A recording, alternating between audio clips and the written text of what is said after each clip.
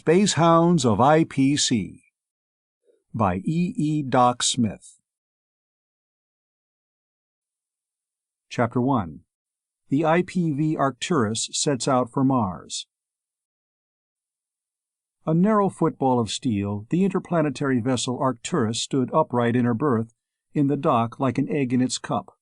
100 feet across and 170 feet deep was that gigantic bowl, its walls supported by the structural steel and concrete of the dock and lined with hard-packed bumper layers of hemp and fiber.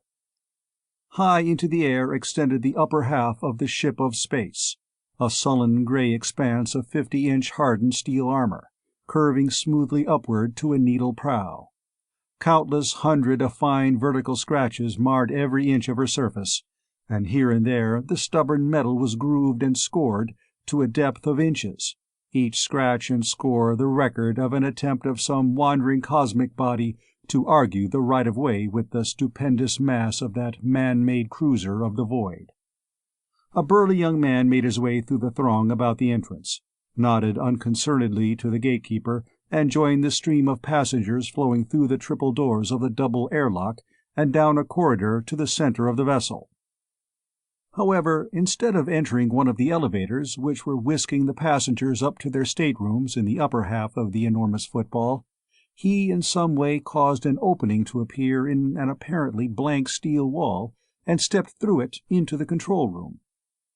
"Hi, Breck," the burly one called, as he strode up to the instrument desk of the chief pilot and tossed his bag carelessly into a corner. "Behold your computer in the flesh. What's all this howl and fuss about poor computation?" "Hello, Steve." The chief pilot smiled as he shook hands cordially. "Glad to see you again, but don't try to kid the old man.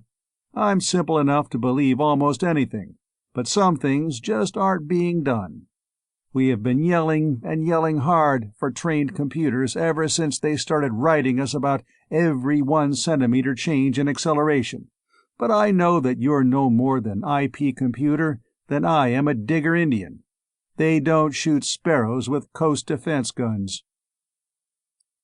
"Thanks for the compliment, Breck, but I'm your computer for this trip anyway.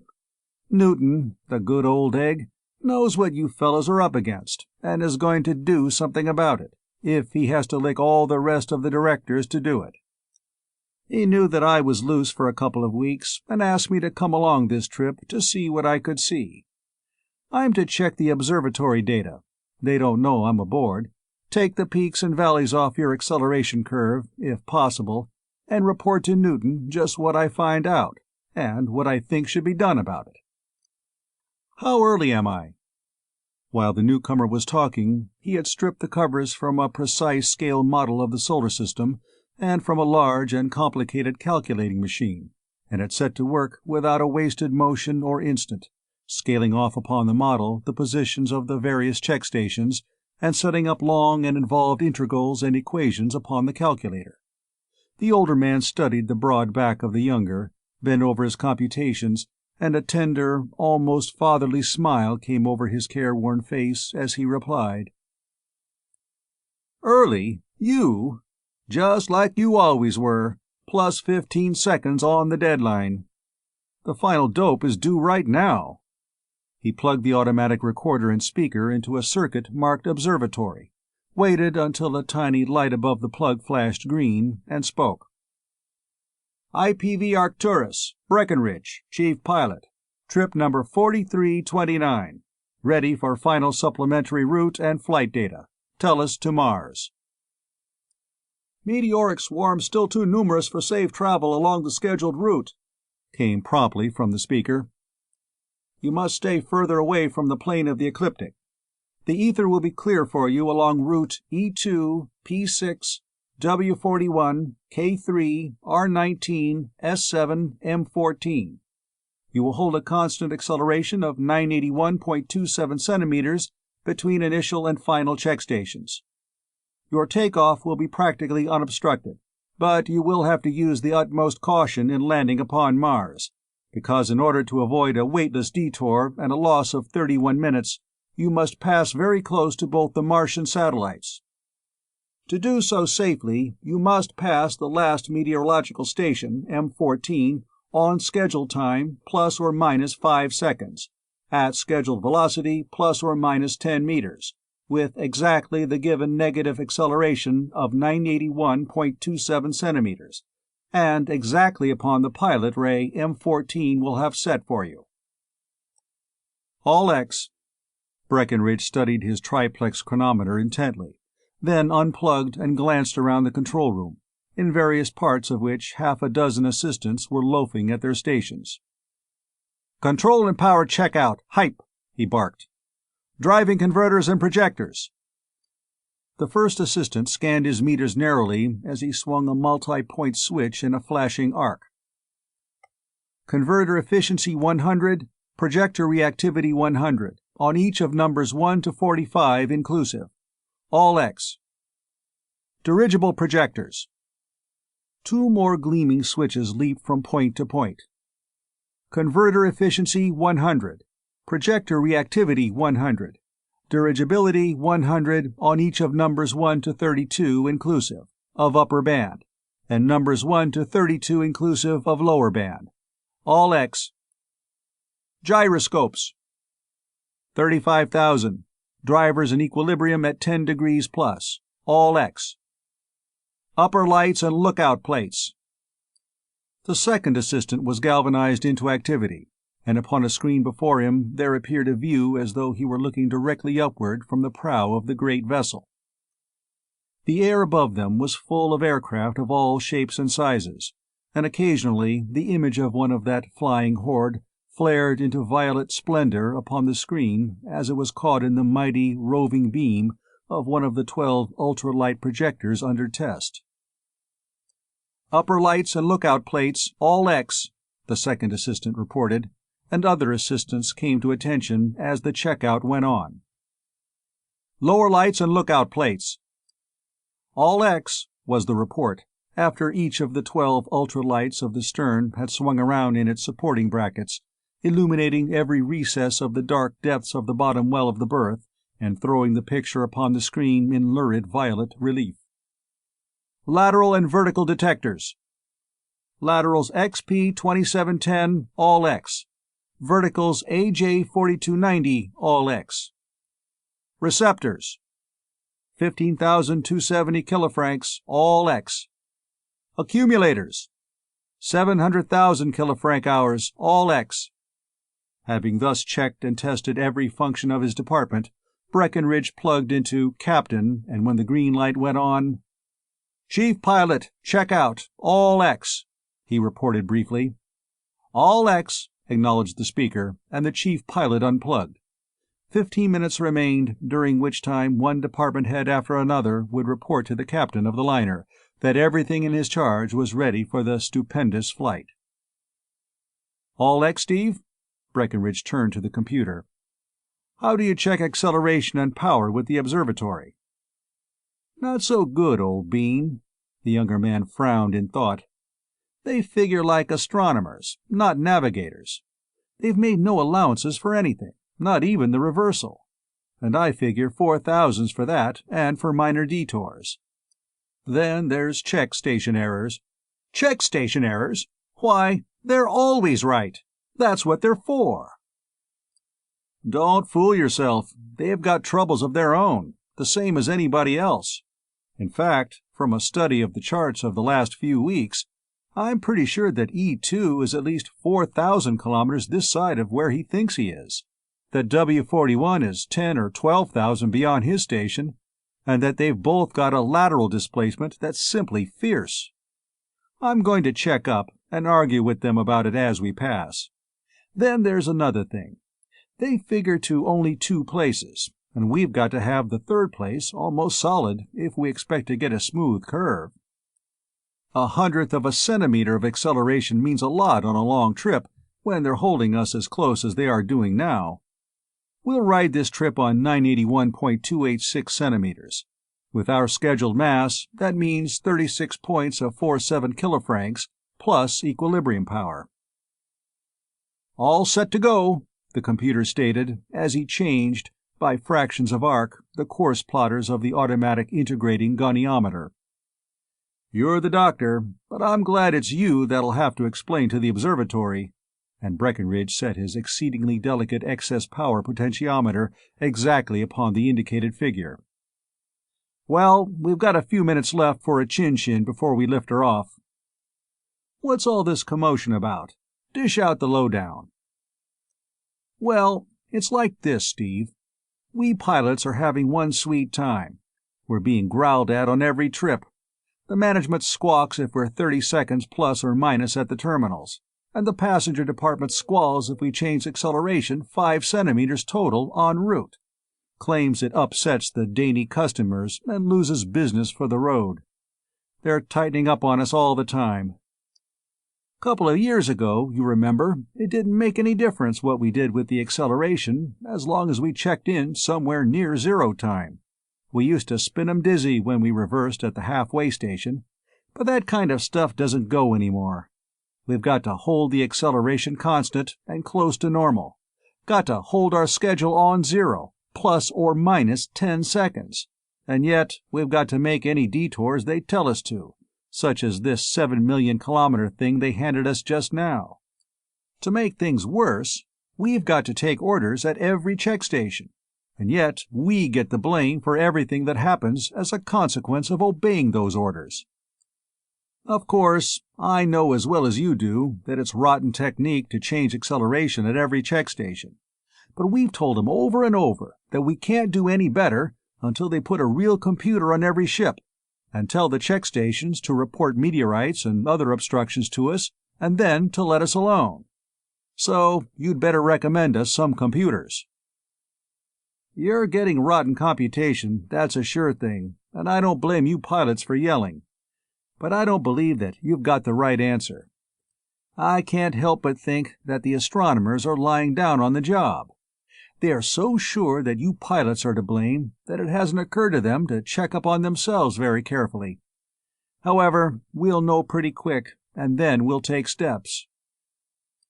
I hope so.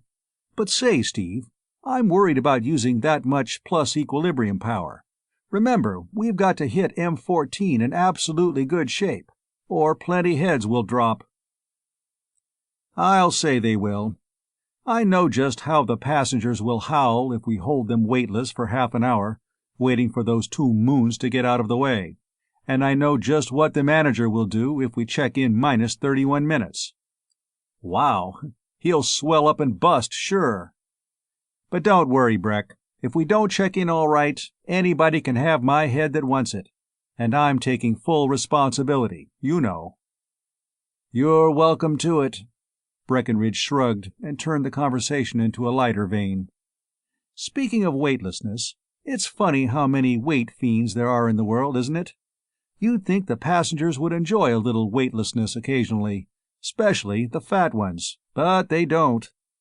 But say, while I think of it, how come you were here and loose to make this checkup? I thought you were out with the other 2 of the big 3, solving all the mysteries of the universe. Had to stay in this trip. Been doing some work on the ether, force field theory, and other advanced stuff that I had to go to Mars and Venus to get. Just got back last week. As for solving mysteries, laugh while you can, old hyena. You and a lot of other dim bulbs think that Roser's rays are the last word, that there's nothing left to discover, are going to get jarred loose from your hinges one of these days. When I came in 9 months ago, they were hot on the trail of something big, and I'll bet they bring it in. Out upon the dock, an insistent siren blared a crescendo and diminuendo blast of sound, and 2 minutes remained. In every stateroom and in every lounge and saloon speakers sounded a warning. For a short time, while we are pulling clear of the gravitational field of the Earth, walking will be somewhat difficult, as everything on board will apparently increase in weight by about 1/5 of its present amount. Please remain seated, or move about with caution. In about an hour, weight will gradually return to normal. We start in 1 minute. "Hype!" barked the chief pilot as a flaring purple light sprang into being upon his board, and the assistants came to attention at their stations. "Seconds!" 4, 3, 2, 1, lift. He touched a button, and a set of plunger switches drove home, releasing into the 45 enormous driving projectors the equilibrium power, the 15,000 and odd kilofrancs of energy that exactly counterbalanced the pull of gravity upon the mass of the cruiser. Simultaneously, there was added from the potentiometer, already set to the exact figure given by the computer, the plus equilibrium power, which would not be changed throughout the journey if the ideal acceleration curve were to be registered upon the recorders, and the immense mass of the cruiser of the void wafted vertically upward at a low and constant velocity. The bellowing, shrieking siren had cleared the air magically of the swarm of aircraft in her path, and quietly, calmly, majestically, the Arcturus floated upward. Breckenridge, 60 seconds after the initial lift, actuated the system of magnetic relays which would gradually cut in the precisely measured starting power, which it would be necessary to employ for 69 minutes, for without the acceleration given by this additional power, they would lose many precious hours of time in covering merely the few thousands of miles during which Earth's attraction would operate powerfully against their progress. Faster and faster the great cruiser shot upward as more and more of the starting power was released, and heavier the passengers felt themselves become. Soon the full calculated power was on, and the acceleration became constant. Weight no longer increased, but remained constant at a value of plus 23 6/10%. For a few moments there had been uneasy stomachs among the passengers. Perhaps a few of the first trippers had been made ill, but it was not much worse than riding in a high-speed elevator, particularly since there was no change from positive to negative acceleration, such as is experienced in express elevators. The computer, his calculations complete, watched the pilot with interest, for, accustomed as he was to traversing the depths of space, there was a never-failing thrill to his scientific mind in the delicacy and precision of the work which Breckenridge was doing. Work which could be done only by a man who had long training in the profession, and who was possessed of instantaneous nervous reaction and of the highest degree of manual dexterity and control. Under his right and left hands were the double-series potentiometers, actuating the variable speed drives of the flight angle directors in the hour and declination ranges. Before his eyes was the finely marked micrometer screen upon which the guiding goniometer threw its needlepoint of light. Powerful optical systems of prisms and lenses revealed to his sight the director angles, down to fractional seconds of arc. It was the task of the chief pilot to hold the screened image of the crosshairs of the two directors in such position relative to the ever-moving point of light, as to hold the mighty vessel precisely upon its course, in spite of the complex system of forces acting upon it. For almost an hour Breckenridge sat motionless, his eyes flashing from micrometer screen to signal panel, his sensitive fingers moving the potentiometers through minute arcs because of what he saw upon the screen, and in instantaneous response to the flashing, multicolored lights and tinkling signals of his board. Finally, far from Earth, the moon's attraction and other perturbing forces comparatively slight, the signals no longer sounded and the point of light ceased its irregular motion, becoming almost stationary. The chief pilot brought both crosshairs directly upon the brilliant point, which for some time they had been approaching more and more nearly, adjusted the photocells and amplifiers which would hold them immovably upon it, and at the calculated second of time cut out the starting power by means of another set of automatically timed relays. When only the regular driving power was left, and the acceleration had been checked and found to be exactly the designated value of 981.286 centimeters, he stood up and heaved a profound sigh of relief. "Well, Steve, that's over with. We're on our way. I'm always glad when this part of it's done." "It's a ticklish job, no fooling, even for an expert," the mathematician agreed. "No wonder the astronomers think you birds are the ones who are gumming up their dope. Well, it's about time to plug in on E2. Here's where the fireworks start." He closed the connections which transferred the central portion of the upper lookout screen to a small micrometer screen at Breckenridge's desk, and plugged it into the first check station. Instantly, a point of red light, surrounded by a vivid orange circle, appeared upon the screen, low down and to the left of center, and the timing galvanometer showed a wide positive deflection. "Hashed again," growled Breckenridge. "I must be losing my grip, I guess. I put everything I had on that sight, and missed it 10 divisions. I think I'll turn in my badge.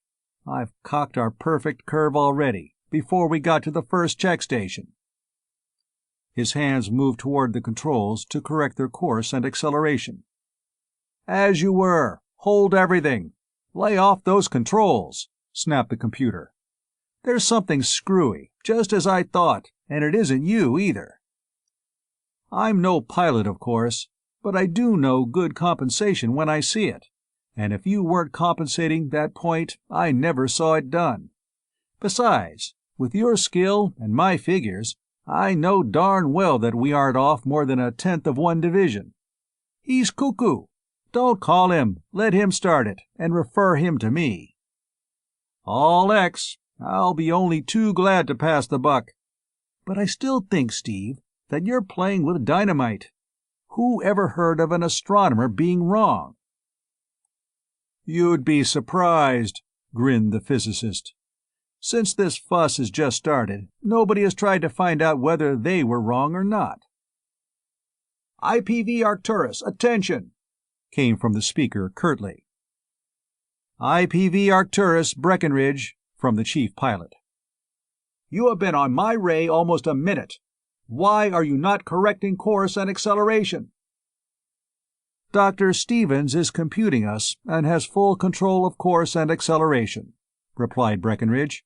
"He will answer you."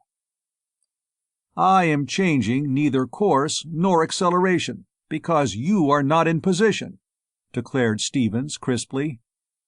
"Please give me your present supposed location and your latest precision goniometer bearings on the Sun, the Moon, Mars, Venus, and your Tellurian reference limb, with exact time of observations, gyroscope zero planes, and goniometer factors."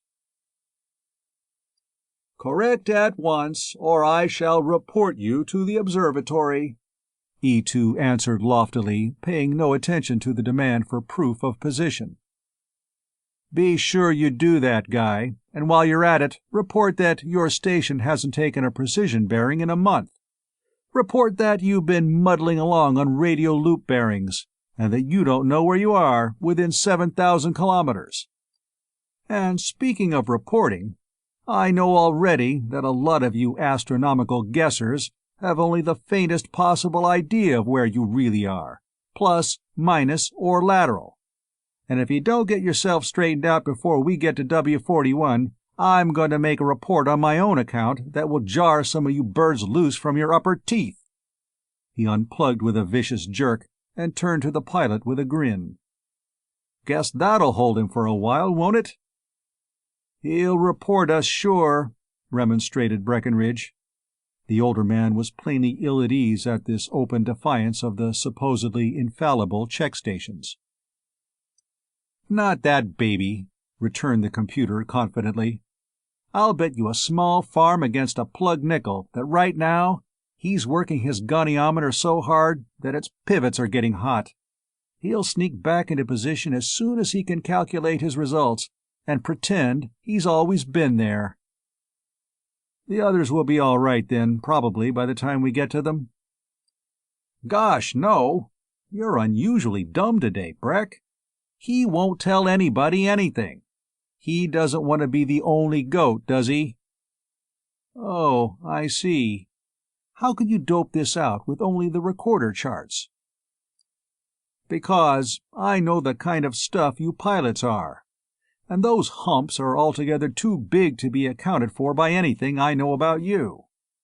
Another thing, the next station, P6, I think is keeping himself all X. If so, when you correct it for E2, which is wrong, it'd throw you all off on P6, which was right, and so on. A bad hump at almost every check station. See?" True to prediction, the pilot ray of P6 came in almost upon the exact center of the micrometer screen, and Breckenridge smiled in relief as he began really to enjoy the trip. "How do we check on chronometers?" asked P6 when Stevens had been introduced. "By my time, you seem to be about 2.5 seconds plus." "All X, 2.4 seconds plus. We're riding on 981.286 centimeters, to allow for the reversal and for minor detours. Bye." "All this may have been coincidence, Breck, but we'll find out pretty quick now," the computer remarked when the flying vessel was nearing the third check station. "Unless I'm all out of control, we'll check in almost 14 seconds minus on W41, and we may not even find him on the center block of the screen." When he plugged in, W41 was on the block, but was in the extreme upper right corner. They checked in 13 8/10 seconds minus on the station, and a fiery dialogue ensued when the computer questioned the accuracy of the location of the station and refused point-blank to correct his course. "Well, Breck, old onion, that tears it," Stevens declared as he unplugged. "No use going any further on these bum reference points. I'm going to report to Newton. He'll rock the observatory on its foundations." He plugged into the telegraph room. "Have you got a free high-power wave? Please put me on Newton, in the main office." Moving lights flashed and flickered for an instant upon the communicator screen, settling down into a white glow which soon resolved itself into the likeness of a keen-eyed, gray-haired man seated at his desk in the remote office of the Inter-Planetary Corporation. Newton smiled as he recognized the likeness of Stevens upon his own screen and greeted him cordially. "Have you started your investigation, Dr. Stevens?" "Started it? I finished it," and Stevens tersely reported what he had learned, concluding, "So you see, you don't need special computers on these ships any more than a hen needs teeth. You've got all the computers you need, in the observatories. All you've got to do is make them work at their trade." "The piloting was all X, then?" "Absolutely. Our curve so far is exactly flat ever since we cut off the starting power. Of course, all the pilots can't be as good as Breckenridge, but give them good computation and good checkpoints, and you shouldn't get any humps higher than about 0.5 centimeter." "They'll get both from now on," the director assured him. "Thanks. If your work for the trip is done, you might show my little girl Nadia around the Arcturus. She's never been out before, and will be interested. Would you mind?" "Glad to, Mr. Newton.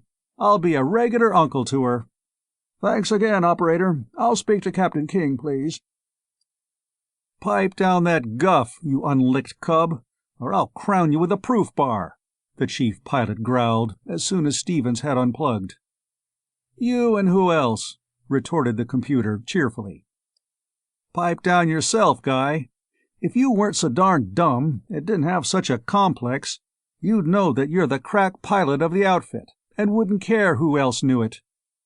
Stevens carefully covered and put away the calculating machine and other apparatus he had been using, and turned again to the pilot.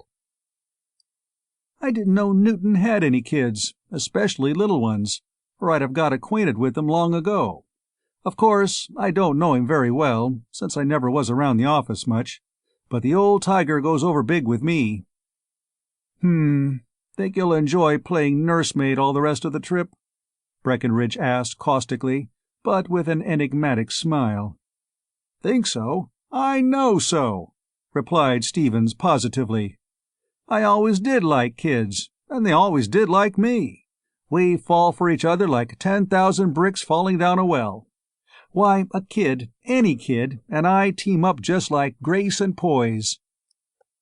"What's gnawing on you, anyway, to make you turn Cheshire cat all of a sudden? By the looks of that grin, I'd say you had swallowed a canary of mine some way or other. But darned if I know that I've lost any." And he stared at his friend suspiciously. "To borrow your own phrase, Steve, you'd be surprised." And Breckenridge, though making no effort to conceal his amusement, would say no more. In a few minutes the door opened, and through it there stepped a grizzled four-striper, Almost hidden behind his massive form there was a girl, who ran up to Breckenridge and seized both his hands, her eyes sparkling. "Hi, Brecky, you old darling. I knew that if we both kept after him long enough, Dad would let me ride with you sometime. Isn't this gorgeous?" Stevens was glad indeed that the girl's enthusiastic greeting of the pilot was giving him time to recover from his shock, for Director Newton's little girl Nadia was not precisely what he had led himself to expect. Little she might be, particularly when compared with the giant frame of Captain King, or with Steve's own 5 feet 11 of stature and the 190 pounds of rawhide and whalebone that was his body. But child she certainly was not. Her thick, fair hair, cut in the square bob that was the mode of the moment, indicated that nature had intended her to be a creamy blonde, but as she turned to be introduced to him, Stevens received another surprise, for she was one of those rare but exceedingly attractive beings, a natural blonde with brown eyes and black eyebrows. Sun and wind had tanned her satin skin to a smooth and even shade of brown, and every movement of her lithe and supple body bespoke to the discerning mind a rigidly trained physique. "Dr. Stevens, you haven't met Miss Newton, I hear," the captain introduced them informally. "All the officers who are not actually tied down at their posts are anxious to do the honors of the vessel, but as I have received direct orders from the owners, I am turning her over to you. You are to show her around." "Thanks, Captain. I won't mutiny a bit against such an order. I'm mighty glad to know you, Miss Newton." "I've heard a lot about you, Doctor. Dad and Brecky here are always talking about the Big Three, what you have done and what you're going to do. I want to meet Dr. Brandon and Dr. Westfall, too." And her hand met his in a firm and friendly clasp. She turned to the captain and Stevens, noticing that the pilot, with a quizzical expression, was about to say something, silenced him with a fierce aside. "Climb it, ape, or I'll climb up you like a squirrel," he hissed, and the grinning Breckenridge nodded assent to this demand for silence concerning children and nursemaids. "Since you've never been out, Miss Newton, you'll want to see the whole works," Stephen addressed the girl. "Where do you want to begin? Shall we start at the top and work down?" "All right with me," she agreed, and fell into step beside him. She was dressed in dove gray from head to foot. Toque, blouse, breeches, heavy stockings, and shoes were of the one shade of smooth, lustrous silk. And as they strolled together down the passageway, the effortless ease and perfect poise of her carriage called aloud to every hard-schooled fiber of his own highly trained being. "We're a lot alike, you and I, do you know it?" he asked, abruptly and unconventionally. "Yes, I felt it too," she replied frankly, and studied him without affection. "It has just come to me what it is. We're both in fine condition and in hard training. You're an athlete of some kind, and I'm sure you're a star. I ought to recognize you, but I'm ashamed to say I don't. What do you do? Swim?" "Oh, of course! Stevens, the great Olympic high and fancy diver!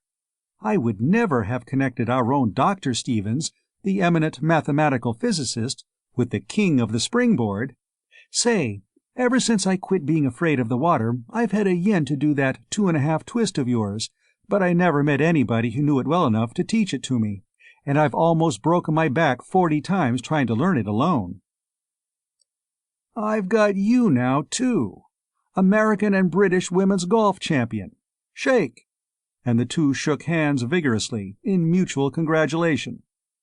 "Tell you what, I'll give you some pointers on diving, and you can show me how to make a golf ball behave.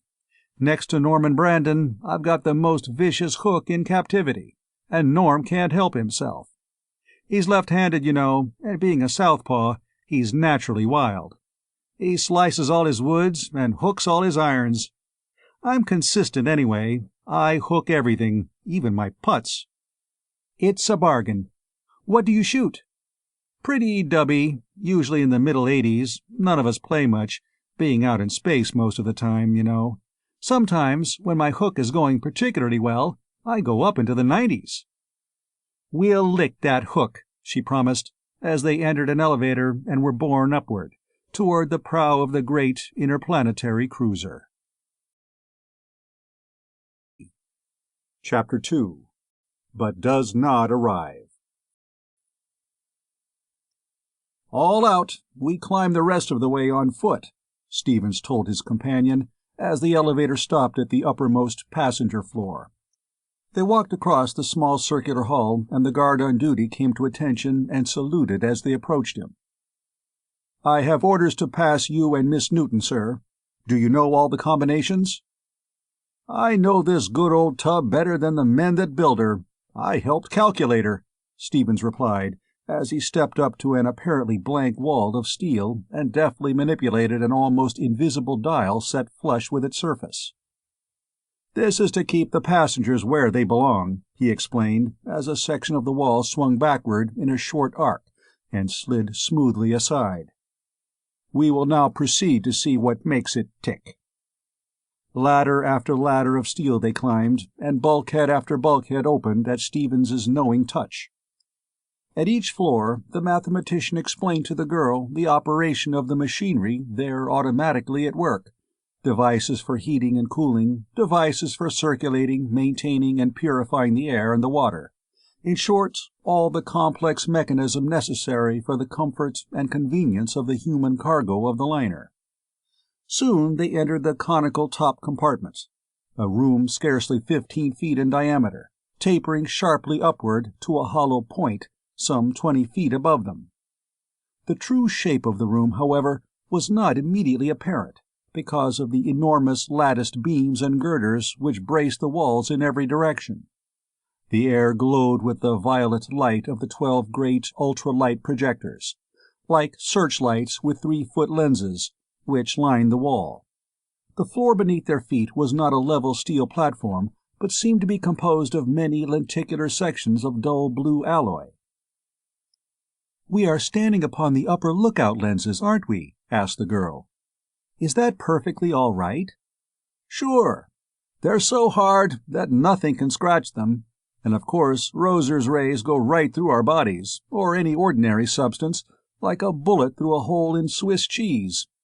Even those lenses wouldn't deflect them if they weren't solid fields of force." As he spoke, one of the ultralights flashed around in a short, quick arc, and the girl saw that, instead of the fierce glare she had expected, it emitted only a soft violet light. Nevertheless, she dodged involuntarily, and Stevens touched her arm reassuringly. "All X, Miss Newton. They're as harmless as mice. They hardly ever have to swing past the vertical, and even if one shines right through you, you can look at it right in the eye as long as you want to. It can't hurt you a bit." "No ultraviolet at all?" "None whatever. Just a color, one of the many remaining crudities of our ultralight vision. A lot of good men are studying this thing of direct vision, though, and it won't be long before we have a system that will really work." "I think it's all perfectly wonderful," she breathed. "Just think of traveling in comfort through empty space, and of actually seeing through seamless steel walls without even a sign of a window. How can such things be possible?" "I'll have to go pretty well back," he warned, "and any adequate explanation is bound to be fairly deep wading in spots. How technical can you stand it?" "I can go down with you middling deep. I took a lot of general science, and physics through advanced mechanics.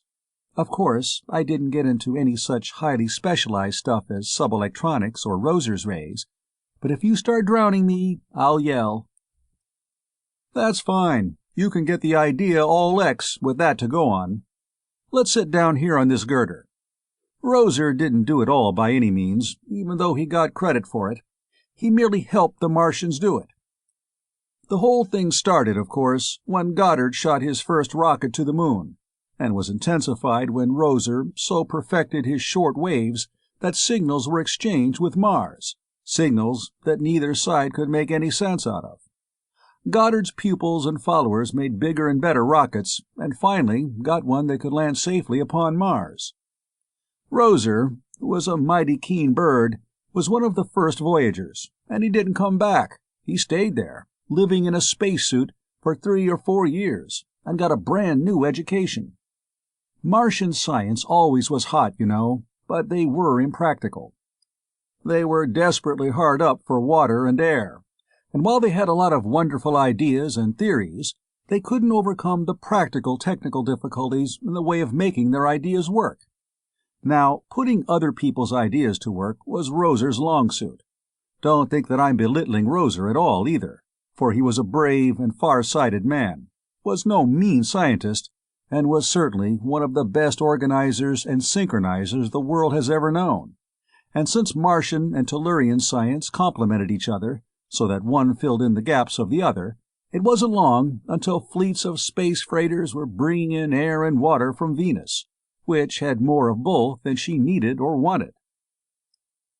Having done all he could for the Martians, and having learned most of the stuff he wanted to know, Roser came back to Tellus and organized Inter-Planetary, with scientists and engineers on all 3 planets, and set to work to improve the whole system, for the vessels they used then were dangerous, regular man-killers in fact. At about this time, Roser and the Inter-Planetary Corporation had a big part in the unification of the world into one nation, so that wars could no longer interfere with progress. With this introduction, I can get down to fundamentals. Molecules are particles of the first order, and vibrations of the first order include sound, light, heat, electricity, radio, and so on. Second order, atoms, extremely short vibrations such as hard X-rays. Third order, electrons and protons, with their accompanying millikan or cosmic rays. Fourth order, subelectrons and subprotons. These, in the material aspect, are supposed to be the particles of the fourth order, and in the energy aspect they are known as Roser's rays. That is, these fourth-order rays and particles seem to partake of the nature of both energy and matter. Following me? Right behind you, she assured him. She had been listening intently, her wide-spaced brown eyes fastened upon his face. Since these Roser's rays, or particles or rays of the fourth order, seem to be both matter and energy, and since the rays can be converted into what is supposed to be the particles, they have been thought to be the things from which both electrons and protons were built. Therefore, everybody except Norman Brandon has supposed them the ultimate units of creation, so that it would be useless to try to go any further. Why, we were taught that they are the ultimate units, she protested. I know you were, but we really don't know anything, except what we have learned empirically, even about our driving forces. What is called the fourth-order particle is absolutely unknown, since nobody has been able to detect it, say nothing of determining its velocity or other properties. It has been assumed to have the velocity of light, only because that hypothesis does not conflict with observational data. I'm going to give you the general accepted idea, since we have nothing definite to offer in its place, but I warn you that the idea is very probably wrong. There's a lot of deep stuff down there that hasn't been dug up yet. In fact, Brandon thinks that the product of conversion isn't what we think it is at all, that the actual fundamental unit and the primary mechanism of the transformation lie somewhere below the fourth order, and possibly even below the level of the ether. But we haven't been able to find a point of attack yet that will let us get in anywhere. However, I'm getting way ahead of our subject.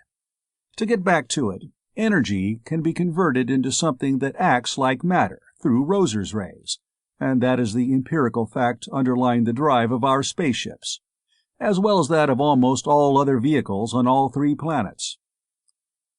Power is generated by the great waterfalls of Tellus and Venus. Water's mighty scarce on Mars, of course, so most of our plants there use fuel, and is transmitted on light beams by means of powerful fields of force to the receptors, wherever they may be. The individual transmitting fields and receptors are really simply matched frequency units, each matching the electrical characteristics of some particular and unique beam of force. This beam is composed of Roser's rays, in their energy aspect. It took a long time to work out this tight beam transmission of power, but it was fairly simple after they got it. He took out a voluminous notebook, at the sight of which Nadia smiled. A computer might forget to dress, but you'd never catch one without a full magazine pencil and a lot of blank paper. He grinned in reply and went on, writing as he talked. For any given frequency f and phase angle theta, you integrate between limits 0 and pi divided by 2, sine theta d. Hold it! I'm sinking! Nadia exclaimed. I don't integrate at all, unless it's absolutely necessary. As long as you stick to general science, I'm right on your heels. But please, lay off of integrations and all that. Most especially, stay away from those terrible electrical integrations. I always did think that they were the most poisonous kind known. I want only a general idea. That's all I can understand, anyway. Sure, I forgot. Guess I was getting in deeper than is necessary, especially since this whole thing of beam transmission is pretty crude yet, and is bound to change a lot before long. There is so much loss that when we get more than a few 100 million kilometers away from a power plant, we lose reception entirely. But to get going again, the receptors receive the beam, and from them the power is sent to the accumulators, where it is stored. These accumulators are an outgrowth of the storage battery. The theory of the accumulator is— Lay off the theory, please, the listener interrupted. I understand perfectly without it. Energy is stored in the accumulators. You put it in and take it out. That's all that is necessary. I'd like to give you some of the theory, but, after all, it wouldn't add much to your understanding of the working of things, and it might mix you up, as some of it is pretty deep stuff. Then, too, it would take a lot of time, and the rest of your friends would squawk if I kept you here indefinitely. From the accumulators, then, the power is fed to the converters, each of which is backed by a projector. The converters simply change the aspect of the rays, from the energy aspect to the material aspect. As soon as this is done, the highly charged particles, or whatever they are, thus formed, are repelled by the terrific stationary force maintained in the projector backing the converter. Each particle departs with a velocity supposed to be that of light, and the recoil upon the projector drives the vessel, or car, or whatever it is attached to. Still with me? Struggling a little, but my nose is still above the surface. These particles, being so infinitesimally small that they cannot even be detected, go right through any substance without any effect. They are not even harmful. Exactly. Now we are in position to go ahead with the lights, detectors, and so on. The energy aspect of the rays you can best understand as simply a vibration in the ether, an extremely high-frequency one. While not rigidly scientific, that is close enough for you and me. Nobody knows what the stuff really is, and it cannot be explained or demonstrated by any model or concept in three-dimensional space. Its physical mathematical interpretation, the only way in which it can be grasped at all, requires 16 coordinates in 4 dimensions, and I don't suppose you'd care to go into that. I'll say I wouldn't, she exclaimed feelingly. Well, anyway, by the use of suitable fields of force, it can be used as a carrier wave. Most of this stuff of the fields of force, how to carry the modulation up and down through all the frequency changes necessary, was figured out by the Martians ages ago. Used as a pure carrier wave, with a sender and a receiver at each end, it isn't so bad. That's why our communicator and radio systems work as well as they do. They are pretty good, really, but the ultralight vision system is something else again. Setting the heterodyned wave through steel is easy, but breaking it up so as to view an object and return the impulses was an awful job, and one that isn't half done yet. We see things, after a fashion, and at a distance of a few kilometers, by sending an almost parallel wave from a twin projector to disintegrate and double back the viewing wave. That's the way the lookout plates and lenses work, all over the ship, from the master screens in the control room to the plates of the staterooms and lifeboats and the viewing areas of the promenades. But the whole system is a rotten makeshift and— "Just a minute!" exclaimed the girl. "I and everybody else have been thinking that everything is absolutely perfect, and yet every single thing you have talked about you have ended up by describing as unknown, rudimentary, temporary, or a makeshift. You speak as though the entire system were a poor thing that will have to do until something better has been found, and that nobody knows anything about anything. How do you get that way?" "By working with Brandon and Westfall. Those birds have got real brains, and they're on the track of something that will, in all probability, be as far ahead of Roser's rays as our present system is ahead of the science of the 17th century. "Really?" She looked at him in astonishment. "Tell me about it." "Can't be done," he refused. "I don't know much about it. Even they didn't know any too much about some of it when I had to come in. And what little I do know, I can't tell, because it isn't mine." "But you're working with them, aren't you?" "Yes, in the sense that a small boy helps his father build a house. They're the brains. I simply do some figuring that they don't want to waste time doing." Nadia, having no belief whatever in his modest disclaimer, but in secret greatly pleased by his attitude, replied, "Of course you couldn't say anything about an unfinished project. I shouldn't have asked. Where do we go from here?" "Down the lining of the hull, outside the passengers' quarters, to the upper dirigible projectors." And he led the way down a series of steep steel stairways, through bulkheads and partitions of steel. "One thing I forgot to tell you about, the detectors. They're worked on the same principle as the lights, and are just about as efficient. Instead of light, though, they send out cones of electromagnetic waves, which set up induced currents in any conductor encountered beyond our own shell. Since all dangerous meteorites have been shown to contain conducting material, that is enough to locate them, for radio finders automatically determine the direction, distance, and magnitude of the disturbance, and swing a light on it. That was what happened when the light swung toward us back there in the prow." "Are there any of those lifeboats that I've heard discussed so much lately near here?" asked the girl. "Lots of 'em. Here's one right here." And at the next landing he opened a vacuum-insulated steel door, snapped on a light, and waved his hand.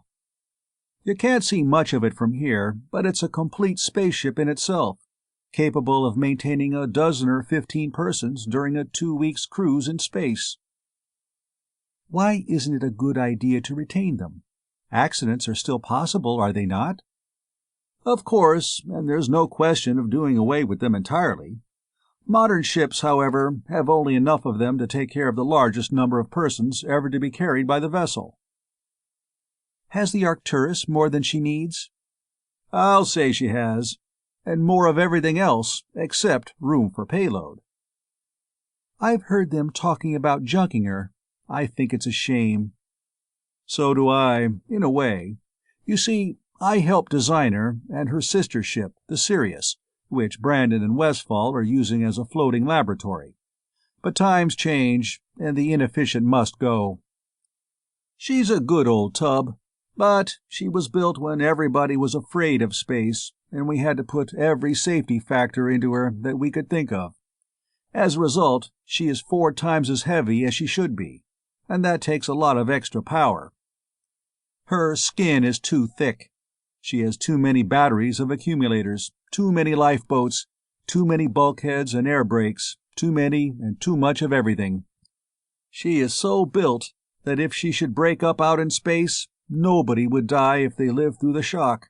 There are so many bulkheads, air brakes, and lifeboats that no matter how many pieces she broke up into, the survivors would find themselves in something able to navigate. That excessive construction is no longer necessary. Modern ships carry 10 times the payload on 1/4 of the power that this old battle wagon uses. Even though she's only 4 years old, she's a relic of the days when we used to slam through on ecliptic route, right through all the meteoric stuff that is always there, trusting to heavy armor to ward off anything too small for the observers and detectors to locate. Now, with the observatories and check stations out in space, fairly light armor is sufficient, as we root ourselves well away from the ecliptic and so miss all the heavy stuff. So badly as I hate to see her go there, the old tub is bound for the junkyard. A few more flights of stairs brought them to the upper band of dirigible projectors, which encircled the hull outside the passengers' quarters, some 60 feet below the prow. They were heavy, searchlight-like affairs, mounted upon massive universal bearings, free to turn in any direction, and each having its converter nestling inside its prodigious field of force. Stevens explained that these projectors were used in turning the vessel and in dodging meteorites when necessary, and they went on through another, almost invisible door into a hall and took an elevator down to the main corridor. "Well, you've seen it, Miss Newton," Stevens said regretfully, as he led her toward the captain's office. "The lower half is full of heavy stuff, accumulators, machinery, driving projectors, and such junk, so that the center of gravity is below the center of action of the driving projectors. That makes stable flight possible. It's all more or less like what we've just seen, and I don't suppose you want to miss the dance. Anyway, a lot of people want to dance with you." "Wouldn't you just as soon show me through the lower half as dance?" "Rather, lots." "So would I. I can dance any time. I want to see everything. Let's go." Down they went, past battery after battery of accumulators, climbing over and around the ever-increasing number of huge steel girders and bracers, through mazes of heavily insulated wiring and conduits, past mass after mass of automatic machinery which Stevens explained to his eager listener.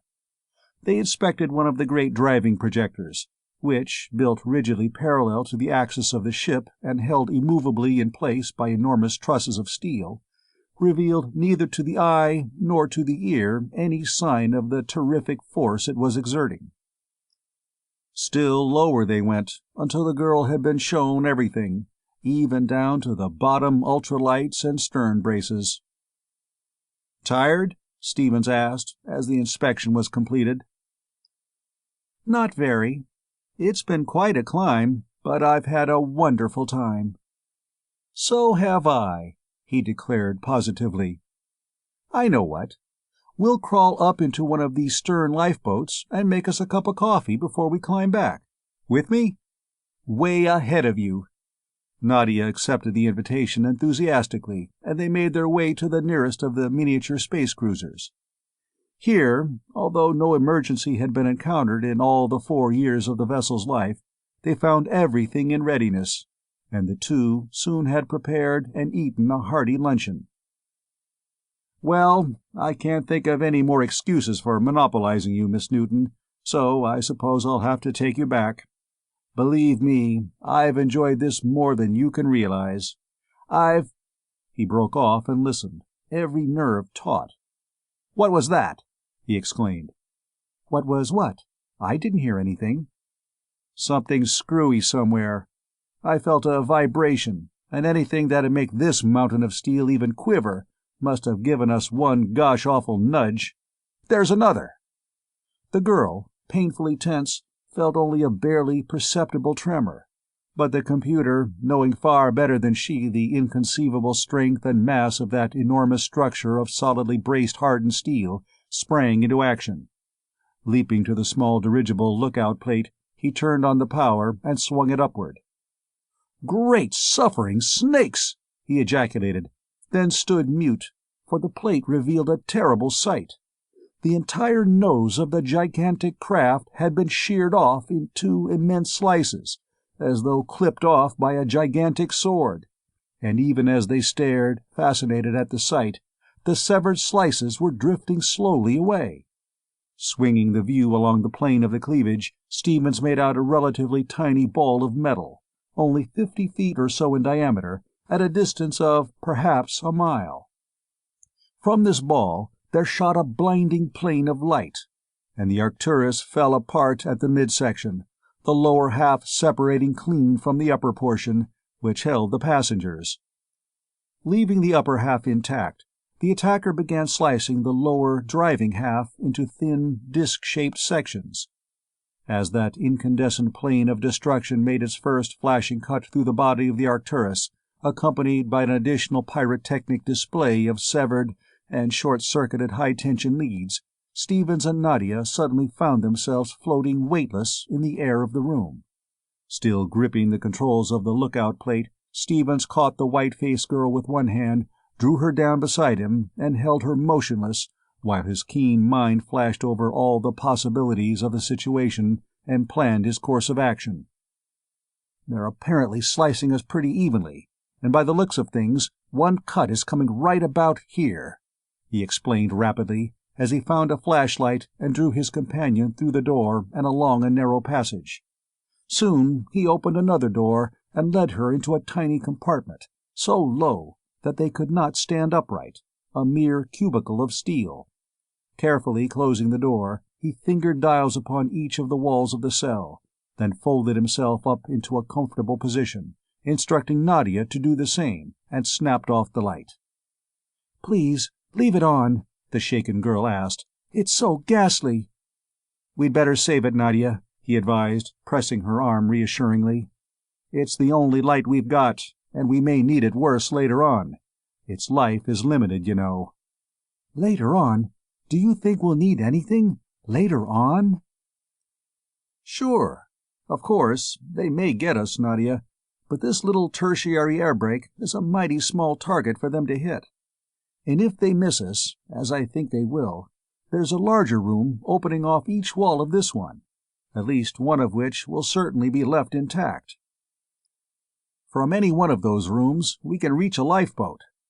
Of course, it's a little too much to expect that any one of the lifeboats will be left whole, but they're bulkheaded too, you know, so that we can be sure of finding something able to navigate, providing we can make our getaway. Believe me, Ace, I'm sure glad we're aboard the old Arcturus right now with all her safety devices, instead of on one of the modern liners. We'd be sunk right." I felt sunk enough for a minute. I'm feeling better now, though, since you are taking it so calmly. "Sure, why not? A man's not dead until his heart stops beating, you know. Our turn'll come next, when they let up a little." "But suppose they change the width of their slices and hit this cubby, small as it is?" "It'd be just too bad," he shrugged. "In that case, we'd never know what hit us, so it's no good worrying about it. But say, we might do something at that, if they didn't hit us square. I can move fairly fast, and might be able to get a door open before the loss of pressure seals it.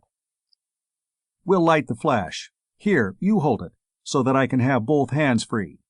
Put both arms around me, just under the arms, and stick to me like a porous plaster, because if I have to move at all, I'll have to jump like chain lightning. Shine the beam right over there, so it'll reflect and light up all the dials at once. There, hold on tight. Here they come." As he spoke, a jarring shudder shook one side of their hiding place. Then, a moment later, the phenomenon was repeated, but with much less force, upon the other side. Stevens sighed with relief, took the light, and extinguished it. "Missed us clean," he exulted. "Now, if they don't find us, we're all set." How can they possibly find us? I seem to be always worried about the wrong things, but I should think that their finding us would be the least of our troubles. Don't judge their vision system by ours. They've got everything, apparently.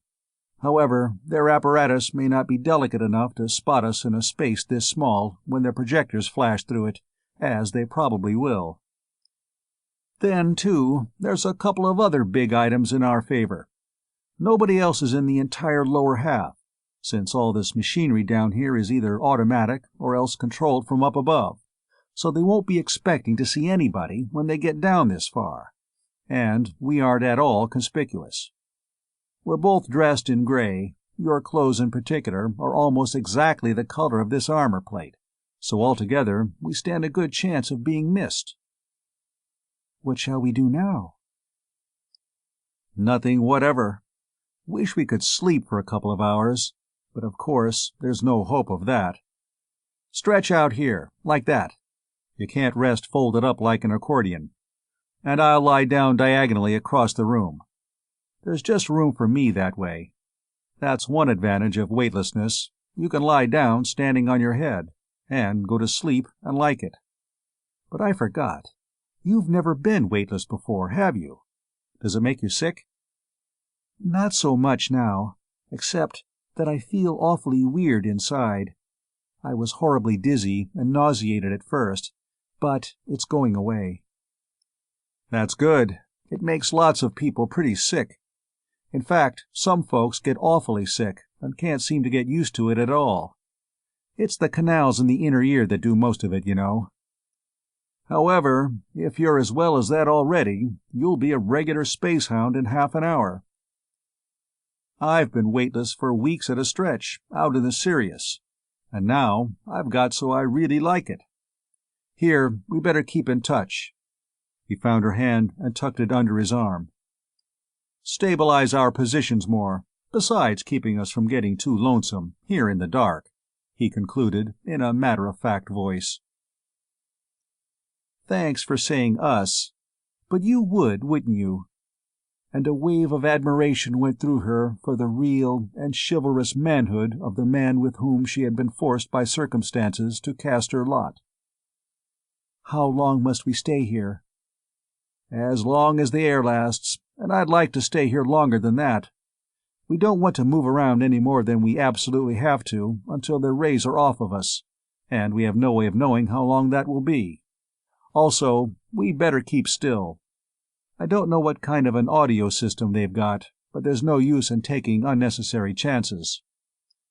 All X, I'm an oyster's little sister. And for many minutes the two remained motionless and silent.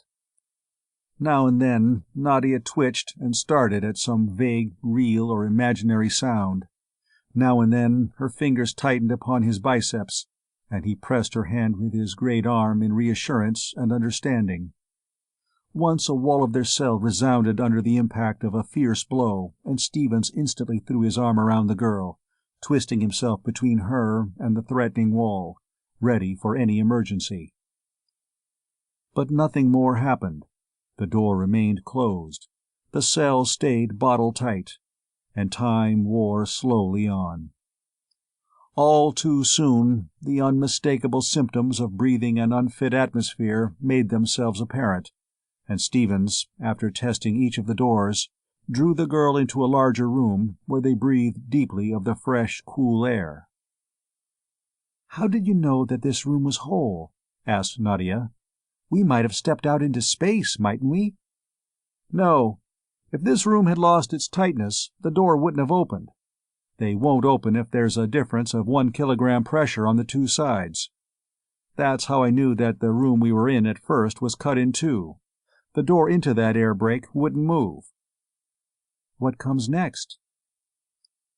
"I don't know exactly what to do. We'd better hold a little council of war. They may have gone." Stevens broke off as the structure began to move, and they settled down upon what had been one of the side walls. Greater and greater became the acceleration until their apparent weight was almost as much as it would have been upon Earth, at which point it became constant. "But they haven't," he continued the interrupted sentence. "This seems to be a capture and seizure, as well as an attack, so we'll have to take the risk of looking at them. Besides, it's getting cold in here. 1 or 2 of the adjoining cells have apparently been ruptured, and we're radiating our heat out into space, so we'll have to get into a lifeboat or freeze. I'll go pick out the best one. Wonder if I'd better take you with me, or hide you and come back after you." "Don't worry about that. I'm coming with you," Nadia declared positively. "Just as well, probably," he assented, and they set out. A thorough exploration of all the tight connecting cells revealed that not a lifeboat within their reach remained intact, but that habitable and navigable portions of 3 such craft were available. Selecting the most completely equipped of these, they took up their residence therein by entering it and closing the massive insulating door. Stevens disconnected all the lights save one, and so shielded that one before turning it on that it merely lighted the utter darkness into a semi-permeable gloom.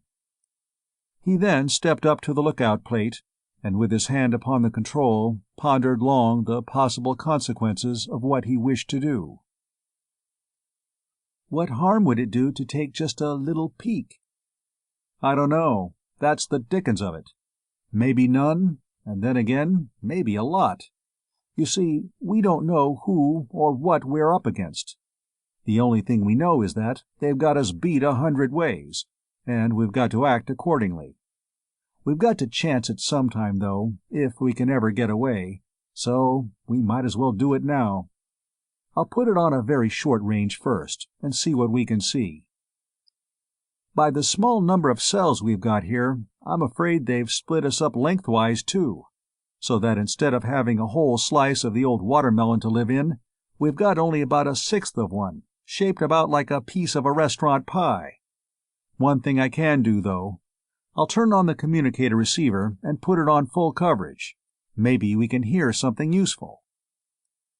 Putting a little power upon the visiray plate, he moved the point of projection a short distance from their hiding place, so that the plate showed a view of the wreckage. The upper half of the vessel was still intact, the lower half a jumble of sharply cut fragments. From each of the larger pieces, a brilliant ray of tangible force stretched outward.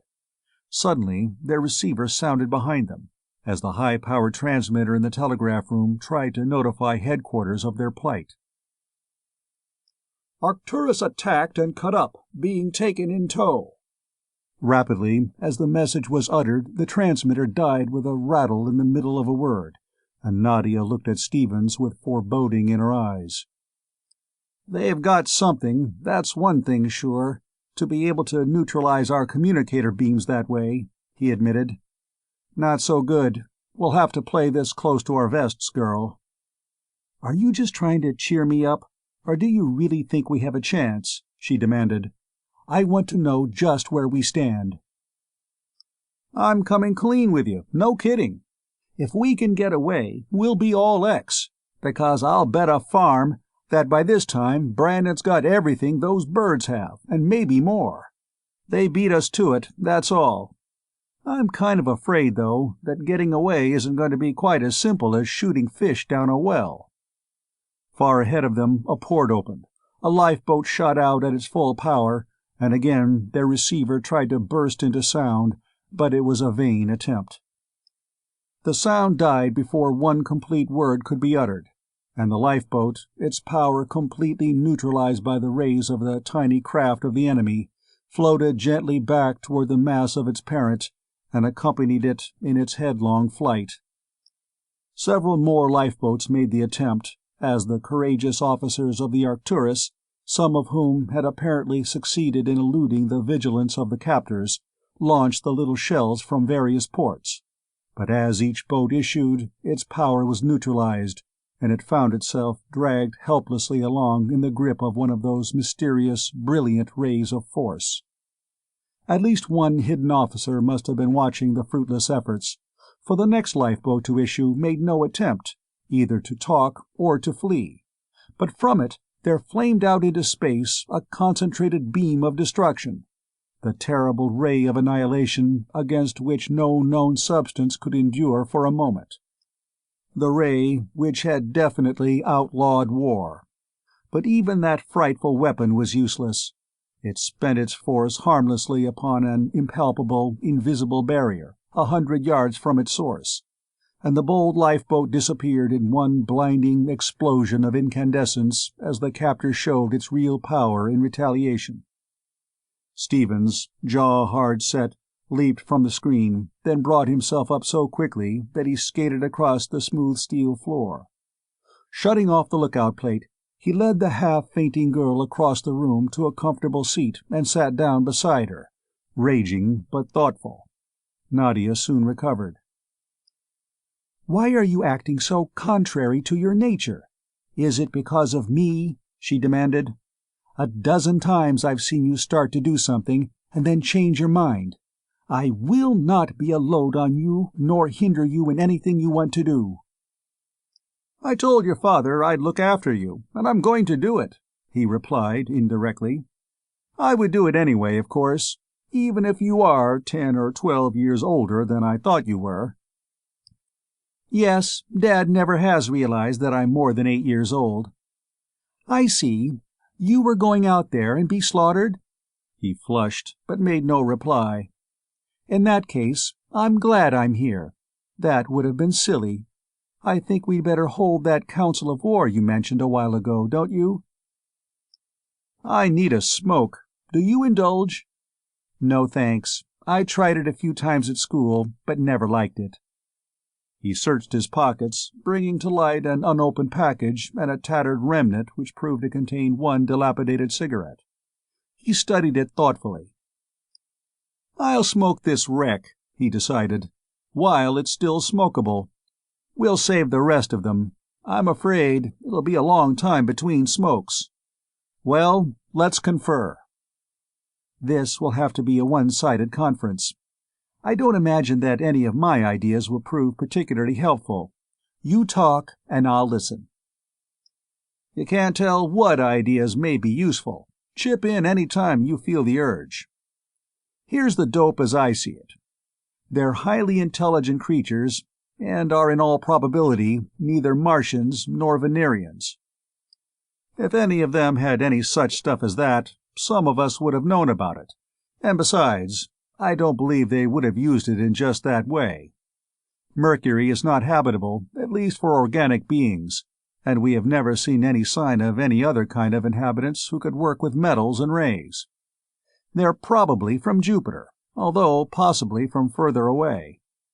I say Jupiter because I would think, judging from the small size of the ship, that it may still be in the experimental stage, so that they probably didn't come from any further away than Jupiter. Then, too, if they were very numerous, somebody would have sighted one before. I'd give my left leg and 4 fingers for one good look at the inside of that ship." "Why didn't you take it, then? You never even looked toward it, after that one first glimpse." "I'll say I didn't. The reason being that they may have automatic detectors, and as I have suggested before, our system of vision is so crude that its use could be detected with a clothesline or a basketful of scrap iron. But to resume, their aim is to capture, not destroy, since they haven't killed anybody except the one crew that attacked them. Apparently, they want to study us or something. However, they don't intend that any of us shall get away, nor even send out a word of what has happened to us. Therefore, it looks as though our best bet is to hide now and try to sneak away on them after a while. Direct methods won't work, right?" "You sound lucid. Is there any possibility of getting back, though, if we got anywhere near Jupiter? It's so far away." "It's a long stretch from Jupiter to any of the planets where we have power plants, all right. Particularly now, when Mars and Tellus are subtending an angle of something more than 90 degrees at the Sun, and Venus is between the two, while Jupiter is clear across the Sun from all 3 of them. Even when Jupiter is in mean opposition to Mars, it is still some 550 million kilometers away. So you can form some idea as to how far it is from our nearest planet now. No, if we expect to get back under our own power, we've got to break away pretty quick. These lifeboats have very little accumulator capacity, and the receptors are useless above about 300 million kilometers." "But it'll take us a long time to go that far, won't it?" "Not very. Our own ships, using only the acceleration of gravity, and both plus and minus at that, make the better than 400 million kilometers of the long route to Mars in 5 days. These birds are using almost that much acceleration, and I don't see how they do it. They must have a tractor ray. Brandon claimed that such a thing was theoretically possible, but Westfall and I couldn't see it. We ragged him about it a lot, and he was right. I thought, of course, they'd drift with us, but they are using power steadily. They've got some system." "Suppose they could be using intra-atomic energy? We were taught that it was impossible, but you've shattered a lot of my knowledge today." "I wouldn't want to say definitely that it is absolutely impossible. But the deeper we go into that line, the more unlikely intra-atomic energy power plants become. No, they've got a real power transmission system, one that can hold a tight beam together a lot farther than anything we have been able to develop, that's all. Well, we've given them quite a lot of time to get over any suspicion of us. Let's see if we can sneak away from them." By short and infrequent applications of power to the dirigible projectors of the lifeboat, Stephen slowly shifted the position of the fragment which bore their craft until it was well clear of the other components of the mass of wreckage. He then exerted a very small retarding force, so that their bit would lag behind the procession, as though it had accidentally been separated. But the crew of the captor was alert, and no sooner did a clear space show itself between them and the mass than a ray picked them up and herded them back into place. Stevens then nudged other pieces so that they fell out, only to see them also rounded up. Hour after hour he kept trying, doing nothing sufficiently energetic to create any suspicion, but attempting everything he could think of that offered any chance of escape from the clutches of their captors. Immovable at the plate, his hands upon the controls, he performed every insidious maneuver his agile brain could devise, but he could not succeed in separating their vehicle from its fellows. Finally, after a last attempt, which was foiled as easily as were its predecessors, he shut off his controls and turned to his companion with a grin. "I didn't think I could get away with it. They're keen, that gang. But I had to keep at it as long as it would have done us any good." "Wouldn't it do us any good now?" "Not a bit. We're going so fast that we couldn't stop. We're out of even radio range of our closest power plant. We'll have to put off any more attempts until they slow us down. They're fairly close to at least one of the moons of Jupiter. We'll have our best chance. So good, in fact, that I really think we can make it." "But what good would that do us, if we couldn't get back?" Dire foreboding showed in her glorious eyes. "Lots of things not tried yet, girl, and we'll try them all. First, we get away. Second, we try to get in touch with Norman Brandon." "How? No known radio will carry half that far." "No, but I think that a radio as yet unknown may be able to. And there's a bare possibility that I'll be able to communicate." "Oh, wonderful. That lifts a frightful load off my mind," she breathed. "But just a minute. I said I'd come clean with you, and I will. The odds are all against us, no matter what we do. If that unknown radio won't work, and it probably won't, there are several other things we can try, but they're all pretty slim chances. Even if we get away, it'll probably be about the same thing as though you're to be marooned on a desert island without any tools, and with your rescue depending upon your ability to build a high-powered radio station with which to call to a mainland for help. However, if we don't try to get away, our only alternative is letting them know we're here, and joining our friends in captivity." "And then what?" "You know as much as I do. Imprisonment and restraint certain, death possible, return to Earth almost certainly impossible, life as guests highly improbable." "I'm with you, Steve, all the way." "Well, it's time to spring off. We've both been awake better than 50 hours. Personally, I'm all in, and you're so near dead that you're a physical wreck. We'll get us a bite of supper and turn in." An appetizing supper was prepared from the abundant stores, and each ate a heartier meal than either would have believed possible. Stevens considered his unopened package of cigarettes, then regretfully put it back into his pocket, still unopened, and turned to Nadia. "Well, little fellow, it's time to shove off, and then some. You might as well sleep here, and I'll go in there. If anything scares you, yell. Good night, old trapper." "Wait a minute, Steve." Nadia flushed, and her brown eyes and black eyebrows, in comparison with her golden blonde hair, lent her face a quizzical, elfin expression that far belied her feelings as she stared straight into his eyes. "I've never even been away from the Earth before, and with all this happening, I'm simply scared to death. I've been trying to hide it, but I couldn't stand it alone, and we're going to be together too long and too close for senseless conventions to affect us. There's 2 bunks over there. Why don't you sleep in one of them?" He returned her steadfast gaze for a moment in silence. "All X with me, Nadia," he answered, keeping out of his voice all signs of the tenderness he felt for her, and of his very real admiration for her straightforward conduct in a terrifying situation. "You trust me, then?" "Trust you? Don't be silly. I know you. I know you, and I know Brandon and Westfall. I know what you've done, and exactly the kind of man you are. Trust you?" "Thanks, old golf-shootist." And promises were made and received in a clasp from which Nadia's right hand, strong as it was, emerged slightly damaged. "By the way, what is your first name, fellow traveler?" she asked in a lighter vein.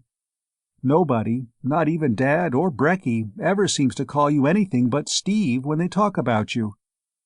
She was amazed at the effect of her innocent question, for Stevens flushed to his hair and spluttered. "It's Percy," he finally snorted. "Percival Van Schravendijk Stevens. Wouldn't that tear it?" "Why, I think Percival's a real nice name." "Silence!" he hissed in burlesque style. "Young woman, I have revealed to you a secret known to but few living creatures. On your life, keep it inviolate." "Oh, very well, if you insist. Good night, Steve." And she gave him a radiant and honest smile, the first smile he had seen since the moment of the attack. Chapter 3. Castaways upon Ganymede.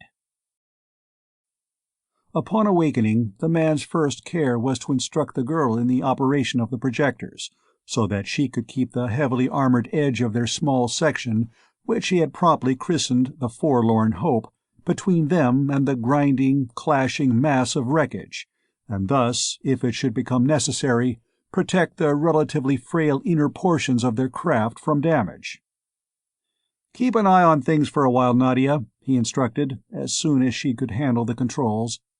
"And don't use any more power than is absolutely necessary. We'll need it all, and besides, they can probably detect anything we can use.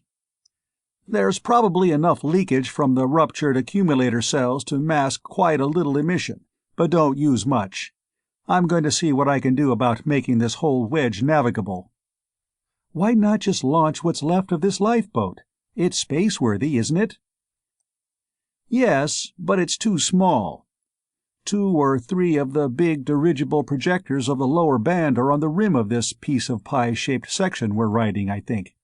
If so, and if enough batteries of accumulators are left intact to give them anywhere nearly full power, we can get an acceleration that will make a lifeboat look sick. Those main dirigibles, you know, are able to swing the whole mass of the Arcturus, and what they'll do to this one chunk of it, we've got only a few thousand tons of mass in this piece, will be something pretty.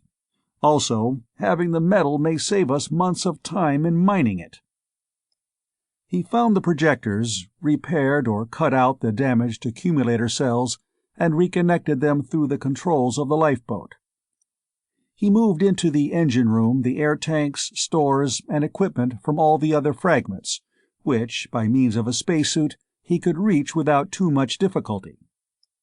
From the battery rooms of those fragments, open shelves, after being sliced open by the shearing ray, he helped himself to banks of accumulator cells from the enormous driving batteries of the ill-fated Arcturus, bolting them down and connecting them solidly until almost every compartment of their craft was one mass of stored-up energy.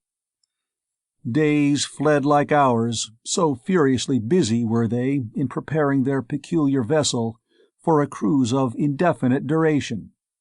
Stevens cut himself short on sleep and snatched his meals in passing, and Nadia, when not busy at her own tasks of observing, housekeeping, and doing what little piloting was required, was rapidly learning to wield most effectively the spanner and pliers of the mechanic and electrician. "I'm afraid our time is getting short, Steve," she announced, after making an observation. "It looks as though we're getting wherever it is we're going." "Well, I've got only 2 more jobs to do, but they're the hardest of the lot. It is Jupiter, or can you tell yet?" "Jupiter, or one of its satellites, I think, from the point where they reverse their power. Here's the observation you told me to take." "Looks like Jupiter," he agreed, after he had rapidly checked her figures. "We'll pass very close to one of those 2 satellites, probably Ganymede, which is fine for our scheme. All 4 of the major satellites have water and atmosphere, but Ganymede, being largest, is best for our purposes. We've got a couple of days yet, just about time to finish up. Let's get going. You know what to do." "Steve, I'm afraid of it. It's too dangerous. Isn't there some other way?" "None that I can see.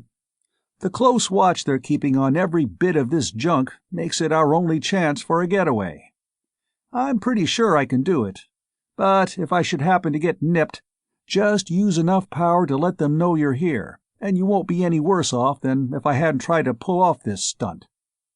He donned a spacesuit, filled a looped belt with tools, picked up a portable power drill, and stepped into the tiny airlock. Nadia deftly guided their segment against one of the larger fragments and held it there with a gentle, steady pressure, while Stevens, a light cable paying out behind him, clambered carefully over the wreckage, brought his drill into play, and disappeared inside the huge wedge. In less than an hour he returned without mishap, and reported to the glowing girl. "Just like shooting fish down a well. Most of the accumulator cells were tight, and installing the relays wasn't a bad job at all. Believe me, girl, there'll be junk filling all the space between here and Saturn when we touch them off." "Wonderful, Steve," Nadia exclaimed. "It won't be so bad seeing you go into the others, now that you have this one all rigged up." Around and around the mass of wreckage they crept, and in each of the larger sections Stevens connected up the enormous fixed or dirigible projectors to whatever accumulator cells were available through sensitive relays, all of which he could close by means of one radio impulse. The long and dangerous task done, he stood at the lookout plate, studying the huge disk which had been the upper portion of the lower half of the Arcturus, and frowning in thought. Nadia reached over his shoulder and switched off the plate. "Nix on that second job, big fellow," she declared. "They aren't really necessary, and you're altogether too apt to be killed trying to get them. It's too ghastly. I won't stand for your trying it, so that ends it." "We ought to have them, really," he protested. "With those special tools, cutting torches, and all the stuff, we'd be sitting pretty. We'll lose weeks of time by not having them." "We'll just have to lose it then. You can't get 'em, any more than a baby can get the moon, so stop crying about it." She went over the familiar argument for the 20th time. "That stuff up there is all grinding together like cakes of ice in a flow. The particular section you want is in plain sight of whoever is on watch. And those tools and things are altogether too heavy to handle. You're a husky brute, I know, but even you couldn't begin to handle them, even if you had good going. I couldn't help you very much, even if you'd let me try, and the fact that you so positively refuse to let me come along shows how dangerous you know the attempt is bound to be. You'd probably never even get up there alive, to say nothing of getting back here. No, Steve, that's out like a light." "I sure wish they'd left us weightless for a while sometime, if only for an hour or 2, he mourned. "But they didn't," she retorted, practically. "So we're just out of luck to that extent. Our time is about up, too. It's time you worked us back to the tail end of this procession, or rather the head end, since we're traveling down now." Stevens took the controls and slowly worked along the outer edge of the mass, down toward its extremity. Nadia put one hand upon his shoulder, and he glanced around. "Thanks, Steve. We have a perfectly wonderful chance as it is, and we've gone so far with our scheme together that it would be a crying shame not to be able to go through with it. I'd hate like sin to have to surrender to them now, and that's all I could do if anything should become of you. Besides—" Her voice died away into silence. "Sure, you're right," he hastily replied, dodging the implication of that unfinished sentence. "I couldn't figure out anything that looked particularly feasible anyway. That's why I didn't try it. We'll pass it up." Soon they arrived at their objective and maintained a position well in the van, but not sufficiently far ahead of the rest to call forth a restraining ray from their captors. Already strongly affected by the gravitational pull of the mass of the satellite, many of the smaller portions of the wreck, not directly held by the tractors, began to separate from the main mass. As each bit left its place, another beam leaped out, until it became apparent that no more were available, and Stephen strapped the girl and himself down before two lookout plates. "Now for it, Nadia!" he exclaimed, and simultaneously threw on the power of his own projectors and sent out the radio impulse which closed the relays he had so carefully set. They were thrown against the restraining straps savagely and held there by an enormous weight as the gigantic dirigible projectors shot their fragment of the wreck away from the comparatively slight force which had been acting upon it. But they braced themselves and strained their muscles in order to watch what was happening. As the relays in the various fragments closed, the massed power of the accumulators was shorted dead across the converters and projectors, instead of being fed into them gradually through the controls of the pilot, with a result comparable to that of the explosion of an ammunition dump. Most of the masses, whose projectors were fed by comparatively few accumulator cells, darted away entirely with a stupendous acceleration. A few of them, however, received the unimpeded flow of complete batteries. Those projectors tore loose from even their massive supports and crashed through anything opposing them like a huge, armor-piercing projectile. It was a spectacle to stagger the imagination, and Stevens grinned as he turned to the girl, who was staring in wide-eyed amazement. "Well, Ace, I think they're busy enough now so that it'll be safe to take that long-wanted look at their controls." And he flashed the twin beams of his lookout light beyond the upper half of the Arcturus, only to see them stop abruptly in mid-space. Even the extremely short carrier wave of Roser's rays could not go through the invisible barrier thrown out by the tiny but powerful globe of space. "No penetration?" Nadia asked. "Flatten them out cold. However, as the fox once remarked about the grapes, I'll bet they're sour anyway.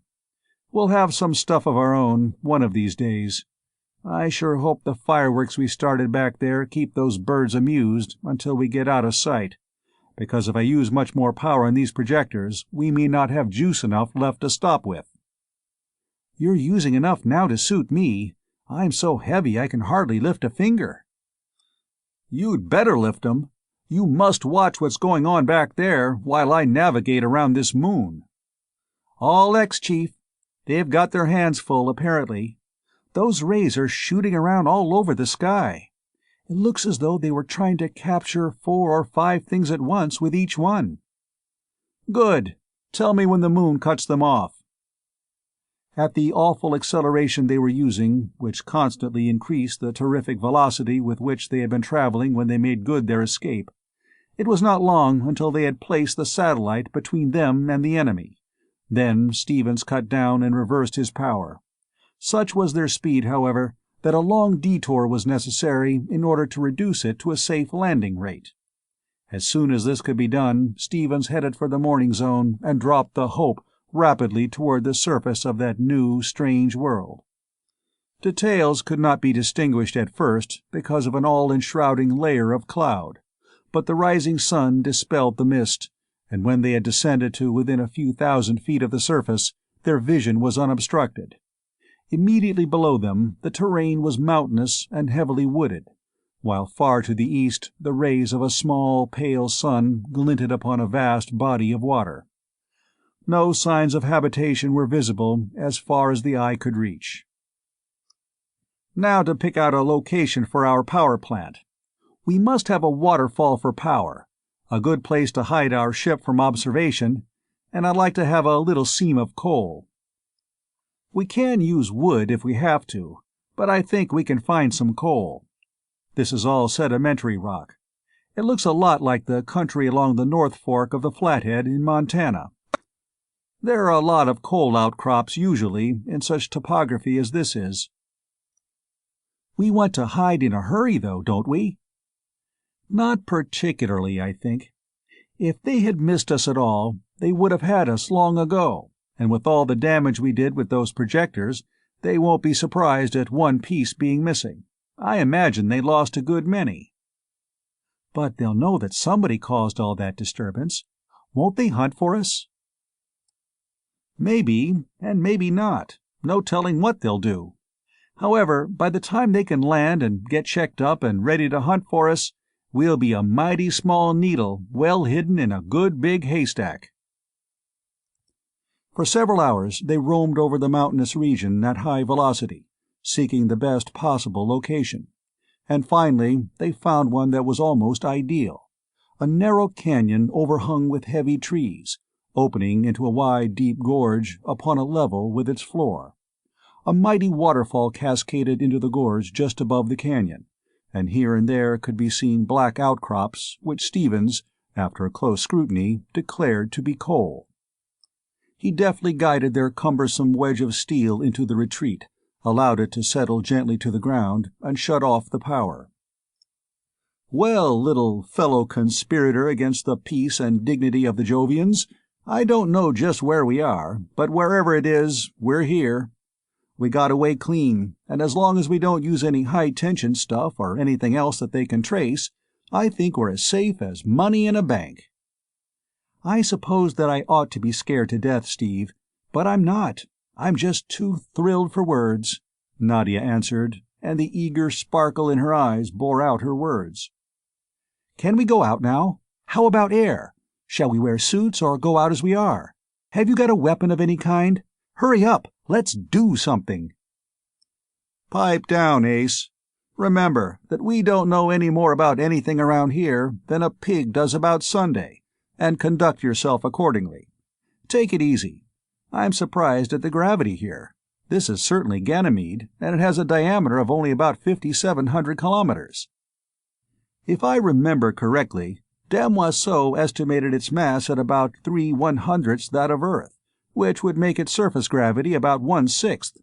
However, it is actually almost a half, as you see by this spring balance here. Therefore, it is quite a little more massive than has been—" "What of it? Let's go places and do things."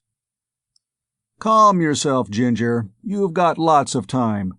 We'll be here for quite a while, I'm afraid. We can't go out until we analyze the air. We're sure lucky there's as much as there is. I'm not exactly the world's foremost chemist, but fortunately an air analysis isn't much of a job with the apparatus we carry." While Nadia controlled her impatience as best she could, Stevens manipulated the bulbs and pipettes of the gas apparatus. "Pressure, 52 centimeters, more than I dared hope for. And analysis, all X, I believe.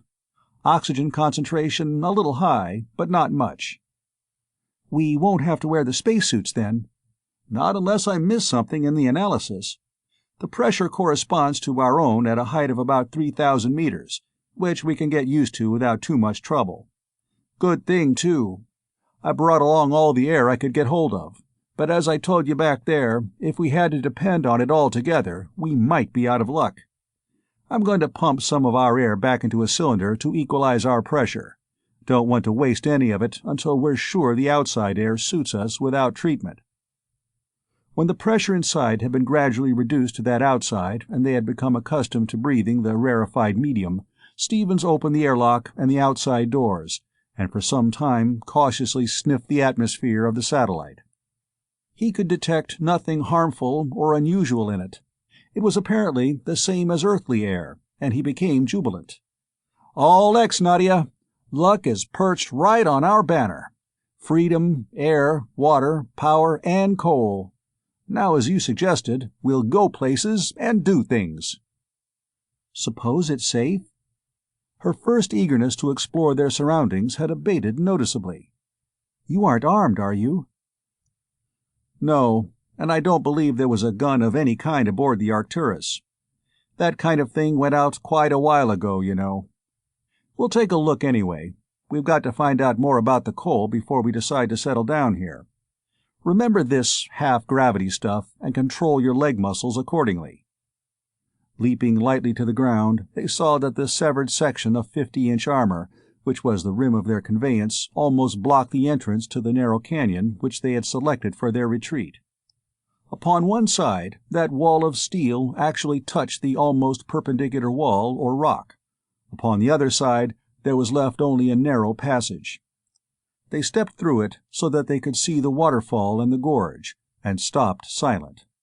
The sun, now fairly high, was in no sense the familiar orb of day, but was a pale, insipid thing, only 1/5 the diameter of the sun to which they were accustomed, and which could almost be studied with the unshielded eye. From their feet, a grassy meadow a few hundred feet wide sloped gently down to the river, from whose farther bank a precipice sprang upward for perhaps 1,000 feet, merging into towering hills whose rugged grandeur was reminiscent of the topography of the moon. At their backs the wall of the gorge was steep, but not precipitous, and was covered with shrubs and trees, some of which leaned out over the little canyon, completely screening it, and among whose branches birds could now and then be seen flitting about. In that direction no mountains were visible, indicating that upon their side of the river there was an upland plateau or bench. To their right, the river, the gorge, and the strip of meadow extending for a mile or more, then curved away and were lost to sight. To their left, almost too close for comfort, was the stupendous cataract, towering above them to a terror-inspiring height. Nadia studied it with awe, which changed to puzzled wonder. "What's the matter with it, Steve? It looks like a picture in slow motion, like the kind they take of your dives. Or am I seeing things?" "No, it's really slow, compared to what we're used to. Remember that 1/2 gravity stuff." "Oh, that's right. But it certainly does look funny. It gives me the creeps." "You'll get used to it pretty quick, just as you'll get used to all the rest of the things having only half their earthly weight and falling only half as fast as they ought to when you drop them. Well, I don't see anything that looks dangerous yet. Let's go up toward the falls a few meters and prospect that outcrop." With a few brisk strokes of an improvised shovel, he cleared the outcrop of detritus and broke off several samples of the black substance, with which they went back to the Forlorn Hope. "It's real coal," Stevens announced, after a series of tests. "I've seen better, but on the other hand, there's lots worse. It'll make good gas, and a kind of a coke. Not so hot, but it'll do.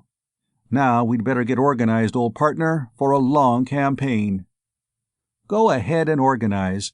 I'm only the cheap help in this enterprise." "Cheap help? You're apt to be the life of the party.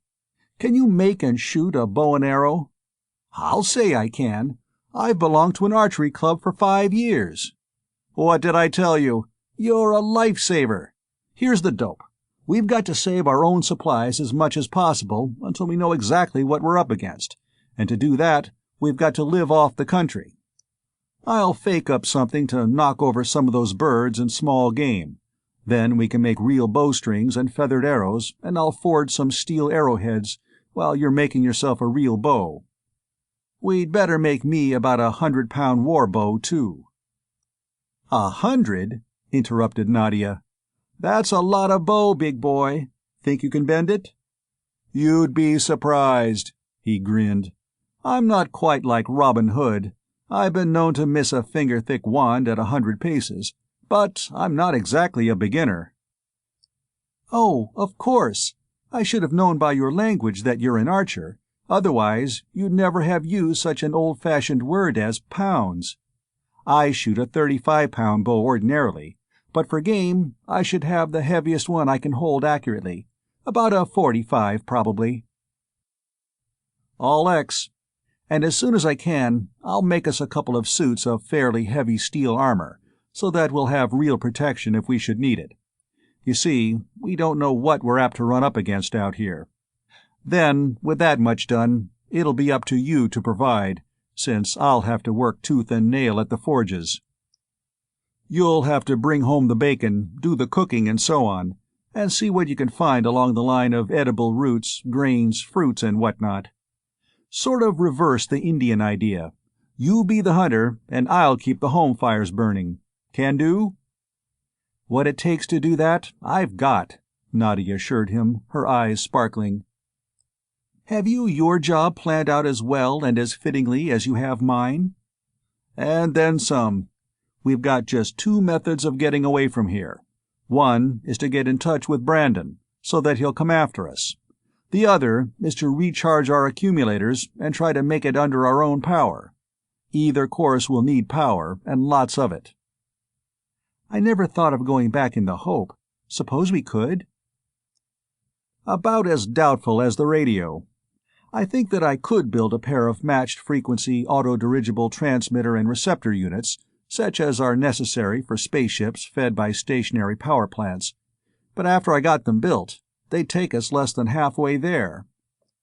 Then we'd have only what power we can carry, and I hate even to think of what probably would happen to us.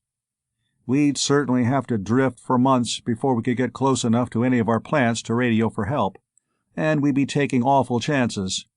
You see, we'd have to take a very peculiar orbit, and if we should miss connections passing the inner planets, what the sun would do to us at the closest point and where what's left of us would go on the backswing would be just too bad. Besides, if we can get hold of the Sirius, they'll come loaded for bear, and we may be able to do something about the rest of the folks out there." "Oh," breathed the girl, "wouldn't it be wonderful if we could? I thought, of course, they'd all be—" Her voice died away. "Not necessarily. There's always a chance. That's why I'm trying the ultra-radio first. However, either course will take lots of power, so the first thing I've got to do is build a power plant. I'm going to run a penstock up those falls and put in a turbine, driving a high-tension alternator. Then, while I'm trying to build the ultra-radio, I'll be charging our accumulators so that no time will be lost in case the radio fails. If it does fail, and remember, I'm not counting on its working, of course, I'll tackle the transmission and receptor units before we start out to drift it." "You say it easy, Steve, but how can you build all those things with nothing to work with?" "It's going to be a real job. I'm not trying to kid you into thinking it'll be either easy or quick. Here's the way everything will go. Before I can even lay the first length of the penstock, I've got to have the pipe, to make which I've got to have flat steel, to get which I'll have to cut some of the partitions out of this ship of ours, to do which I'll have to have a cutting torch, to make which I'll have to forge nozzles out of block metal, and to run which I'll have to have gas, to get which I'll have to have mine coal and build a gas plant, to do which—" "Good heavens, Steve, are you going back to the Stone Age? I never thought of half those things. Why, it's impossible." "Not quite, Guy. Things could be a lot worse. That's why I brought along the whole Forlorn Hope, instead of just the lifeboat. As it is, we've got several thousand tons of spare steel and lots of copper. We've got ordinary tools and a few light motors, blowers, and such stuff. That gives me a great big start. I won't have to mine the ores and smelt the metals, as would have been necessary otherwise. However, it'll be plenty bad. I'll have to start out in a pretty crude fashion, and for some of the stuff I'll need, I'll have to make not only the machine that makes the part I want, but also the machine that makes the machine that makes the machine that makes it, and so on. Just how far down the line, I haven't dared to think. You must be a regular jack of all trades to think you can get away with such a program as that. I am. Nothing else but. You see, while most of my school training was in advanced physics and mathematics, I worked my way through by computing and designing, and I've done a lot of truck horse labor of various kinds besides. I can calculate and design almost anything, and I can make a pretty good stab at translating a design into fabricated material. I wouldn't wonder if Brandon's ultra radio would stop me, since nobody had even started to build one when I saw him last, but I helped compute it, know the forces involved as well as he did at that time, and it so happens that I know more about the design of coils and fields of force than I do about anything else. So I may be able to work it out eventually. It isn't going to be not knowing how that will hold me up. It'll be the lack of something that I can't build. And that's where you will go back and back and back, as you said about building the penstock. Back and back is right, if I can find all the necessary raw materials. That's what's probably going to put a lot of monkey wrenches into the machinery. And Stevens went to work upon a weapon of offense, fashioning a crude but powerful bow from a strip of spring steel strung with heavy wire. How about arrows? Shall I go and see if I can hit a bird with a rock for feathers, and see if I can find something to make arrows out of? Not yet. Anyway, I'd bet on the birds. I'm going to use pieces of this light brace rod off the accumulator cells for arrows. They won't fly true, of course, but with their mass, I can give them enough projectile force to kill any small animal they hit, no matter how they hit it. After many misses, he finally bagged a small animal, something like a rabbit and something like a kangaroo, and a couple of round-bodied, plump birds, almost as large as domestic hens. These they dressed, with considerable distaste and a noticeable lack of skill. "We'll get used to it pretty quick, Diana, also more expert," he said when the task was done. "We now have raw material for bowstrings and clothes, as well as food." The word raw being heavily accented, Nadia declared with a grimace. "But how do we know that they're good to eat?" "We'll have to eat 'em and see," he grinned. "I don't imagine that any flesh is really poisonous, and we'll have to arrive at the ones we like best by a process of trial and error. Well, here's your job. I'll get busy on mine. Don't go more than a few 100 meters away and yell if you get into a jam." "There's a couple of questions I want to ask you. What makes it so warm here, when the sun's so far away and Jupiter isn't supposed to be radiating any heat? And how about time? It's 12 hours by my watch since sunrise this morning, and it's still shining." "As for heat, I've been wondering about that. It must be due to internal heat, because even though Jupiter may be warm, or even hot, it certainly isn't radiating much, since it has a temperature of -200 at the visible surface, which, of course, is the top of the atmosphere. Our heat here is probably caused by radioactivity. That's the most modern dope, I believe. As for time, it looks as though our days were something better than 30 hours long, instead of 24. Of course, I'll keep the chronometer going on IP time, since we'll probably need it in working out observations. But we might as well let our watches run down and work, eat, and sleep by the sun.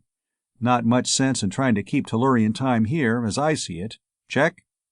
"All X. I'll have supper ready for you at sunset. Bye." A few evenings later, when Stevens came in after his long day's work, he was surprised to see Nadia dressed in a suit of brown coveralls and high-laced moccasins. "How do I look?" she asked, pirouetting gaily.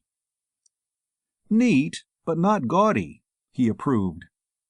"That's good moleskin. Smooth, soft, and tough. Where'd you make the rays? I didn't know we had anything like that on board. What did you do for thread? You look like $1 million. You sure did a good job of fitting." "I had to have something.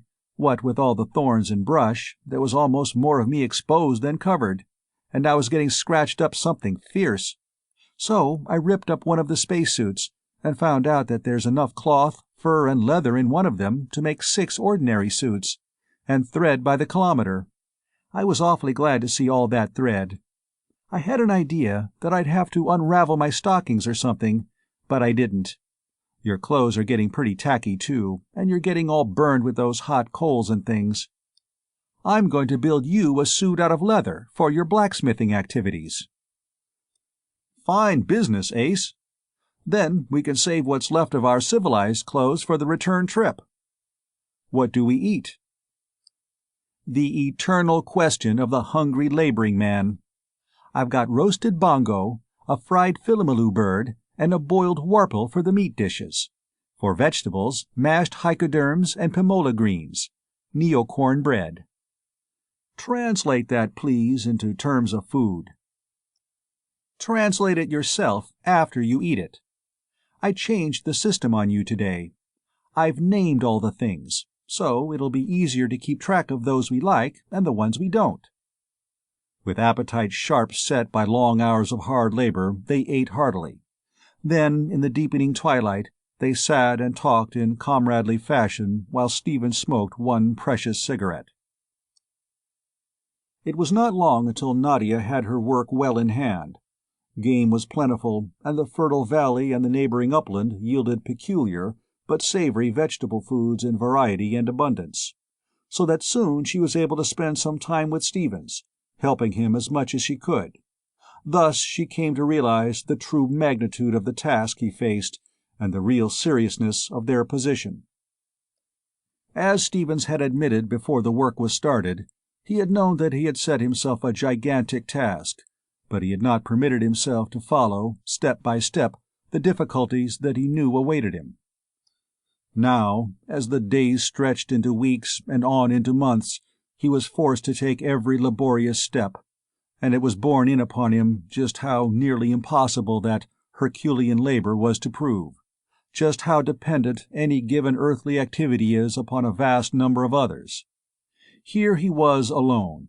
Everything he needed must be manufactured by his own hands, from its original sources. He had known that progress would be slow, and he had prepared for that. But he had not pictured, even to himself, half of the maddening setbacks which occurred time after time because of the crudity of the tools and equipment he was forced to use.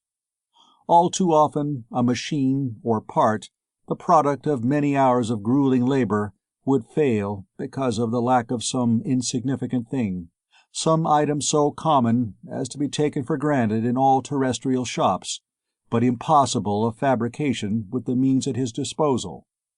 At such times he would set his grim jaw a trifle harder, go back one step farther toward the Stone Age, and begin all over again, to find the necessary raw material or a possible substitute, and then to build the apparatus and machinery necessary to produce the part he required. Thus the heart-breaking task progressed, and Nadia watched her co-laborer become leaner and harder and more desperate day by day, unable in any way to lighten his fearful load. In the brief period of rest following a noonday meal, Stevens lay prone upon the warm, fragrant grass beside the forlorn hope, and it was evident to Nadia that he was not resting. His burned and blistered hands were locked savagely behind his head. His eyes were closed too tightly, and every tense line of his body was eloquent of a strain even more mental than physical. She studied him for minutes, her fine eyes clouded, then sat down beside him and put her hand upon his shoulder. "I want to talk to you a minute, Steve," she said gently. "All X, little fellow, but it might be just as well if you didn't touch me. You see, I'm getting so rabid that I can't trust myself." "That's exactly what I want to talk to you about." A fiery blush burned through her deep tan, but her low, clear voice did not falter, and her eyes held his unflinchingly. "I know you better than you know yourself, as I've said before. You are killing yourself, but it isn't the work, frightfully hard and disheartening as it is, that is doing it. It's your anxiety for me, and the uncertainty of everything. You haven't been able to rest because you have been raging and fuming so at unavoidable conditions. You have been fighting facts. And it's all so useless, Steve. Between you and me, everything would check out on zero if we just come out into the open." The man's gaunt frame seemed to stiffen even more rigidly. "You've said altogether too much, or else only half enough, Nadia. You know, of course, that I've loved you ever since I got really to know you, and that didn't take long.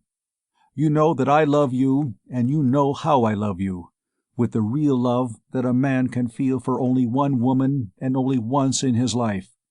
And you know exactly what we're up against. Now that does tear it wide open," he finished bitterly. "No, it doesn't, at all," she replied steadily. "Of course, I know that you love me, and I glory in it, and since you don't seem to realize that I love you in exactly the same way, I'll tell you so. Love you! Good heavens, Steve, I never dreamed that such a man as you really existed. But you're fighting too many things at once, and they're killing you. And they're mostly imaginary at that. Can't you see that there's no need of uncertainty between you and me? That there is no need of you driving yourself to desperation on my account? Whatever must be is all X with me, Steve. If you can build everything you need, all well and good. We'll be engaged until then, and our love will be open and sweet. If worst comes to worst, so that we can neither communicate with Brandon and Westfall, nor leave here under our own power, even that is nothing to kill ourselves about. And yes, I do know exactly what we're facing. I have been prepared for it ever since I first saw what a perfectly impossible thing you are attempting. You are trying to go from almost the age of bronze clear up to year after next in a month or two. Not one man in a million could have done as much in his lifetime as you have done in the last few weeks, and I do not see how even you, with what little you have to work with, can possibly build such things as power plants, transmitters, and ultra-radio stations. But what of it? For the day that it becomes clear that we are to remain here indefinitely, that day we will marry each other here, before God. Look around at this beautiful country. Could there be a finer world upon which to found a new race? When we have decided to cut loose from the Arcturus, I told you that I was with you all the way, and now I'll repeat it, with a lot more meaning. No matter what it's like, Steve, no matter where it leads to, I'm with you, to the end of the road. Here, or upon Earth, or anywhere in the universe. I am yours for life and for eternity."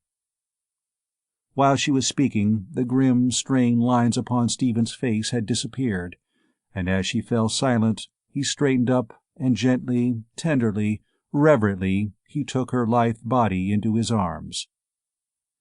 "You're right, sweetheart. Everything will check out on zero, to 19 decimals." He was a man transfigured. "I've been fighting windmills, and I've been scared sick. But how was I to think that a wonder girl like you could ever love a mutt like me? You certainly are the gamest little partner a man ever had. You're the world's straightest shooter, Ace. You're a square brick if there ever was one. Your sheer nerve in being willing to go the whole route makes me love you more than ever, if such a thing can be possible, and it certainly puts a new face on the whole cockeyed universe for me. However, I don't believe it will come to that. After what you've just said, I sure will lick that job, regardless of how many different factories it takes to make one armature. I'll show that mess of scrap iron what kind of trees make shingles." The girl still in his arms, he rose to his feet and released her slowly, reluctantly, unwilling ever to let her go. Then he shook himself, as though an overwhelming burden had been lifted from his shoulders, and laughed happily. "See this cigarette?" he went on lightly. "The last of the Mohicans. I'm going to smoke it in honor of our engagement." He drew the fragrant smoke deep into his lungs and frowned at her in mock seriousness. "This would be a nice world to live on, of course, but the jobs here are too darn steady. It also seems to be somewhat lacking in modern conveniences, such as steel mills and machine tools. Then, too, it is just a trifle too far from the royal and ancient for you really to enjoy living here permanently. And besides, I can't get my favorite brand of cigarettes around here. Therefore, after due deliberation, I don't believe we'll take the place. We'll go back to Tellus. Kiss me just once more, Ace, and I'll make that job think a cyclone has struck it right on the center of impact. Like Samuel Weller, or whoever it was, I'm clear full of vigor, whim, and vitality. The specified kiss, and several others duly delivered, he strode blithely away, and the little canyon resounded with the blows of his heavy sledge as he attacked with renewed spirit the great forging, white-hot from his soak pit, which was to become the shaft of his turbo-alternator. Nadia watched him for a moment, her very heart in her eyes, then picked up her spanner and went after more steel, breathing a long and tremulous but supremely happy sigh. Chapter 4. Ganimedian Life. Slow, hard, and disheartening as the work had been at first, Stevens had never slackened his pace, and after a time, as his facilities increased, the exasperating setbacks decreased in number and severity, and his progress became faster and faster. Large as the forlorn hope was, space was soon at a premium, for their peculiarly shaped craft became a veritable factory, housing a variety of machinery and equipment unknown in any single earthly industrial plant. Nothing was ornamental, everything was stripped to its barest fundamental necessities, but every working part functioned with a smooth precision to delight the senses of any good mechanic. In a cavern under the falls was the great turbine, to be full fed by the crude but tight penstock which clung to the wall of the gorge, angling up to the brink of that stupendous cataract. Bedded down upon solid rock, there was a high-tension alternator capable of absorbing the entire output of the mighty turbine. This turbo-alternator was connected to a set of converters from which the energy would flow along 3 great copper cables, the receptors of the lifeboats being altogether too small to carry the load, to the now completely exhausted accumulators of the Forlorn Hope. All high-tension apparatus was shielded and grounded, so that no stray impulses could reveal to the possible detectors of the Jovians the presence of this foreign power plant. Housings, frames, spiders, all stationary parts were rough, crude, and massive. But bearings, shafts, armatures, all moving parts, were of a polished and finished accuracy and balance that promised months and years of trouble-free operation.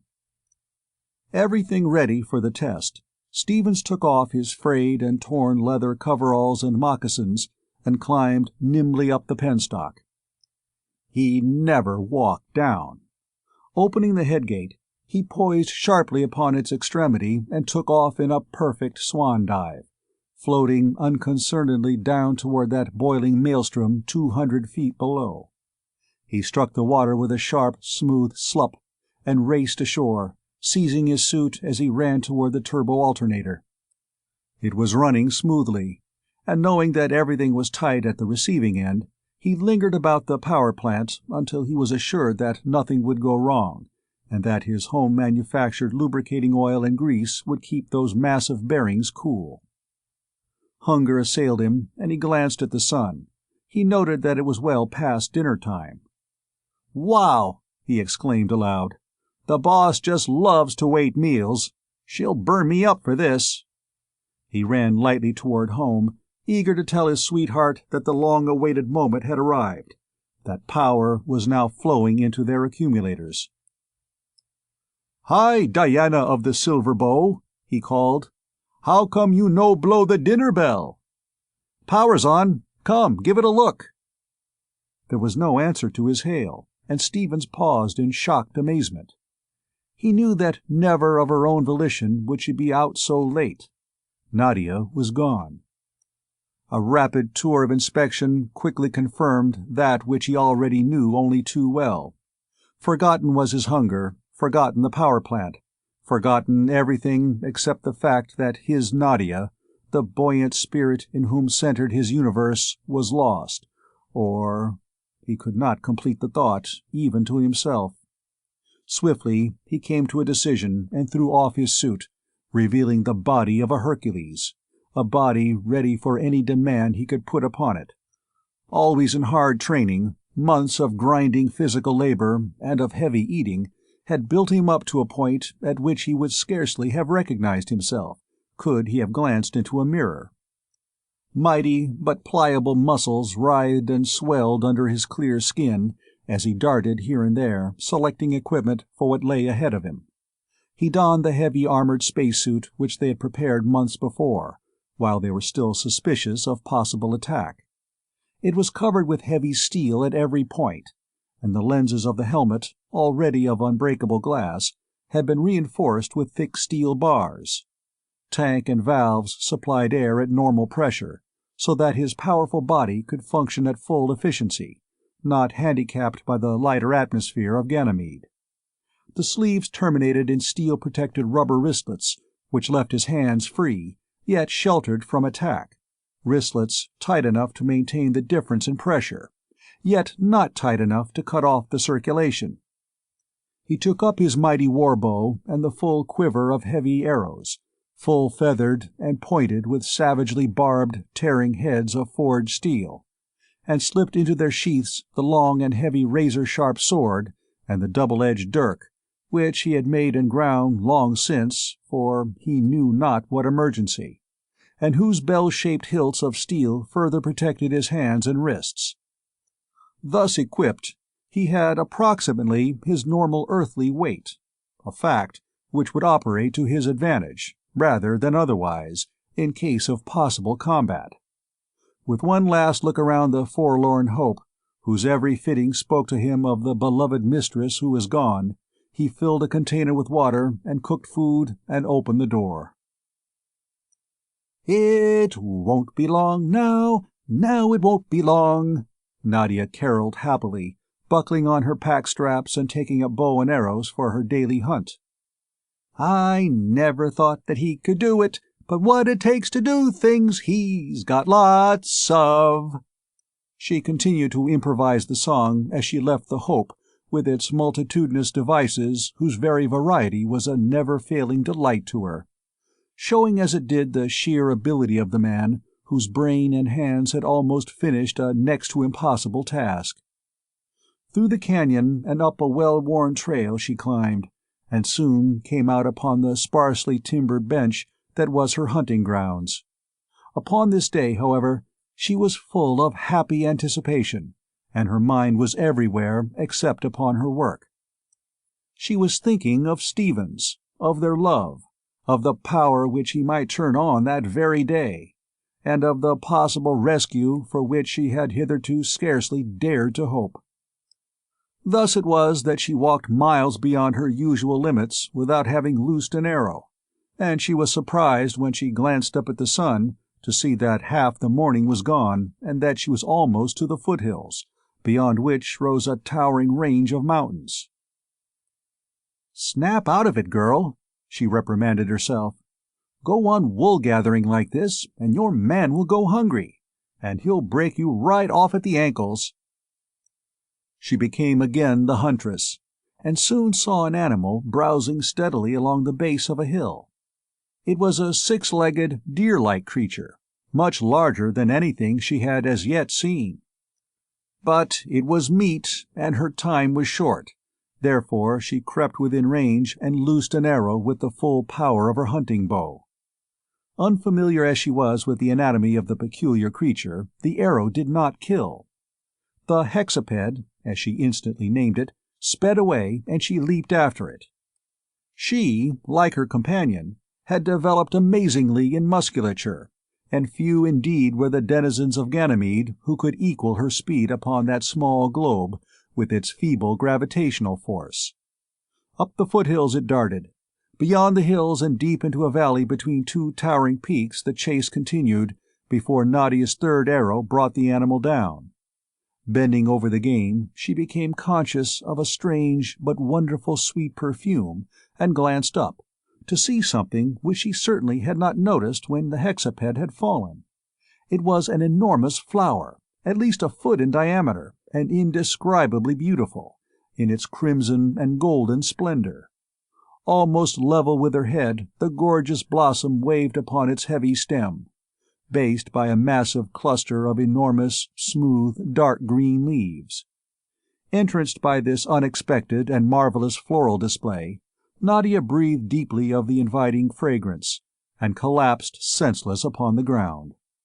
Thereupon the weird plant moved over toward her, and the thick leaves began to enfold her knees. This carnivorous thing, however, did not like the heavy cloth of her suit, and turned to the hexaped. It thrust several of its leaves into the wounds upon the carcass and fed, while two other leaves rasped together, sending out a piercing call. In answer to the sound, the underbrush crackled, and through it and upon the scene there crashed a vegetable animal nightmare, the parent of the relatively tiny thing whose perfume had disabled the girl. Its huge and gorgeous blossom was supported by a long, flexible, writhing stem, and its base was composed of many and highly specialized leaves. There were saws and spears and mighty but sinuous tendrils. There were slender shoots which seemed to possess some sense of perception. There was the massive tractor base composed of extensible leaves, which by their contraction and expansion propelled the mass along the ground. Parent and child fell upon the hexaped, and soon bones and hair were all that remained. The slender shoots then wandered about the unconscious girl in her strange covering, and as a couple of powerful tendrils coiled about her and raised her into the air over the monstrous base of the thing, its rudimentary brain could almost be perceived working as it sluggishly realized that, now full fed, it should carry this other victim along, to feed its other offspring when they should return to its side. Barely outside the door of the Forlorn Hope, Stevens whirled about with a bitter imprecation. He had already lost time needlessly. With a lookout plate he could cover more ground in 10 minutes than he could cover a foot in a week. He flipped on the power and shot the violet beam out over the plateau to the district where he knew Nadia was wont to hunt. Not finding her there, he swung the beam in an ever-widening circle around that district. Finally, he saw a few freshly broken twigs, and scanned the scene with care. He soon found the trail of fresh blood which marked the path of the flight of the hexaped, and with the peculiar maneuverability of the device he was using, it was not long until he was studying the scene where the encounter had taken place. He gasped when he saw the bones and perceived 3 of Nadia's arrows, but soon saw that the skeleton was not human and was reassured. Casting about in every direction, he found Nadia's bow, and saw a peculiar, freshly trampled path leading from the kill, past the bow, down the alley. He could not understand the spoor, but it was easily followed, and he shot the beam along it at a headlong speed until he came up with the monstrous creature that was making it, until he saw what burden that organism was carrying. He leaped to the controls of the lifeboat, then dropped his hand. While the stream of power now flowing was ample to operate the lookout plates, yet it would be many hours before the accumulator cells would be in condition to drive the craft even that short distance. "It'll take over an hour to get there. Here's hoping I can check in all X," he muttered savagely, as he took careful note of the location and direction of the creature's trail and set off at a fast jog-trot.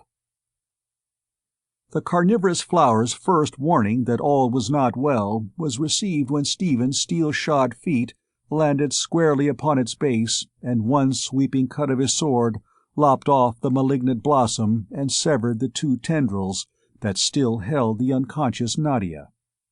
With a quick heave of his shoulder, he tossed her lightly backward into the smooth-beaten track the creature had made, and tried to leap away. But the instant he had consumed in rescuing the girl had been enough for the thing to seize him, and he found himself battling for his very life. No soft-leaved infant this, but a full-grown monster, well equipped with mighty weapons of offense and defense. Well it was for the struggling man that he was encased in armor steel, as those saw-edged, hard-spiked leaves drove against him with crushing force. Well it was for him that he had his own independent air supply, so that the deadly perfume eddied ineffective about his helmeted head. Hard and fiercely driven as those terrible thorns were, they could do no more than dent his heavy armor. His powerful left arm, driving the double razor-edged dirk in short, resistless arcs, managed to keep the snaky tendrils from coiling about his right arm, which was wielding the heavy, trenchant sword. Every time that mighty blade descended, it cleaved its length through the snapping spikes and impotently grinding leaves. But more than once, a flailing tendril coiled about his neck armor and held his helmet immovable as though in a vice, while those frightful, grinding saws sought to rip their way through the glass to the living creature inside the peculiar metal housing. Dirk and saber and magnificent physique finally triumphed, but it was not until each leaf was literally severed from every other leaf that the outlandish organism gave up the ghost. Nadia had been tossed out into pure air, beyond the zone of the stupefying perfume, and she recovered her senses in time to see the finish of the battle. Stevens, assured that his foe was hors de combat, turned toward the spot where he had thrown Nadia's body. He saw that she was unharmed, and sprang toward her in relief. He was surprised beyond measure, however, to see her run away at a pace he could not hope to equal, encumbered as he was, motioning frantically at him the while to keep away from her. He stopped, astounded, and started to unscrew his helmet, whereupon she dashed back toward him, signaling him emphatically to leave his armor exactly as it was. He stood still and stared at her, an exasperated question large upon his face, until she made clear to him that he was to follow her at a safe distance. Then she set off at a rapid walk. She led him back to where the hexaped had fallen, where she retrieved her bow and arrows. Then, keeping a sharp lookout upon all sides, she went on to a small stream of water. She made the dumbfounded man go out into the middle of the creek and lie down and roll over in the water, approaching him, sniffing cautiously between immersions. She made him continue the bathing until she could detect not even the slightest trace of the sweet but noxious fragrance of that peculiarly terrible form of Ganimedian life. Only then did she allow him to remove his helmet, so that she could give him the greeting for which they both had longed, and tell him what it was all about. "So that's it, Ace!" he exclaimed, still holding her tightly in his iron embrace. "Great balls of fire! I thought maybe you were still a little cuckoo. Anesthetic perfume, huh? Hot stuff, I'd say. No wonder you bit. I would too. It was lucky for us I was airtight. We'd both be Stop it!" she interrupted him sharply. "Forget it. Don't ever even think of it." "All X, Ace. It's out like the well-known light. What to do? It's getting darker than a hat, and we're a long way from home. Don't know whether I could find my way back in the dark or not. Just between you and me, I'm not particularly keen on night travel in these parts, after what's just happened. Are you?"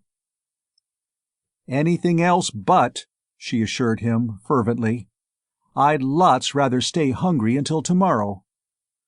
"No need of that. I brought along enough supper for both of us. I'm hungry as a wolf, too, now that I have time to think of it. We'll eat and den up somewhere, or climb a tree. Those wampuses probably can't climb trees." "There's a nice little cave back there about 100 meters. We'll pretend it's the Ritz." And they soon had a merry fire blazing in front of the retreat. There they ate of the provisions Stevens had brought. Then, while the man rolled up boulders before the narrow entrance of the cave, Nadia gathered leaves and made a soft bed upon its warm, dry floor. "Good night, lover," and the girl, untroubled and secure now that Stevens was at her side, was almost instantly asleep. But the man was not sleepy. He thought of the power plant, even now sending its terrific stream of energy into his accumulators. He thought of the ultra-radio. Where could he get all the materials needed? He thought of his friends, wondering whether or not they would receive his message. He thought of Breckenridge and the other human beings who had been aboard the Arcturus, wondering poignantly as to their fate. He thought of Newton and of his own people, who had certainly given them up for dead long since. But above all, he thought of the beautiful, steel-true companion lying there asleep at his mailed feet, and he gazed down at her, his heart in his eyes. The firelight shone through the chinks between the boulders, casting a flickering ruddy light throughout the little cavern. Nadia lay there, her head pillowed upon one strong brown little hand. Her lips were red and sweetly curved. Her cheek was smooth and firm as so much brown velvet. She was literally aglow with sheer beauty and with perfect health, and the man reflected, as he studied her hungrily, that this wild life certainly had agreed with her. She was becoming more surpassingly beautiful with every passing day. "You little trump, you wonderful, lovely, square little brick," he breathed silently, and bent over to touch her cheek lightly with his lips. Slight as the caress was, it disturbed her, and even in her sleep her subconscious mind sent out an exploring hand, to touch her Steve and thus be reassured. He pressed her hand, and she settled back comfortably, with a long, deep breath, and he stretched his iron-clad length beside her and closed his eyes, firmly resolved not to waste a minute of this wonderful night in sleep. When he opened them an instant later, it was broad daylight. The boulders had been rolled away. The fragrance of roasting meat permeated the atmosphere, and Nadia was making a deafening clamor, beating his steel breastplate lustily with the flat of his huge saber. "Daylight in the swamp, you sleeper!" she exclaimed. "Roll out or roll up! Come and get it before I throw it away!" "I must have been kind of tired," he said sheepishly, when he saw that she had shot a bird and had cooked breakfast for them both while he had been buried in oblivion. "Peculiar, too, isn't it?" Nadia asked pointedly. "You only did about 10 days' work yesterday in 10 minutes, swinging this frightful snickersnee of yours. Why, you played with it as though it were a knitting needle, and when I wanted to wake you up with it, I could hardly lift it." "Thought you didn't want that subject even mentioned." He tried to steer the talk away from his prowess with the broadsword. "That was yesterday," airily. "Besides, I don't mind talking about you. It's thinking about us being, you know, that I can't stand." Breakfast over, they started down the valley, Stevens carrying the helmet under his arm. Hardly had they started, however, than Nadia's keen eye saw movement through the trees, and she stopped and pointed. Stevens looked once, then, hand in hand, they dashed back to their cave. "We'll pile up some of the boulders and you lie low," he instructed her as he screwed on his helmet. She snapped open his faceplate. "But what about you? Aren't you coming in too?" she demanded. "Can't. They'd surround us and starve us out. I'm safe in this armor. Thank heaven we made it as solid as we did, and I'll fight 'em in the open. I'll show 'em what the bear did to the buckwheat." "All right, I guess. But I wish I had my armor too," she mourned as he snapped shut his plate and walled her into the cave with the same great rocks he had used the night before.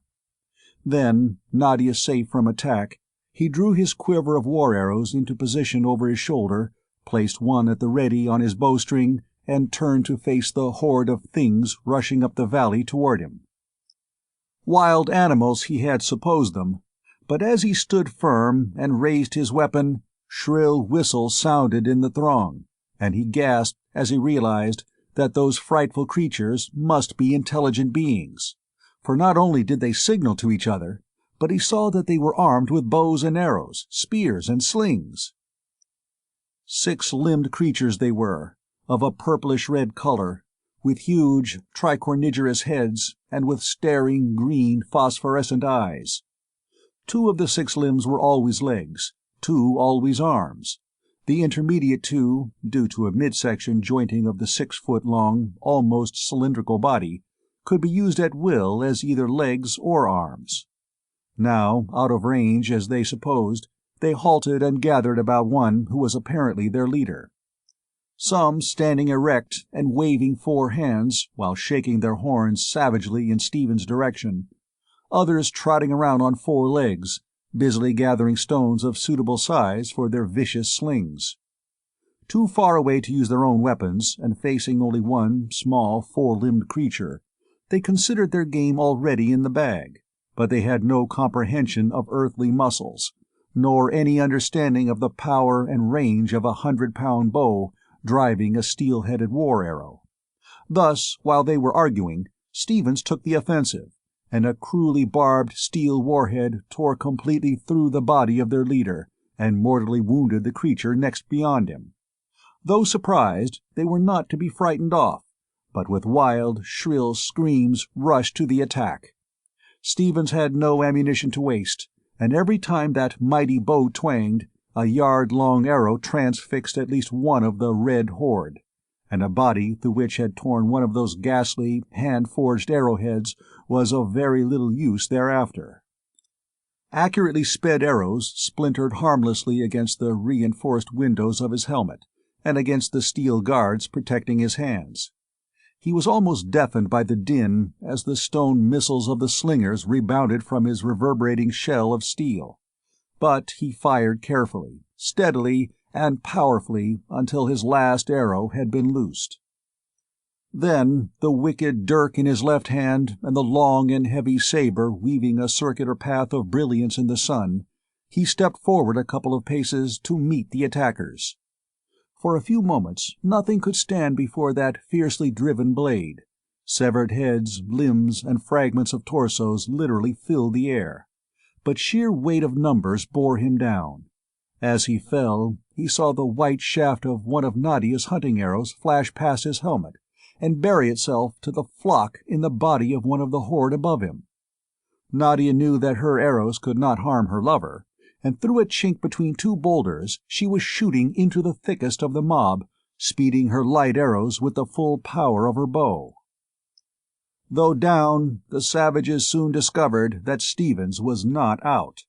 In such close quarters he could not use his sword, but the 14-inch blade of the dirk, needle-pointed as it was, with two razor-sharp serrated cutting edges, was itself no mean weapon, and time after time he drove it deep, taking life at every thrust. 4 more red monsters threw themselves upon the prostrate man, but not sufficiently versed in armor to seek out its joints, their fierce short spear thrusts did no damage.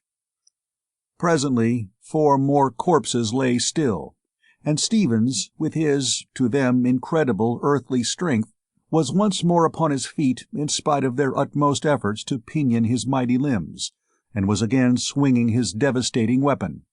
Half their force lying upon the field, wiped out by a small but invincible and apparently invulnerable being, the remainder broke and ran, pursued by Stevens to the point where the red monsters had first halted. He recovered his arrows and returned to the cave, opening his faceplate as he came. "All X, sweetheart?" he asked, rolling away the boulders. "Didn't get anything through to you, did they?" "No, they didn't even realize that I was taking part in the battle, I guess. Did they hurt you while you were down? I was scared to death for a minute." "No, the old armor held. One of them must have gnawed on my ankle some, between the greave and the heel plate, but he couldn't quite get through. It's a darn small opening there, too. Must have bent my foot way round to get in at all. Have to tighten that joint up a little, I guess. I'll bet I've got a black spot and a blue spot there the size of my hand. Maybe it's only the size of yours, though. You won't die of that, probably. Heavens, Steve, that cleaver of yours is a frightful thing in action. Suppose it's safe for us to go home?" "Absolutely. Right now is the best chance we'll ever have, and something tells me that we'd better make it snappy. They'll be back, and the next time they won't be so easy to take." "All X, then. Hold me, Steve. I can't stand the sight of that, let alone wade through it. I'm going to faint or something, sure." "As you were," he snapped. "You aren't going to pass out now that it's all over. It's a pretty ghastly mess, I know. But shut your eyes, and I'll carry you out of sight." "Aren't we out of sight of that place yet?" she demanded after a time. "I have been for quite a while," he confessed. "But you're sitting pretty, aren't you? And you aren't very heavy. Not here on Ganymede, anyway." "Put me down," she commanded. "After that crack, I won't play with you any more at all. I'll pick up my marbles and go home."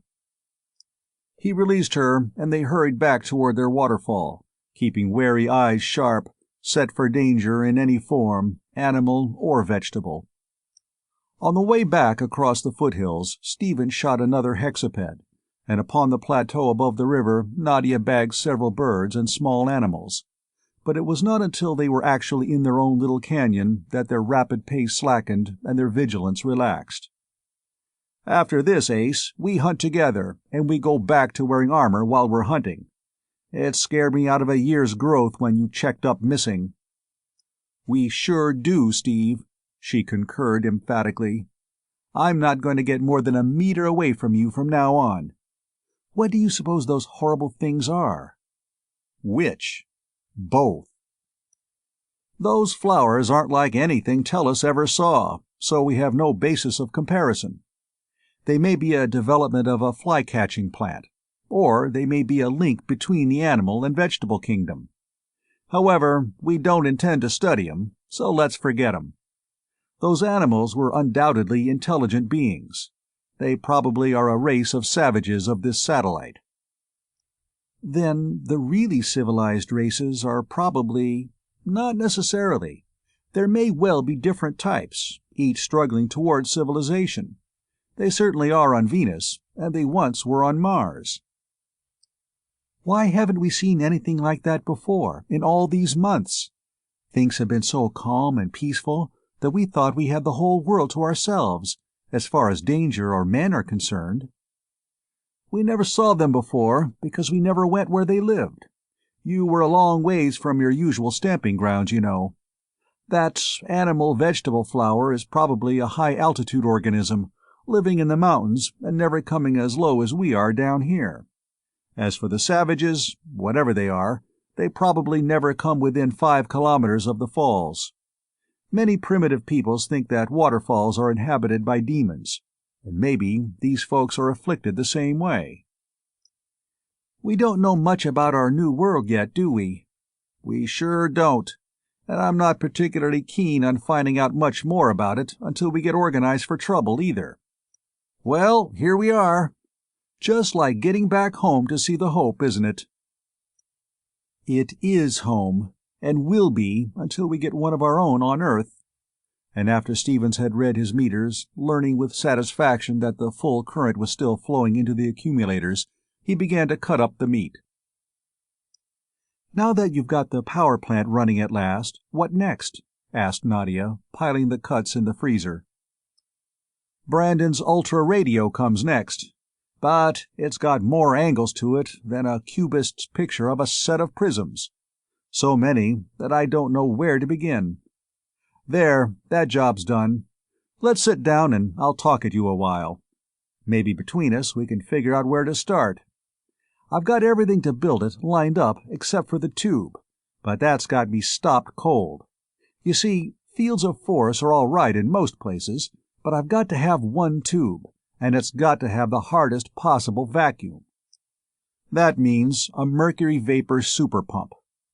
Mercury is absolutely the only thing that will do the trick, and the mercury is one thing that is conspicuous by its absence in these parts.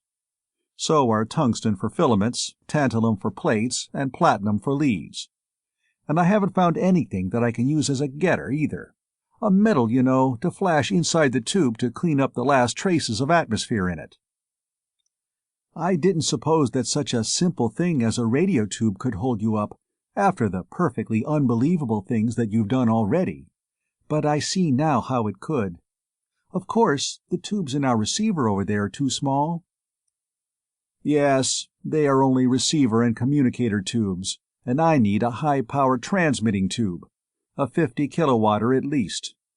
I'd give my left leg to the knee joint for one of those big, water-cooled, 60-kilowatt, 1019s right now. It would save us a lot of grief." "Maybe you could break up those tubes and use the plates and so on." "I thought of that, but it won't work. There isn't half enough metal in the lot, and the filaments in particular are so tiny that I couldn't possibly work them over into a big one. Then, too, we haven't got many spare tubes, and if I smash the ones we're using, I put our communicators out of business for good, so that we can't yell for help if we have to drift home, and I still don't get any mercury." "Do you mean to tell me there's no mercury on this whole planet?" "Not exactly, but I do mean that I haven't been able to find any, and that it's probably darn scarce. And since all the other metals I want worst are also very dense and of high atomic weight, they're probably mighty scarce here too. Why? Because we're on a satellite, and no matter what hypothesis you accept for the origin of satellites, you come to the same conclusion, that heavy metals are either absent or most awfully scarce and buried deep down toward the center. There are lots of heavy metals in Jupiter somewhere, but we probably couldn't find them. Jupiter's atmosphere is one mass of fog, and we couldn't see, since we haven't got an infrared transformer. I could build one, in time, but it would take quite a while, and we couldn't work on Jupiter anyway, because of its gravity and probably because of its atmosphere. And even if we could work there, we don't want to spend the rest of our lives prospecting for Mercury." Stevens fell silent, brow wrinkled in thought. "You mean, dear, that we're—" Nadia broke off, the sentence unfinished. "Gosh, no! There's lots of things not tried yet, and we can always set out to drift it. I was thinking only of building the tube." "And I'm trying to think. Say, Nadia, what do you know about Cantrell's comet?" "Not a thing, except that I remember reading in the newspapers that it was peculiar for something or other." "But what has Cantrell's comet got to do with the high cost of living, or with radio tubes? Have you gone cuckoo all of a sudden?" "You'll be surprised." Stevens grinned at her puzzled expression. "Cantrell's comet is one of Jupiter's comet family, and is peculiar in being the most massive one known to science. It was hardly known until after they built those 1,000-foot reflectors on the moon, where the seeing is always perfect, but it has been studied a lot since then. Its nucleus is small, but extremely heavy. It seems to have an average density of somewhere around 16. There's platinum and everything else that's heavy there, girl. They ought to be there in such quantity that even such a volunteer chemist as I am could find them." "Heavens, Steve!" A look of alarm flashed over Nadia's face, then disappeared as rapidly as it had come into being. "But, of course, comets aren't really dangerous." "Sure not. A comet's tail, which so many people are afraid of as being poison gas, is almost a perfect vacuum, even at its thickest, and we'd have to wear spacesuits anyway. And speaking of vacuum, whoopee! We don't need mercury any more than a goldfish needs a gas mask. When we get Mr. Tube done, we'll take him out into space, leaving his mouth open, and very shortly he'll be as empty as a flapper's skull. Then we'll seal him up, flash him out, come back here, and start spilling our troubles into Brand and shell like ear." "Wonderful, Steve. You do get an idea occasionally, don't you? But how do we get out there? Where is this Cantrell's comet?" "I don't know exactly. There's one rub. Another is that I haven't even started the transmitter and receptor units. But we've got some field generators here on board that I can use, so it won't be so bad. And our comet is in this part of the solar system, somewhere fairly close. Wish we had an ephemeris, a couple of IP solar charts, and a real telescope." "You can't do much without an ephemeris, I should think. It's a good thing you kept the chronometers going. You know the IP time, day, and dates anyway." "I'll have to do without some things, that's all." And the man stared absently at the steel wall. "I remember something about its orbit, since it is one thing that all IP vessels have to steer clear of. Think I can figure it close enough so that we'll be able to find it in our little telescope, or even on our plate, since we'll be out of this atmosphere. And it might not be a bad idea for us to get away anyway. I'm afraid of those folks on that spaceship, whoever they are, and they must live around here somewhere. Cantrell's comet swings about 50 million kilometers outside Jupiter's orbit at aphelion, close enough for us to reach, and yet probably too far for them to find us easily. By the time we get back here, they probably will have quit looking for us, if they look at all. Then, too, I expect these savages to follow us up. What say, little Ace? Do we try it, or do we stay here? You know best, Steve. As I said before, I'm with you from now on, in whatever you think best to do. I know that you think it best to go out there. Therefore, so do I. Well, he said, finally, I'd better get busy then. There's a lot to do before we can start. The radio doesn't come next, after all. The transmitter and receptor units come ahead of it. They won't mean wasted labor in any event, since we'll have to have them in case the radio fails. You'd better lay in a lot of supplies while I'm working on that stuff, but don't go out of sight, and yell like fury if you see anything. We'd both better wear full armor every time we go out of doors. Unless I'm all out of control, we aren't done with those savages yet. Even though they may be afraid of the demons of the falls, I think they'll have at least one more try at us. While Nadia brought in meat and vegetables and stored them away, Stevens attacked the problem of constructing the pair of tight-beam, auto-dirigible transmitter and receptor units which would connect his great turbo-alternator to the accumulators of their craft, wherever it might be in space. From the force field generators of the Forlorn Hope, he selected the two most suitable for his purpose, tuned them to the exact frequency he required, and around them built a complex system of condensers and coils. Day after day passed. Their larder was full, the receptor was finished, and the beam transmitter was almost ready to attach to the turbo-alternator before the calm was broken. "Steve!" Nadia shrieked. Glancing idly into the communicator plate, she had been perfunctorily surveying the surrounding territory. "They're coming! Thousands of them! They're all over the bench up there, and just simply pouring down the hills and up the valley." "Wish they'd waited a few hours longer. We'd have been gone. However, we're just about ready for them," he commented grimly as he stared over her shoulder into the communicator plate. "We'll make a lot of those Indians wish they had stayed at home with their papooses." "Have you got all those rays and things fixed up?" "Not as many as I'd like to have. You see, I don't know the composition of the IP ray, since it is outlawed to everybody except the police. Of course, I could have found out from Brandon, but never paid any attention to it. I've got some nice ultraviolet, though, and a shortwave oscillatory that'll cook an elephant to a cinder in about 8 seconds. We'll keep them amused, no fooling. Glad we had time to cover our open sides, and it looks as though that meteorite armor we put over the projectors may be mighty useful, too." On and on the savages came, massed in formations showing some signs of rude discipline. This time there was neither shrieking nor yelling. The weird creatures advanced silently and methodically. Here and there were massed groups of hundreds, dragging behind them engines which Stevens studied with interest. Catapults, he mused. You were right, girl of my dreams. Armor and bow and arrows won't help us much right now. They're going to throw rocks at us that'll have both mass and momentum.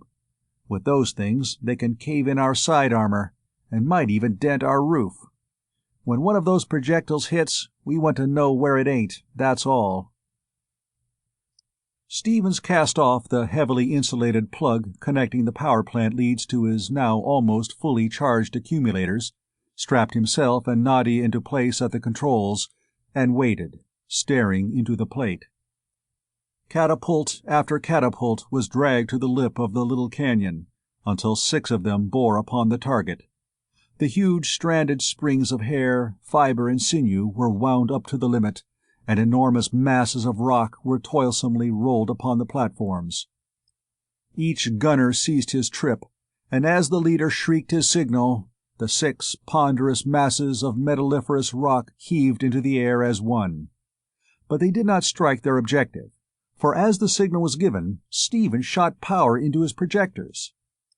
The Forlorn Hope leaped out of the canyon and high into the air over the open meadow, just as the 6 great projectiles crashed into the ground upon the spot which, an instant before, she had occupied. Rudimentary discipline forgotten, the horde rushed down into the canyon and the valley, in full clamor of their barbaric urgings. Horns and arms tossed fiercely, savage noises rent the air, and arrows splintered harmlessly upon steel plate, and the mystified and maddened warriors upon the plain below gave vent to their outraged feelings. "Look, Nadia, a whole gang of them are smelling around that power plug.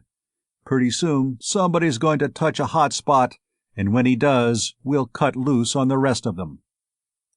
The huge insulating plug, housing the ends of the 3 great cables leading to the converters of the turbo alternator, lay innocently upon the ground, its 3 yawning holes invitingly open to savage arms.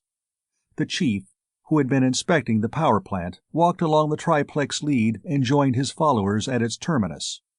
Pointing with his horns, he jabbered orders, and the 3 red monsters, one at each cable, bent to lift the plug, while the leader himself thrust an arm into each of the 3 contact holes. There was a flash of searing flame and the reeking smoke of burning flesh.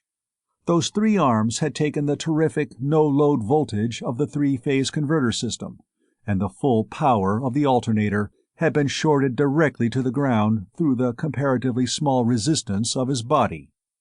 Stevens had poised the Forlorn Hope edgewise in mid-air, so that the gleaming, heavily armored parabolic reflectors of his projectors, mounted upon the leading edge of the fortress, covered the scene below. As the charred corpse of the savage chieftain dropped to the ground, it seemed to the 6-limbed creatures that the demons of the falls had indeed been annoyed beyond endurance by their intrusion. For, as if in response to the flash of fire from the power plug, that structure so peculiarly and so stolidly hanging in the air came plunging down toward them. From it there reached down twin fans of death and destruction, one flaming and almost invisibly incandescent violet, which tore at the eyes and excruciatingly disintegrated brain and nervous tissues, the other dully glowing and equally invisible red, at the touch of which body temperature soared to lethal heights and foliage burst cracklingly into spontaneous flame.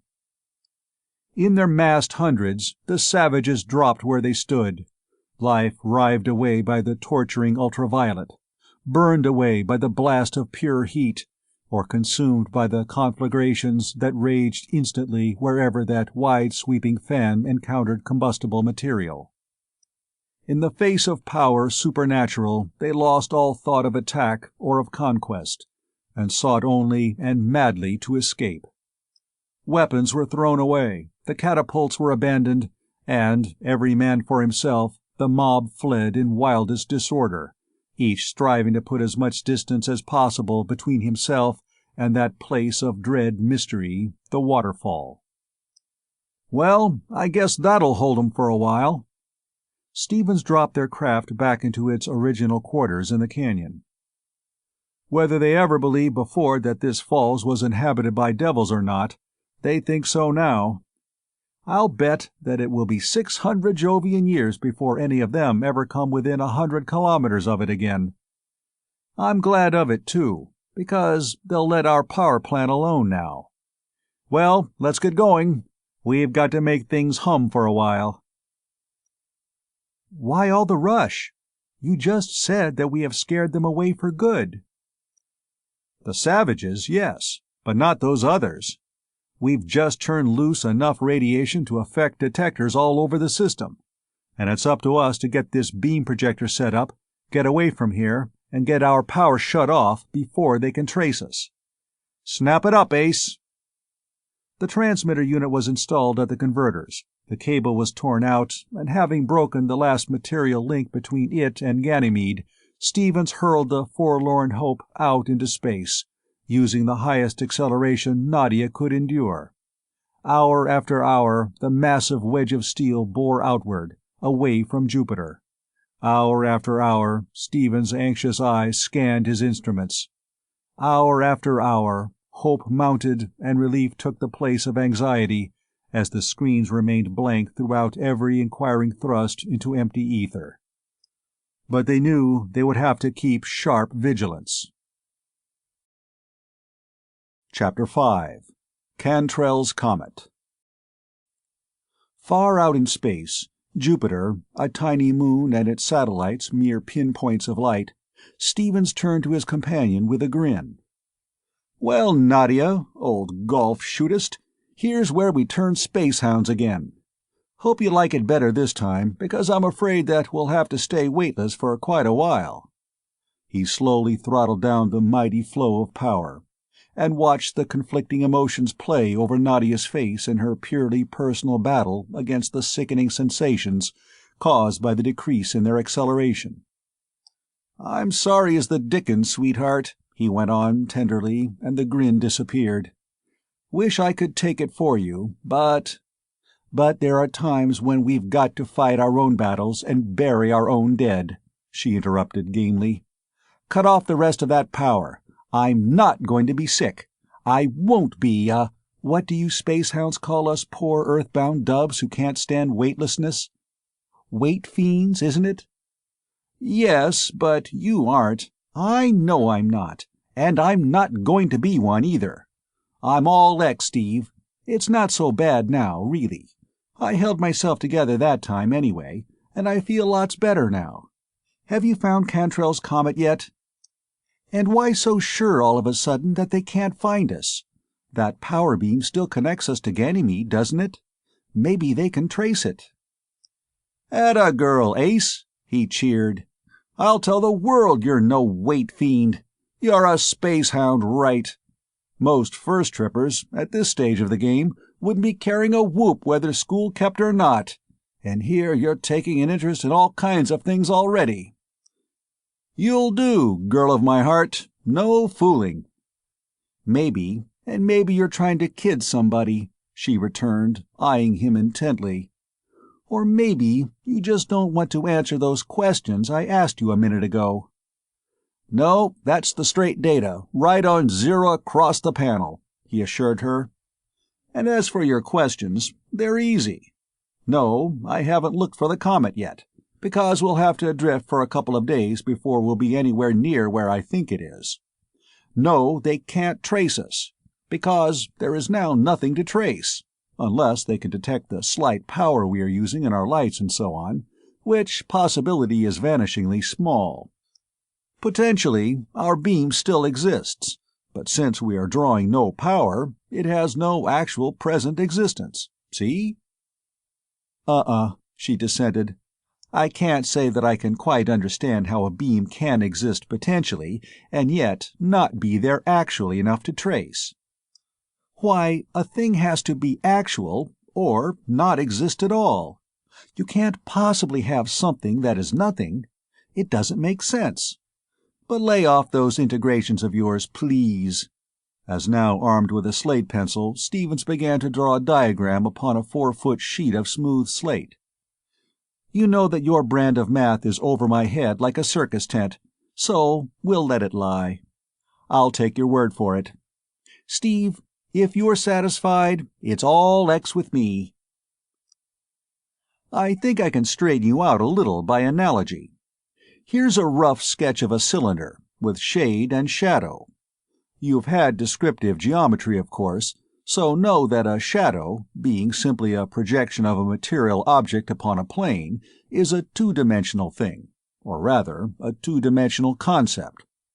Now take the shade, which is, of course, this entire figure here, between the cylinder casting the shadow and the plane of projection. You simply imagine that there is a point source of light at your point of projection. It isn't really there. The shade, then, of which I am drawing a picture, has only a potential existence. You know exactly where it is, you can draw it, you can define it, compute it, and work with it. But still, it doesn't exist. There is absolutely nothing to differentiate it from any other volume of air, and it cannot be detected by any physical or mechanical means. If, however, you place a light at the point of projection, the shade becomes actual and can be detected optically. By a sufficient stretch of the imagination, you might compare our beam to that shade. When we turn our power on, the beam is actual. It is a stream of tangible force, and as such can be detected electrically. When our switches are open, however, it exists only potentially. There is no motion in the ether, nothing whatever to indicate that a beam had ever actually existed there. With me? Floundering pretty badly, but I see it after a fashion. You physicists are peculiar freaks. Where we ordinary mortals see actual, solid, heavy objects, you see only empty space with a few electrons and things floating around in it. And yet, where we see only empty space, you can see things, potentially, that may never exist at all. You'll be the death of me yet, Steve. But I'm wasting a lot of time. What do we do now? We get busy on the big tube. You might warm up the annealing oven and melt me that pot of glass, while I get busy on the filament supports, plate brackets, and so on. Both fell to work with a will, and hours passed rapidly and almost silently, so intent was each upon his own tasks. "All X, Steve," Nadia broke the long silence. "The pyrometer's on the red, and the oven's hot." And the man left his bench. Taking up a long paddle and an even longer blowpipe, he skimmed the melt to a dazzlingly bright surface and deftly formed a bubble. "I just love to talk at you when you've got your mouth full of a blowpipe." Nadia eyed him impishly and tucked her feet beneath her, poised weightless as she was. "I've got you foul now. I can say anything I want to, and you can't talk back, because your bubble will lose its shape if you do. Oh, isn't that a beauty? I never saw you blow anything that big before." And she felt silent, watching intently.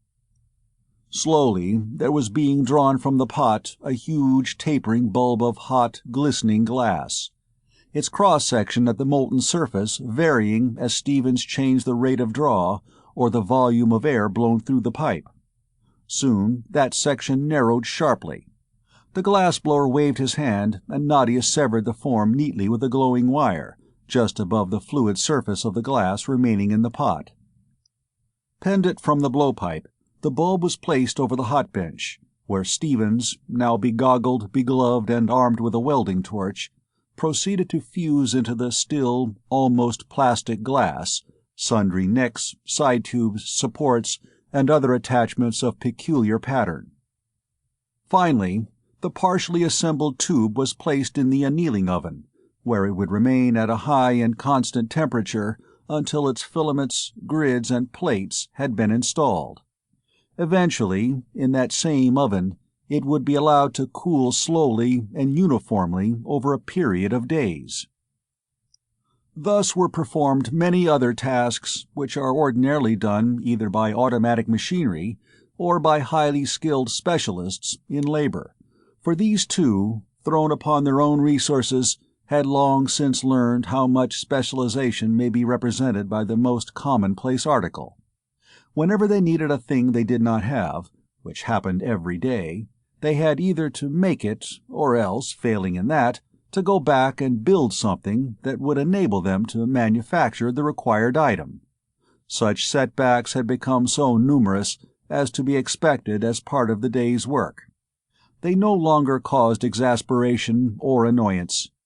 For 2 days, the two jacks-of-all-trades worked at many lines and with many materials before Stevens called a halt. "All X, Nadia.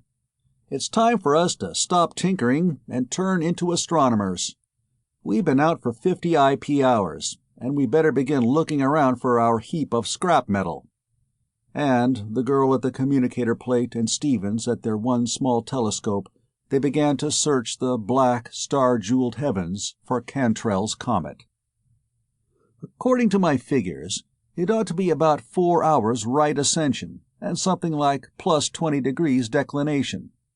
My figures aren't accurate, though, since I'm working purely from memory, so we'd better cover everything from Aldebaran to the Pleiades." "But the directions will change as we go along, won't they?" "Not unless we pass it, because we're heading pretty nearly straight at it, I think." "I don't see anything interesting thereabouts except stars. Will it have much tail?" "Very little. It's close to aphelion, you know, and a comet doesn't have much of a tail so far away from the sun. Hope it's got some of its tail left, though, or we may miss it entirely." Hours passed, during which the two observers peered intently into their instruments. Then Stevens left the telescope and went over to his slate. "Looks bad, Ace. We should have spotted it before this. Time to eat, too. You'd better—" "Oh, look here, quick!" Nadia interrupted. "Here's something. Yes, it is a comet, and quite close. It's got a little bit of a dim tail." Stevens leaped to the communicator plate, and blond head pressed close to brown, the two wayfarers studied the faint image of the Wanderer of the Void. "That's it! I just know it is," Nadia declared. "Steve, as a computer, you're a blinding flash and a deafening report." "Yeah, missed it only about 500,000 kilometers or so," he replied, grinning. "And I'd fire a whole flock of IP check stations for being 4,000 off. However, I could have done worse. I could easily have forgotten all the data on it, instead of only half of it." He applied a normal negative acceleration, and Nadia heaved a profound sigh of relief as her weight returned to her and her body again became manageable by the ordinary automatic and involuntary muscles. "Guess I'm kind of a weight fiend at that, Steve. This is much better," she exclaimed. "Nobody denies that weight is more convenient at times. But you're a space hound just the same. You'll like it after a while," he prophesied. Stevens took careful observations upon the celestial body, altered his course sharply, then, after a measured time interval, again made careful readings. "That's it, all X," he announced, after completing his calculations, and he reduced their negative acceleration by a third. "There, we'll be just about traveling with it when we get there," he said. "Now, little KP of my bosom, my supper's been on minus time for hours.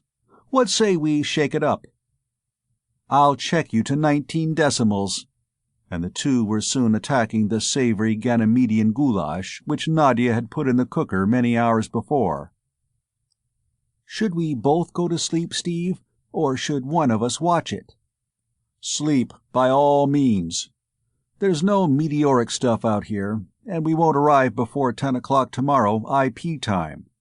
And, tired out by the events of the long day, man and maid sought their beds and plunged into dreamless slumber.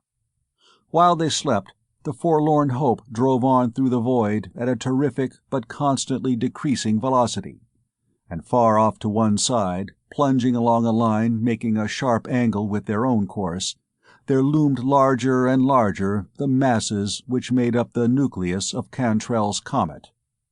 Upon awakening, Stevens' first thought was for the comet, and he observed it carefully before he aroused Nadia, who hurried into the control room. Looming large in the shortened range of the plate, their objective hurtled onward in its eternal course, its enormous velocity betrayed only by the rapidity with which it sped past the incredibly brilliant background of infinitely distant stars. Apparently, it was a wild jumble of separate fragments, a conglomerate, heterogeneous aggregation of rough and jagged masses, varying in size from grains of sand up to enormous chunks, which upon Earth would have weighed millions of tons. Pervading the whole nucleus, a slow, indefinite movement was perceptible, a vague writhing and creeping of individual components working and slipping past and around each other, as they all rushed forward in obedience to the immutable cosmic law of gravitation. "Oh, isn't that wonderful?" Nadia breathed. "Think of actually going to visit a comet. It sort of scares me, Steve. It's so creepy and crawly looking. We're awfully close, aren't we?" "Not so very. We'd probably have lots of time to eat breakfast. But just to be on the safe side, maybe I'd better camp here at the board, and you bring me over something to eat." "All X, Chief." And Stevens ate, one eye upon the screen, watching closely the ever-increasing bulk of the comet. For many minutes he swung the Forlorn Hope in a wide curve, approaching the mountain of metal ever and ever more nearly, then turned to the girl. "Hold everything, Nadia. Power's going off in a minute." He shut off the beam. Then, noting that they were traveling a trifle faster than the comet, he applied a small voltage to one dirigible projector. Darting the beam here and there, he so corrected their flight that they were precisely stationary in relation to the comet. He then opened his switches, and the Forlorn Hope hurtled on. Apparently motionless, it was now a part of Cantrell's comet, traveling in a stupendous, elongated ellipse about the master of our solar system, the Sun. "There, Ace. Who said anything about weight fiends? I was watching you, and you never turned a hair that time." "Why, that's right. I never even thought about it. I was so busy studying that thing out there. I suppose I've got used to it already?" "Sure. You're one of us now. I knew you would be. Well, let's go places and do things. You better put on a suit, too, so you can stand in the airlock and handle the line." They donned the heavily insulated, heated suits, and Stevens snapped the locking plugs of the dragline into their sockets upon the helmets. "Hear me?" he asked. "Sound discs all X?" "All X." "On the radio, all X?"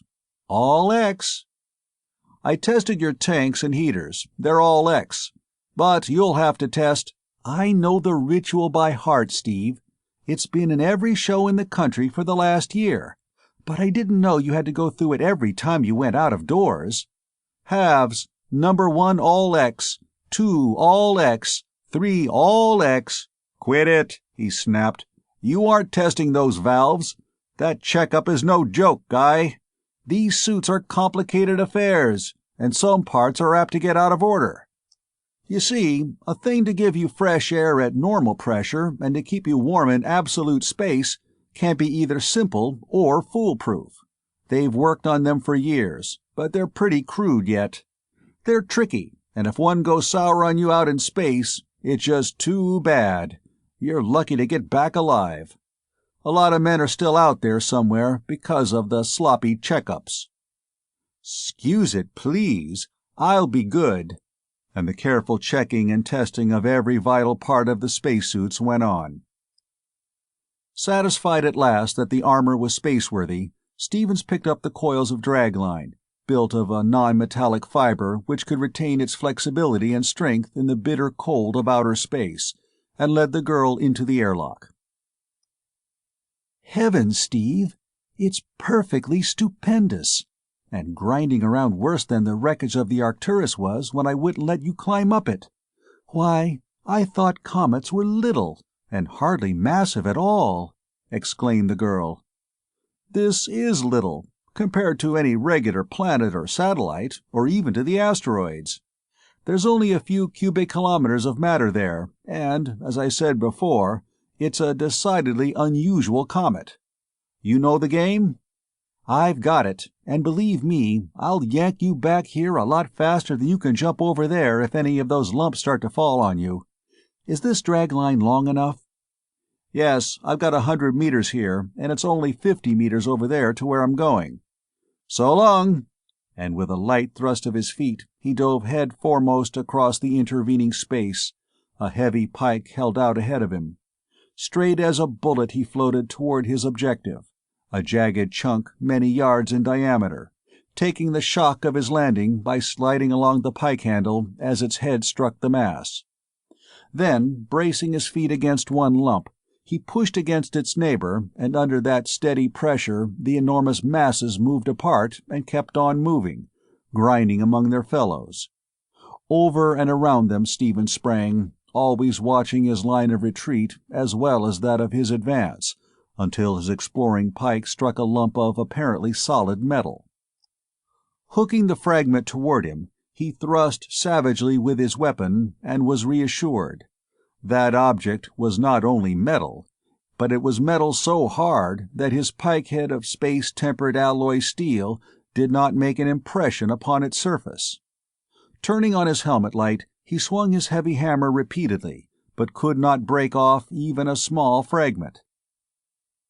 "Found something, Steve?" Nadia's voice came clearly in his ears. "I'll say I have. A hunk of solid, non-magnetic metal about the size of an office desk. I can't break off any of it, so I guess we'll have to grab the whole chunk." He hitched the end of his cable around the nugget, made sure that the loops would not slip, and then, as Nadia tightened the line, he shoved mightily. "All X, Nadia, she's coming. Pull in my drag line, as I said over there, and I'll help you land her." Inside the Forlorn Hope, the mass of metal was urged into the shop, where Stevens clamped it immovably to the steel floor before he took off his spacesuit. "Why, it's getting covered with snow, and the whole room is getting positively cold," Nadia exclaimed. "Sure. Anything that comes in from space is cold, even if it's been out only a few minutes, and that hunk of stuff has been out for nobody knows how many million years. It didn't get much heat from the sun, except at perihelion, you know, so it's probably somewhere around minus 260 degrees now. I'll have to throw a heater on it for half an hour before we can touch it. And since this is more or less new stuff to you, I'll caution you. Don't try to touch anything that has just come in. That hammer or pike would freeze your hand instantly, even though they've been out only a little while. Before you touch anything, blow on it, like this, see? If your breath freezes solid on it, like that, don't touch it. It's cold." Under the infrabeams of the heater, the mass of the metal was brought to room temperature, and Stevens attacked it with his machine tools. Bit by bit, the stubborn material was torn from the lump. Through heavy goggles, he watched the incandescent mass in a refractory crucible, in the heart of the induction furnace. "What do you think you've got? What you want?" "I don't know. It wasn't iron. It wouldn't hold a magnet. It's royal metal of some kind, I think. Base metals mostly melt at around 1500, and that crucible is still dry as a bone at better than 17. "How are you going to separate out the tantalum and the others you want from the ones that you don't want?" "I'm afraid that I'm not going to very well," replied Stevens with a wry grimace. "What I don't know about metallurgy would fill a library, and I'm probably the world's worst chemist. However, by a series of successive liquations, I hope to separate out fractions that I can use. Platinum melts somewhere around 1750, tantalum about 2900, and tungsten not until way up around 33 or 400. And that, by the way, means lots of grief. Of course, each fraction will probably be an alloy of one kind or another, but I think maybe I'll be able to make them do." "But mayn't the whole chunk be a pure metal?" "It's conceivable, but not probable. There, she's beginning to separate, at just below 1800.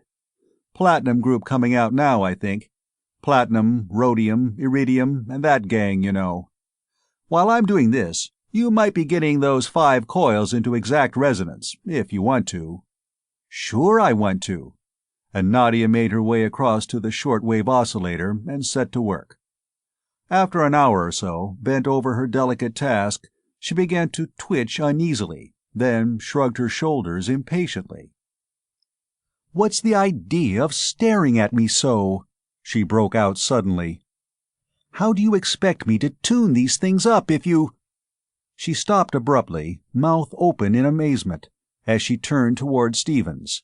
He had not even been looking at her, but he turned a surprised face from his own task at the sound of her voice. "Excuse me, please, Steve. I don't know what's the matter with me. Must be getting jumpy, I guess." "I wish that was all, but it isn't."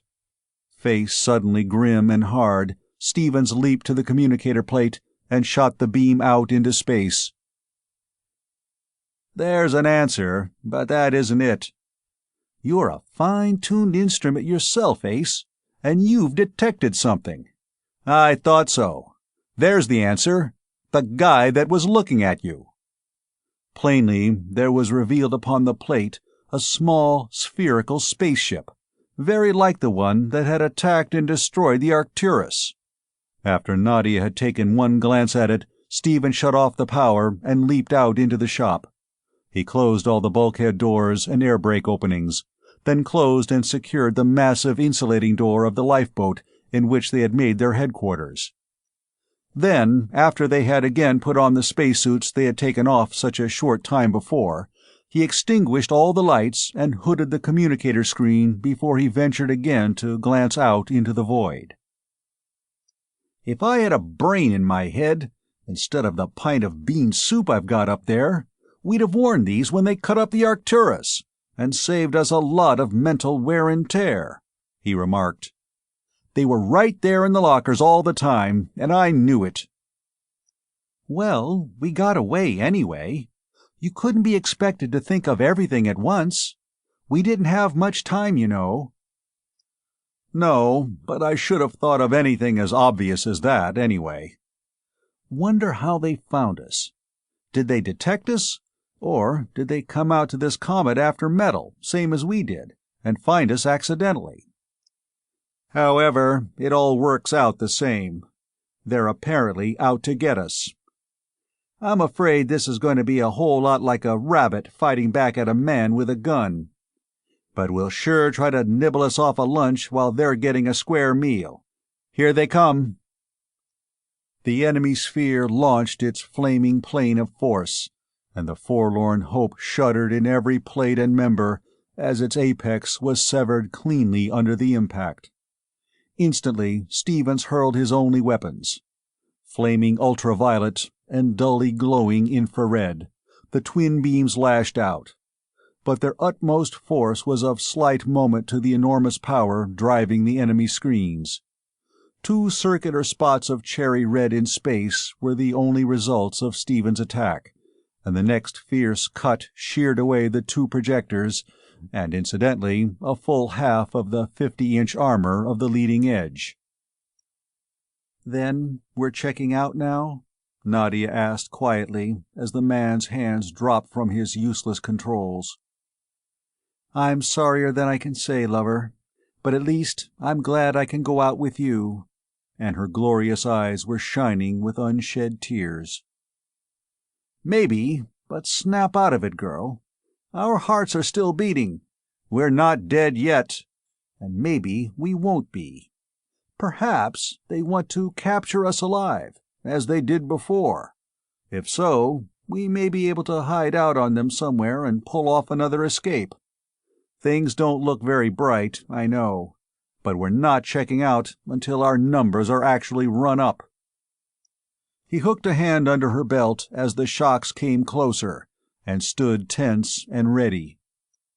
The lancing plane cut through one end of their control room, and Stevens leaped with his companion toward the new-made opening while the air shrieked outward into space and their suits bulged suddenly with the abrupt increase in pressure differential. While they were in mid-flight, the frightful blade of destruction cleaved its way through the control board and through the spot upon which they had been standing a moment before. As they passed the severed edge, en route into open space, Stephen seized a metal brace and clung there, every nerve taut. "Something funny here, Nadia," he said after a little in a low tone. "They should have made one more cut, to make us absolutely blind and helpless. As it is, they've clipped off all our projectors, so we can't move. But I think we've got the whole control compartment of number 2 lifeboat untouched. If so, we can look around anyway. Let's go."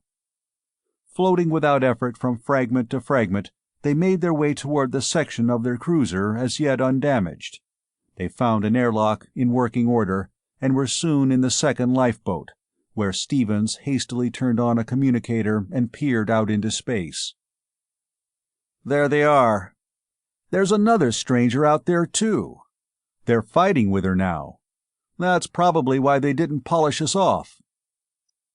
Steel-braced, clumsy helmets touching, the two terrestrials stared spellbound into the plate, watching while the insensately vicious intelligences within the sphere brought its every force to bear upon another and larger sphere, which was now so close as to be plainly visible. Like a gigantic drop of quicksilver this second globe appeared, its smooth and highly polished surface one enormous, perfect, spherical mirror. Watching tensely, they saw flash out that frightful plane of seething energy, with the effects of which they were all too familiar, and saw it strike full upon the dazzling ball. "This is awful, Ace," Stevens groaned. "They haven't got ray screens either, and without them they don't stand a chance. No possible substance can stand up under that beam. When they get done and turn back to us, we'll have to dive back to where we were." But the brilliant mirror was not as vulnerable as Stevens had supposed. The plane of force struck and clung, but could not penetrate it. Broken up into myriads of scintillating crystals of light, intersecting multicolored rays, and cascading flares of sparkling energy, the beam was reflected, thrown back, hurled away on all sides into space in coruscating, blinding torrents. And neither was the monster globe inoffensive. The straining watchers saw a port open suddenly, emit a flame-erupting something, and close as rapidly as it had opened. That something was a projectile, its propelling rockets fiercely aflame. As smoothly brilliant as its mothership, and seemingly as impervious to the lethal beams of the common foe. Detected almost instantly as it was, it received the full power of the savage attack. The hitherto irresistible plane of force beat upon it. Ultraviolet, infrared, and heat rays enveloped it. There were hurled against it all the forces known to the scientific minds within that fiendishly destructive sphere. Finally, only a scant few hundreds of yards from its goal, the protective mirror was punctured, and the freight of high explosive let go, with a silent but nevertheless terrific detonation. But now another torpedo was on its way, and another, boring on ruthlessly toward the smaller sphere. Fighting simultaneously 3 torpedoes and the giant globe, the enemy began dodging, darting hither and thither with a stupendous acceleration. But the tiny pursuers could not be shaken off. At every dodge and turn, steering rockets burst into furious activity, and the projectiles rushed ever nearer. Knowing that she had at least encountered a superior force, the sphere turned in mad flight. But, prodigious as was her acceleration, the torpedoes were faster, and all 3 of them struck her at once. There ensued an explosion veritably space-racking in its intensity, a flash of incandescent brilliance that seemed to fill all space, subsiding to a vast volume of tenuous gas, which, feebly glowing, flowed about and attached itself to Cantrell's comet. And in the space where had been the enemy sphere there was nothing. A slow-creeping pale blue rod of tangible force reached out from the great sphere, touched the wreckage of the Forlorn Hope, and pulled, gently but with enormous power. "Tractor beams again!" exclaimed Stevens, still at the plate. "Everybody's got 'em but us, it seems." "And we can't fight a bit any more, can we?" "Not a chance. Bows and arrows wouldn't do us much good. However, we may not need 'em. Since they fought that other crew and haven't blown us up, they aren't active enemies of ours, and may be friendly. I haven't any idea who or what they are, since even our communicator ray can't get through that mirror, but it looks as though our best bet is to act peaceable and see if we can't talk to them in some way, right? Right. They stepped out into the airlock, from which they saw that the great sphere had halted only a few yards from them, and that an indistinct figure stood in an open door, waving to them an unmistakable invitation to enter the strange vessel. "Shall we, Steve?" "Might as well. They've got us foul, and can take us if they want us. Anyway, we'll need at least a week to fix us up any kind of driving power, so we can't run, and we probably couldn't get away from those folks if we had all our power. They haven't blown us up, and they could have done it easily enough. Besides, they act friendly, so we'd better meet them halfway. Dive." Floating toward the open doorway, they were met by another rod of force, brought gently into the airlock and supported upright beside the being who had invited them to visit him.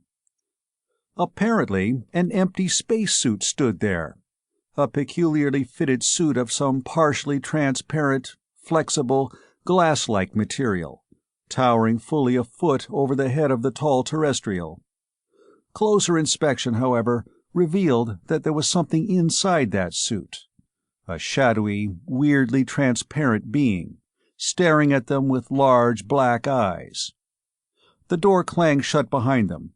They heard the faint hiss of inrushing air, and the inner door opened.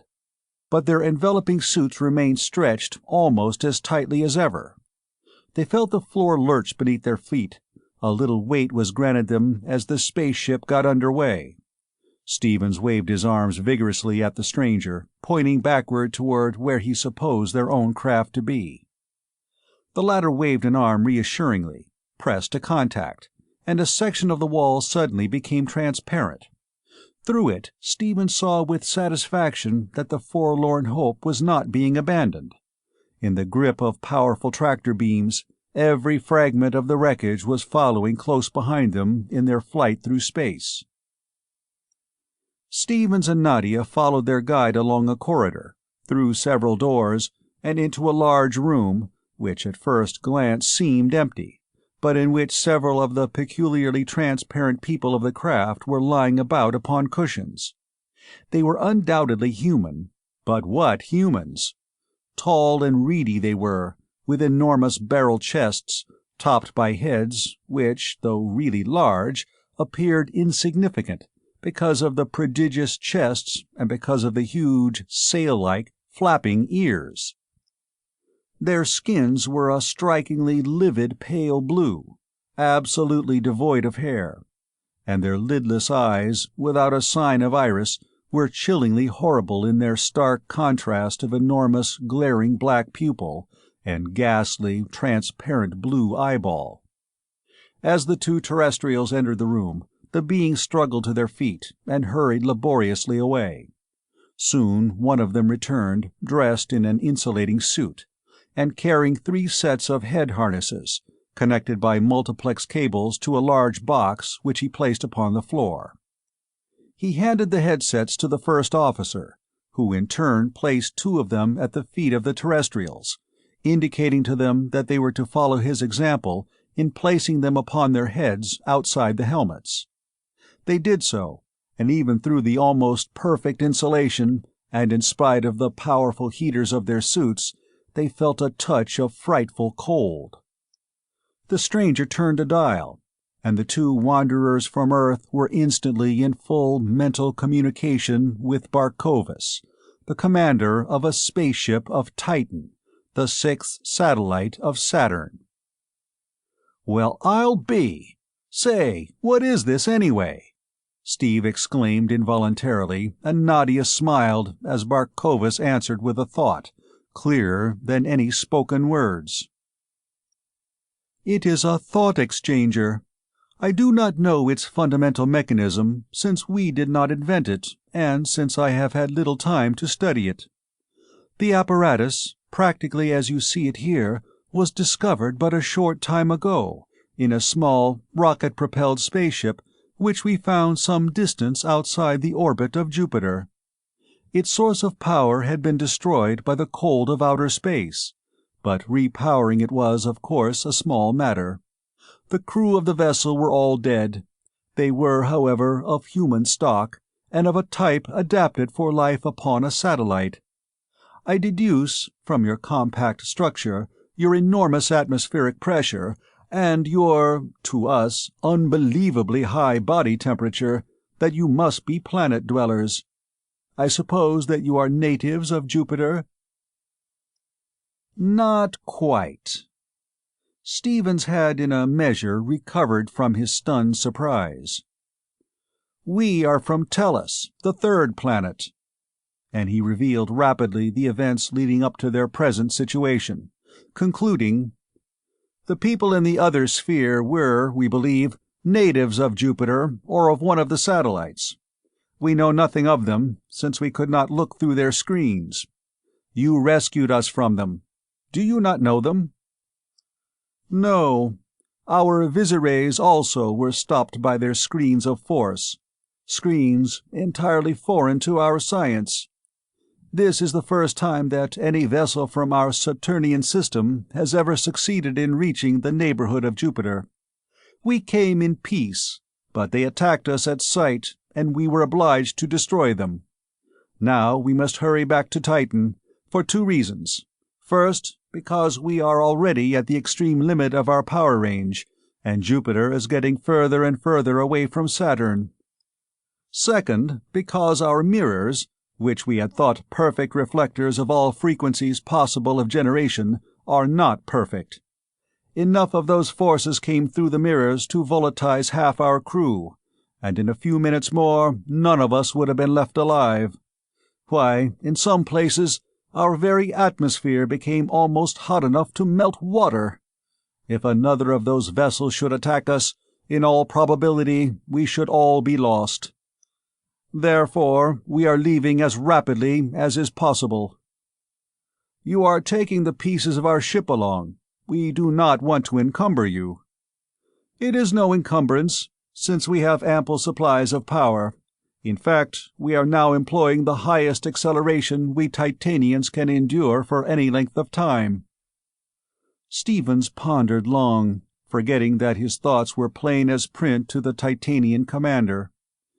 Thank heaven these strangers had sense enough to be friendly. All intelligent races should be friends, for mutual advancement. But it was a mighty long stretch to Saturn, and this acceleration wasn't so much. How long would it take to get there? Could they get back?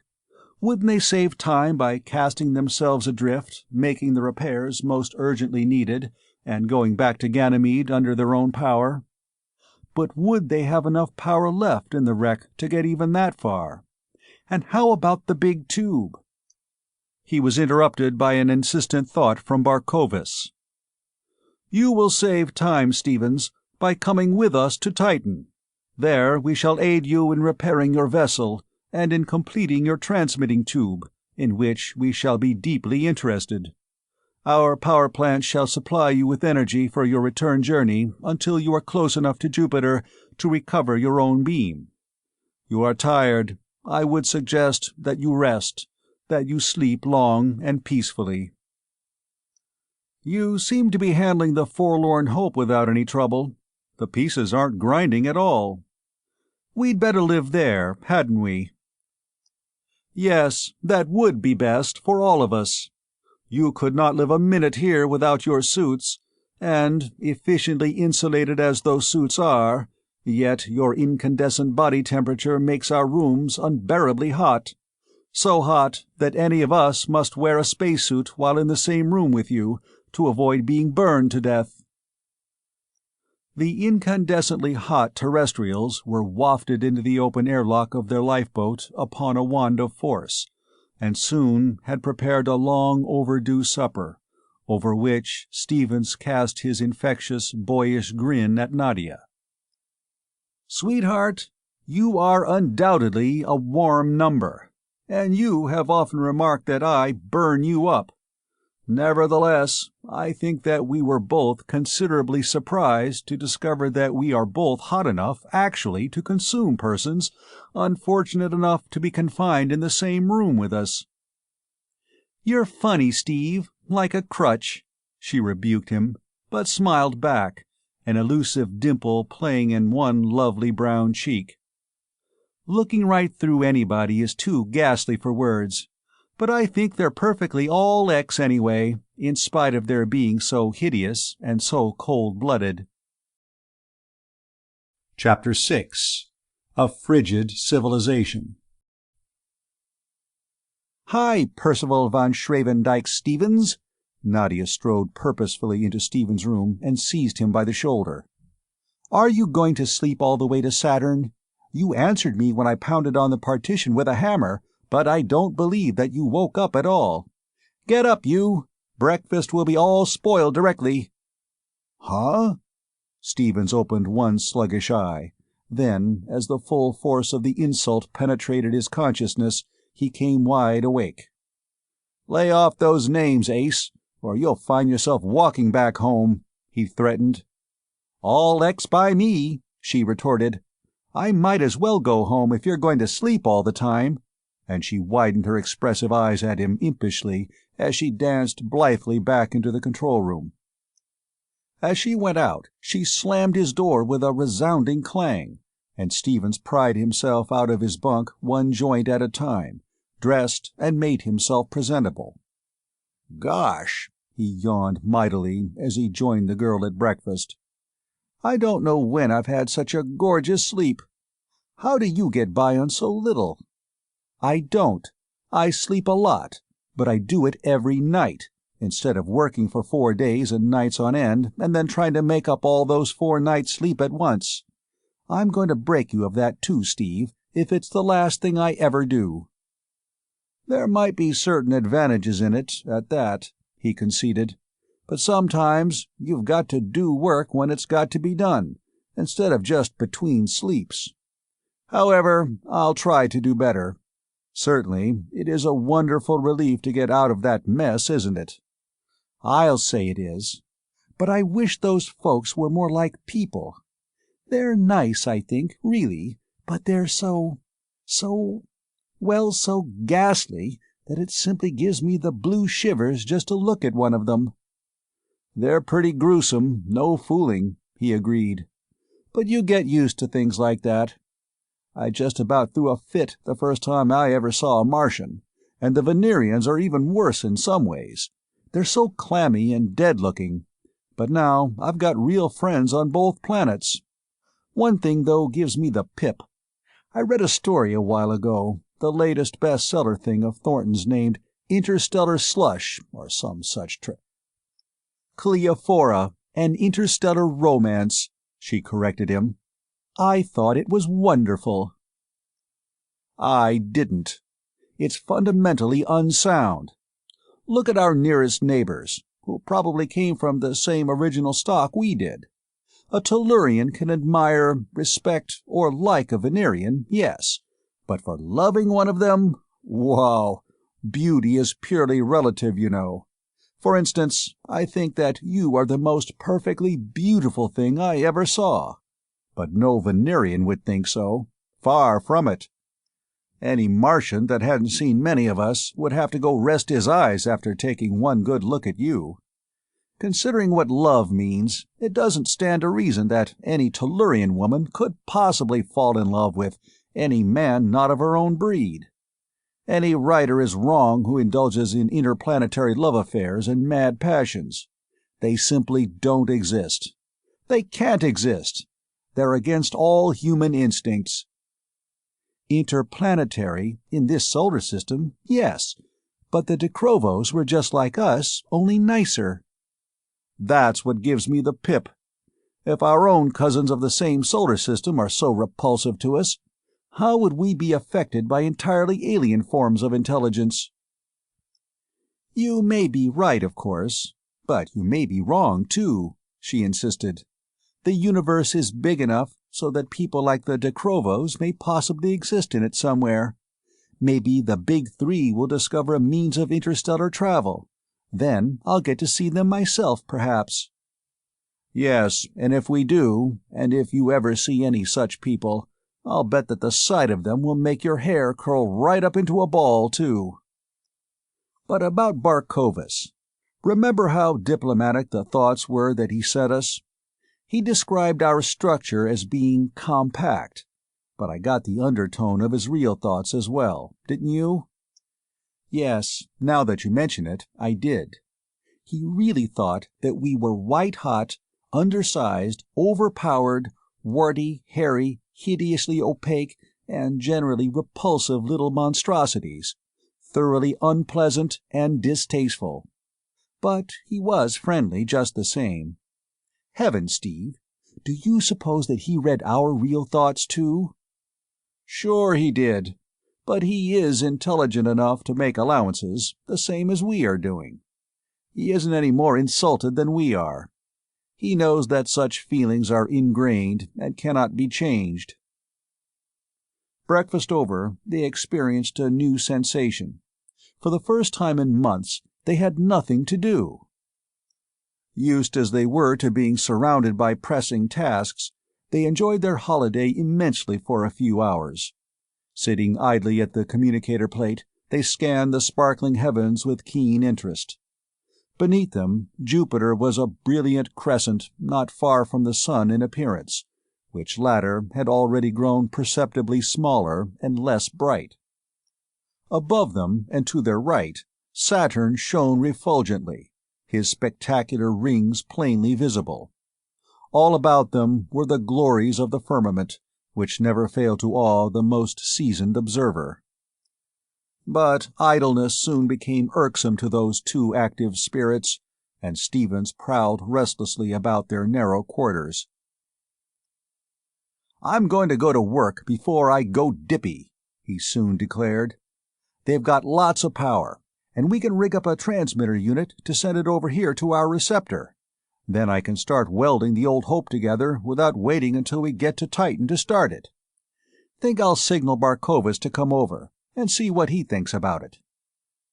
The Titanian commander approved the idea, and the transmitting field was quickly installed. Nadia insisted that she, too, needed to work, and that she was altogether too good a mechanic to waste. Therefore the two again labored mightily together, day after day. But the girl limited rigidly their hours of work to those of the working day, and evening after evening Barkovus visited them for hours. Dressed in his heavy spacesuit, and supported by a tractor beam well out of range of what seemed to him terrific heat radiated by the bodies of the terrestrials, he floated along unconcernedly, while over the multiplex cable of the thought exchanger he conversed with the man and woman seated just inside the open outer door of their airlock. The Titanian's appetite for information was insatiable. Particularly did he relish everything pertaining to the Earth and to the other inner planets, forever barred to him and to his kind. In return, Stevens and Nadia came gradually to know the story of the humanity of Titan. "I am glad beyond measure to have known you," Barkovus mused one night. "Your existence proves that there is truth in mythology, as some of us have always believed. Your visit to Titan will create a furor in the scientific circles, for you are impossibility incarnate, personifications of the preposterous. In you, wildest fancy had become commonplace. According to many of our scientists, it is utterly impossible for you to exist. Yet you say, and it must be, that there are millions upon millions of similar beings. Think of it. Venerians, Tellurians, Martians, the satellite dwellers of the lost spaceship, and us. So similar mentally, yet physically, how different." "But where does the mythology come in?" thought Nadia. "We have unthinkably ancient legends which say that once Titan was extremely hot, and that our remote ancestors were beings of fire, in whose veins ran molten water instead of blood. Since our recorded history goes back some tens of thousands of Saturnian years, and since in that long period there has been no measurable change in us, few of us have believed in the legends at all. They have been thought the surviving figments of a barbarous, prehistoric worship of the sun. However, such a condition is not in conflict with the known facts of cosmogony, and since there actually exists such a humanity as yours, a humanity whose bodily tissues actually are composed largely of molten water, those ancient legends must indeed have been based upon truth. What an evolution!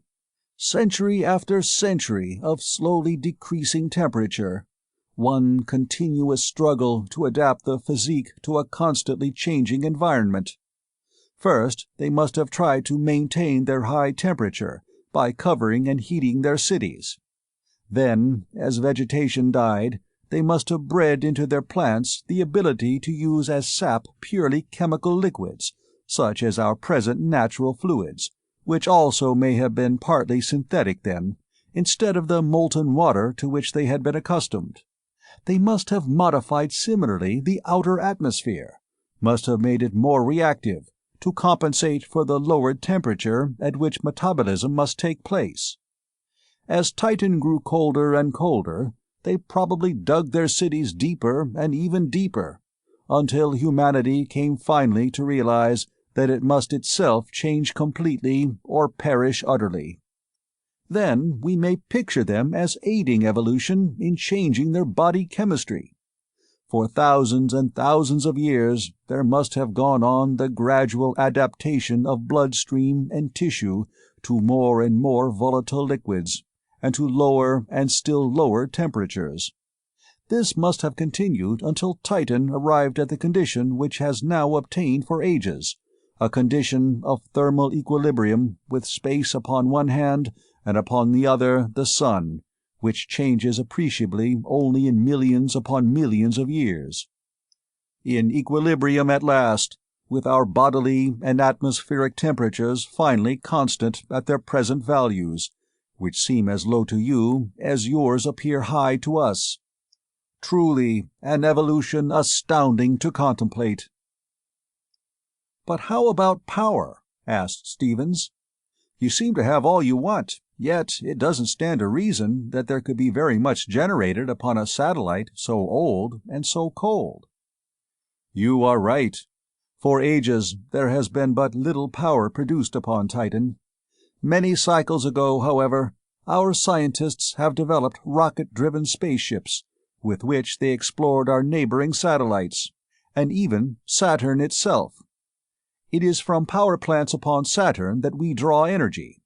Their construction was difficult in the extreme, since the pioneers had to work in braces because of the enormous force of gravity. Then, too, they had to be protected from the overwhelming pressure and poisonous qualities of the air, and insulated from a temperature far above the melting point of water. In such awful heat, of course, our customary building material, water, could not be employed." "But all our instruments have indicated that Saturn is cold," Stevens interrupted. "Its surface temperature, as read from afar, would be low," conceded Barkovus. "But the actual surface of the planet is extremely hot and is highly volcanic. Practically none of its heat is radiated because of the great density and depth of its atmosphere, which extends for many hundreds of your kilometers. It required many thousands of lives and many years of time to build and install those automatic power plants, but once they were in operation, we were assured of power for many tens of thousands of years to come. Our system of power transmission is more or less like yours, but we haven't anything like your range. Suppose you'd be willing to teach me the computation of your fields?" "Yes, we shall be glad to give you the formulae. Being an older race, it is perhaps natural that we should have developed certain refinements as yet unknown to you. But I am, I perceived, detaining you from your time of rest. Goodbye." And Barkovus was wafted back toward his mirrored globe. "What do you make of this chemical solution blood of theirs, Steve?" asked Nadia, watching the placidly floating form of the Titanian captain. "Not much. I may have mentioned before that there are 1 or 2, or perhaps even 3 men who are better chemists than I am. I gathered that it is something like a polyhydric alcohol, and something like a substituted hydrocarbon, and yet different from either in that it contains fluorine in loose combination. I think it is something that our Tellurian chemists haven't got yet. But they've got so many organic compounds now that they may have synthesized it at that. Titan's atmosphere isn't nearly as dense as ours, but what there is of it is pure dynamite. Ours is a little oxygen mixed with a lot of inert ingredients. Theirs is oxygen heavily laced with fluorine. It's reactive, no fooling. However, something pretty violent must be necessary to carry on body reactions at such a temperature as theirs." "Probably, but I know even less about that kind of thing than you do. Funny, isn't it, the way he thinks water when he means ice, and always thinks of our real water as being molten?" "Reasonable enough when you think about it. Temperature differences are logarithmic, you know, not arithmetic. The effective difference between his body temperature and ours is perhaps even greater than that between ours and that of melted iron. We never think of iron as being a liquid, you know." "That's right, too. Well, good night, Steve, dear." "Bye, little queen of space. See you at breakfast." And the forlorn hope became dark and silent. Day after day, the brilliant sphere flew toward distant Saturn, with the wreckage of the forlorn hope in tow. Piece by piece, that wreckage was brought together and held in place by the Titanian tractors, and slowly but steadily, under Stephen's terrific welding projector, the stubborn steel flowed together, once more to become a seamless, space-worthy structure. And Nadia, the electrician, followed close behind the welder. Wielding torch, pliers, and spanner with practiced hand, she repaired or cut out of circuit the damaged accumulator cells, and reunited the ends of each severed power lead. Understanding Nadia's work thoroughly, the Titanians were not particularly interested in it. But whenever Stevens made his way along an outside seam, he had a large and thrillingly horrified gallery. Everyone who could possibly secure permission to leave the sphere did so, each upon his own pencil of force, and went over to watch the welder. They did not come close to him. To venture within 50 feet of that slow-moving spot of scintillating brilliance, even in a spacesuit, meant death, but poised around him in space, they watched with shuddering, incredulous amazement the monstrous human being in whose veins ran molten water instead of blood, whose body was already so fiercely hot that it could exist unharmed while working practically without protection upon liquefied metal. Finally, the welding was done. The insulating space was evacuated and held its vacuum. Outer and inner shells were bottle-tight. The two mechanics heaved deep sighs of relief as they discarded their cumbersome armor and began to repair what few of their machine tools had been damaged by the slashing plane of force which had so neatly sliced the forlorn hope into sections. "Say, big fellow, you're the guy that slings the ink, ain't you?" Nadia extinguished her torch and swaggered up to Stevens, hands on hips, her walk an exaggerated roll. "Write me out a long walk. This job's all played out, so I think I'll get me a good job on Titan. I said, give me my time, you big stiff."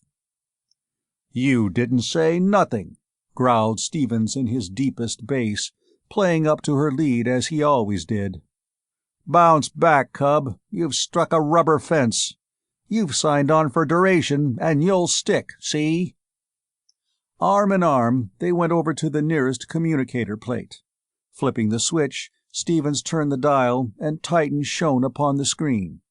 So close that it no longer resembled a moon, but was a world toward which they were falling with an immense velocity. "Not close enough to make out much detail yet. Let's take another look at Saturn." and Stevens projected the visiray beam out toward the mighty planet. It was now an enormous full moon, almost 5 degrees in apparent diameter. Its visible surface an expanse of what they knew to be billowing cloud, shining brilliantly white in the pale sunlight, broken only by a dark equatorial band. "Those rings were such a gorgeous spectacle a little while ago," Nadia mourned. "It's a shame that Titan has to be right in their plane, isn't it? Think of living this close to one of the most wonderful sights in the solar system and never being able to see it. Think they know what they're missing, Steve?" "We'll have to ask Barkovus," Stevens replied. He swung the communicator beam back toward Titan, and Nadia shuddered. "Oh, it's hideous," she exclaimed. "I thought that it would improve as we got closer, but the plainer we can see it, the worse it gets. Just to think of human beings, even such cold-blooded ones as those over there, living upon such a horrible moon and liking it, gives me the blue shivers." "It's pretty bleak, no fooling," he admitted, and peered through the eyepiece of the visiray telescope, studying minutely the forbidding surface of the satellite they were so rapidly approaching. Larger and larger it loomed, a cratered, jagged globe of desolation indescribable, of sheer, bitter cold, incarnate and palpable, of stark, sharp contrasts. Gigantic craters, in whose yawning depths no spark of warmth had been generated for countless cycles of time, were surrounded by vast plains eroded to the dead level of a windless sea. Every lofty object cast a sharply outlined shade of impenetrable blackness, beside which the weak light of the sun became a dazzling glare. The ground was either a brilliant white or an intense black, unrelieved by half-tones. "I can't hand it much either, Nadia. But it's all in the way you've been brought up, you know. This is home to them, and just to look at Tellus would give them the pip. Ha! Here's something you'll like, even if it does look so cold that it makes me feel like hugging a couple of heater coils. It's Barkovus City, the one we're heading for, I think. It's close enough now so that we can get it on the plate." And he set the communicator beam upon the metropolis of Titan. "Why, I don't see a thing, Steve. Where and what is it?" They were dropping vertically downward toward the center of a vast plain of white, featureless and desolate, and Nadia stared in disappointment. "You'll see it directly. It's too good to spoil by telling you what to look for. Or what— Oh, there it is!" she cried. "It is beautiful, Steve, but how frightfully, utterly cold." A flash of prismatic color had caught the girl's eye, and, one transparent structure thus revealed to her sight, there had burst into view a city of crystal. Low buildings of hexagonal shape, arranged in irregularly variant hexagonal patterns, extended mile upon mile. From the roofs of the structures lacy spires soared heavenward, interconnected by long, slim cantilever bridges whose prodigious span seemed out of all proportion to the gossamer delicacy of their construction. Buildings, spires, and bridges formed fantastic geometric designs, at which Nadia exclaimed in delight. "I've just thought of what that reminds me of. It's snowflakes." "Sure. I knew it was something familiar. Snowflakes. No two are ever exactly alike, and yet every one is symmetrical and hexagonal. We're going to land on the public square. See the crowds? Let's put on our suits and go out." The Forlorn Hope lay in a hexagonal park, and near it the Titanian globe had also come to rest. All about the little plot towered the glittering buildings of crystal, and in its center played a fountain, a series of clear and sparkling cascades of liquid jewels. Underfoot there spread a thick, soft carpet of whitely brilliant vegetation. Throngs of the grotesque citizens of Titania were massed to greet the spaceships, throngs clustering close about the globular vessel, but maintaining a respectful distance from the fiercely radiant terrestrial wedge. All were shouting greetings and congratulations, shouts which Stevens found as intelligible as his own native tongue. "Why, I can understand every word they say, Steve," Nadia exclaimed in surprise. "How come do you suppose?" "I can, too. Don't know. Must be from using that thought telephone of theirs so much, I guess. Here comes Barkovas. I'll ask him." The Titanian commander had been in earnest conversation with a group of fellow creatures and was now walking toward the terrestrials, carrying the multiple headsets. Placing them upon the white sward, he backed away, motioning the two visitors to pick them up. "It may not be necessary, Barkovas," Stevens said, slowly and clearly. "We do not know why, but we can understand what your people are saying, and it may be that you can now understand us." "Oh yes, I can understand your English perfectly. A surprising development, but perhaps, after all, one that should have been expected, from the very nature of the device we have been using. I wanted to tell you that I have just received grave news, which makes it impossible for us to help you immediately, as I promised. While we were gone, one of our 2 power plants upon Saturn failed. In consequence, Titan's power has been cut to a minimum, since maintaining our beam at that great distance required a large fraction of the output of the other plant. Because of this lack, the Sedlor walls were weakened to such a point that in spite of the Guardian's assurances, I think trouble is inevitable.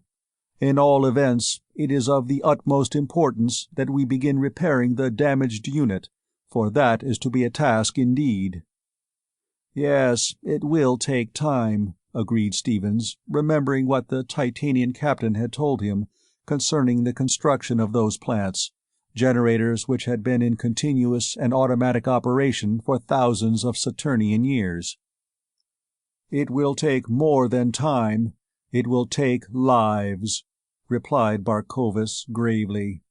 "Scores, perhaps hundreds of us will never again breathe the clear, pure air of Titan. In spite of all precaution and all possible bracing and insulation, man after man after man will be crushed by his own weight, volatilized by the awful heat, poisoned by the foul atmosphere, or will burst into unthinkable flames at the touch of some flying spark from the inconceivably hot metals with which we shall have to work. A horrible fate, but we shall not lack for volunteers." "Sure not. And of course you yourself would go. And I never thought of the effect a spark would have on you. Your tissues would probably be wildly inflammable. But say, I just had a thought. Just how hot is the air at those plants, and just what is the actual pressure?" "According to the records, the temperature is some 40 of your centigrade degrees above the melting point of water, and the pressure is not far short of 2 of your meters of mercury. I find it almost impossible to think of mercury as a liquid, however." "You find it impossible since you use it as a metal, for wires and coils and so on. But plus 40, while pretty warm, isn't impossible by any means. And we could stand double our air pressure for quite a while. Both my partner and I are pretty fair mechanics, and we've got quite a line of machine tools, such as you could not possibly have here. We'll give it a whirl, since we owe you something already. Lead us to it, Ace." "But wait a minute. We can't see through the fog, so we couldn't find the plants. And probably your wiring diagrams would explode if I touched them." "I never thought of your helping us," mused Barkovas. "The idea of any living being existing in that inferno has always been unthinkable. But the difficulties you mention are slight. We have already built in our vessel communicators similar to yours, and radio sets. With these we can guide you and explain the plants to you as you work, and our tractor beams will be of assistance to you in moving heavy objects, even at such distances from the surface as we Titanians shall have to maintain. If you will set out a flask of your atmosphere, we will analyze it, for the thought has come to me that perhaps, being planet-dwellers yourselves, the air of Saturn might not be as poisonous to you as it is to us." "That's a thought, too.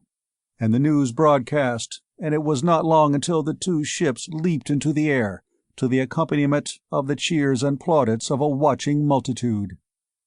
In a wide curve they sped toward Saturn, passing so close to the enormous rings that the individual meteoric fragments could almost be seen with the unaided eye.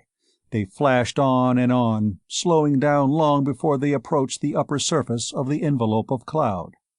The spherical spaceship stopped, and Stevens, staring into his useless screen, drove the forlorn hope downward mile after mile, solely under Barkovus' direction, changing course and power from time to time as the Titanian's voice came from the speaker at his elbow. Slower and slower became the descent, until finally, almost upon the broad, flat roof of the power plant, Stevens saw it in his plate. Breathing deeply in relief, he dropped quickly down upon a flat pavement, neutralized his controls, and turned to Nadia. "Well, old golf-shootist, we're here at last. Now we'll go out and see what's gone screwy with the works. Remember that the gravity is about double normal here, and conduct yourself accordingly." "But it's supposed to be only about 9/10ths," she objected. "That's at the outer surface of the atmosphere," he replied. "And it's some atmosphere, not like the thin layer we've got on Tellus." They went into the airlock, and Stevens admitted air until their suits began to collapse. Then, faceplate valves cracked, he sniffed cautiously, finally opening his helmet wide. Nadia followed suit, and the man laughed as she wrinkled her nose in disgust, as two faint but unmistakable odors smote her olfactory nerves. "I never cared particularly for hydrogen sulfide and sulfide dioxide either," he assured her. "But they aren't strong enough to hurt us in the short time we'll be here. Those Titanian chemists know their stuff, though." He opened the outer valves slowly, then opened the door, and they stepped down upon the smooth, solid floor, which Stevens examined carefully. "I thought so, from his story. Solid platinum. This whole planet is built of platinum, iridium, and noble alloys, the only substances known that will literally last forever. Believe me, ace of my bosom, I don't wonder that it cost them lives to build it. With their conditions, I don't see how they ever got it built at all." Before them rose an immense, flat-topped cone of metal, upon the top of which was situated the power plant. 12 massive pillars supported a flat roof, but permitted the air to circulate freely throughout the one great room which housed the machinery. They climbed a flight of stairs, passed between two pillars, and stared about them. There was no noise, no motion. There was nothing that could move.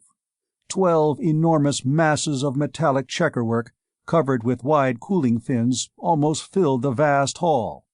From the center of each mass, great leads extended out into a clear space in the middle of the room, there united in mid-air to form one enormous bus bar. This bar, thicker than a man's body, had originally curved upward to the base of an immense parabolic structure of latticed bars. Now, however, it was broken in mid-span, and the two ends bent toward the floor. Above their heads, a jagged hole gaped in the heavy metal of the roof, and a similar hole had been torn in the floor. The bar had been broken, and these holes had been made by some heavy body, probably a meteorite, falling with terrific velocity. "This is it, all right," Stevens spoke to distant Barkovus. "Sure there's nothing on this beam? If it should be hot, and I should short-circuit or bridge it with my body, it would be just too bad." "We have made sure that nothing is connected to it," the Titanian assured him. "Do you think you can do anything?" "Absolutely. We've got jacks that'll bend heavier stuff than that, and after we get it straightened, the welding will be easy. But I'll have to have some metal. Shall I cut a piece off the pavement outside?" "That will not be necessary. You will find ample stores of space metal piled at the base of each pillar." "All X. Now we'll get the jack, Nadia." And they went back to their vessel, finding that upon Saturn their combined strength was barely sufficient to drag the heavy tool along the floor. "Stand aside, please. We will place it for you." a calm voice sounded in their ears, and a pale blue tractor beam picked the massive jack lightly from the floor and as lightly lifted into its place beneath the broken bus bar, and held it there while Stevens piled blocks and plates of platinum beneath its base. "Well, here's where I peel down as far as the law allows. This is going to be real work, girl, no fooling. It'd help a lot if this outfit were sending out a few thousand kilofrancs instead of standing idle." "How would that help?"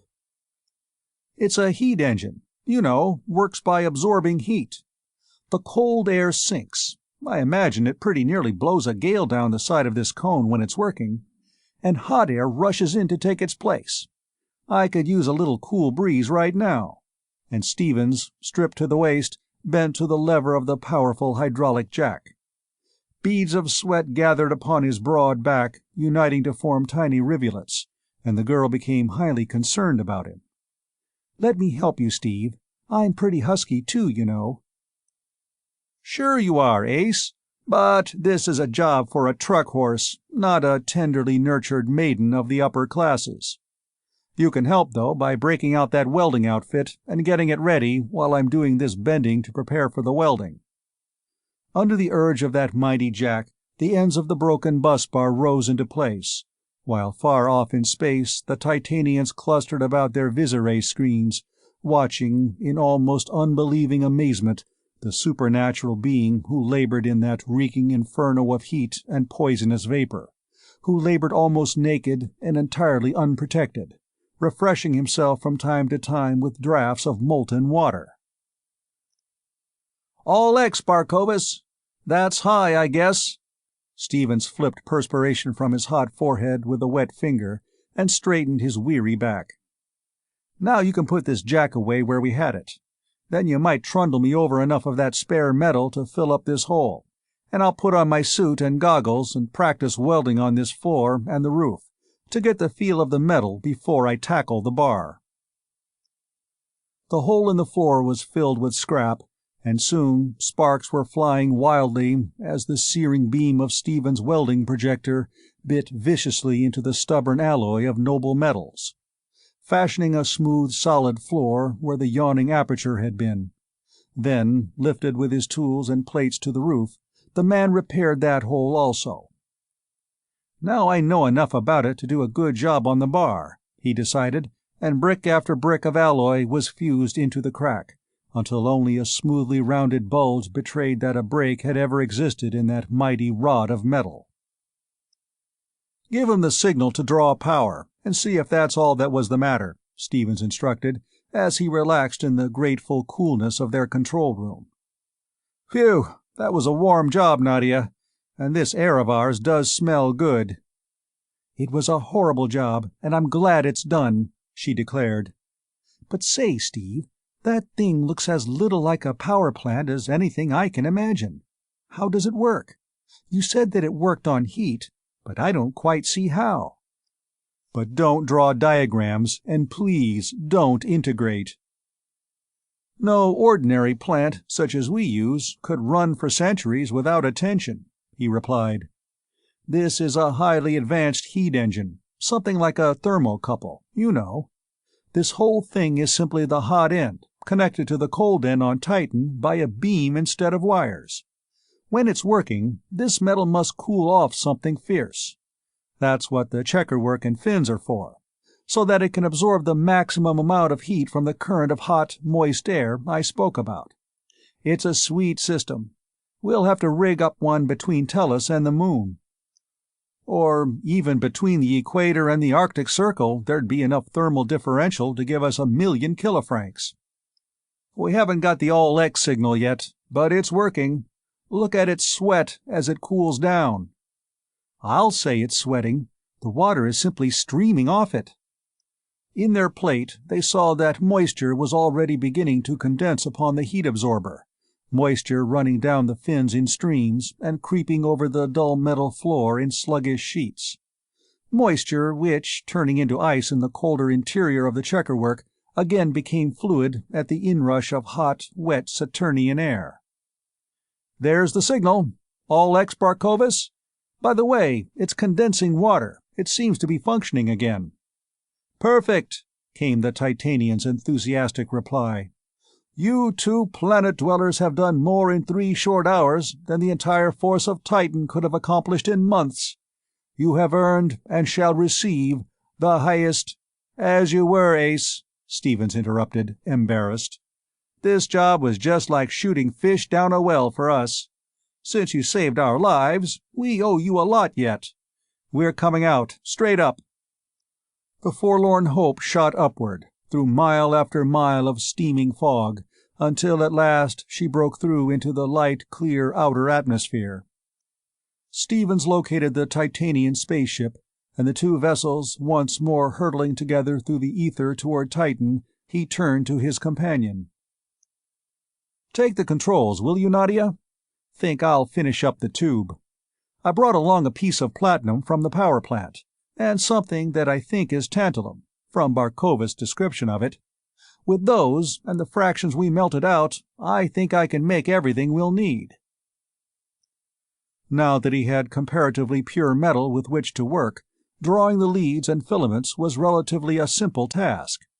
Working over the hot bench with torch and welding projector, he made short work of running the leads through the almost plastic glass of the great tube, and of sealing them in place. The plates and grids presented more serious problems, but they were solved, and long before Titan was reached, the tube was out in space, supported by a Titanian tractor beam between the two vessels. Stevens came into the shop, holding a modified McLeod gauge, which he had just taken from the interior of the tube. When it had come to equilibrium, he read it carefully, and yelled. "Eureka, little fellow! She's down to where I can't read it, even on this big gauge. So hard that it won't need flashing. Harder than any vacuum I ever got on Tellus, even with a Rodebush Maholic super pump." "But how about occluded and absorbed gas in the filaments and so on when they heat up?" demanded Nadia practically. "All gone, Ace. I outgassed 'em plenty out there, 7 times, almost to fusion. There isn't enough gas left in the whole thing to make a deep breath for a microbe." He took up his welding projector, and a beam carried him back to the tube. There, in the practically absolute vacuum of space, the last openings in the glass were sealed, and man and great transmitting tube were wafted lightly back into the terrestrial cruiser.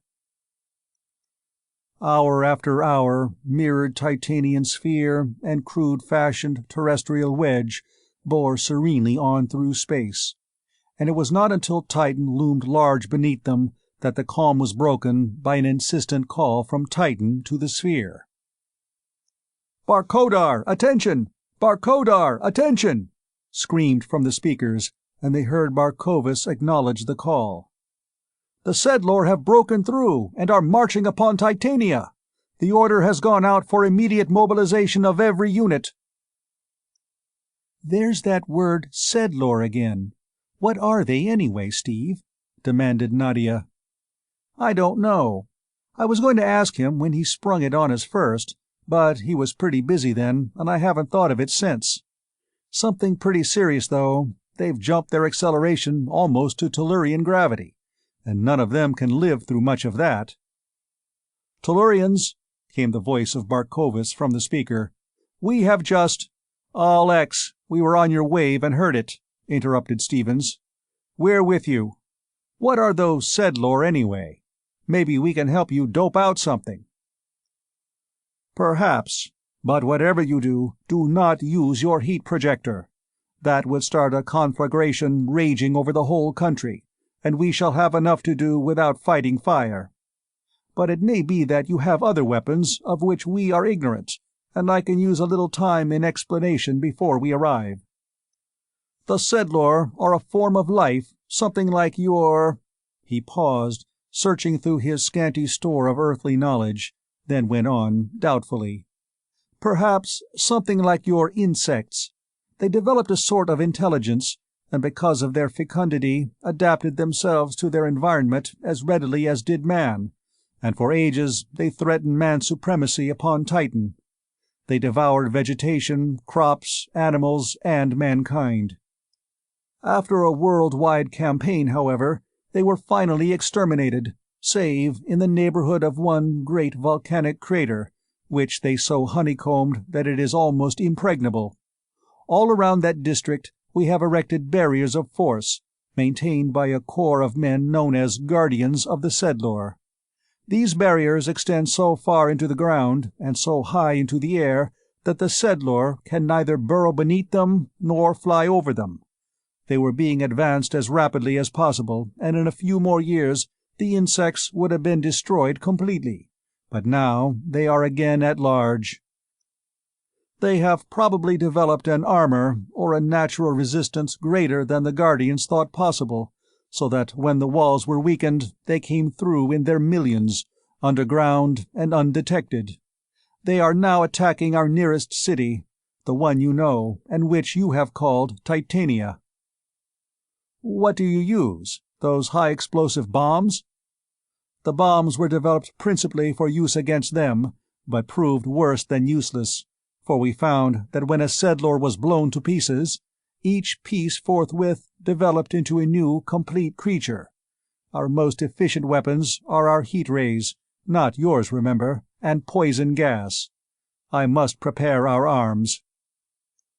"Would our heat ray actually set them afire, Steve?" Nadia asked, as the plate went blank. "I'll say it would. I'll show you what heat means to them. Showing you will be plainer than any amount of explanation." And he shot the visiray beam down toward the city of Titania. Into a low-lying building it went, and Nadia saw a Titanian foundry in full operation. Men clad in asbestos armor were charging, tending, and tapping great electric furnaces and crucibles, shrinking back and turning their armored heads away as the hissing, smoking melt crackled into molds from their long-handled ladles. Nadia studied the foundry for a moment, interested but unimpressed. "Of course it's hot there. Foundries always are hot," she argued. "Yes, but you haven't got the idea yet." Stevens turned again to the controls, following the sphere toward what was evidently a line of battle. "That stuff that they are melting and casting, and that is so hot, is not metal, but ice. Remember that the vital fluid of all life here, animal and vegetable, corresponding to our water, is probably more inflammable than gasoline. If they can't work on ice water without wearing suits of 5-ply asbestos, what would a real heat ray do to them? It'd be about like our taking a dive into the sun." "Ice?" she exclaimed. "Oh, of course. But you couldn't really believe a thing like that without seeing it, could you? Oh, Steve, how utterly horrible." The Barkodar had dropped down into a line of sister ships, and had gone into action in mid-air against a veritable swarm of foes. Winged centipedes they were, centipedes fully 6 feet long, hurling themselves along the ground and through the air in furious hordes. From the flying globes emanated pale beams of force, at the touch of which the Sedlor disappeared in puffs of vapor. Upon the ground, huge tractors and trucks, manned by massed soldiery, mounted mighty reflectors projecting the same lethal beam. From globes and tanks there sounded a drumming roar, and small capsules broke in thousands among the foe, emitting a red cloud of gas in which the centipedes shriveled and died. But for each one that was destroyed, 2 came up from holes in the ground, and the battle line fell back toward Titania, back toward a long line of derrick-like structures which were sinking force rods into the ground in furious haste. Stevens flashed on his ultraviolet projector and swung it into the thickest ranks of the enemy. In the beam, many of the monsters died, but the terrestrial ray was impotent compared with the weapons of the Titanians, and Stevens, snapping off the beam with a bitter imprecation, shot the visiray out toward the bare black cone of the extinct volcano and studied it with care. "Barkovas, I've got a thought," he snapped into the microphone. "Their stronghold is in that mountain, and there's millions of them in there yet, coming out along their tunnels. They've got all the vegetation eaten away for miles, so there's nothing much left there to spread a fire if I go to work on that hill, and I'll probably melt enough water to put out most of the fires I start.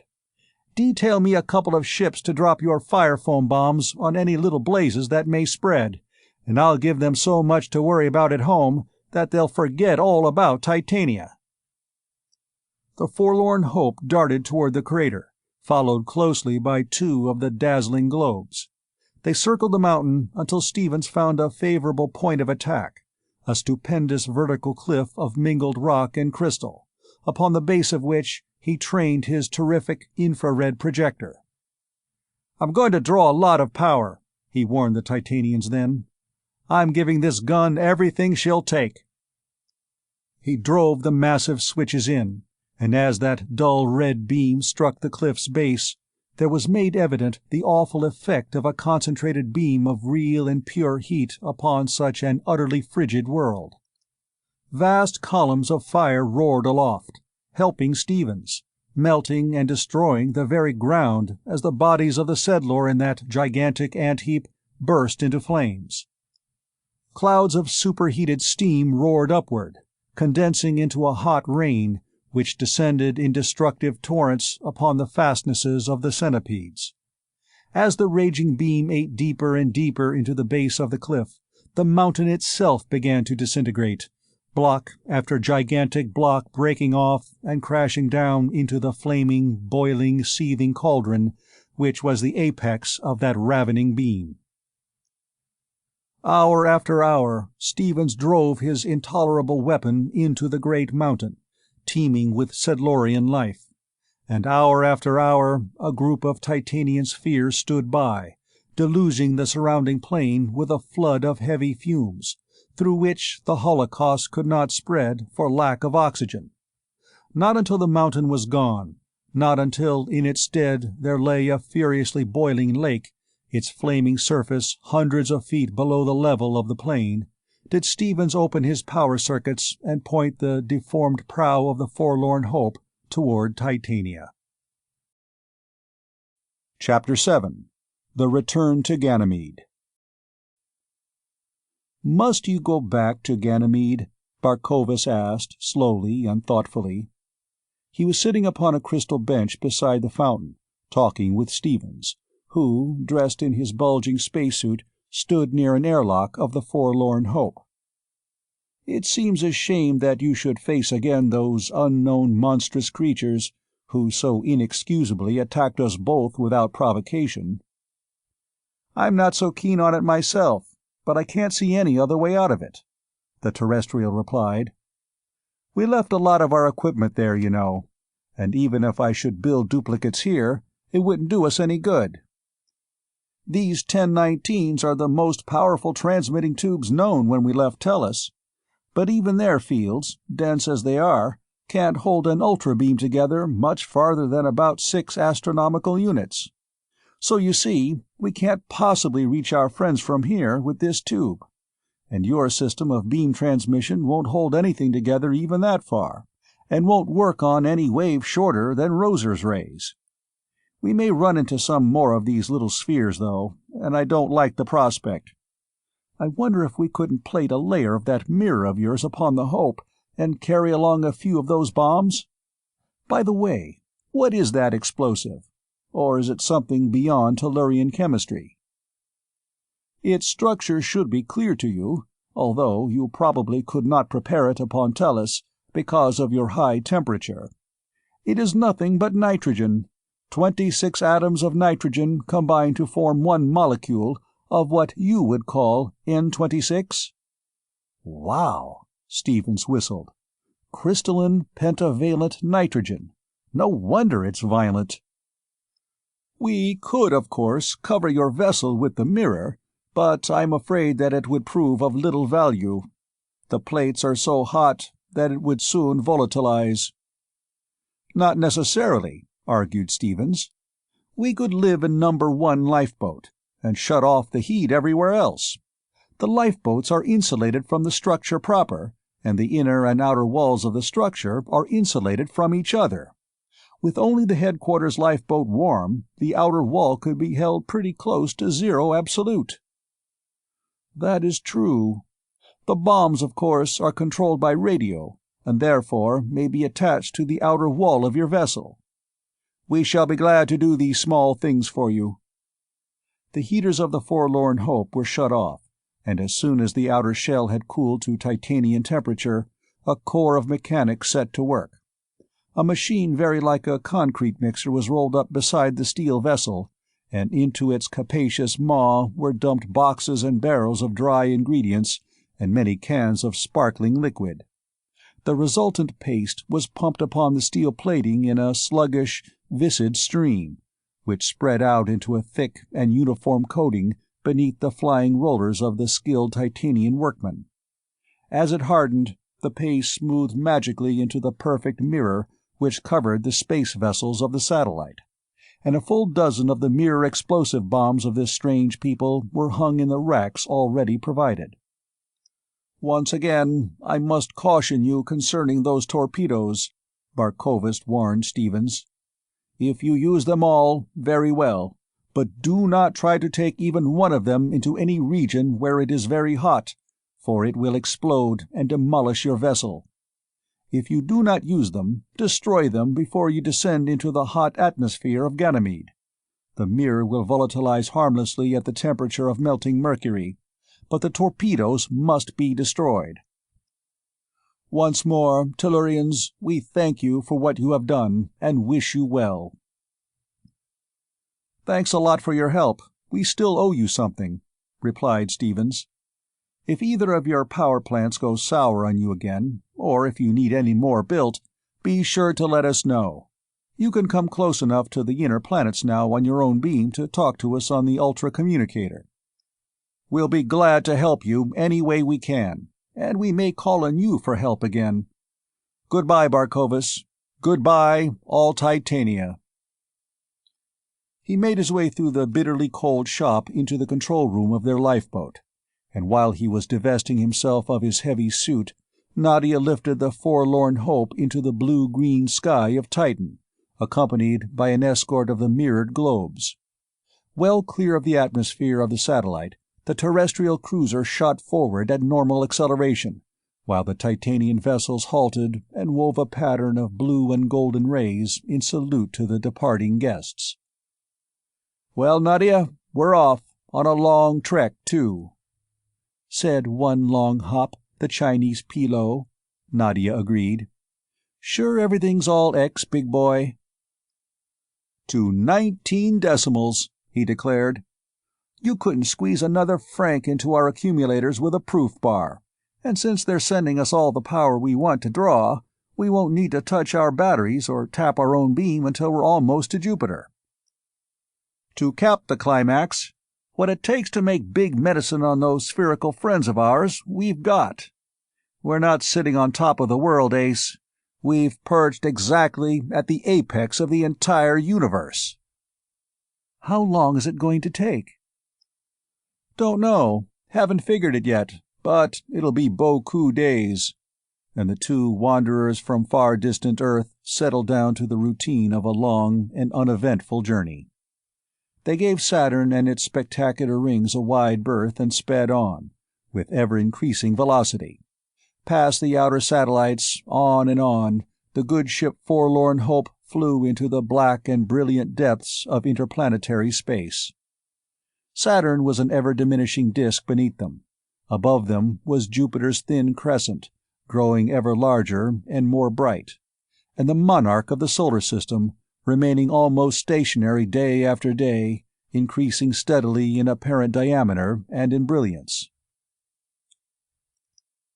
Although the voyage from Titan to Ganymede was long, it was not monotonous, for there was much work to be done in the designing and fabrication of the various units which were to comprise the ultra-radio transmitting station. In the various compartments of the Forlorn Hope there were sundry small motors, blowers, coils, condensers, force-field generators, and other items which Stevens could use with little or no alteration, but for the most part he had to build everything himself. Thus it was that time passed quickly, so quickly that Jupiter loomed large and the Saturnian beam of power began to attenuate almost before the terrestrials realized that their journey was drawing to an end. "Our beam's falling apart fast," Stevens read his meters carefully, then swung his communicator beam toward Jupiter. "We aren't getting quite enough power to hold our acceleration at normal. Think I'll cut now, while we're still drawing enough to let the Titanians know we're off their beam. We've got lots of power of our own now, and we're getting pretty close to enemy territory, so they may locate that heavy beam. Have you found Ganymede yet?" "Yes, it will be on the other side of Jupiter by the time we get there. Shall I detour, or put on a little more negative and wait for it to come around to this side?" "Better wait, I think. The farther away we stay from Jupiter and the major satellites, the better." "All X, it's on. Suppose we better start standing watches in case some of them show up?"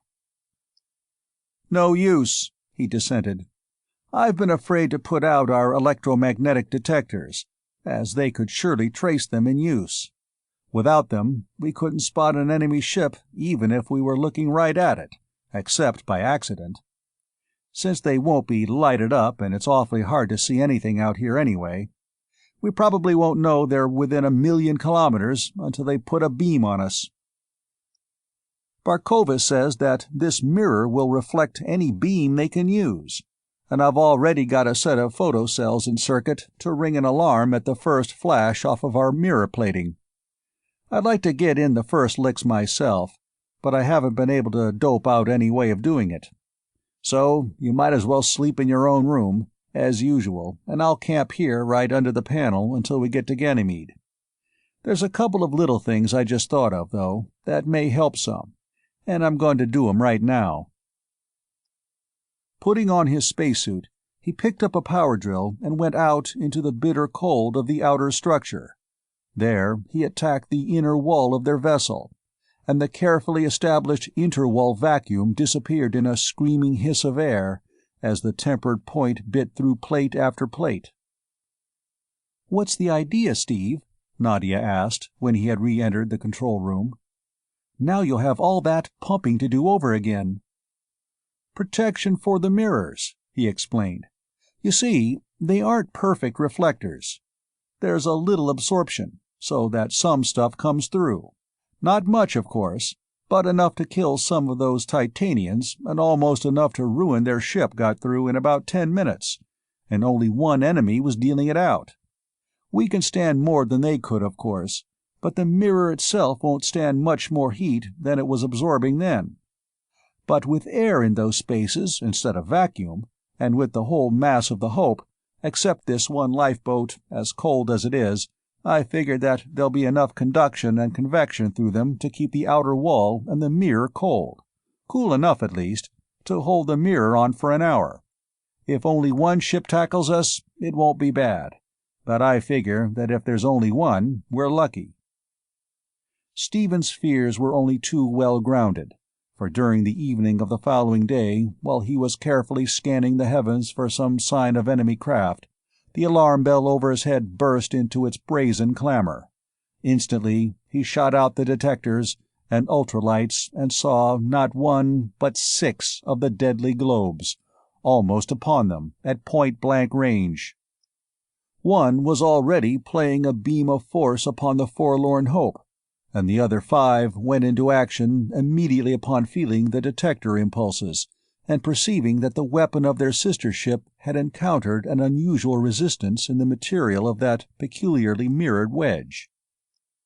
As those terrific forces struck her, the terrestrial cruiser became a vast pyrotechnic set-piece, a dazzling fountain of coruscant brilliance. For the mirror held. The enemy beams shot back upon themselves and rebounded in all directions, in the same spectacular exhibition of frenzied incandescence which had marked the resistance of the Titanian sphere to a similar attack. But Stevens was not idle. In the instance of launching his detectors, as fast as he could work the trips, 4 of the frightful nitrogen bombs of Titan, all that he could handle at once, shot out into space, their rocket tubes flaring viciously. The enemy detectors of course located the flying torpedoes immediately, but, contemptuous of material projectiles, the spheres made no attempt to dodge, but merely lashed out upon them with their ravening rays. So close was the range that they had no time to avoid the radio-directed bombs after discovering that their beams were useless against the unknown protective covering of those mirrored shells. There were 4 practically simultaneous detonations, silent but terrific explosions as the pent-up internal energy of solid pentavalent nitrogen was instantaneously released, and the 4 insensately murderous spheres disappeared into jagged fragments of wreckage, flying wildly away from the centers of explosion. One great mass of riven and twisted metal was blown directly upon the 5th globe, and Nadia stared in horrified fascination at the silent crash as the entire side of the ship crumpled inward like a shell of cardboard under the awful impact. That vessel was probably out of action, but Stevens was taking no chances. As soon as he had clamped a pale blue tractor rod upon the 6th and last of the enemy fleet, he drove a torpedo through the gaping wall and into the interior of the helpless war vessel. There he exploded it, and the awful charge, detonated in that confined space, literally tore the globular spaceship to bits. "We'll show these jaspers what kind of trees make shingles," he gritted between clenched teeth, and his eyes, hard now as gray iron, fairly emitted sparks as he launched 4 torpedoes upon the sole remaining globe of the Squadron of the Void. "I've had a lot of curiosity to know just what kind of unnatural monstrosities can possibly have such fiendish dispositions as they've got. But beasts, men or devils, they'll find they've grabbed something this time they can't let go of." And fierce blasts of energy ripped from the exhaust as he drove his missiles, at their highest possible acceleration, toward the captive sphere, so savagely struggling at the extremity of his tractor beam. But that one remaining vessel was to prove no such easy victim as had its sister ships. Being 6-1, and supposedly invincible, the squadron had been overconfident and had attacked carelessly, with only its crippling slicing beams instead of its more deadly weapons of total destruction. And so fierce and hard had been Stevens' counterattack that 5 of its numbers had been destroyed before they realized what powerful armament was mounted by that apparently crude, helpless, and innocuous wedge. The 6th, however, was fully warned, and every resource at the command of its hellish crew was now being directed against the forlorn hope. Sheets, cones, and gigantic rods of force flashed and crackled. Space was filled with silent, devastating tongues of flame. The forlorn hope was dragged about erratically as the sphere tried to dodge those hurtling torpedoes, tried to break away from the hawser of energy anchoring her so solidly to her opponent. But the linkage held, and closer Stevens drove the 4-fold menace of his frightful dirigible bombs. Pressor beams beat upon them in vain. Hard driven as those pushers were, they could find no footing, but were reflected at many angles by that untouchable mirror, and their utmost force scarcely impeded the progress of the rocket-propelled missiles. Comparatively small as the projectiles were, however, they soon felt the effects of the prodigious beams of heat enveloping them, and torpedo after torpedo exploded harmlessly in space as their mirrors warmed up and volatilized. But for each bomb that was lost, Stevens launched another, and each one came closer to its objective than had its predecessor. Made desperate by the failure of his every beam, the enemy commander thought to use material projectiles himself, weapons abandoned long since by his race as antiquated and inefficient, but a few of which were still carried by the older types of vessels. One such shell was found and launched, but in the instant of its launching, Stevens' foremost bomb struck its mark and exploded. So close were the other 3 bombs that they also let go at the shock, and the warlike sphere, hemmed in by 4 centers of explosions, flew apart, literally pulverized. Its projectile, so barely discharged, did not explode. It was loaded with material which could be detonated only by the warhead upon impact, or by a radio signal. It was, however, deflected markedly from its course by the force of the blast, so that instead of striking the Forlorn Hope in direct central impact, its head merely touched the apex of the mirror-plated wedge. That touch was enough. There was another appalling concussion, another blinding glare, and the entire front quarter of the terrestrial vessel had gone to join the shattered globes. Between the point of explosion and the lifeboats, there had been many channels of insulation, many bulkheads, many air brakes, and compartment after compartment of accumulator cells. These had borne the brunt of the explosion, so that the control room was unharmed, and Stephen swung his communicator rapidly through the damaged portions of the vessels. "How badly are we hurt, Steve? Can we make it to Ganymede?" Nadia was quietly staring over his shoulder into the plate, studying with him the pictures of destruction there portrayed as he flashed the projector from compartment to compartment. "We're hurt, no fooling, but it might have been a lot worse," he replied, as he completed the survey. "We've lost about all of our accumulators, but we can land on our own beam, and landing power is all we want, I think. You see, we're drifting straight for where Ganymede will be, and we'd better cut out every bit of power we're using, even the heaters, until we get there. This lifeboat will hold heat for quite a while, and I'd rather get pretty cold than meet any more of that gang. I figured 8 hours just before they met us, and we were just about drifting then. I think it's safe to say 7 hours blind." "But can't they detect us anyway? They may have sent out a call, you know." "If we aren't using any power for anything, their electromagnetics are the only things we'll register on, and they're mighty short-range finders.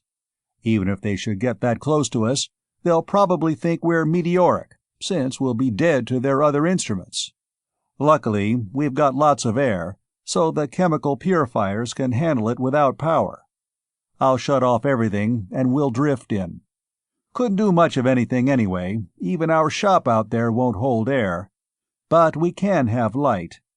We've got acetylene emergency lamps, you know, and we don't need to economize on oxygen." "Perhaps we'd better run in the dark. Remember what you told me about their possible visirays, and that you've got only 2 bombs left?" "All X, that would be better. If I forget it, remind me to blow up those before we hit the atmosphere of Ganymede, will you?" He opened all the power switches, and every source of ethereal vibrations cut off. The Forlorn Hope drifted slowly on, now appearing forlorn indeed. 7 hours dragged past, 7 age-long hours during which the two sat tense, expecting they knew not what, talking only at intervals and in subdued tones. Stevens then snapped on the communicator beam just long enough to take an observation upon Ganymede. Several such brief glimpses were taken. Then, after a warning word to his companion, he sent out and exploded the nitrogen bombs. He then threw on the power, and the vessel leaped toward the satellite under full acceleration. Close to the atmosphere, it slanted downward in a screaming 1,500-mile drive, and soon the mangled wedge dropped down into the little canyon which for so long had been home. "Well, Colonel, home again," Stevens exulted as he neutralized the controls. "There's that falls, our power plant, the catapults and everything. Now, unless something interrupts us again, we'll run up our radio tower and give Brandon the long yell." "How much more have you got to do before you can start sending?" "Not an awful lot. Everything built, all I've got to do is assemble it. I should be able to do it easily in a week. Hope nothing else happens. If I drag you into any more such messes as those we've just been getting out of by the skin of our teeth, I'll begin to wish that we had started out at first to drift it back to Tellus in the Hope. Let's see how much time we've got. We should start shooting one day after an eclipse, so that we'll have 5 days to send. You see, we don't want to point our beam too close to Jupiter, or to any of the large satellites, because the enemy might live there and might intercept it. We had an eclipse yesterday, so 1 week from today, at sunrise, I start shooting." But Earth's an evening star now. You can't see it in the morning.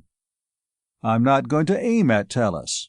I'm shooting at Brandon, and he's never there for more than a week or two at a stretch. They're prowling around out in space somewhere almost all the time. Then how can you possibly hope to hit them? It may be quite a job of hunting, but not as bad as you might think. They probably aren't much, if any, outside the orbit of Mars, and they usually stay within a couple of million kilometers or so of the ecliptic, so we'll start at the sun and shoot our beam in a spiral to cover that field. We ought to be able to hit them inside of 12 hours, but if we don't, we'll widen our spiral and keep on trying until we do hit them. Heavens, Steve, are you planning on telegraphing steadily for days at a time? Sure, but not by hand, of course. I'll have an automatic sender and automatic pointers. Stevens had at his command a very complete machine shop. He had an ample supply of power, and all that remained for him to do was to assemble the parts which he had built during the long journey from Titan to Ganymede. Therefore, at sunrise of the designated day, he was ready, and with Nadia hanging breathless over his shoulder, he closed the switch. A toothed wheel engaged a delicate interrupter, and a light sounder began its strident shatter. Ganymede .047. Ganymede .047. Ganymede .047.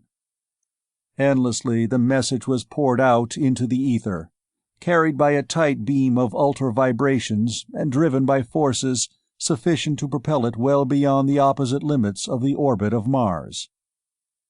What does it say? I can't read code. Stevens translated the brief message, but Nadia remained unimpressed. But it doesn't say anything, she protested. It isn't addressed to anybody. It isn't signed. It doesn't tell anybody anything about anything. It's all there, Ace. You see, since the beam is moving sidewise very rapidly at that range, and we're shooting at a small target, the message has to be very short, or they won't get it all while the beam's on 'em. It isn't as though we were broadcasting. It doesn't need any address, because nobody but the Sirius can receive it, except possibly the Jovians. They'll know who's sending it without any signature. It tells them that Ganymede wants to receive a message on the ultra band centering on 47 thousandths. Isn't that enough? Maybe. But suppose some of them live right here on Ganymede. You'll be shooting right through the ground all night. Or suppose that, even if they don't live here, that they can find our beam some way. Or suppose that Brandon hasn't got his machine built yet. Or suppose that it isn't turned on when our beam passes them. Or suppose they're asleep then. A lot of things might happen. Not so many, Ace. Your first objection is the only one that hasn't got more holes in it than a sieve, so I'll take it first. Since our beam is only a meter in diameter here, and doesn't spread much in the first few million kilometers, the chance of direct reception by the enemy, even if they do live here on Ganymede, is infinitesimally small. But I don't believe that they live here. At least, they certainly didn't land on this satellite. As you suggest, however, it is conceivable that they may have detector screens delicate enough to locate our beam at a distance. But since, in all probability, that means a distance of hundreds of thousands of kilometers, I think it highly improbable.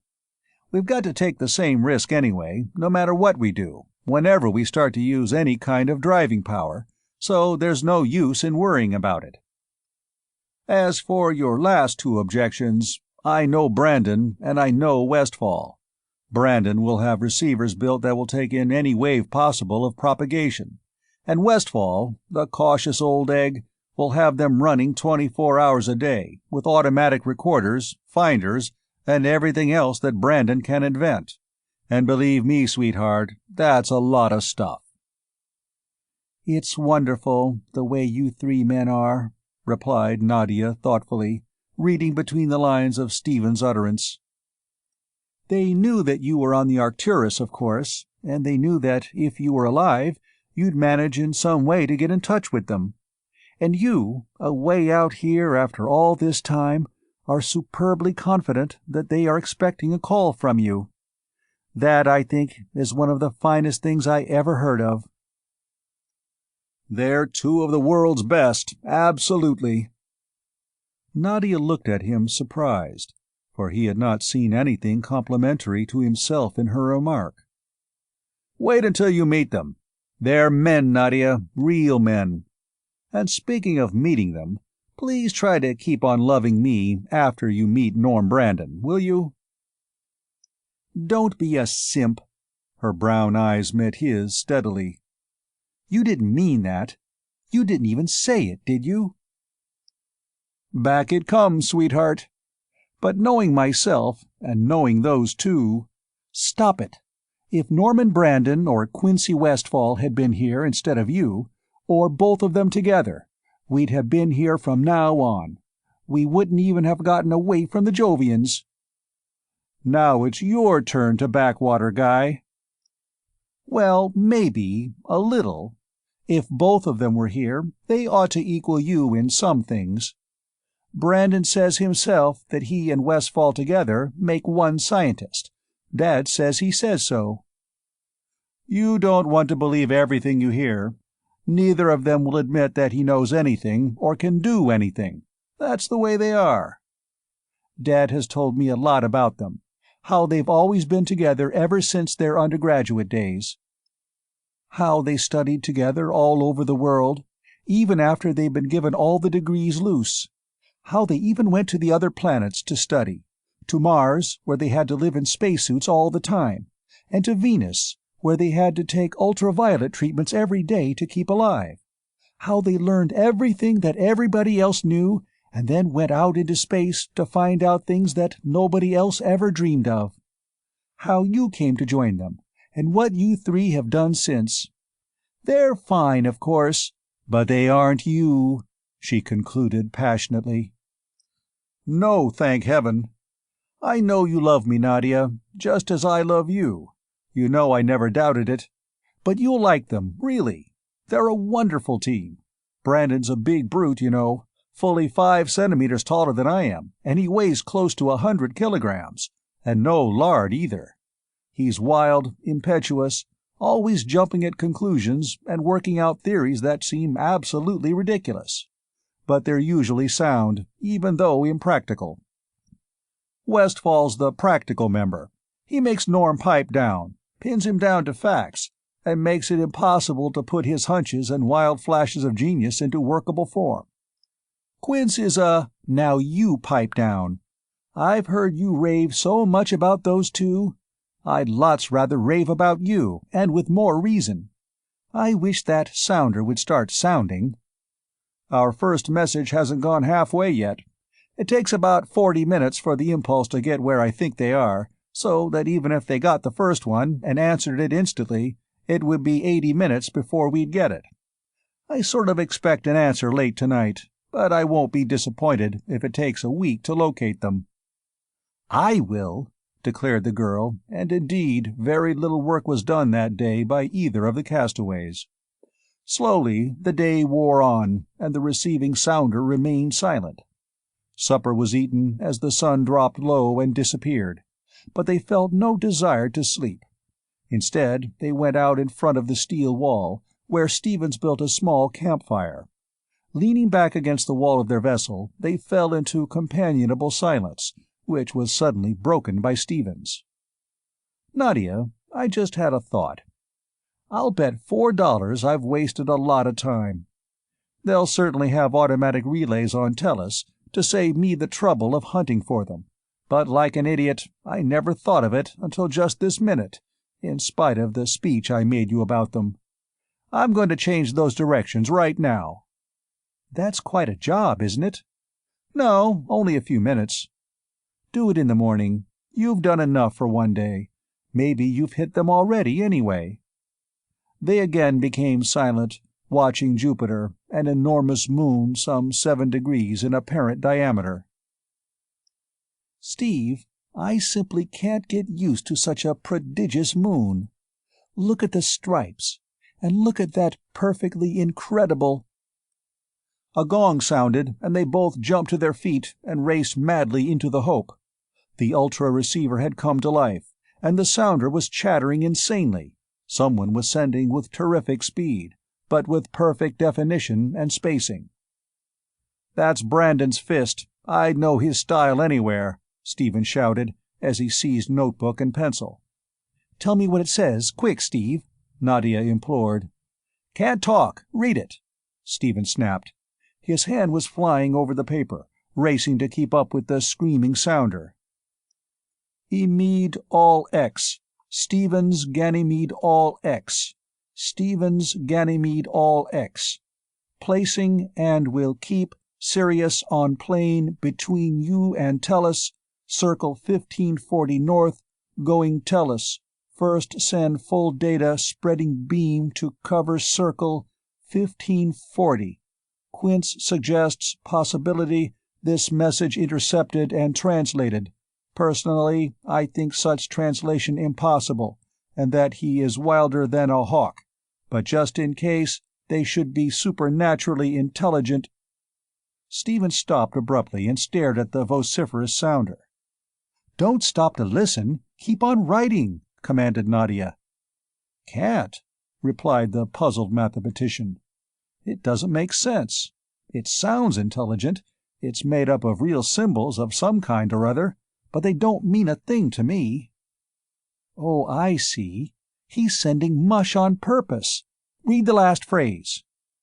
"Oh, sure, mush is right."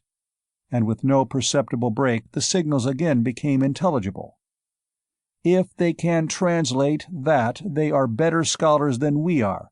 Signing off until hear from you, Brandon." The sounder died abruptly into silence, and Nadia sobbed convulsively as she threw herself into Stephen's arms.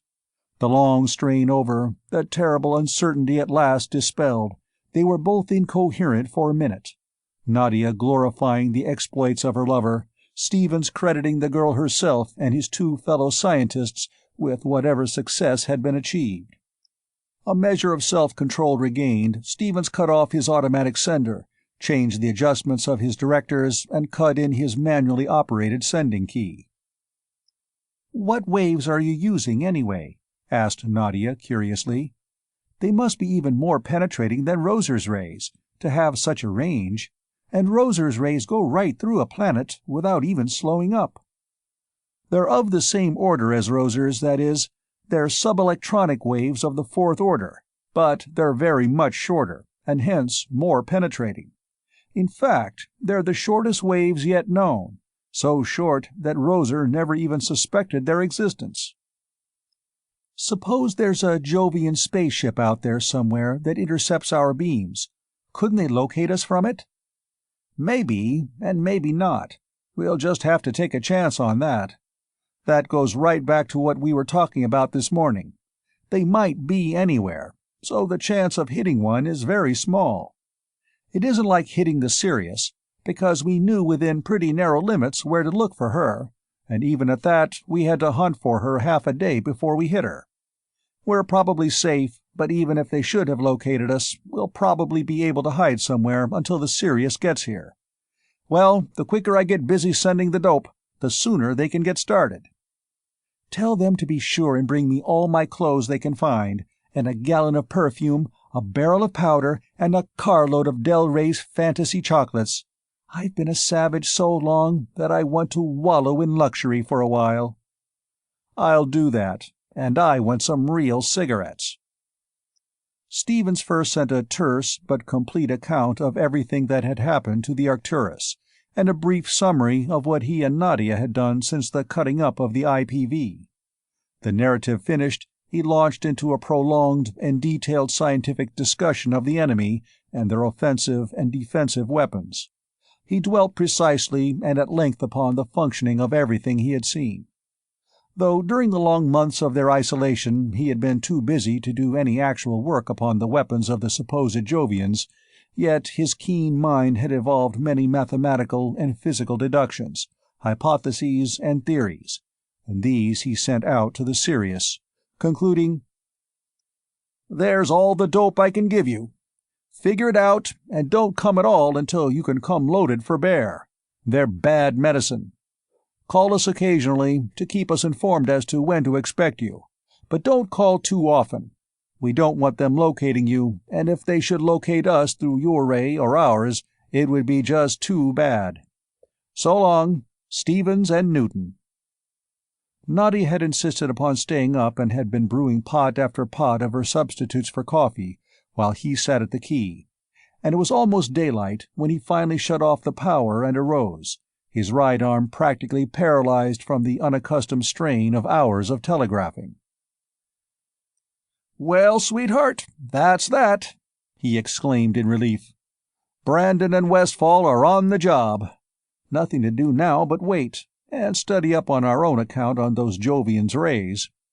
This has been one long day for us, though, little ace, and I suggest that we sleep for about a week." Chapter 8. Callisto to the Rescue. All humanity of Callisto, the fourth major satellite of Jupiter, had for many years been waging a desperate and apparently hopeless defense against the invading hordes of six-limbed beings. Every city and town had long since been reduced to level fields of lava by the rays of the invaders. Every building and every trace of human civilization had long since disappeared from the surface of the satellite.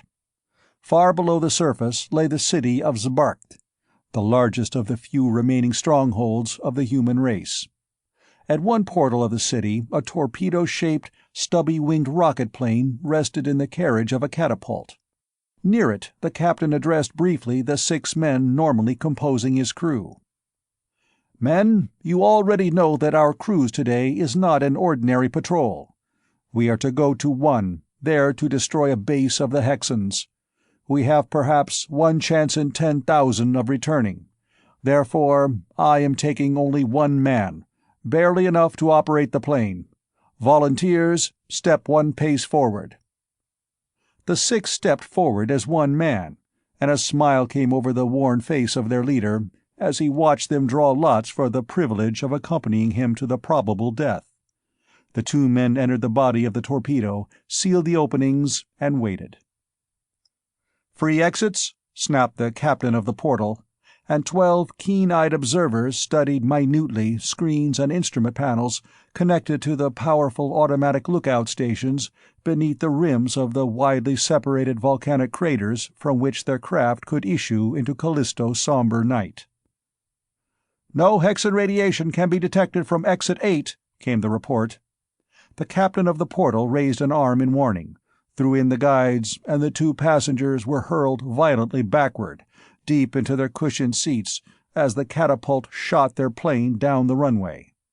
As the catapult's force was spent, automatic trips upon the undercarriage actuated the propelling rockets, and mile after mile, with rapidly mounting velocity, the plane sped through the tube. As the exit was approached, the tunnel described a long vertical curve, so that when the opening into the shaft of the crater was reached and the undercarriage was automatically detached, the vessel was projected almost vertically upward. Such was its velocity, and so powerful was the liquid propellant of its rocket motors, that the eye could not follow the flight of the warship as it tore through the thin layer of the atmosphere and hurled itself out into the depths of space. "Did we get away?" asked the captain, hands upon his controls and eyes upon his moving chart of space. "I do believe so, sir," answered the other officer, at the screens of the 6 periscopic devices which covered the full sphere of his vision. "No reports from the rim, and all screens blank." Once more, a vessel had issued from the jealously secret city of Zbarkt, without betraying its existence to the hated and feared Hexans.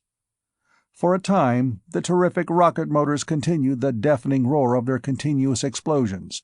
Then, the desired velocity having been attained, they were cut out, and for hours the good ship Bizarre hurtled on through the void at an enormous but constant speed toward the distant world of One, which it was destined never to reach. "Captain Kazov, Hexan radiation coordinates 2214, Area 6, cried the observer, and the commander swung his own telescopic finder into the indicated region. His hands played over course and distance plotters for a brief minute, and he stared at his results in astonishment.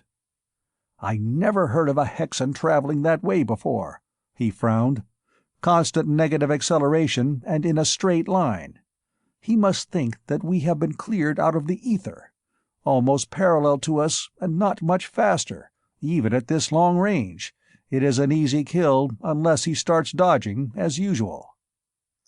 As he spoke, he snapped a switch, and from a port under the starboard wing there shot out into space a small package of concentrated destruction, a rocket-propelled, radio-controlled torpedo. The rockets of the tiny missile were flaming, but that flame was visible only from the rear, and no radio beam was upon it. Kuzov had given it precisely the direction and acceleration necessary to make it meet the Hexan sphere in central impact, provided that sphere maintained its course and acceleration unchanged. "Shall I direct the torpedo in case the Hexan shifts?" asked the officer. "I think not. They can, of course, detect any wave at almost any distance, and at the first sign of radioactivity they would locate and destroy the bomb. They also, in all probability, would destroy us. I would not hesitate to attack them on that account alone, but we must remember that we are upon a more important mission than attacking one Hexan ship. We are far out of range of their electromagnetic detectors, and our torpedo will have such a velocity that they will have no time to protect themselves against it after detection. Unless they shift in the next few seconds, they are lost. This is the most perfect shot I ever had at one of them, but one shot is all I dare risk. We must not betray ourselves." Course, lookout, and rank forgotten, the little crew of two stared into the narrow field of vision, set at its maximum magnification. The instrument showed that the enemy vessel was staying upon its original course. Very soon the torpedo came within range of the detectors of the Hexans. But as Captain Kuzov had foretold, the detection was a fraction of a second too late, rapidly as their screens responded, and the two men of Zabartk uttered together a short, fierce cry of joy as a brilliant flash of light announced the annihilation of the Hexan vessel. "But hold!" The observer stared into his screen. "Upon that same line, but now at constant velocity, there is still a very faint radiation, of a pattern I have never seen before. I believe—" The captain was studying the pattern, puzzled. "It must be low-frequency, low-tension electricity, which is never used, so far as I know. It may be some new engine of destruction, which the Hexan was towing at such a distance that the explosion of our torpedo did not destroy it. Since there are no signs of Hexan activity, and since it will not take much fuel, we shall investigate that radiation." Tail and portside rockets burst into roaring activity, and soon the plane was cautiously approaching the mass of wreckage, which had been the IPV Arcturus. "Human beings, although of some foreign species!" exclaimed the captain, as his vision ray swept through the undamaged upper portion of the great liner and came to rest upon Captain King at his desk. Although the upper ultralights of the terrestrial vessel had been cut away by the Hexan plane of force, jury lights had been rigged, and the two commanders were soon trying to communicate with each other. Intelligible conversation was, of course, impossible, but King soon realized that the visitors were not enemies. At their pantomimed suggestion, he put on a spacesuit and wafted himself over to the airlock of the Calistonian warplane. Inside the central compartment, the strangers placed over his helmet a heavily wired harness, and he found himself instantly in full mental communication with the Calistonian commander. For several minutes they stood silent, exchanging thoughts with a rapidity impossible in any language. Then, dressed in spacesuits, both leaped lightly across the narrow gap into the still-open outer lock of the terrestrial liner. King watched Kuzov narrowly after the pressure began to collapse his suit, but the stranger made no sign of distress. He had been right in his assurance that the extra pressure would scarcely inconvenience him. King tore off his helmet, issued a brief order, and soon every speaker in the Arcturus announced, "All passengers and all members of the crew except lookouts on duty will assemble immediately in Saloon 3 to discuss a possible immediate rescue." The subject being one of paramount interest, it was a matter of minutes until the full complement of 200 men and women were in the main saloon, clinging to hastily rigged hand lines, closely packed before the raised platform upon which were King and Kazov, wired together with the peculiar Calistonian harness. To most of the passengers, familiar with the humanity of 3 planets, the appearance of the stranger brought no surprise, but many of them stared in undisguised amazement at his childish body, his pale, almost colorless skin, his small, weak legs and arms, and his massive head. "Ladies and gentlemen," Captain King opened the meeting, "I introduce to you Captain Kazov, of the scout cruiser Bazarfk, of the only human race now living upon the 4th large satellite of Jupiter, which satellite we know as Callisto. I am avoiding their own names as much as possible, because they are almost unpronounceable in English or Interplanetarian. This device that you see connecting us is a Calistonian thought transformer, by means of which any 2 intelligent beings can converse without language. Our situation is peculiar, and in order that you may understand fully what lies ahead of us, the captain will now speak to you, through me. That is, what follows will be spoken by Captain Kazov of the Bazarfk, but he will be using my vocal organs. Friends from distant Tellus," King's voice went on, almost without a break, "I greet you. I am glad, for your sake as well as our own, that your vessel was able to destroy the Hexan ship holding you captive, and whose crew would have killed you all as soon as they had landed your vessel and had read your minds. I regret bitterly that we can do so little for you, for only the representatives of a human civilization being exterminated by a race of highly intelligent monsters can fully realize how desirable it is for all the various races of humanity to assist and support each other. In order that you may understand the situation, it is necessary that I delve at some length into ancient history, but we have ample time. In about—" He broke off, realizing that the 2 races had no thought in common in the measure of time. "1/2 time of rotation of great planet upon axis?" flashed from Kazov's brain. "About 5 hours," King's mind flashed back. "It will be about 5 hours before any steps can be taken, so that I feel justified in using a brief period for explanation. In the evolution of the various forms of life upon Callisto, 2 genera developed intelligence far ahead of all others. One genus was the human, as you and I. The other, the Hexan. This creature, happily unknown to you of the planets nearer our common sun, is the product of an entirely different evolution. It is a 6-limbed animal, with a brain equal to our own, one perhaps in some ways superior to our own. They have nothing in common with humanity, however. They have few of our traits and fewer of our mental processes. Even we, who have fought them so long, can scarcely comprehend the chambers of horror that are their minds. Even were I able to paint a sufficiently vivid picture with words, you of Earth could not begin to understand their utter ruthlessness and inhumanity, even among themselves. You would believe that I was lying, or that my viewpoint was warped. I can say only that I hope most sincerely that none of you will ever get better acquainted with them. Ages ago, then, the human and the Hexan developed upon all 4 of the major satellites of the great planet, which you know as Jupiter, and upon the north polar region of Jupiter itself. But what means the 2 races came into being upon worlds so widely separated in space we know not. We only know it to be a fact. Human life, however, could not long endure upon Jupiter. The various human races, after many attempts to meet conditions of life there by variations in type, fell before the Hexans, who, although very small in size upon the planet, thrived there amazingly.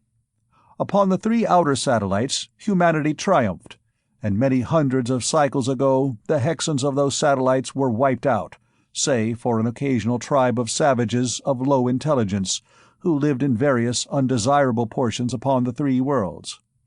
For ages, then, there was peace upon Callisto. Here is the picture at that time.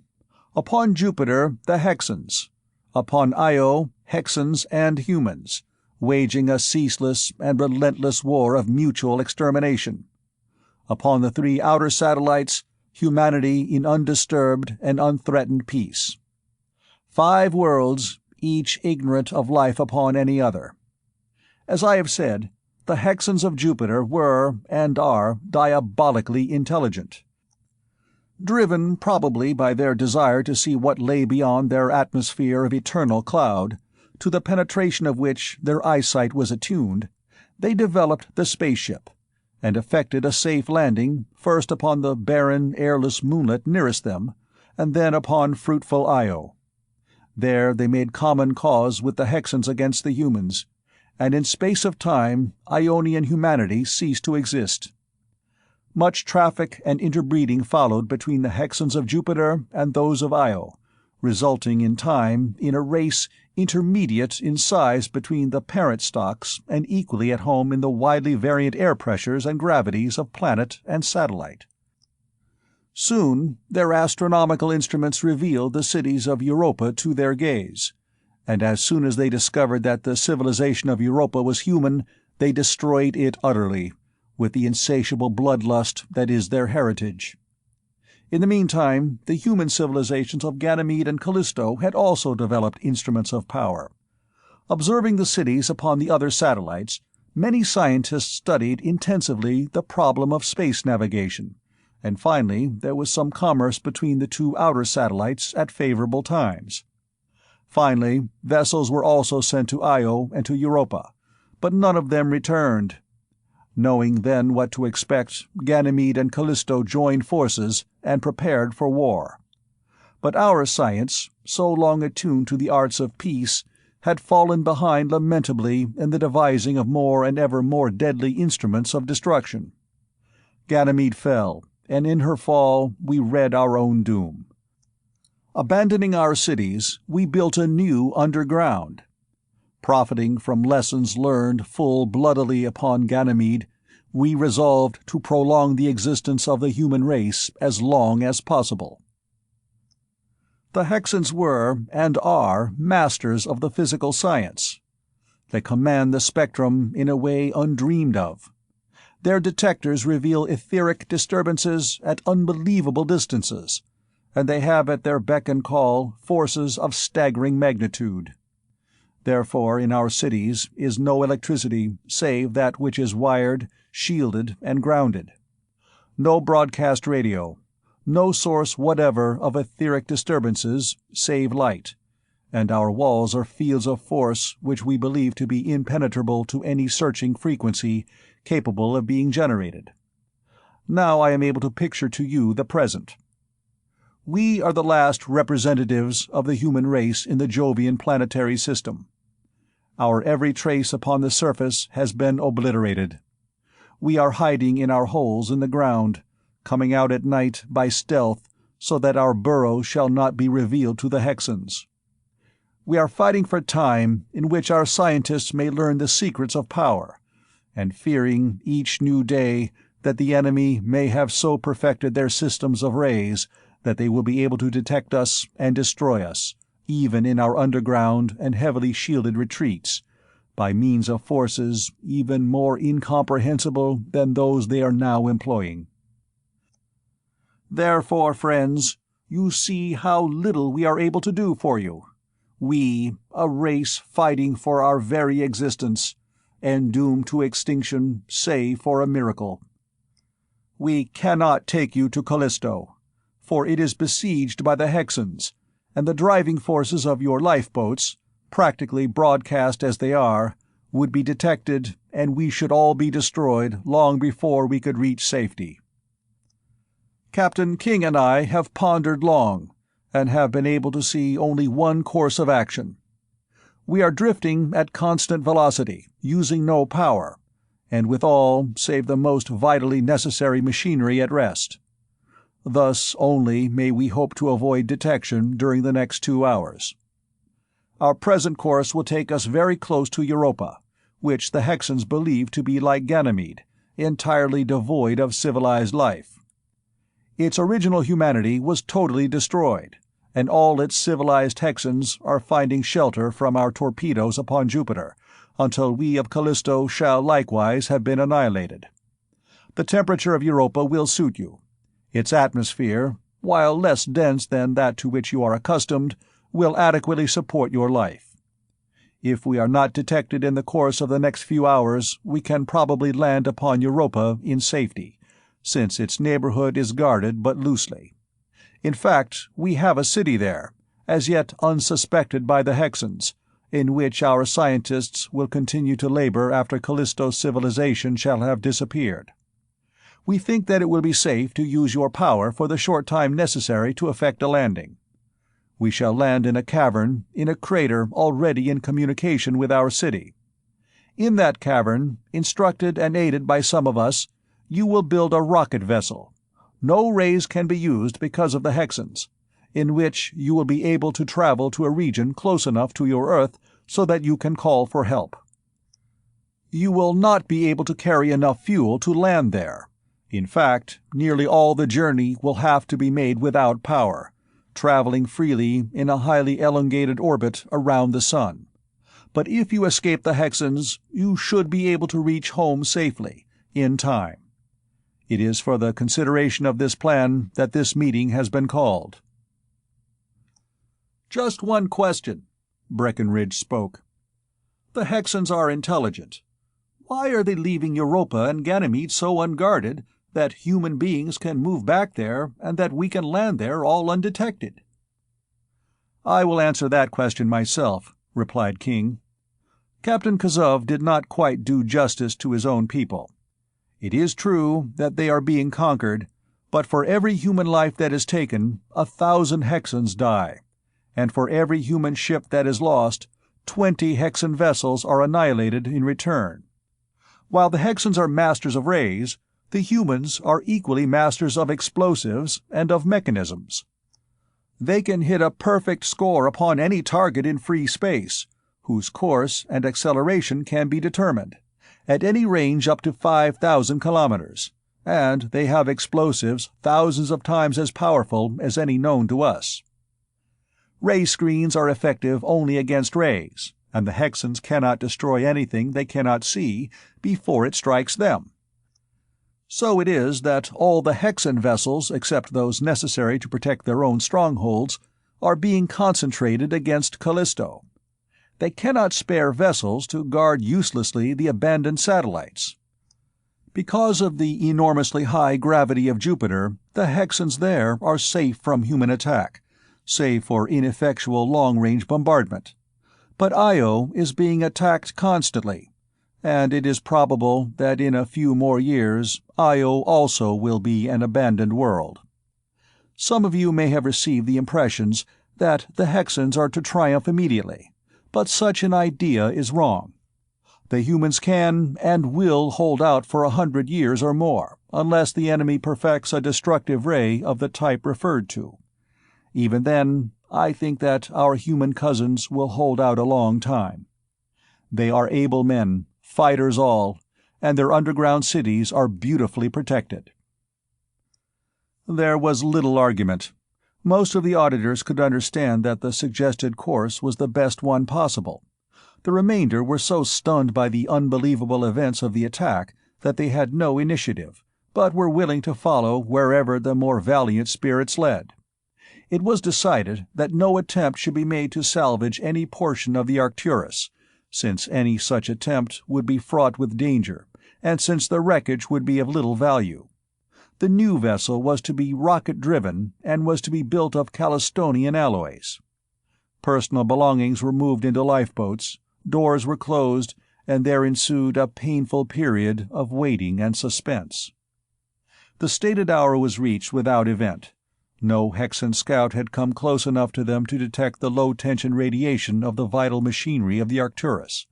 cut as it was to the irreducible minimum and quite effectively grounded as it was by the enormous mass of their shielding armor. At a signal from Captain Kazov, the pilot of each lifeboat shot his tiny craft out into space and took his allotted place in the formation, following closely behind the Bazarfk, flying toward Europa, now so large in the field of vision that she resembled more a world than a moon. Captain King, in the Calistonian vessel, transmitted to Breckenridge the route and flight data given him by the navigator of the winged craft. The chief pilot, flying point in turn, relayed more detailed instructions to the less experienced pilots of the other lifeboats. Soon the surface of Europa lay beneath them, a rugged, cratered, and torn topography of mighty ranges of volcanic mountains. Most of the craters were cold and lifeless, but here and there a plume of smoke and steam betrayed the presence of vast, quiescent forces. Straight down one of those gigantic lifeless shafts the fleet of spacecraft dropped, straight down a full 2 miles before the landing signal was given. At the bottom of the shaft a section of the rocky wall swung aside, revealing the yawning black mouth of a horizontal tunnel. At intervals upon its roof were winked into being almost invisible points of light. Along that line of lights the lifeboats felt their way, coming finally into a huge cavern, against one sheer metal wall of which they parked in an orderly row. Roll was called, and the terrestrials walked, as well as they could in the feeble gravity of the satellite, across the vast chamber and into a conveyance somewhat resembling a railway coach, which darted away as soon as the doors were shut. For hundreds of miles that strange tunnel extended, and as the car shot along, door after door of natural rock opened before it, and closed as soon as it had sped through. In spite of the high velocity of the vehicle, it required almost 2 hours to complete the journey. Finally, however, it slowed to a halt, and the terrestrial visitors disembarked at a portal of the Europan city of the Calistonians. "Attention!" barked Captain King. "The name of this city, as nearly as I can come to it in English, is Ruzk. Rusk comes fairly close to it, and is easier to pronounce. We must finish our trip in small cars, holding 10 persons each. We shall assemble again in the building in which we have been assigned quarters. The driver of each car will lead his passengers to the council room in which we shall meet." "Oh, what's the use? This is horrible, horrible! We might as well die!" a nervous woman shrieked and fainted. "Such a feeling is perhaps natural," King went on, after the woman had been revived and quiet had been restored. "But please control it as much as possible. We are alive and well, and will be able to return to Tellus eventually. Please remember that these people are putting themselves to much trouble and inconvenience to help us, desperate as their own situation is, and conduct yourselves accordingly." The rebuke had its effect, and with no further protest, the company boarded the small cars, which shot through an opening in the wall and into a street of that strange subterranean city. Breckenridge, in the last car to leave the portal, studied his surroundings with interest as his conveyance darted through the gateway. More or less a fatalist by nature, and an adventurer, of course, since no other type existed among the older spacehounds of the IPC, he was intensely interested in every new phase of their experience, and was no whit dismayed or frightened. He found himself seated in a narrow canoe of metal, immediately behind the pilot, who sat at a small control panel in the bow. Propelled by electromagnetic fields above a single rail, upon lightly touching and noiseless wheels, the terrestrial pilot saw with keen appreciation the manner in which switch after switch ahead of them obeyed the impulses sent ahead from the speeding car. The streets were narrow and filled with monorails. Pedestrians pursued their courses upon walks attached to the walls of the buildings, far above the level of the streets. The walls were themselves peculiar, rising as they did, stark, unbroken, windowless expanses of metal, merging into and supporting a massive roof of the same silvery metal. Walls and roof alike reflected a soft yet intense white light. Soon a sliding switch ahead of them shot in, and simultaneously an opening appeared in the blank metal wall of a building. Through the opening the streetcar flew, and as the pilot slowed the canoe to a halt, the door slid smoothly shut behind them. Parking the car beside a row of its fellows, the Calistonian driver indicated that the terrestrials were to follow him, and led the way into a large hall. There the others from the Arcturus were assembled, facing Captain King, who was standing upon a table. "Fellow travelers," King addressed them, "our course of action has been decided. There are 203 of us. There will be 20 sections of 10 persons, each section being in charge of one of the officers of the Arcturus. Dr. Penfield, our surgeon, a man whose intelligence, fairness, and integrity are unquestioned, will be in supreme command. His power and authority will be absolute, limited only by the Calistonian Council. He will work in harmony with the engineer, who is to direct the entire project of building the new vessel. Each of you will be expected to do whatever he can. The work you will be asked to do will be well within your powers, and you will each have ample leisure for recreation, study, and amusement, of all of which you will find unsuspected stores in this underground community. You will each be registered and studied by physicians, surgeons, and psychologists, and each of you will have prescribed for him the exact diet that is necessary for his best development. You will find this diet somewhat monotonous, compared to our normal fare of natural products, since it is wholly synthetic. But that is one of the minor drawbacks that must be endured. Chief Pilot Breckenridge and I will not be with you. In some small and partial recompense for what they are doing for us all, he and I are going with Captain Kazov to Callisto, there to see whether or not we can aid them in any way in the fight against the Hexans. One last word. Dr. Penfield's rulings will be the products of his own well-ordered mind, after consultation and agreement with the council of this city, and will be for the best good of all. I do not anticipate any refusal to cooperate with him. If, however, such refusal should occur, please remember that he is a despot with absolute power, and that anyone obstructing the program by refusing to follow his suggestions will spend the rest of his time here in confinement, and will go back to Tellus in irons, if at all. In case Chief Pilot Breckenridge and I should not see you again, we bid you goodbye and wish you a safe voyage, but we expect to go back with you." Brief farewells were said, and captain and pilot accompanied Kazov to one of the little streetcars. Out of the building it dashed, and down the crowded but noiseless thoroughfare to the portal. Signal lights flashed briefly there, and they did not stop, but tore on through the portal and the tunnel with increasing speed. "Don't have to transfer to a big car, then?" asked Breckenridge. "No," King made answer. "Small cars can travel these tubes as well as the large ones, and on much less power. In the city, the wheels touch the rails lightly, not for support, but to make contacts through which traffic signals are sent and received. In the tunnels, the wheels do not touch at all, as signaling is unnecessary, the tunnels being used infrequently and by but one vehicle at a time.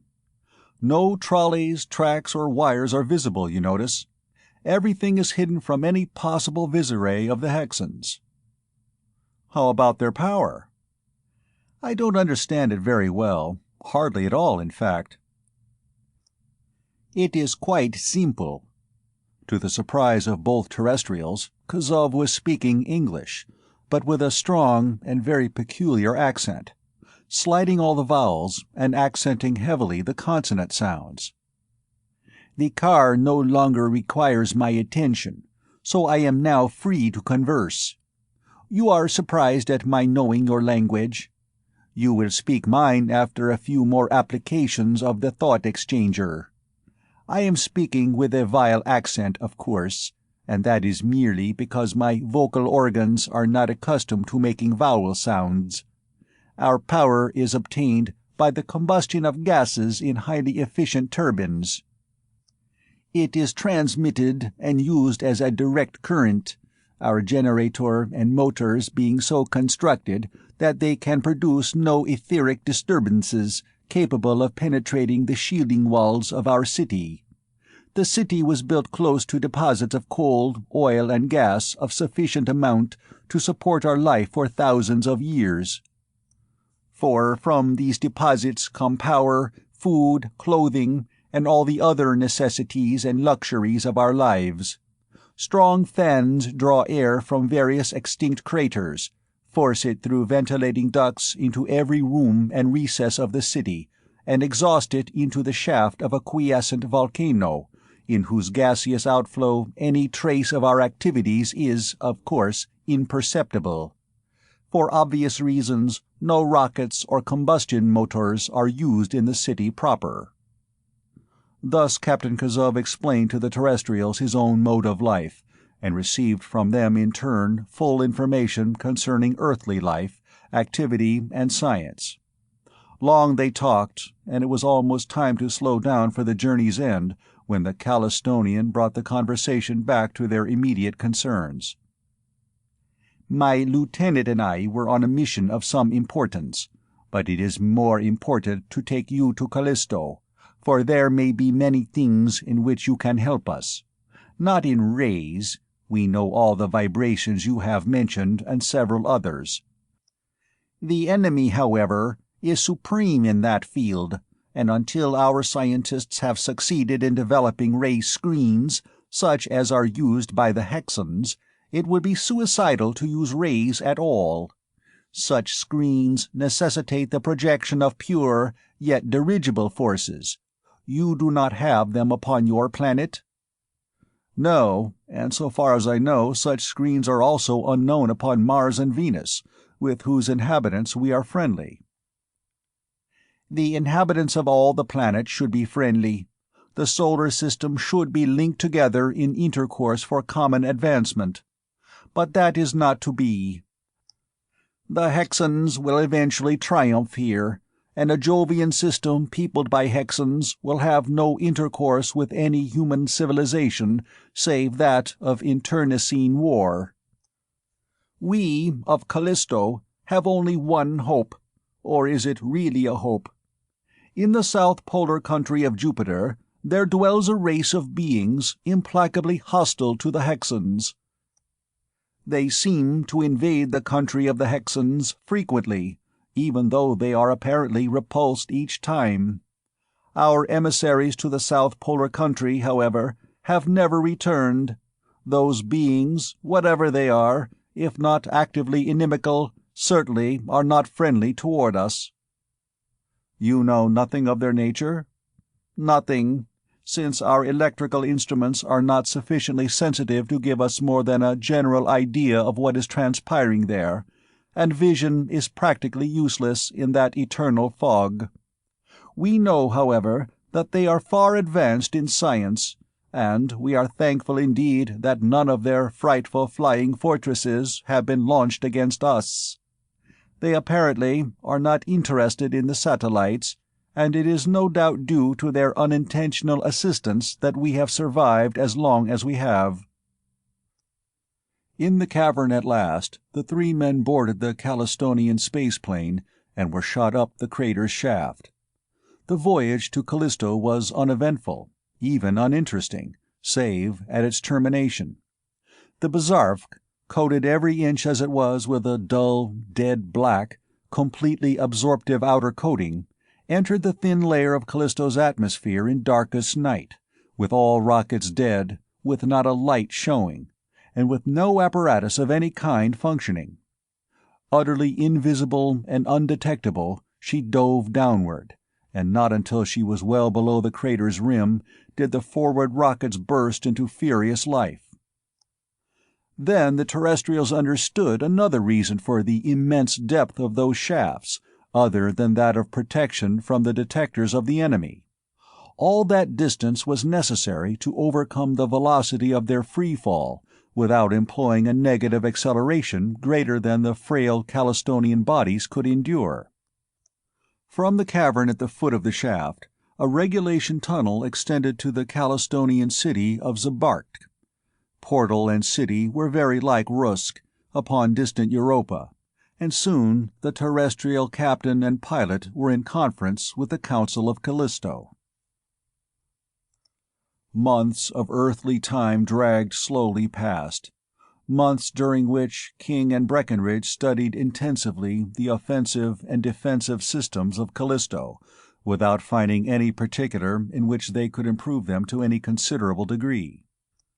Captain Kazov and his warplane still survived, and it was while the Calistonian commander was visiting his terrestrial guests that King voiced the discontent that had long affected both men.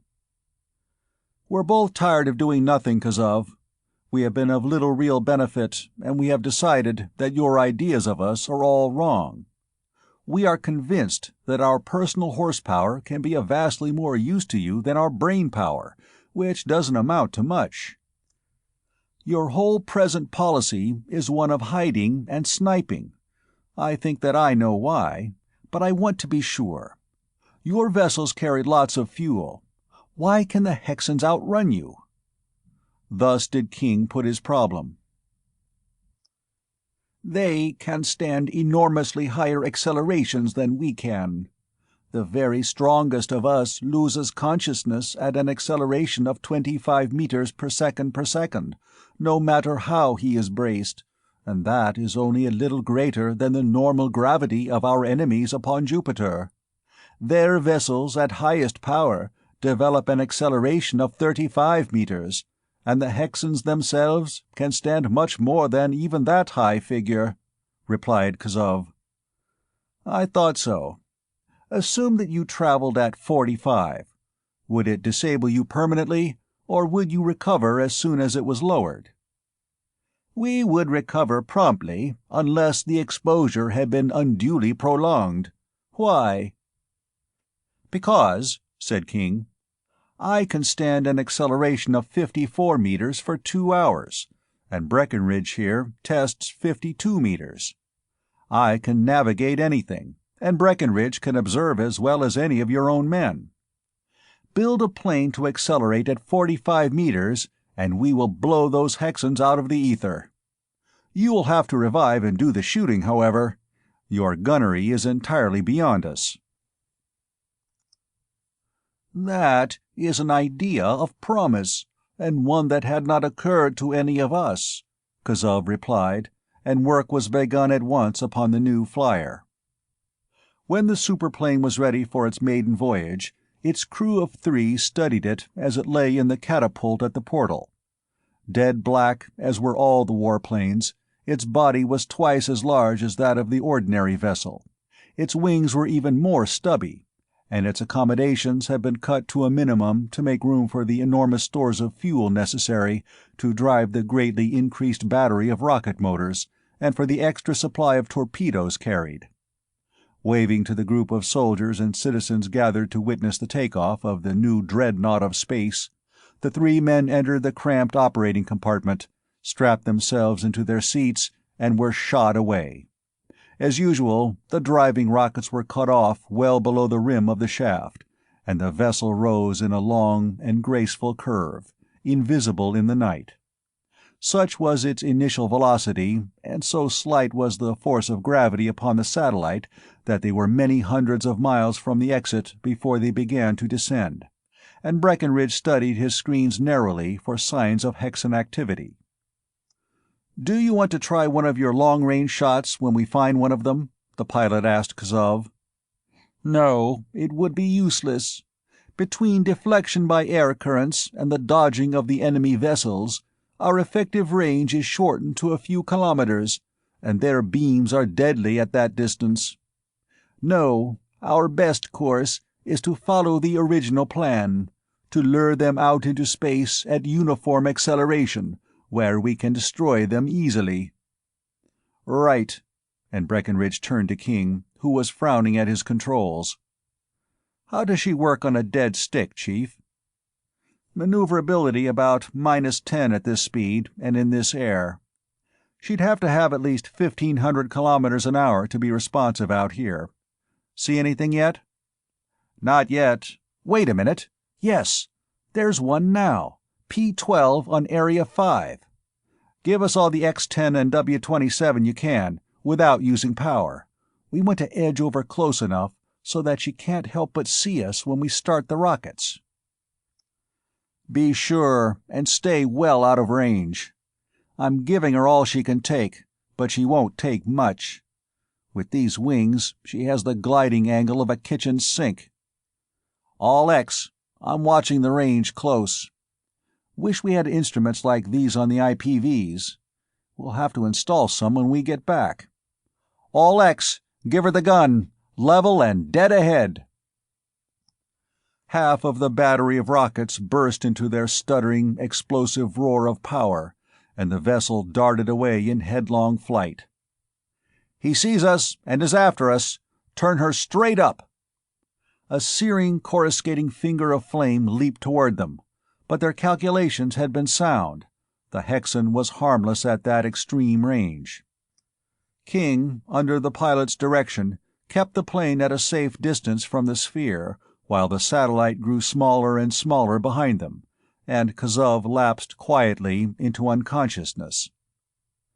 "He's been out for quite a while. Far enough?" asked King. "All X now, I guess. Don't believe they can see the flash from here. Cut." The rockets died abruptly, and a blast from the side ports threw the plane out of the beam, and once out of it, beyond range of the electromagnetic detectors as they were, their coating of absolute black rendered the craft safe from observation. One dirigible rocket remained in action, its exhaust hidden from the enemy by the body of the vessel, and Captain Kazov soon recovered his senses. "Wonderful, gentlemen!" he exclaimed as he manipulated the delicate controls of his gunnery panel. "This is the first time in history that a Calistonian vessel has escaped from a Hexan by speed alone." An instantaneously extinguished flare of incandescence marked the passing of the Hexan sphere into nothingness, and the cruiser shot back toward Callisto in search of more prey. It was all too plentiful, and 20 times the drama was reenacted before approaching day made it necessary for Kazov to take the controls and dive the vessel into the westernmost landing shaft of Zabark.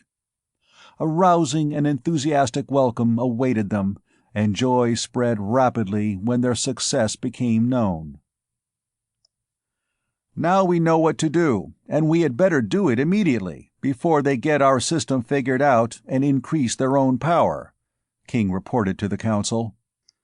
"You might send a couple of ships to Europa and bring back as many of the Tellurian officers as want to come and can be spared from the work there.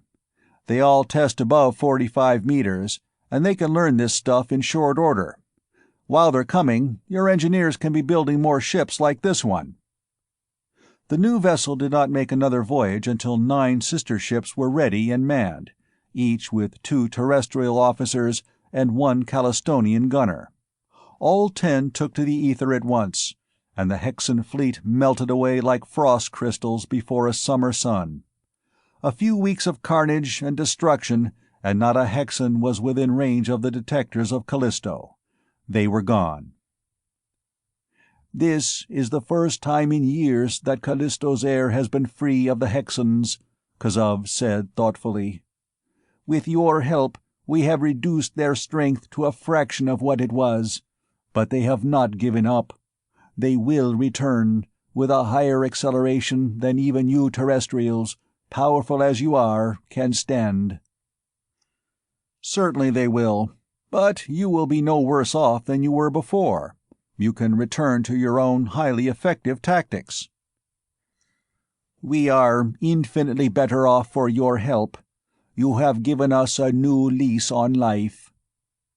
He broke off as a flaring light sprang into being upon the portal board, and the observer of Exit 1 made his report. There was a Hexan vessel in the air, Location 425 over VJ42. "There's one left. Let us get him. No, he's ours."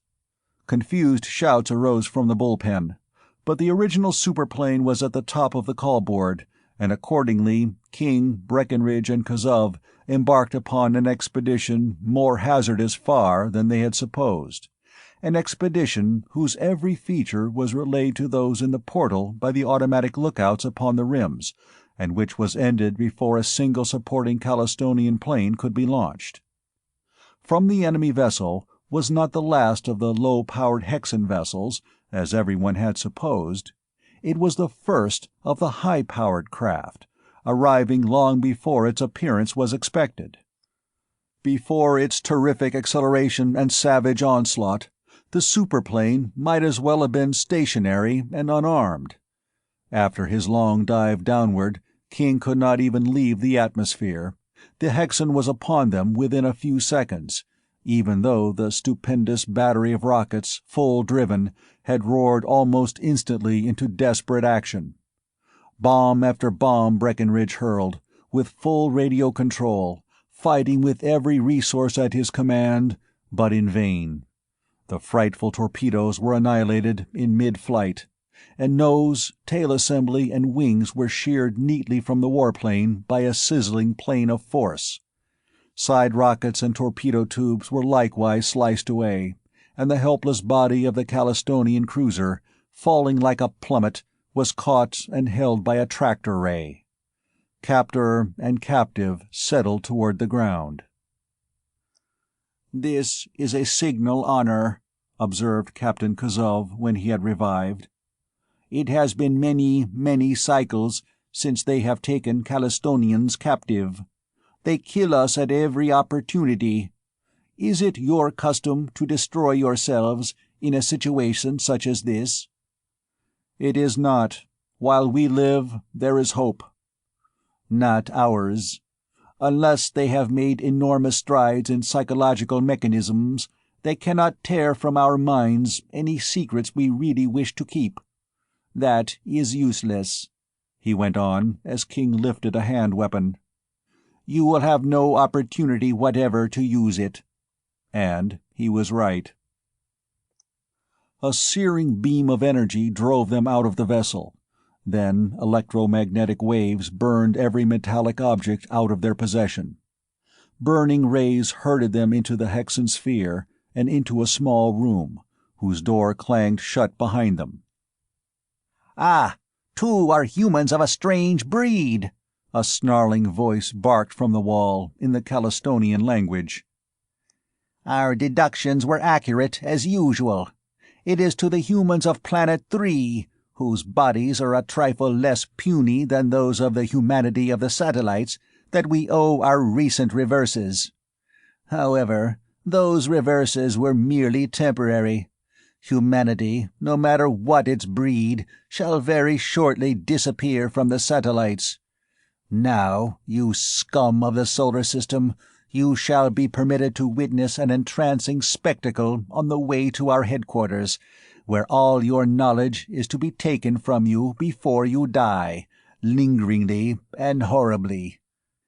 There is a strange space vessel nearing us, probably searching for the one we took, and which you dogs of Callisto must have been fortunate enough to take from us before we could study and kill its human cargo.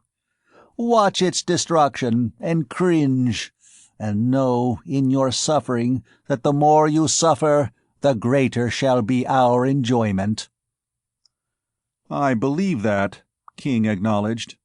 As all three prisoners stared at the wall screen, upon which was pictured a huge football of scarred gray steel, Kazov was amazed to see the faces of Breckenridge and King light up with fierce smiles of pleasure and anticipation. "You dissemble well," remarked the Calistonian. "That will rob them of much pleasure." "They'll get robbed of more than that," King returned. "This is too good to keep, and since they cannot understand English, I'll tell you something. I told you about Stevens. He apparently wasn't killed, as we thought. He must have escaped. And there is the result. That ship there is far from innocent. Her being so far out of range of any of our power plants proves that. That vessel is the Sirius, the research laboratory of the IPC, the Inter-Planetary Corporation. It carries the greatest scientific minds of 3 of the inner planets, and it is loaded with pure poison, or it wouldn't be here. Oh, you Hexans, what you have got coming to you. Chapter 9. The Sirius Takes a Hand. The Sirius loafed along through the ether at normal acceleration just outside the orbit of Mars, and 1,000,000 miles north of the ecliptic plane. In the control room, which had been transformed into a bewilderingly complete laboratory, Norman Brandon strode up and down, waving his arms, his unruly black hair on end, addressing savagely his friend and fellow scientist, who sat unmoved and at ease. "For cat's sake, Quince, let's get busy. They're outside somewhere, since the police have scoured every cubic kilometer within range of the power plants without finding a trace of them. We've got the power question licked right now. With these fields, we can draw 60,000 kilofrancs from cosmic radiation, which is lots more than we'll ever need. We haven't drawn a franc from our plant in a month, and we've had to cut our field strength down to a whisper to keep from burning out our accumulators. We can hunt as far as Neptune easy. We can go to Alpha Centauri if we want to. This thing of piffling and monkeying around here's pulling my cork, and for the 10,467th time, I say, let's prowl and prowl now. In fact, I'm getting so sick of sticking around doing nothing that I'm going out anyway, if I have to go alone in a lifeboat." Impetuous and violent as Brandon had always been, never before had he gone to such lengths as to suggest a disruption of the partnership, and Westfall, knowing that Brandon, in his most violent moments, never threatened idly, thought long before he replied. "You will not go alone, of course. If you insist upon going without further preparation, I will go too, no matter how foolish I think such a course to be. We have power, it is true, but in all other respects we're in no condition to meet an opponent having command of such resources as must certainly be possessed by those who attack the Arcturus. Our detectors are inefficient, our system of vision is crude, to say the least, and many other things are still in the experimental stage. We have not the slightest idea whom or what we may encounter. It is all too probable that we would simply be throwing away uselessly the lives of more good men. It is also foolish from a general viewpoint, for as you already know, we and our assistants happen to be in better position to study these things than is anyone else at the present time. However, I will compromise with you. We can learn much in a month if you will really try, instead of wasting time in fuming around the ship and indulging in these idiotic tantrums. If you will buckle down and really study the problems confronting us for 30 days, we will set out at the end of that time, ready or not." "Aw, Lex, I hate to do it, but we've been together too long to bust it up now." And Brandon turned toward his bench. Scarcely had he reached it when a series of dots and dashes roared from an amplifier.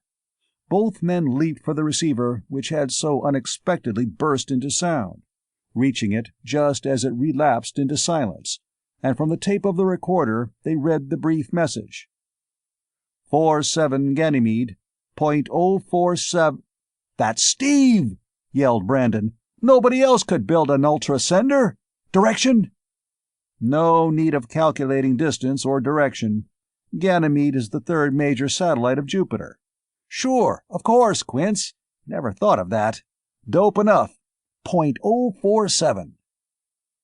As Stevens had told Nadia, the message was completely informing to those for whom it was intended, and soon Brandon's answer was flying toward the distant satellite. He then started to call the officers of the Inter-Planetary Corporation, but was restrained by his conservative friend. "It would be better to wait a while, Norman. In a few hours we will know what to tell them." At high acceleration, the Sirius drove toward the Jupiter-Earth North Plane, and Brandon calculated from his own bearings and from the current issue of the ephemeris the time at which Stephen's reply should be received. 2 minutes before that time, he was pacing up and down in front of the Ultra receiver, and 15 seconds after it, he snapped, "Come on, Perce, get busy! Shake a leg!" "Oh, come on, Norman. Give him a few minutes leeway at least," said Westfall with amused tolerance.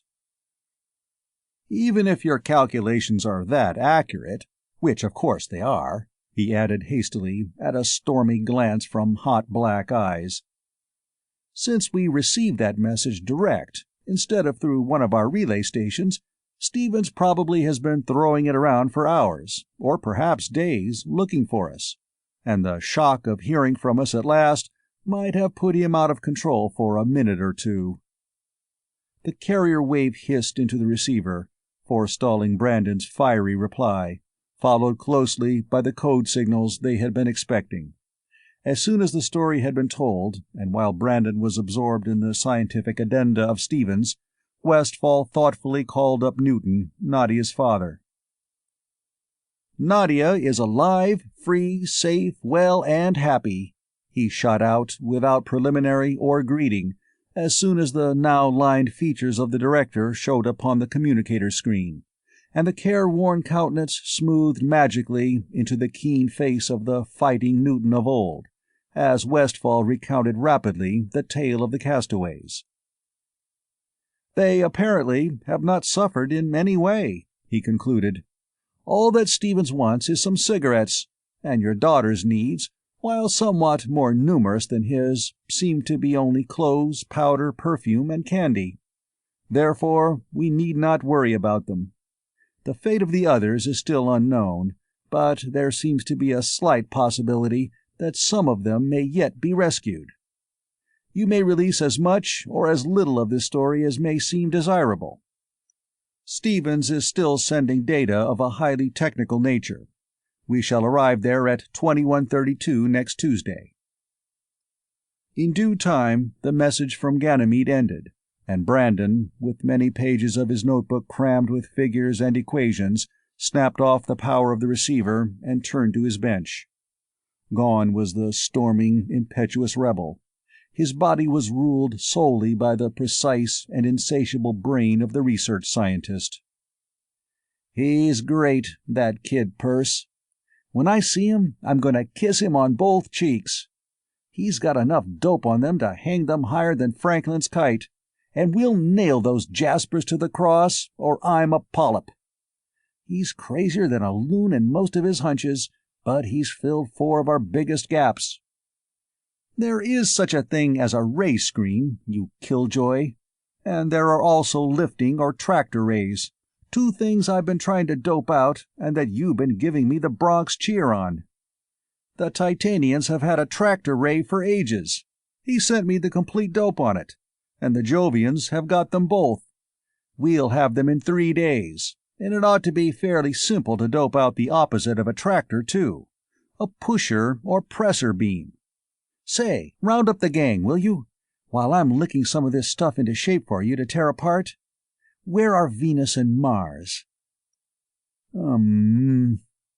Tell Alcantara and Fidanzo to come over here pronto. Give 'em a special if necessary.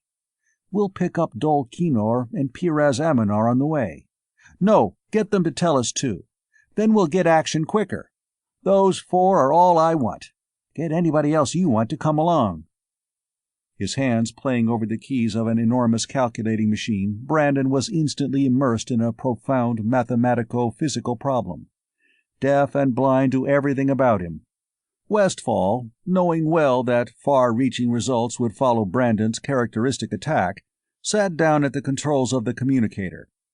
He first called Mars, the home planet of Alcantara and Fidanzo, the foremost force field experts of 3 planets, and was assured in no uncertain terms that those rulers of rays were ready and anxious to follow wherever Brandon and Westfall might lead. Thence to Venus, where Dol Kinor, the electrical wizard, and Piraz Aminar, the master of mechanism, also readily agreed to accompany the expedition. He then called the General-in-Chief of the Interplanetary Police, requesting a detail of 200 picked men for the hazardous venture. These most important calls out of the way, he was busy for over an hour giving long-distance instructions so that everything would be in readiness for the servicing of the immense space cruiser the following Tuesday night. Having guarded against everything his cautious and far-seeing mind could envisage, he went over to Brandon's desk and sat down, smoking contemplatively until the idea had been roughed out in mathematical terms. "Here's the rough draft of the ray screen, Quince. We generate a blanket frequency impressed upon the ultra-carrier wave. That's old stuff, of course. Here's the novelty, in equation 59. With two fields of force, set up from data 27 to 43, it will be possible actually to project a pure force of such a nature that it will react to deheterodyne the blanketing frequency at any predetermined distance. That, of course, sets up a barrier against any frequency of the blanketed band. Incidentally, an extension of the same idea will enable us to see anywhere we want to look. Calculate a retransmitting field." "One thing at a time, please." "That screen may be possible, but those fields will never generate it. Look at datum 31, in which your assumptions are unsound. In order to make any solution at all possible, you have assumed cosine squared theta negligible. Mathematically, it is of course vanishingly small compared to the first power of the cosine, but fields of that type must be exact, and your neglect of the square is indefensible. Since you cannot integrate with the squared term in place, your whole solution fails." "Not necessarily. We'll go back to 29 and put in sine squared theta minus 1 equal to z sub 4. That gives us a conversed sine in 30, and then we integrate."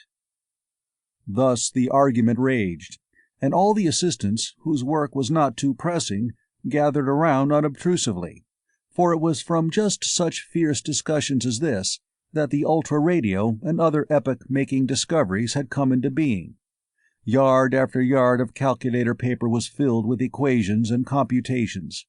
Weirdly shaped curves were drawn, with arguments at every point, arguments hot and violent from Brandon, from Westfall cold and precise, backed by lightning calculations and with facts and diagrams culled from the many abstruse works of reference, which by this time literally covered the bench and overflowed upon the floor. It was in this work that the strikingly different temperaments and abilities of the two scientists were revealed. Brandon never stood still, but walked around jerkily, chewing savagely at the stem of an ancient and reeking pipe, gesticulating vigorously, the while his keen and agile mind was finding a way over, around, or through the apparently insuperable obstacles which beset their path, by means of mathematical and physical improvisations which no one not inspired by sheer genius could have evolved. Westfall, seated quietly at the calculator, mercilessly shredded Brandon's theories to ribbons, pointing out their many flaws with his cold, incisive reasoning, and with rapid calculations of the many factors involved. Then Brandon would find a remedy for each weakness in turn, and when Westfall could no longer find a single flaw in the structure, they would toss the completed problem upon a table and attack the next one with unabated zeal.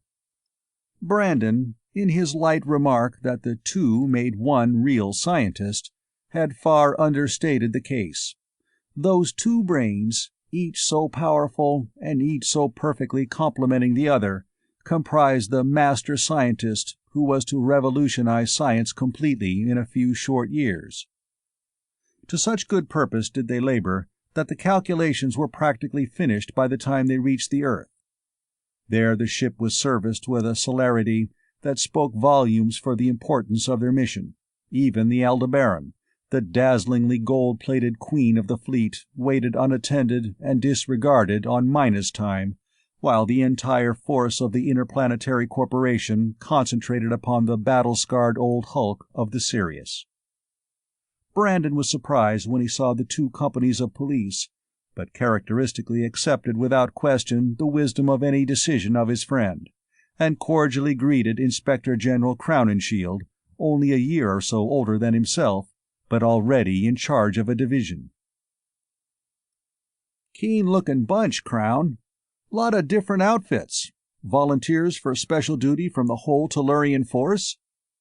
"Yes, everybody wanted to go, and there threatened to be trouble over the selection, so we picked the highest ratings from the whole service. If there ever was such a thing as a picked force, we shall have it with us." "What do you mean, us? You aren't going, are you?" "Try to keep me from it. The names of all 5 of us IGs were put in a hat, and I was lucky." "Well, you may come in handy at that," Brandon conceded. "And here's the big boss himself. Hi, Chief." "Ho, Brandon. Ho, Westfall." Newton, chairman of the board of directors of the IPC, shook hands with the 2 scientists. "Your Martians and Venerians are in Lounge 15.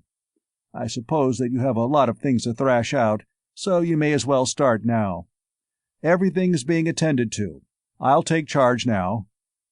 "You going along too?" asked Brandon. "Going along too? I'm running this cruise," Newton declared.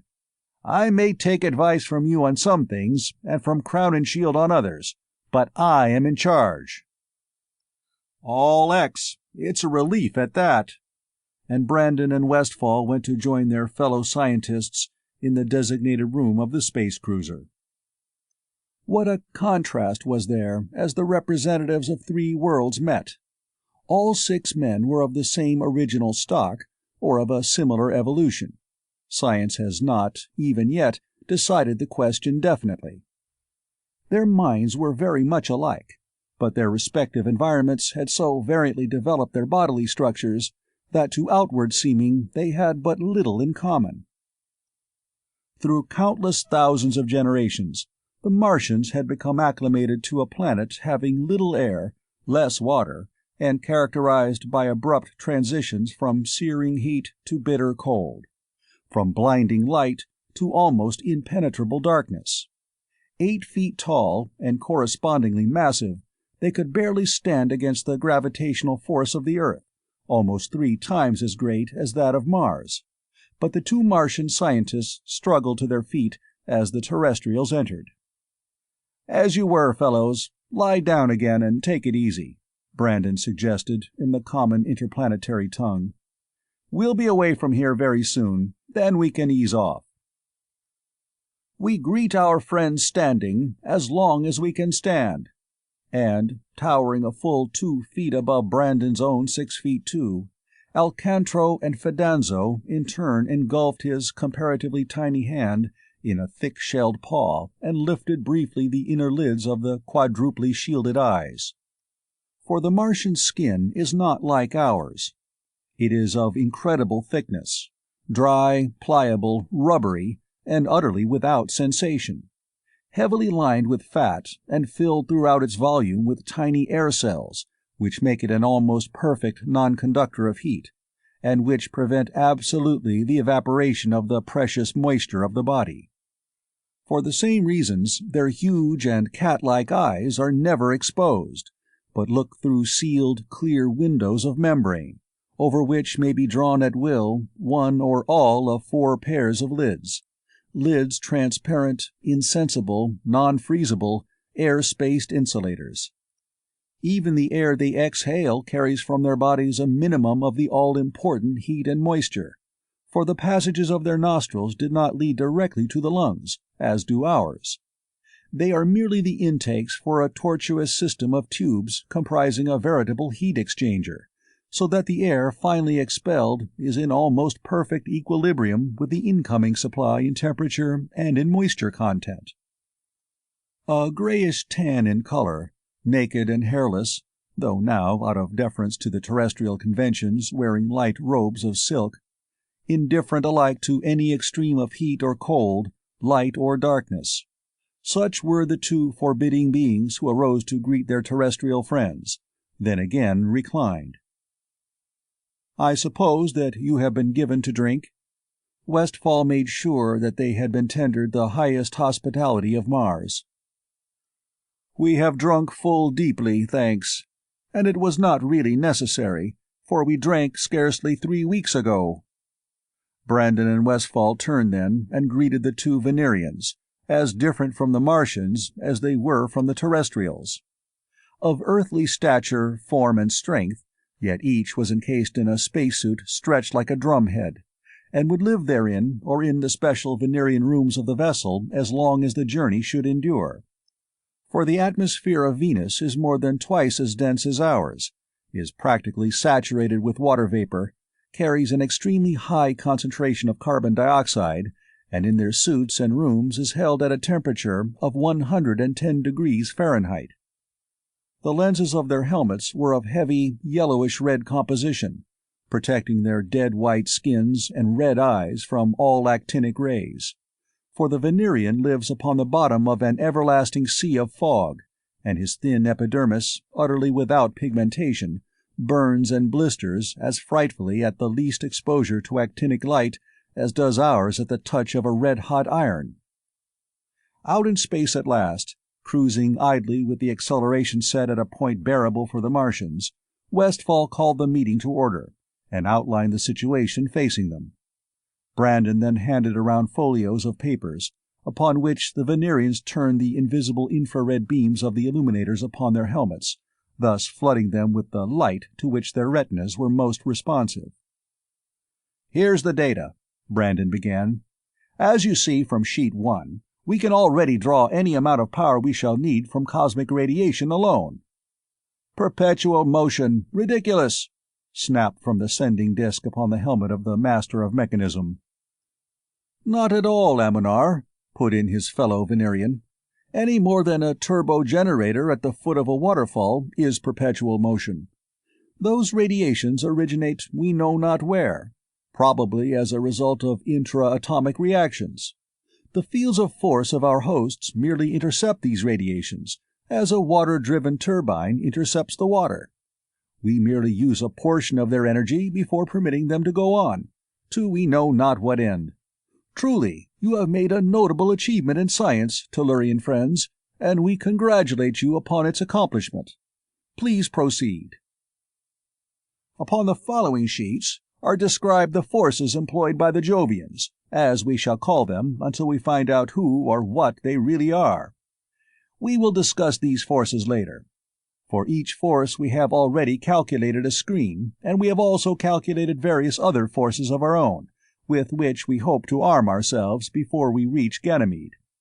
The problems facing us are complex, since there are some 9,000 force bands of the order in which we are working, each differing from all the others as much as torque differs from tension, or as much as red differs from green. Therefore, we have appealed to you for help, knowing that we can do but little alone. Alcantro and Fidanzo will supervise the construction of the generators of the various fields from these calculations. Dol Kinor will correlate power and electricity to and with the fields. Westfall and I will help work out the theoretical difficulties as they arise. Pyraz Aminar, who can devise and build a machine to perform any conceivable mechanical task, will help us all in the many mechanical difficulties we shall certainly encounter. Discussion of any point is now in order." Step by step, and equation after equation, the calculations and plans were gone over, until every detail was clear in each mind. Then the men bent to their tasks, behind them not only the extraordinarily complete facilities of that gigantic workshop which was the Sirius, but also the full power of the detachment of police, the very cream of the young manhood of the planet. Week after toilsome week, the unremitting labor went on, and little by little the massive cruiser of the void became endowed with an offensive and defensive armament incredible. An armament conceived in the fertile and daring brain of a sheer genius, guided only by the knowledge that such things were already in existence somewhere, reduced to working theory by a precise mathematical logician, translated into fields of force by the greatest known experts, powered by the indefatigable efforts of an electrical wizard, made possible by the artful mechanical devices of the greatest inventor that 3 worlds had ever known. Thus it was that they approached Ganymede, ready, with blanketing screens full out, save for one narrow working band, and with a keen-eyed observer at every plate. When even the hypercritical Westfall was convinced that their preparations were as complete as they could be made with the limited information at hand, Brandon directed a beam upon the satellite and tapped off a brief message. Stevens Ganimede, will arrive in about 10 hours. Direct carrier beam toward Sun. We can detect it and will follow it to wherever you are, Sirius. IPV Sirius, came the reply. Everything here, all X. Glad to see you. Thanks, Newton and Stevens. Brandon, at the controls, scanning his screens narrowly, dropped the vessel down to within a mile or two of the point of origin of Stevens' carrier beam without incident, then spoke to Westfall at his side with a grin. "Nice layout the kids got down there, Quince. It's too bad. Don't look like we're going to get any action for our money at all. It's a shame, too. What's the use of wasting it, now that we've got it all made?" "We are not done yet," cautioned Westfall, and even as he spoke an alarm bell burst into strident clamor. One of their far-flung detector screens was telling the world that it had encountered a dangerous frequency. The new ultralights flared instantly along the line automatically laid down by the detector, and upon the closely ruled micrometer screen of Brandon's desk there glowed in natural color the image of a globular spaceship, approaching them with terrific speed. "Men all stationed, of course, Crown." "Stationed and ready." Crowninshield, phones at his ears and microphone at his lips, was staring intently into his own plate. "Kinda think I'll do most of it from here, but you can't always tell. If they get inside my guard, you all know what to do." "All X." Expecting another such hollow victory as the other Hexan vessel had won over the defenseless Arcturus, the small stranger flashed nearer and nearer that huge and featureless football of armor steel. Within range, she launched her flaming plane of energy, but this time that Jovian sheet of force did not encounter unprotected and non-resisting steel. Upon the outer ray screen, flaming white into incandescent defense, the furious bolt spent itself, and in the instant of the launching of the searing blade of flame, Brandon had gone into action. Switch after switch drove home, and one after another those frightful fields of force, those products of the mightiest minds of 3 planets, were hurled out against the tiny Jovian sphere. Driven as they were by the millions upon millions of horsepower stored in the accumulators of the Sirius, they formed a coruscating spherical shell of intolerable energy all around the enemy vessel. But even their prodigious force was held at bay by the powerful defensive screens of the smaller spaceship. But attack the Jovian could not, every resource at her command being necessary to fend off the terrific counterattack of her intended prey as she turned in flight. Small and agile as she was, the enormous mass of the Sirius precluded any possibility of maneuvering with the Jovian, but Brandon had no intention of maneuvering. Rapid as the motions of the stranger were, and frantic as was her dodging, the terrific forces of the tractor beams of the interplanetary vessel held her in an unbreakable grip, and although she dragged the massive Sirius hither and thither, she could not escape. Mused Brandon. "We seem to be getting nowhere fast. How much power are we using, Mac, and how much we got coming in?" "Output 85,000 kilofrancs," replied MacDonald, the first assistant. "Intake 49,000. "Not so good. Can't hold out forever at that rate. Shove out the receptor screens to the limit and drive 'em. They figure a top of 60,000, but we ought to pick up a little extra from that blaze out there. Drive 'em full out or up to 65, whichever comes first. Can't seem to crush his screens, so I guess we'll have to try something else."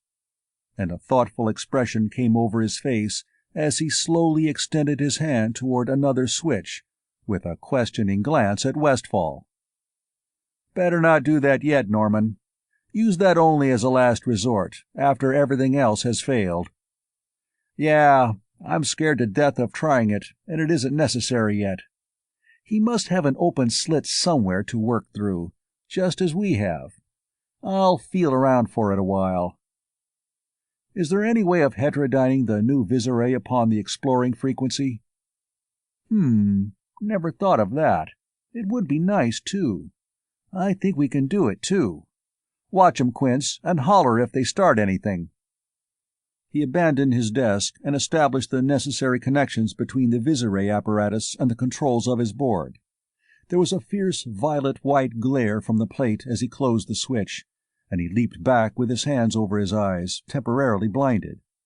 "Wow, that's hot stuff!" he exclaimed.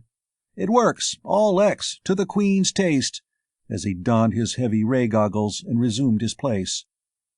After making certain that the visiray was precisely synchronized and phased with the searching frequency, he built up the power of that beam until it was using 20,000 kilofrancs.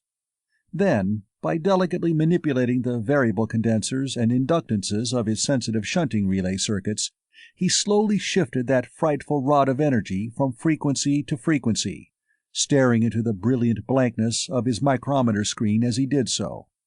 After a few minutes of search, the screen darkened somewhat, revealing the image of the Jovian globe.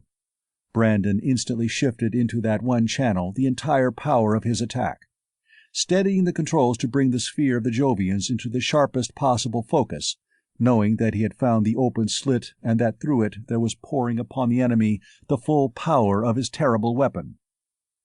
In the fraction of a second before the Jovians could detect the attack and close the slit, he saw a portion of the wall of their vessel flare into white heat and literally explode outward in puffs and gouts of flaming molten metal and of incandescent gases.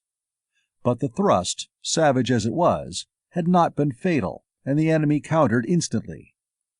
Now that the crushing force of the full coverage attack was lessened for a moment, through another slit there poured a beam of energy equal to the terrestrial's own, a beam of such intense power that the outer screen of the Sirius flared from red through the spectrum, to and beyond the violet, and went black in less than a second, and the inner screen had almost gone down before Brandon's lightning hands could restore the complete coverage that so effectively blanketed the forces of the enemy. "Well, we're back to the status quo," announced Brandon calmly. "It's a good gag they didn't have time to locate our working slit. If they had pushed that stuff through our open channel, we'd have gotten frizzled up some around the edges. As it was, we got the edge on that exchange. Take it from your Uncle Dudley, Quince. That bird knows that he's been nudged." Again he searched the entire band for an opening, but could find none. The enemy had apparently retired into a tightly closed shell of energy. The small vessel no longer struggled, nor even moved, but was merely resisting passively. Not an open channel, not even one for him to work through. He can't wiggle. Well, that won't get him anything. We're so much bigger than he is that we can outlast him, and we'll get him sometime, since he's bound to run out of power before we do. I don't believe he can receive anything, sealed up as he is, and he can't have accumulators even more efficient than ours to make up the difference, can he, Quince? It is quite possible. For instance, although we have never heard of any progress being made along such lines, it has been pointed out repeatedly that synthesis of a radioactive element of very high atomic weight would theoretically yield an almost perfect accumulator, one many thousands of times as efficient as ours in mass-to-energy ratio. Then, too, you realize, of course, that there is a bare possibility that intra-atomic energy may not be absolutely impossible. Nix on that, Quince. I'll stand for a lot, but not for that last idea. It's hard to say that anything's impossible, of course, except things made so by definition, or by being contrary to observational facts. But the best work shows that intra-atomic energy is just about as impossible as anything can be. It has been shown pretty conclusively that all ordinary matter is already in its most stable state, so that work must be done upon any ordinary atom to decompose it. Besides, if he had either radioactive accumulators or intra-atomic energy, he would have cut us up long ago. Nope, The answer is that he's probably yelled for help and is trying to hold out until it gets here," was Brandon's rejoinder. "What can we do about it?" asked Quince. "Don't know yet. I do know, though, that we aren't half as ready for trouble as I thought we were. There's a dozen things I want to do that I can't because we haven't got the stuff. Don't say I told you so, either. I know you did. You're the champion ground and lofty thinker of the century. Alcantro! Here? Round up the gang, will you, and figure me out a screen and a set of meters that will indicate an open band? We lose too much time feeling around anyhow, and we're too apt to take one on the chin while we're doing it. Also, you ought to make it so it'll shoot a jolt into the opening, while you're at it," said Brandon. "We shall begin at once," and the massive Martian, as he replied, stepped over to the calculating machine. "Well, Quince, we can't do much to him this way. He's crawled into a hole and pulled the hole in after him. Gosh, I wish we had more stuff. After all, we have everything whose necessity and practicability could have been foreseen in the light of our information. We can, of course, go further." "You chirped it. But we can't let things ride this way, or we'll get our hair singed. We'll have to decorate him with the Grand Slam, I guess." "Yes, it seems as though the time for emergency measures has arrived." "Put everything on the center of the band?" "That is probably the best frequency to use in a case of this kind." "He can't control, so we'll push him down close to the ground before we go to work on him, so we don't have so far to fall if anything goes screwy with the works. Here's hoping nothing gives away." The Sirius, almost against the flaming screens of the Jovian, and both vessels very close to the surface of the satellite, Brandon tested the power leads briefly, adjusted dials and coils, then touched the button which actuated the relays which in turn drove home the gigantic switches that launched a fearsome and as yet untried weapon. Instantly released, the full 700,000 kilofrancs of their stupendous batteries of accumulators drove into the middle frequency of the attacking band, and Brandon's heart was in his mouth as he stared into the plate to see what would happen. He saw. Everything in the Sirius held fast, and under the impact of the inconceivable plane of force, the screens of the enemy vessel flared instantly into an even more intense incandescence, and in that same fleeting instant went down, and all defenses vanished as the metal sphere fell apart into two halves, as would an apple under the full blow of a broadaxe. Brandon quickly shut off his power and stared in relief into the central compartment of the globular ship of space, now laid open, and saw there figures, one or two of which were moving weakly. As he looked, one of these feebly attempted to raise a peculiar tubular something toward a helplessly fettered body. Even as Brandon snatched away the threatening weapon with a beam of force, he recognized the captive. "Great cut! There's Breckenridge!" he gasped, and directed a lifting beam upon the bound and unconscious prisoner.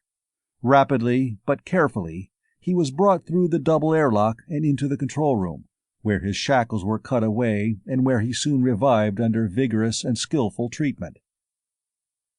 "Any more of you in there? Did I hit any of you with that beam?" demanded Brandon intensely as soon as Breckenridge showed signs of understanding. "King's in there somewhere, and there's a Calistonian human being that you mustn't kill," the chief pilot replied, weakly and with great effort in every word.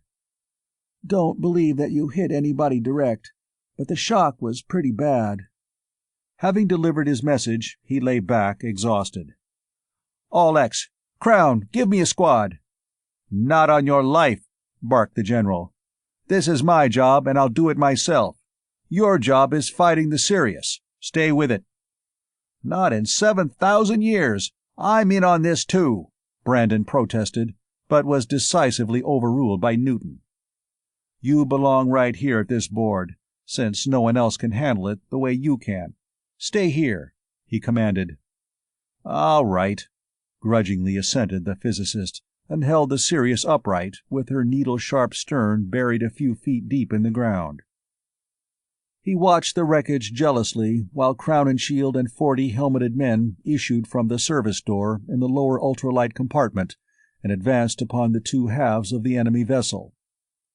As no hostile demonstrations ensued, scaling ladders were quickly placed, and with weapons at the alert, the police boarded the hemispheres, manacled the still helpless beings visible, and after laying down a fog of stupefying gas, vanished into compartments beyond the metal partitions. After a short time, they reappeared and climbed down the scaling ladders, carrying several inert forms, and Brandon spoke into his transmitter. "King All X, Crown and Shield?" "I think so. Not being in the control room, he was not as badly shocked by the passage of the beam as were Breckenridge and those you saw.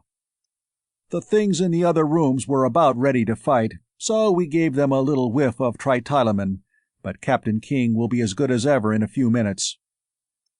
"Fine business." The police entered the Sirius, the service doors clanged shut, and Brandon turned to Westfall. "While they're coming up, I guess I'll pick up Perce and Miss Newton. We'd better get them aboard and beat it while we're all in one piece." But even before he could send out the exploring beam of his communicator, the voice of Stevens came from the receiver. "Hi, Brandon and Westfall. We've watched the whole show. Congratulations, fellows. Welcome to Ganymede. You are in our valley. We're upstream from you about 300 meters, just below the falls on the meadow side." "All X," Brandon acknowledged. "We saw you. Come on out where we can pick you up. We've got to get away from here, and get away fast." "We'll carry off the pieces of that ship, too, Quince. We may be able to get a lot of pointers from it." And Brandon swung mighty tractor beams upon the severed halves of the Jovian vessel, then extended a couple of smaller rays to meet the two little figures racing across the smooth green meadow toward the Sirius. Chapter 10. Among Friends at Last. The time for landing of the Sirius was drawing near, and the castaways upon Ganymede had donned their only suits of earthly clothing, instead of the makeshifts of moleskin, canvas, and leather they had been wearing so long. Thorns and underbrush had pierced and torn their once natty outing costumes, and sparks and flying drops of molten metal from Stephen's first crude forges had burned in them many gaping holes. "I did the best I could with them, Steve, but they look pretty crummy." Nadia wrinkled her nose as she studied the anything-but-invisible seams, darns, and staring patches everywhere so evident, both in her own apparel of gray silk and in the heavy whipcord clothing of her companion.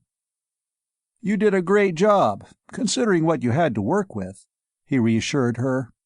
"Besides, who cares about a few patches? I feel a lot more civilized in my own clothes, don't you?" "Well, yes," she admitted. "They're silk anyway, even if they don't look like much, and I'm just reveling in the feel of them next to me after the horrible, rough, scratchy things I've been wearing. See anything yet?" "Not yet." Stevens had been scanning the heavens with a pair of binoculars.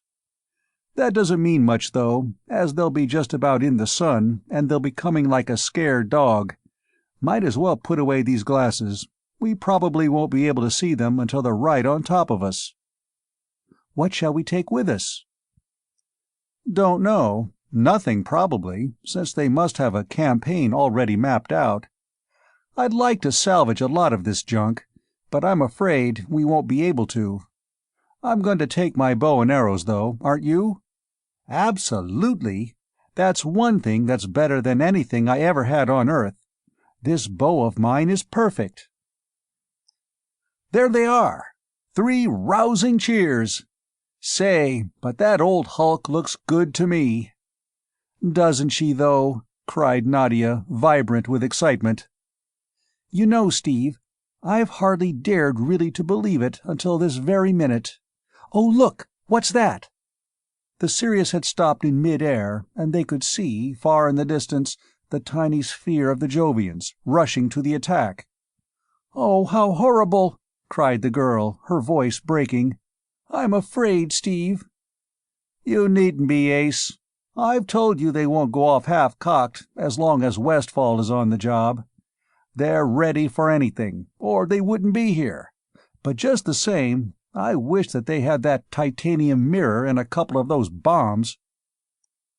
In a moment more, the Jovian plane of force was launched. The powerful ray screens flared into white-hot, sparkling defense, and the battle was on. Held spellbound as the castaways were by that spectacular duel, yet Stephen's trained mind warned him of the perils of their position. "Grab your bow, and we'll beat it." And he rapidly led her away from the steel structures into an open hillside, well away from any projection, tree, or sharp point of rock. "If that keeps up very long, we're going to see some real fireworks. And I don't know whether there will be enough left of our plant here to salvage or not. Everything's grounded, of course, but I don't believe that ordinary grounds will amount to much against what's coming." "What are you talking about?" demanded Nadia. "Look," he replied, pointing, and as he spoke, a terrific bolt of lightning launched itself from the incandescent screen of the Jovian vessel upon their slender ultra-radio tower, which subsided instantly into a confused mass of molten and twisted metal. As the power of the beams was increased, and as the combatants drew nearer and nearer the ground, the lightning display grew ever more violent. Well below the canyon as the warring vessels were, the power plant and penstock did not suffer at all, and only a few discharges struck the Forlorn Hope, discharges which were carried easily to ground by the enormous thickness of her armor. But every prominent object for hundreds of yards below the Hope was literally blasted out of existence. Radio tower, directors and fittings, trees, shrubs, sharp points of rock, all were struck again and again, fused, destroyed, utterly obliterated by the inconceivable energy being dissipated by those impregnable screens of force. Even almost flat upon the ground as the spectators were, each individual hair upon their heads strove fiercely to stand erect, so heavily charged was the very air. Stephen's arm was blue for days, such was Nadia's grip upon it, and she herself could scarcely breathe in that mighty arm's constriction. But each was conscious only of that incredibly violent struggle, of that duel to the death being waged there before their eyes with those frightful weapons hitherto unknown to man. They saw the Sirius triumphant, and Stevens led the dancing girl back into their dwelling of steel. "Danger's all over now. Radio's gone, but we should fret a lot about that. It has done its stuff. We can use the communicators. And now, sweetheart, I'm going to kiss you, for the first time in 7 lifetimes." Locked in each other's arms, they watched the scene until Stevens thought it time to send his message. Then, running hand in hand toward the huge space cruiser, they were snatched apart and drawn up toward the double airlocks of the main entrance. Pressure gradually brought up to normal, they were ushered into the control room, where Nadia glanced around quickly and almost took her father off his feet by her tempestuous rush into his arms. "Oh, Daddy darling, I just knew you'd come along. I haven't seen you for 1,000,000 years," she exclaimed rapturously. "And Bill, too. Wonderful!" as she fervently embraced a young man wearing the uniform of a lieutenant of Interplanetary Police. "Ouch, Bill, you're breaking all my ribs." "Well, you cracked 3 of mine. Maybe you don't know how husky you are, but you've got a squeeze like a full-grown boa constrictor." He held her off at arm's length and studied her with admiration. "Gee, it's fine to see you again, sis. You're looking great, too. I think I'll bring my girl out here to live. You always were a knockout, but now you're the loveliest thing I ever saw." He made his way through the group surrounding Stevens while Nadia and her father talked earnestly. "I'm Bill Newton." "Thanks," he said simply, holding out his hand, which was taken in a bone-crushing grip. "Bring him over here, Bill," Nadia called before Stevens could find a reply. "I don't know how to say anything, Stevens," the officer continued, in embarrassment, as the 2 men turned to obey the summons. She's a good kid, and we think a lot of her. We'd about given her up. She... Oh, rats, what's the use? You know what I mean. You're there, Stevens. Like a... Chlamydes, Stevens interrupted. I get you, to 19 decimals. And you don't half know just what a good kid she really is. She's the reason we're here. We were down pretty close to bedrock for a while. She stood up when I wilted. She's got everything. She... Clam it yourself, Steve. Don't believe a word of it, Dad and Bill. Wilt? Nadia's voice dripped scorn. Why, he did... Please. Newton's voice was somewhat husky as he silenced the clamor of the three young people, all talking at once. I will not embarrass you further by trying to say something that no words can express. You told me that you would take care of her, and I learned that you have done so. I did what I could, but most of the credit belongs to her, no matter what she says, Stevens insisted. Anyway, sir, here she is, alive, well, and unharmed. And his eyes bore unflinchingly the piercing gaze of the older man, who was reassured and pleased by what he read therein. One thing I want to say right now, though, that may make you feel like canceling the welcome. I loved Nadia even before the Arcturus was attacked, and since then, coming to know her as I have, the feeling hasn't lessened any.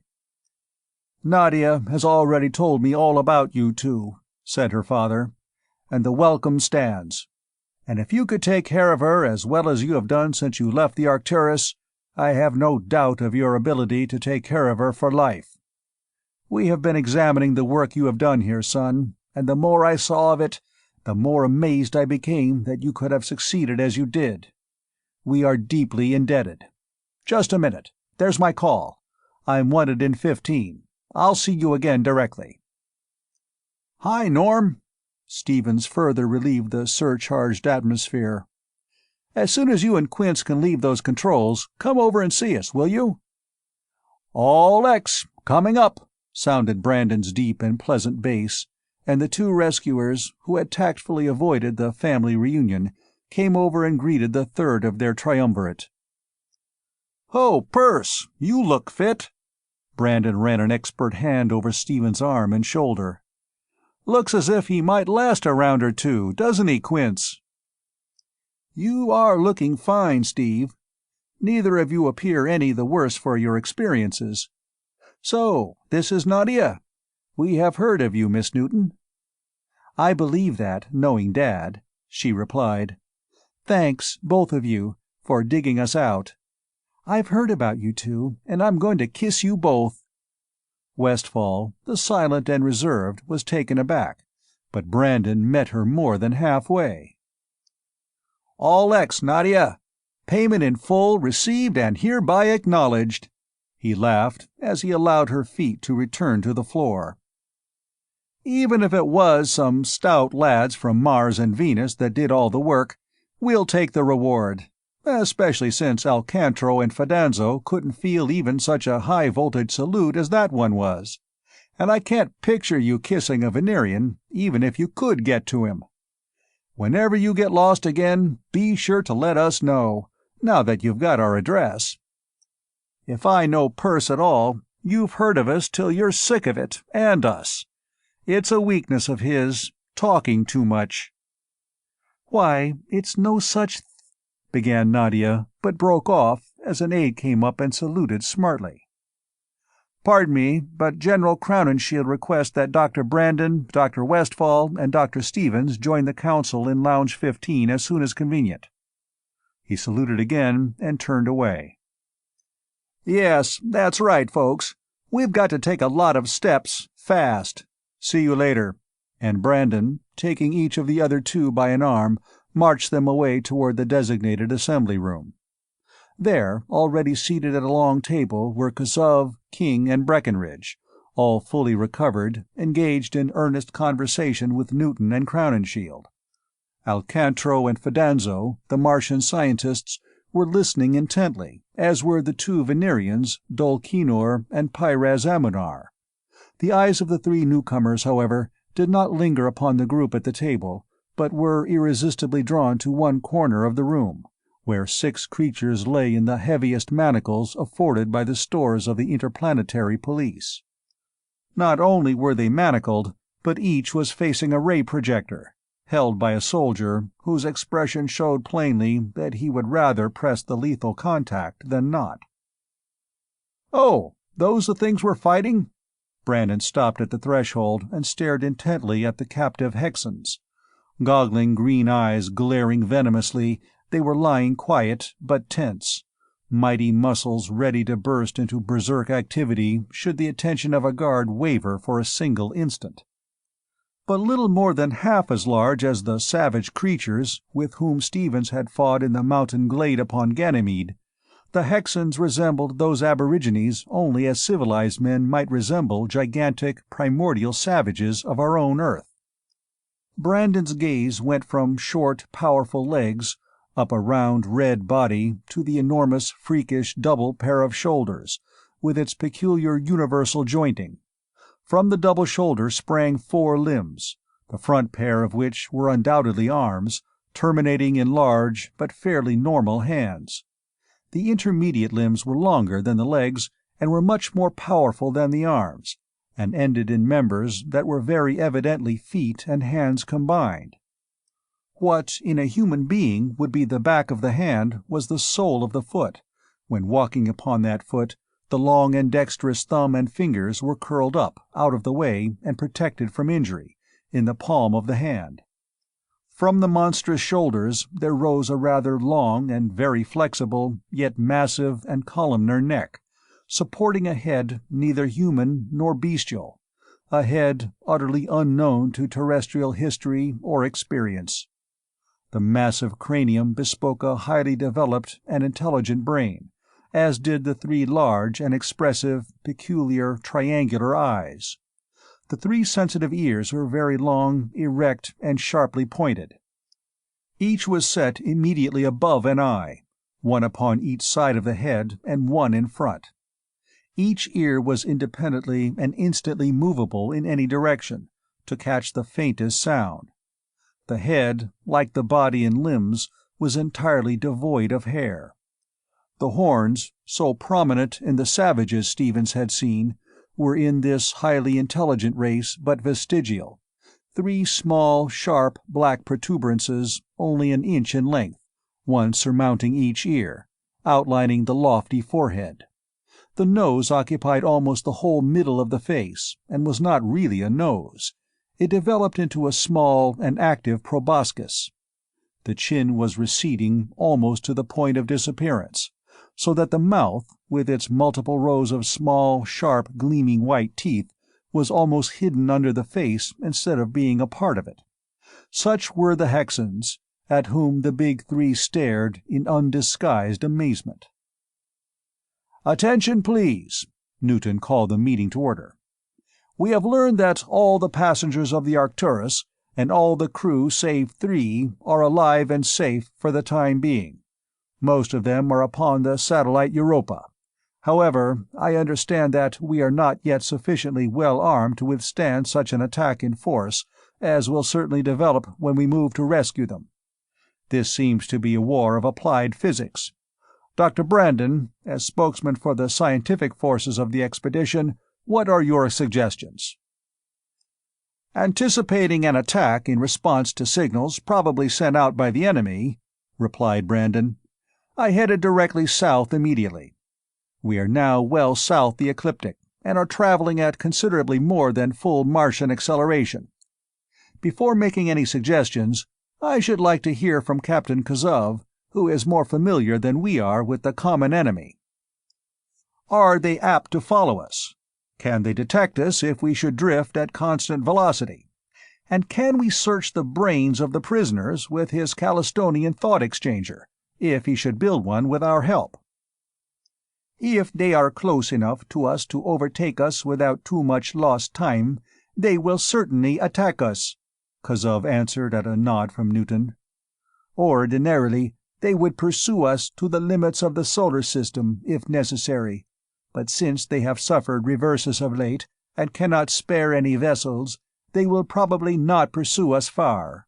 Yes, they can detect us, even without the driving rays, since this vessel uses much low-tension, low-frequency electricity in its automatic machinery, lights, and so on. No, our thought transformer cannot take thoughts by force, and the Hexans will exchange no ideas with us. They are implacable and deadly foes of all humanity, irrespective of planet or race. Mercy is to them unknown. They neither give nor take quarter." "I can bear him out in that," Crown and Shield interposed grimly. "The first one to recover snapped our ordinary handcuffs like so much thread, and literally tore 4 men to pieces before the rest of us could ray him. Will you need me longer, Director Newton?" "I think not, General. Captain Kazov, you have made no headway with them?" asked the Director. "None whatever, as I foretold. They understand me thoroughly, since 2 of them speak my own tongue, but nothing that they have said can ever be repeated here. I knew from the first that all such attempts would be fruitless, but I have tried, and failed. I suggest what I suggested at first. Put them to death, here and now, as they lie there, for most assuredly they will in some way contrive to take toll of lives of your own humanity if you allow them to live." "You may be right," said Newton, "but neither the General nor myself can give the order for their death, since interplanetary law does not countenance such summary action. However, the guards are fully warned of the peril, and will ray every prisoner at the first sign of unruliness. General Crowninshield, you may remove the prisoners and deal with them in accordance with—" Pandemonium reigned.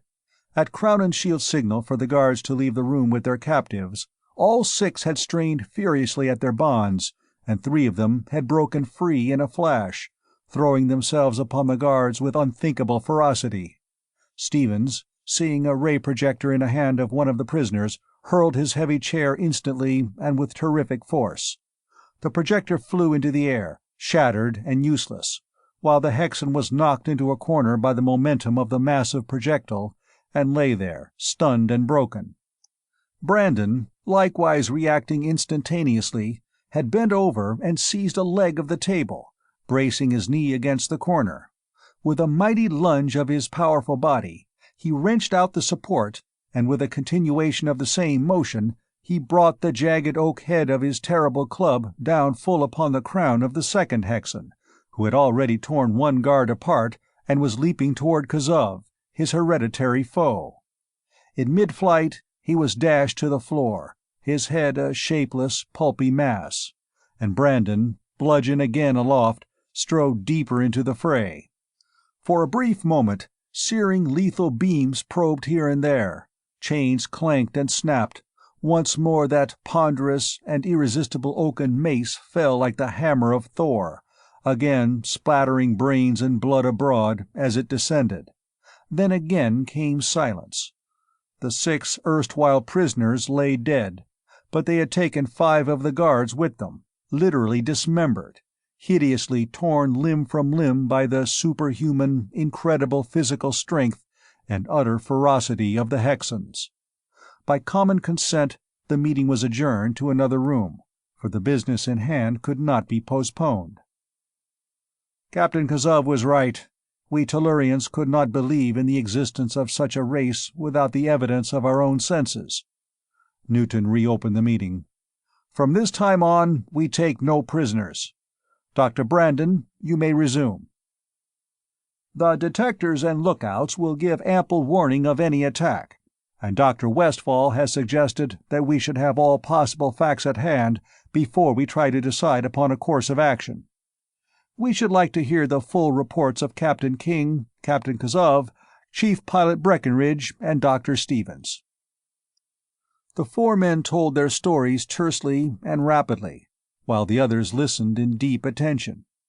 As the last speaker sat down, Newton again turned to Brandon, who silently jerked his head at Westfall, knowing his own inadequacy in such a situation, realizing that here was needed Westfall's cold and methodical thinking. "Director Newton and gentlemen," Westfall spoke calmly and precisely, "we have much to do before we can meet the Hexans upon equal terms. We have many new fields of force and rays to develop, of whose nature and necessity Dr. Brandon is already aware. Then, too, we must recalculate our visierays so that we can operate at greater range and efficiency. We must also examine the Hexan spaceship which is towing, to do which it will be desirable to drift at constant velocity for a time. In it we may find instruments or devices as yet unknown to us. It also occurs to me that, since this is an interplanetary police problem of the first magnitude, we should at once get in touch with police headquarters, so that the Peace Fleet can be armed as we ourselves are, or shall be armed. For a large and highly efficient fleet will be necessary to do that which must be done. It is, of course, a foregone conclusion that interplanetary humanity will support the humanity of Callisto against the Hexans. It is also self-evident that we must stay here and rescue the Tellurians now upon Europa and Callisto, but we are not yet in position to decide just how that rescue is to be accomplished. 4 courses are apparently open to us. First, to attempt it as soon as we shall have strengthened our armament as much as is now possible. That would invite a massed attack, and in my opinion would be foolish, probably suicidal. Second, to stand by at a distance until the rocket ship is launched, then to escort it back to the Earth. Third, to aid the Callistonians as much as possible while awaiting the completion of the rocket vessel. Fourth, and perhaps the most feasible and quickest, it may be possible for the Callistonian rocket ships to bring out fellow Tellurians, a few at a time, to us here out in space, since they are apparently able to come and go at will. However, I would recommend that we make no plans for the rescue as yet. There is little use in attempting to deal with an ever-changing situation until we are ready to act forthwith.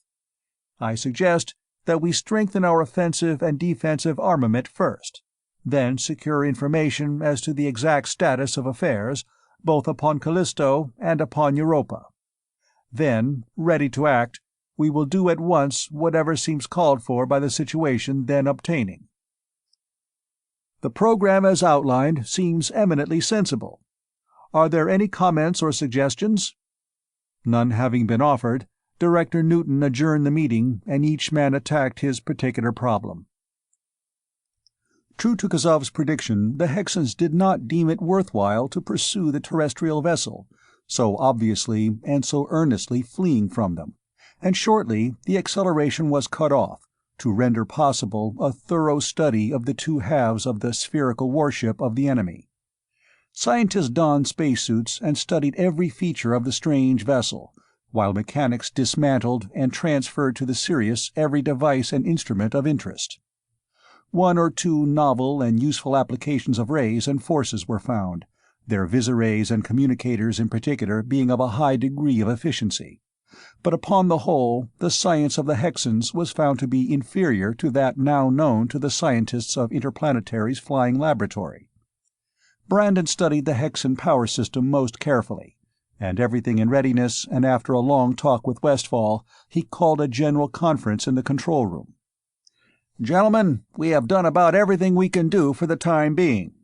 By combining the best features of the visierays and communicators of the Hexans with our own newly perfected devices, we now have a really excellent system of communication. Our friends from Mars and Venus have so altered and enlarged our force controls that our offensive and defensive fields, rays and screens leave little to be desired. In power, we are far ahead of the enemy. They apparently know nothing of the possibilities of cosmic radiation, but depend upon tight beam transmission from their own power plants, which transmission they have perfected to a point far beyond anything reached by us of the 3 planets. They do not use accumulators, and therefore their dissipation is limited to their maximum reception, which is about 70,000 kilofrancs. Since we can dissipate 10 times that amount of energy, we could withstand, for a short time, the simultaneous attacks of 10 of their vessels. 11 or more of them, however, would be able to crush our defensive screens, and Captain Kazov has seen as many as 100 of their spaceships in one formation. Furthermore, since they have several times our maximum acceleration, they could concentrate quickly upon any desired point. We could not escape them by flight if they really set out to overtake us, which they certainly will do if we again venture into their territory. Therefore, it is clear that we cannot subject ourselves to any attack in force, and it follows that we cannot do much of anything until the police fleet of some 500 vessels can be rearmed and can join us near Callisto. This will require several months at best. As you already know, it has been decided that we should not return to any of the minor planets, as to do so might invite a Hexan attack upon our police fleet which is as yet unprepared. We are now heading for Uranus, in the hope that such a course will distract the attention of the Hexans from Tellus, even though they probably already know that we are Tellurians. Our new communicator ray will reach any member of the Jovian system from this point. It has been decided that it is safe to use it, since it employs an almost absolutely tight beam of very small diameter, and since we know that one Hexan vessel, at least, had no apparatus sufficiently sensitive to detect a beam of that nature. We will therefore now get in touch with the Calistonians and with our own people." Brandon seated himself before the communicator screen, and while the others packed themselves closely around his stool, he snapped on the visiray and turned the dials which directed that invisible, immensely complex beam through space. The screen was apparently in itself a coign of vantage, flying through space with the velocity of light, and the watchers gasped involuntarily and drew themselves together, as with that unthinkable speed they flashed down toward the surface of Callisto. So realistic was the impression that they themselves were hurtling through the void that they could scarcely reason themselves into believing their positive knowledge that the impending collision was not an actual happening. Reducing the velocity of the projection abruptly as it approached the satellite, Brandon flashed it down into a crater indicated by Kazov, and along a tunnel to the city of Zabark, where the Calistonian captain held a long conversation with the Council of the Nation. Frowning in thought, he turned to Newton and spoke seriously and slowly. "Immediately after the loss of our superplane, with the supposed death of King, Breckenridge, and myself, the other Tellurian officers were returned to Europa, since even they could be of no assistance to us Calistonians in our struggle against the new, high-acceleration vessels of the Hexans. The present situation is much more serious than I would have believed possible. The last vessel going to visit Rusk, our city upon Europa, was caught and destroyed by the Hexans, and for many weeks no ship or message has come from there to Callisto. In spite of the fact that the Hexan fleet is smaller than ever before, they are guarding Europa very closely. It is feared that they may have found and destroyed our city there.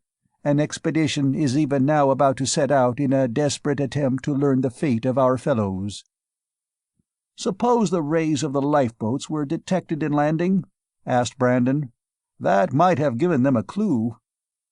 "Possibly, but it is equally possible that our own men became careless in the operation of one of our own vessels. Having been unmolested so long, they might have relaxed their vigilance. We may never know." "Tell them to cancel the expedition. We'll shoot the visiray over there right now and find out all about it. We'll let them know pretty quickly. Also, you might tell them that you've got complete plans and specifications for all the weapons that the Hexans have, and a couple besides, and that the quicker they shoot a ship out here after you, the sooner they can get to building some stuff to blow those Hexans clear out of space." It was the work of only a few moments to drive the visiray projection to Europa, where Kazov, to the great relief of all, found that the Hexans had not yet discovered either Rusk or the terrestrial workings. All Europan humanity, fully aware of the Hexan investment, was exerting every possible precaution against discovery by the enemy. This information was duly flashed to the Council of Callisto, and the projection was then hurled across the intervening reaches of space, and into the cavern in which was being built the enormous rocket ship in which the terrestrial refugees were to attempt the long voyage back to their own distant planet. It took some little time to convince Dr. Penfield that there had been projected into the empty air of his little sanctum an absolutely invisible and impalpable structure of pure force, capable of receiving and transmitting voice and vision. Once convinced of the reality of the phenomenon, however, the speaker beside Brandon's communicator screen fairly rattled under the fervor of his greeting, so great was his pleasure at the arrival of the expedition of relief, and in knowing that King and Breckenridge, whom they had, of course, given up for dead, were aboard the interplanetary vessel. Penfield reported that the work upon the great rocket ship was progressing satisfactorily, although slowly, since it was so much larger than any vessel theretofore constructed by the Callistonians. Newton, in turn, informed the autocrat of the stranded terrestrials as to the status quo of the rescuing party. "Of course, because of the Hexan blockade, you cannot take us off until they have been wiped out, which will be several months at best," the surgeon said, slowly, and a shadow came over his face as he spoke. "Well, that can't be cured." "Trouble with the personnel?" King broke in sharply. "Personnel, yes, but not trouble in the sense you mean. We have had none of that. It is only that there are 4 more of us now than there were." "Huh? How come?" demanded Brandon, in astonishment. 4 babies have been born to us here so far, and several more are coming. They are the ones I'm worried about. Most normal adults can stand it here without any serious effects, but this thin atmosphere and weak gravity are certain to result in abnormal development of children. However, there may be another way out of it. Are you using normal acceleration, or have you Martians aboard?" "Both," replied Brandon. "We are carrying 2 inhabitants of Mars, but Alcantro and Fidanzo are not ordinary Martians. They have been in constant training ever since we left Tellus, and now they can stand as high an acceleration as a weak Tellurian. We're riding at normal." "Good. As you already know, there has been no communication of late between here and Callisto. It had already been decided, however, that one more voyage must be risked, in order to bring back material which is most urgently needed. Since the vessel will leave here light, and is large enough to carry about 30 passengers on a short trip with some crowding, the Council will probably approve of having it carry some of our passengers out to the Sirius, especially now, since a vessel must visit you anyway to get Captain Kazov and the specifications of the new armament. All these things can be done with one vessel in one trip." "That sounds fine," boomed King. "It will give me a chance to get back there where I belong, too. Whom are you sending out?" "The 7 couples who either have babies already, or who will have them in the next few months, and some of our young who aren't standing the gaff any too well. You won't be in the red very deeply on the deal either. While 2 or 3 of the passengers I am sending you will certainly be a nuisance, anybody could use, anywhere, such men as Commander Sanderson and Lieutenant— "Sanderson?" interrupted King. "Why, he wasn't— When did he get married?" "The day after we arrived here," replied the surgeon. "His fiancée was aboard the Arcturus, and when they found out how long we would have to be here, they very sensibly decided not to wait." "Were there any others?" demanded Nadia, who, standing between Stevens and her father, had been an interested listener. "Plenty of them. 14 of our young women passengers have married here upon Europa.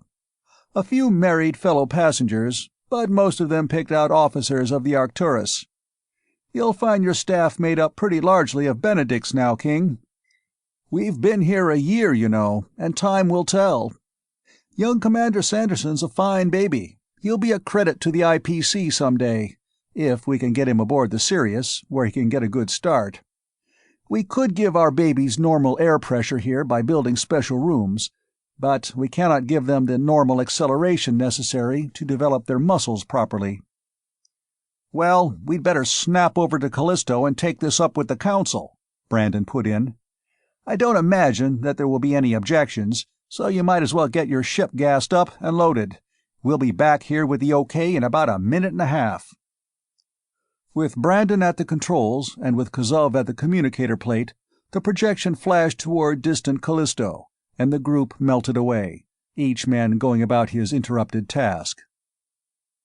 "Daddy, take us somewhere. I want to talk to you." Nadia spoke to her father, and the director led her and Stevens to his own room. "All X, daughter, out with it." And he bent over her a quizzical glance, under which a fiery blush burned from her throat to her forehead. "Dad, I've been thinking a lot since you rescued us, and what we've just heard has given me the nerve to say it. Steve, of course, wouldn't dare suggest such a thing until we're safely back on Earth, so I will." Her deep brown eyes held his steadily. "All those girls got married. Why, some of them have babies already. And Steve and I have waited for each other so long, Daddy. And none of them love each other the way we do they, Steve?" "I don't see how they could, sir. And that goes straight across the panel." And he bore unflinchingly the piercing gaze of the older man as his right arm encircled the girl and held her close. "Well, why not?" A sudden smile transformed Newton's stern visage. "There are 3 chaplains with the police, a Methodist minister, a Catholic priest, and a Jewish rabbi. Also, we have on board 2 full-fledged IP captains, either of whom is authorized to tie matrimonial knots. The means are not lacking, if you're both sure of yourselves." And all levity disappeared as he studied the 2 young faces. "Yes, you are sure," he continued after a moment, "just as her mother and I were, and are. It is too bad that she cannot be here with you, but it may be a long time before we can return to Tellus, and you have indeed waited long." "Oh, thanks, Daddy. You're just a perfectly wonderful old darling," Nadia exclaimed as she threw her arms rapturously around his neck. "And this isn't a warship at all. You know perfectly well that it's a research laboratory, and that as soon as the Navy gets here, you won't let it fight a bit more, because such scientists can't be allowed to risk themselves. And also, you're forgetting that whole flock of women and babies that are coming out here just as fast as they can get themselves ready. So get going, Daddy, old dear, and let's do things. Steve's a Quaker, and we're Presbyterians, so none of the chaplains will do at all. Besides, I promised Captain King ages ago that he could marry me, so go get him and we'll do it now. Bill can be my bridesmaid, you'll give me away, and Steve can have the other 2 of his big 3 for best men. I'm off to hunt up the flimsiest, fussiest white dress I can find in my trunks. Let's go." "Mr. Newton," Stevens spoke thoughtfully as Nadia darted away, "you said something about her mother. I didn't want to say anything to raise false hopes while she was here, but I've got an idea. Let's meet in Brandon's room instead of here. We can send code to Tellus easily enough on our ultrawave, and we may be able to fake up something on vision." A few minutes later, the big 3 were in Brandon's private study, staring intently into a screen of ground glass, upon which played flickering flashing lights, while the black-haired physicist manipulated micrometer dials in infinitesimal arcs. "Once more, Mac," Brandon directed. "Pretty nearly had 'em that time. We're stretching this projector about 600%, but we've got to make this connection. Can't you give me just a little more voltage on those secondaries?" "I cannot," the voice of the first assistant snapped from the speaker. "I'm overloading now so badly that some of my plates are getting hot. If I hold this voltage much longer, the whole secondary bank of tubes is going out. All X, you're on 0. All X." Flashing and waning, the lights upon the screen formed fleeting, shifting, nebulous images of a relay station upon distant Earth, but the utmost power of the transmitting fields could neither steady the image nor hold it. "Back off, Mac," Brandon instructed. I'm afraid we can't hold 'em direct. No use blowing a bank of tubes. We'll try relaying through Mars. We can hold them there, I think. It will muss up reception some, but it will probably be better than direct at that. 0.0536. All X, shoot!" Brandon's relay station upon Mars was finally raised and held, and a corps of keenly interested engineers there made short work of the Earth-Mars linkage. Soon the screen glowed with the picture of the transmitter room of the terrestrial station, and while the three men were waiting for Mrs. Newton to be called to her own television set, the door behind them opened. Nadia and her escorts entered the room, but Stephen's eyes saw only the entrancing vision of loveliness that was his bride.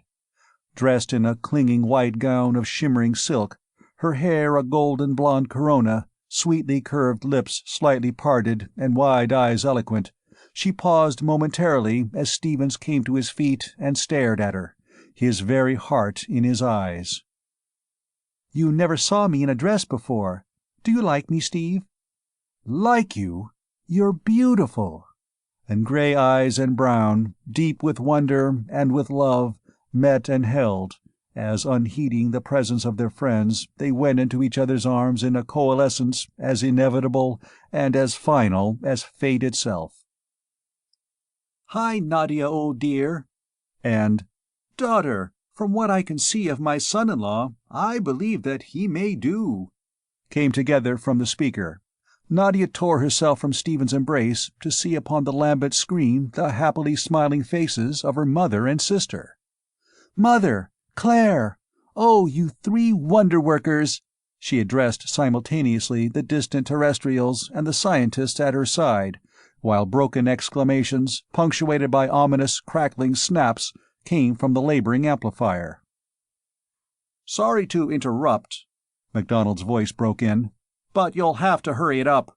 Alcantara and Fidanzo are doing their best, but every plate in my secondary bank's red hot, and you could fry an egg on any one of my transformers. Even my primary tubes are running hot. She won't hold together 5 minutes longer."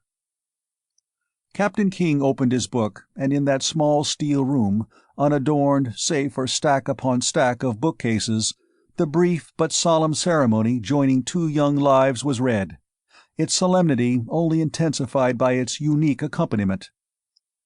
For from Brandon at the primary controls, through the power room of the Sirius and the relay station upon Mars, to the immense interplanetary transmitter upon Earth, the greatest radio and television engineers of 2 planets were fighting overdriven equipment, trying to hold an almost impossible connection, in order that Nadia Newton's mother and sister might be present at her wedding, hundreds of millions of miles distant in space.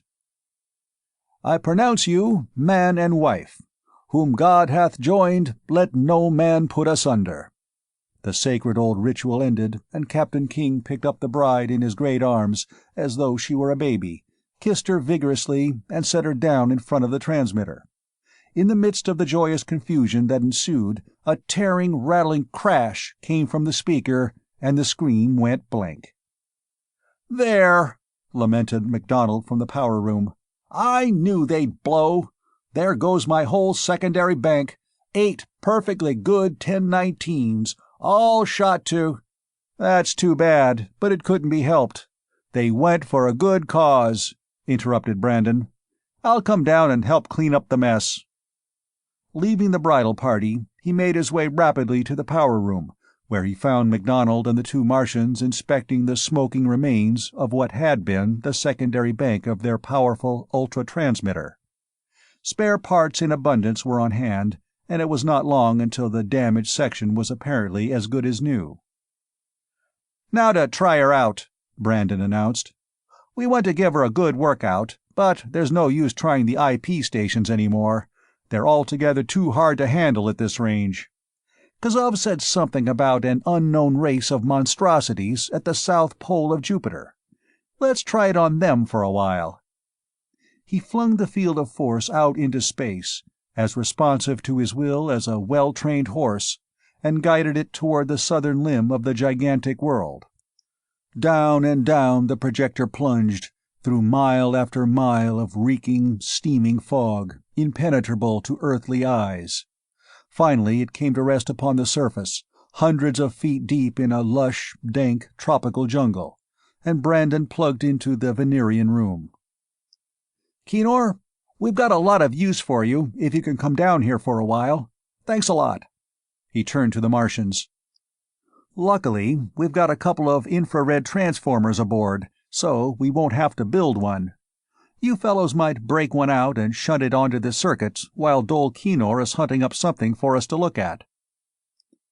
"Hi, old infra-eyes," he went on, as the Venerian scientist waddled into the room in his bulging spacesuit. "We've got something here that's right down your alley. Want to see what you can see?" "Ah, a beautiful scene," exclaimed Dol Kenor after one glance into the plate. "It is indeed a relief, after all this coldness and glare, to see such a soft, warm landscape, even though I have never expected to behold quite such a violent bit of jungle." And under his guidance the projection flashed over hundreds of miles of territory. To the eyes of the terrestrials the screen revealed only a blank, amorphous grayness, through which at times there shot lines and masses of vague and meaningless form. But the Venerian was very evidently seeing and enjoying many and diverse scenes. "There, I think, is what you wish to see first," he announced, as he finally steadied the controls and Brandon cut in upon the shunting screen the infrared transformer. This device, developed long before to render possible the use of terrestrial eyes in the opaque atmosphere of Venus, stepped up the fog-piercing long waves into the frequencies of light capable of affecting the earthly retina. Instantly the dull gray blank of the shunting screen became transformed into a clear and colorful picture of the great city of the Jovians of the south. "Great cat!" Brandon exclaimed. "Flying fortresses is right! They're in war formation, too, or I'm a polyp. We've got to watch this, Mac, all of it, and watch it close. It's apt to have a big bearing on what we'll have to do, before they get done. Better we rig up another set and put a relay of observers on this job." Chapter 11. The Vorkul-Hexan War. Vorkulia, the city of the Vorkuls, was an immense seven-pointed star. At its center, directly upon the south pole of Jupiter, rose a tremendous shaft, its cross-section likewise a tapering seven-pointed star, which housed the directing intelligence of the nation. Radiating from the 7 cardinal points of the building were short lanes leading to star-shaped open plots, from which in turn branched out ways to other stellate areas. Ways reaching, after many such steps, to the towering inner walls of the metropolis.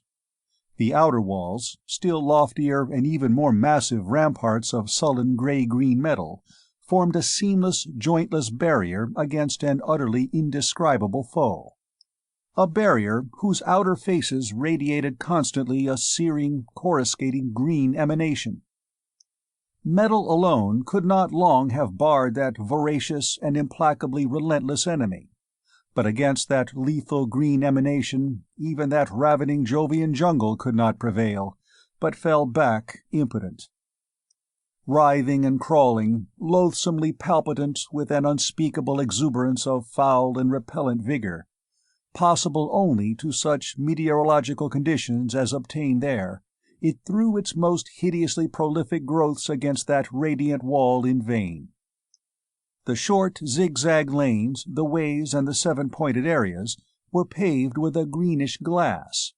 This pavement was intended solely to prevent vegetable growth and carried no traffic whatever, since few indeed of the Vorkuls had ever been earthbound and all traffic was in the air.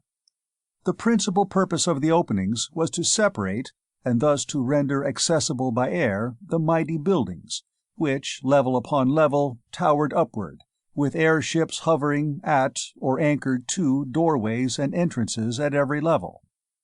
Buildings, entrances, everything visible, all replicated, reiterated, repeated infinite variations in the one theme, that of the septonate stelliform. Color ran riot. Masses varied from immense blocks of awe-inspiring grandeur to delicate tracery of sheerest gossamer. Lights flamed and flared in wide bands and in narrow flashing pencils.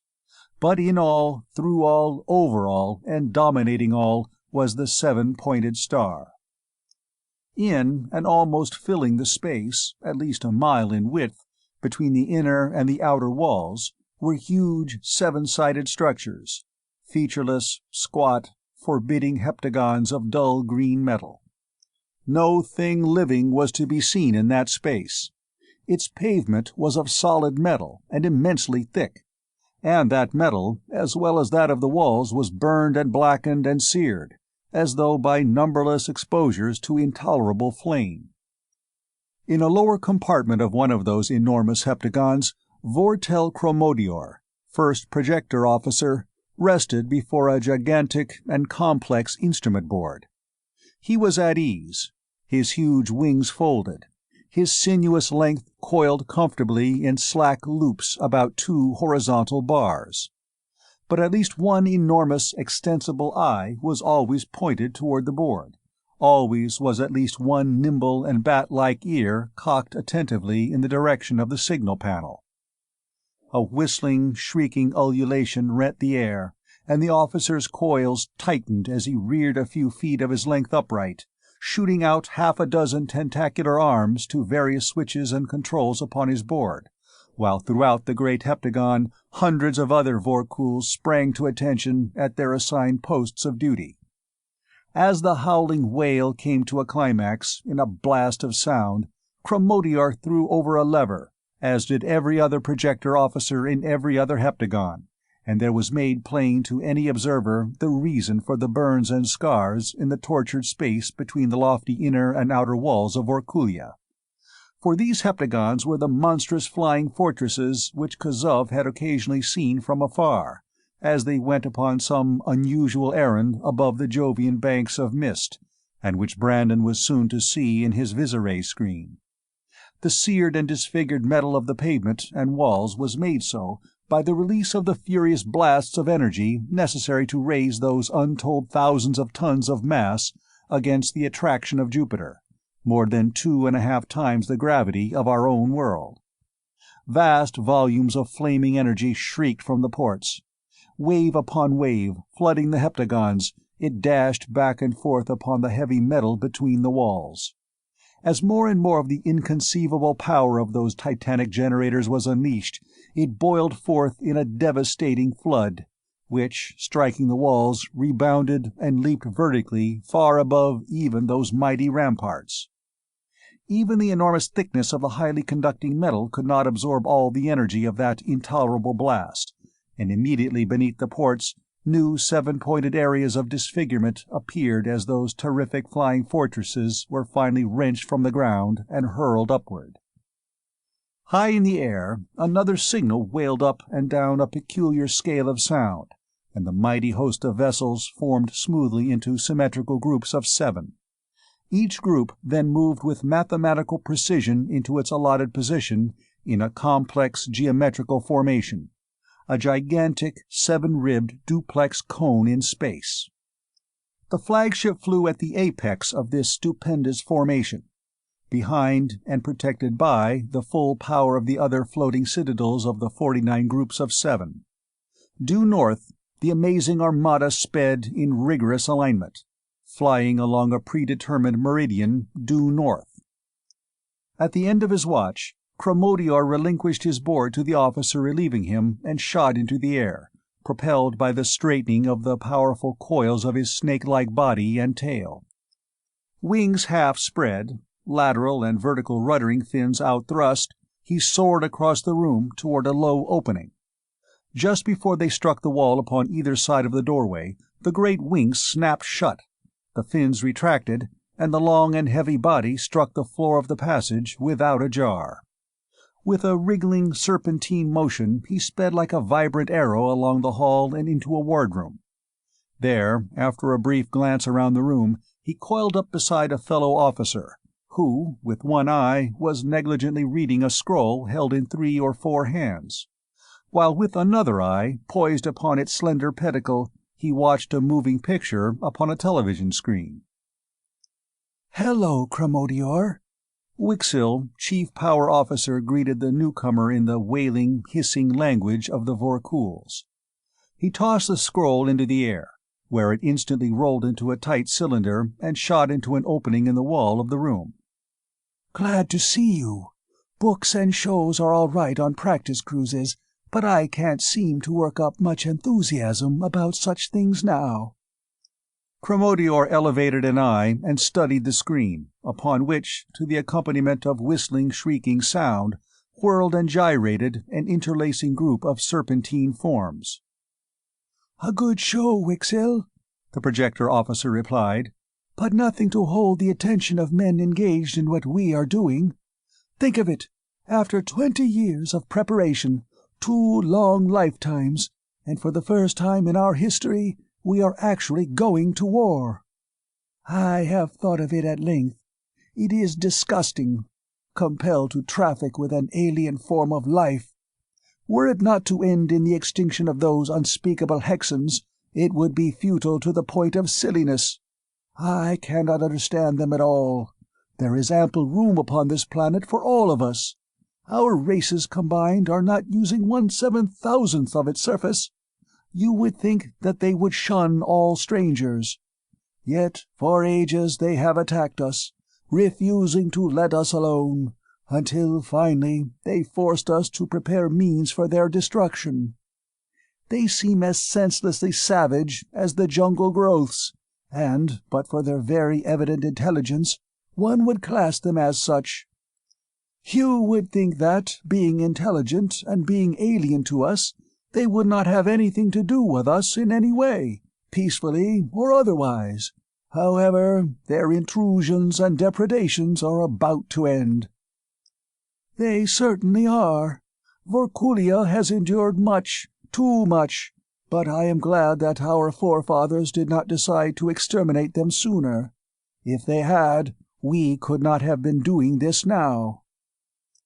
"There speaks the rashness of youth, Cromodior. It is a violation of all our instincts to have any commerce with outsiders, as you will learn as soon as you see one of them. Then, too, we will lose heavily. Since we have studied their armaments so long, and have subjected every phase of the situation to statistical analysis, it is certain that we are to succeed.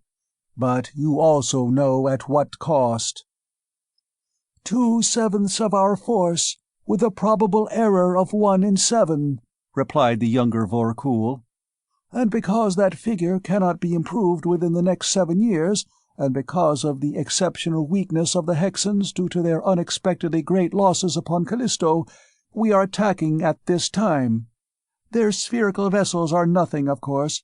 It is in the reduction of the city that we will lose men and vessels. But at that, each of us has 5 chances in 7 of returning, which is good enough odds, much better than we had in the last expedition into the jungle. But by the mighty 7, I shall make myself wrap around one hexan for my brother's sake," and his coils tightened unconsciously. "Hideous, repulsive monstrosities! Creatures so horrible should not be allowed to live. They should have been tossed over the wall to the jungle ages ago." Cromodior curled out an eye as he spoke, and complacently surveyed the writhing cylinder of sinuous supple power that was his own body. "Better avoid contact work with them if possible," cautioned Wixil. "You might not be able to unwrap, and to touch one of them is almost unthinkable. Speaking of wrapping, you know that they are putting on the finals of the contact work in the Star this evening. Let's watch them." They slid to the floor and wriggled away in perfect step, undulating along in such nice synchronism that their adjacent sides, only a few inches apart, formed 2 waving, rigidly parallel lines. Deep in the lower part of the fortress they entered a large assembly room, provided with a raised platform in the center and having hundreds of short, upright posts in lieu of chairs, most of which were already taken by spectators. The 2 officers curled their tails comfortably around 2 of the vacant pillars, elevated their heads to a convenient level of sight, and directed each an eye or two upon the stage. This was, of course, heptagonal, Its sides, like those of the mighty flying forts themselves, were not straight, but angled inward sufficiently to make the platforms a seven-pointed star. The edge was outlined by a low rail, and bulwark and floor were padded with thick layers of a hard but smooth and yielding fabric. In this star-shaped ring, two young Vorkuls were contending for the championship of the fleet, in a contest that seemed to combine most of the features of wrestling, boxing, and bar-room brawling, with no holds barred. 4 hands of each of the creatures held heavy leather billies, and could be used only in striking with those weapons, the remaining hands being left free to employ as the owner saw fit. Since the sport was not intended to be lethal, however, the eyes and other highly vulnerable parts were protected by metal masks, and the wing ribs were similarly guarded by leather shields. The guiding fins, being comparatively small and extremely tough, required no protection. "We're just in time," Cromodior whistled. "The main bout is nicely on. See anyone from the flagship? I might stake a couple of corpals that Sintris will paint the symbol upon his wing." "Most of their men seem to be across the star," Wixil replied, and both beings fell silent, absorbed in the struggle going on in the ring. It was a contest well worth watching. Wing crashed against mighty wing, and the lithe, hard bodies snapped and curled this way and that, almost faster than the eye could follow, in quest of advantageous holds. Above the shrieking wails of the crowd could be heard the smacks and thuds of the 8 flying clubs as they struck against the leather shields or against tough and scaly hides. For minutes the conflict raged, with no advantage apparent. Now the fighters were flat upon the floor of the star, now dozens of feet in the air above it, as one or the other sought to gain a height from which to plunge downward upon his opponent. But both stayed upon or over the star. To leave its boundaries was to lose disgracefully. Then, high in the air, the visiting warrior thought he saw an opening and grappled.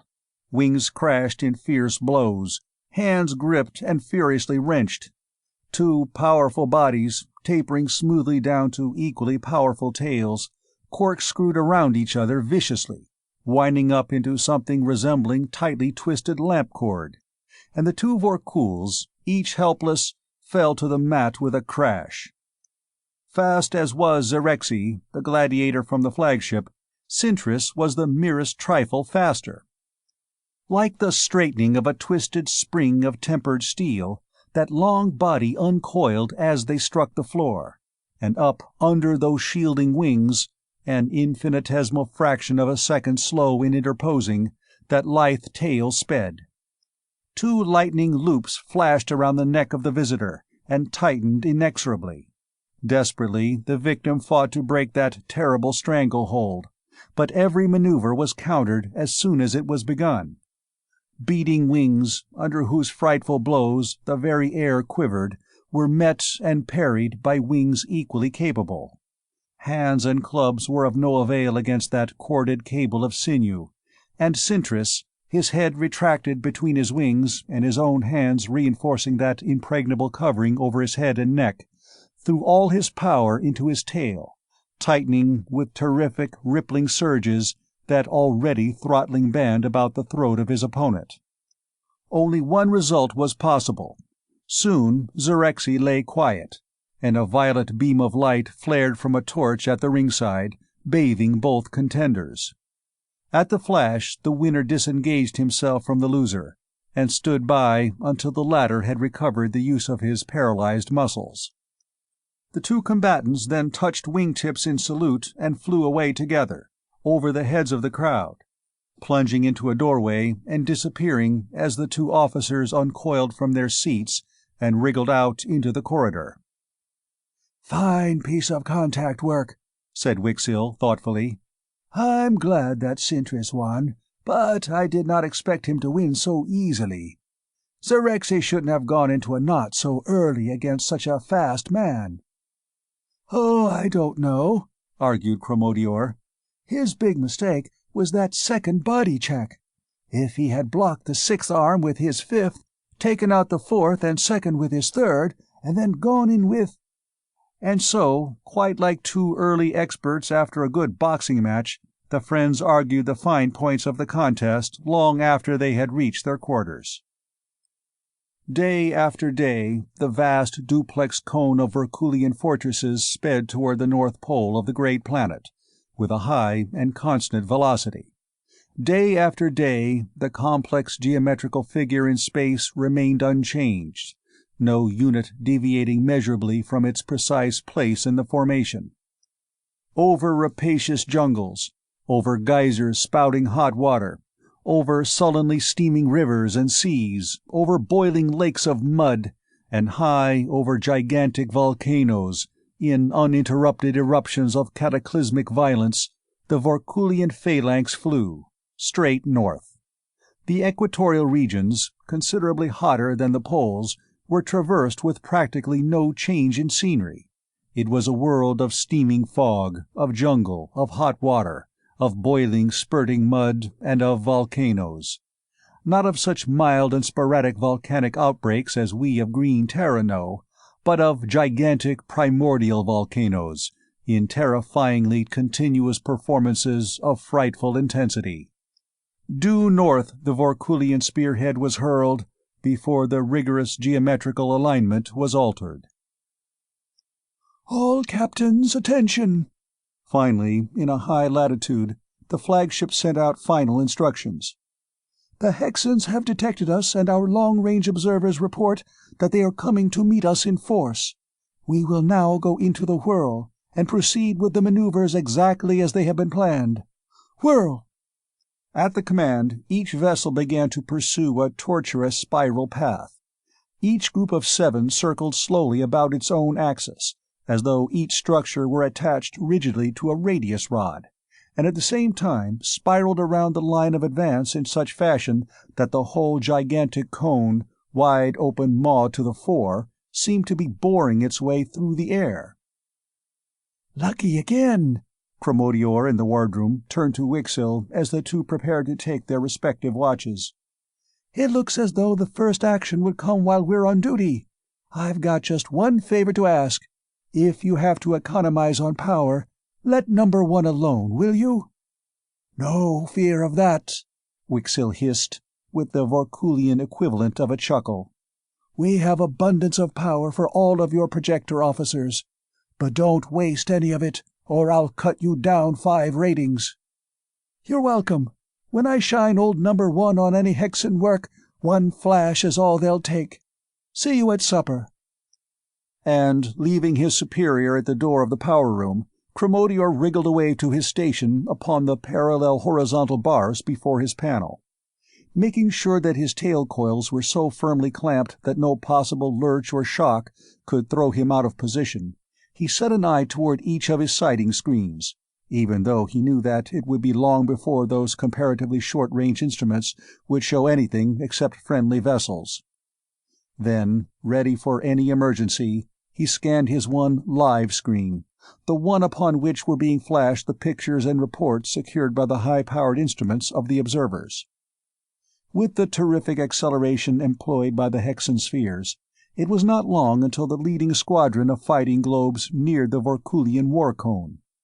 This advance guard was composed of the new, high-acceleration vessels. Their crews, with the innate bloodlust and savagery of their breed, had not even entertained the thought of accommodating their swifter pace to that of the main body of the fleet. These vast, slow-moving structures were no more to be feared than those similar ones whose visits they had been repulsing for 20 long Jovian years. By the time the slower spheres could arrive upon the scene, there would be nothing left for them to do. Therefore, few in number as were the vessels of the vanguard, they rushed to the attack.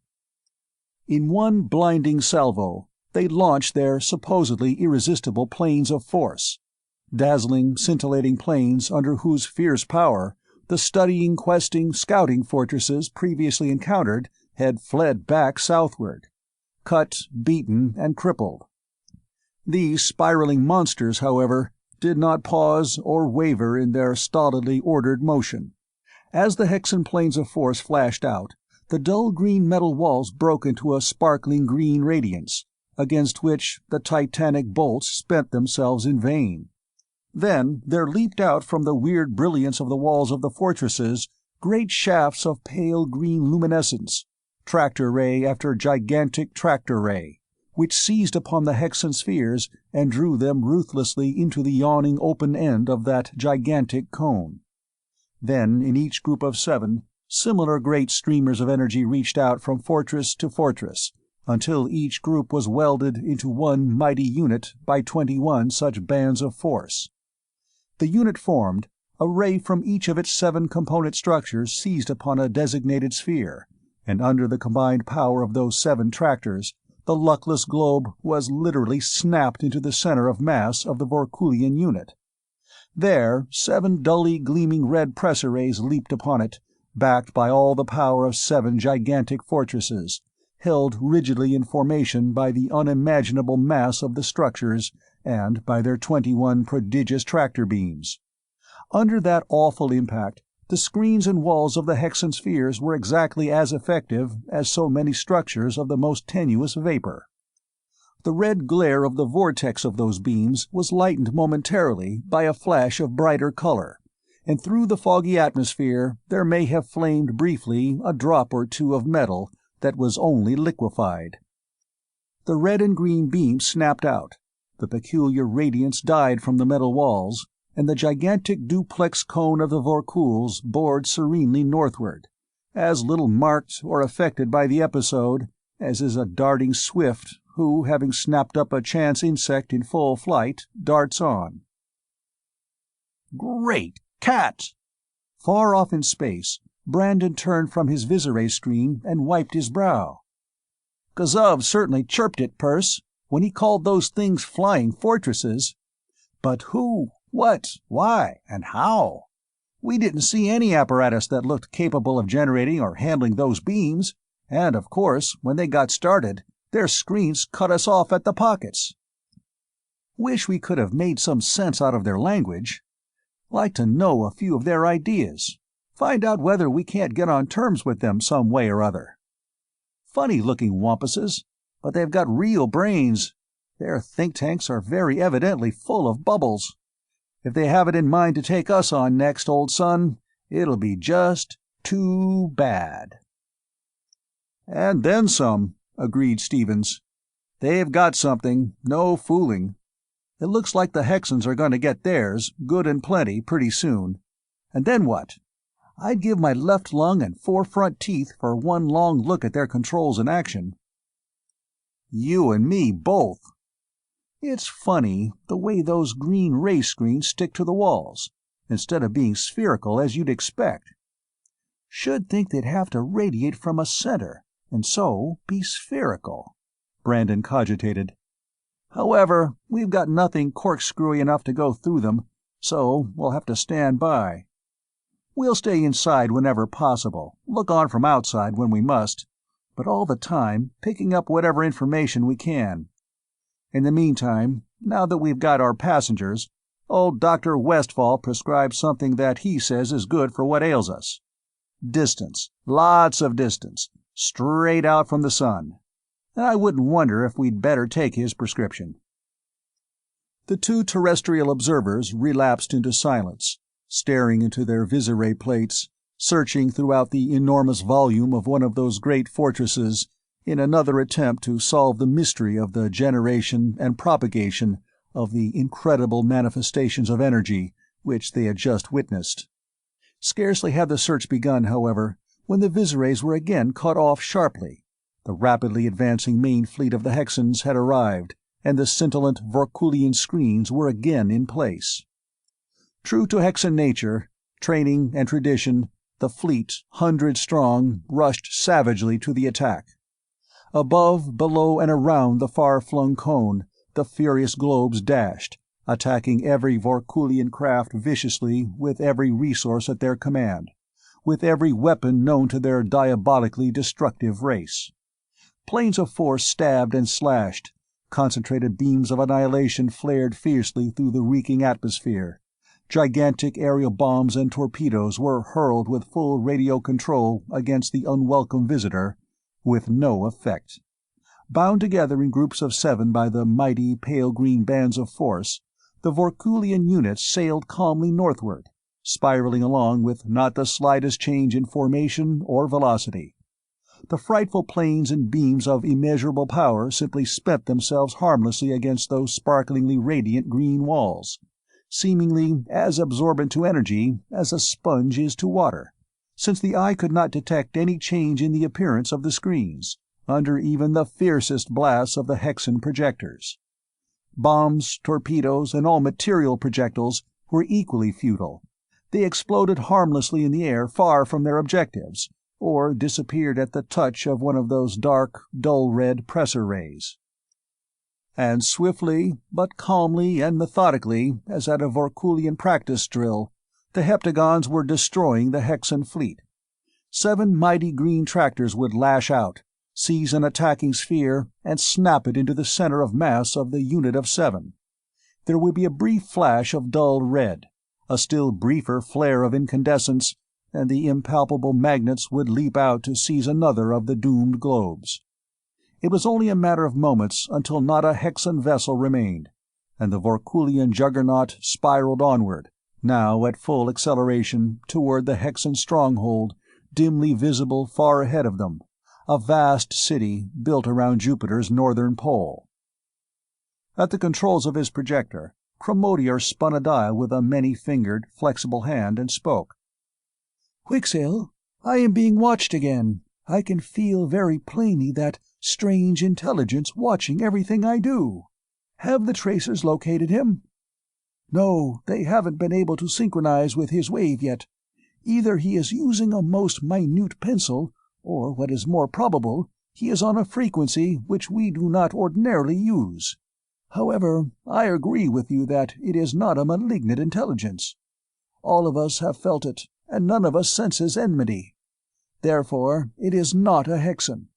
It may be one of those strange creatures of the satellites, who are, of course, perfectly harmless." "Harmless, but unpleasant," returned Chromodior. "When we get back, I am going to find this beam myself and send a discharge along it that will end his spying upon me. I do not—" A wailing signal interrupted the conversation, and every Vorkul in the vast fleet coiled even more tightly about his bars, for the real battle was about to begin. The city of the Hexans lay before them, all their gigantic forces mustered to repel the first real invasion of her long and warlike history. Mile after mile it extended, an orderly labyrinth of spherical buildings arranged in vast interlocking series of concentric circles, a city of such size that only a small part of it was visible, even to the infrared vision of the Vorkulians. Apparently, the city was unprotected, having not even a wall. Outward from the low, rounded houses of the city's edge, there reached a wide and verdant plain, which was separated from the jungle by a narrow moat of shimmering liquid, a liquid of such dire potency that across it even those frightful growths could neither leap nor creep.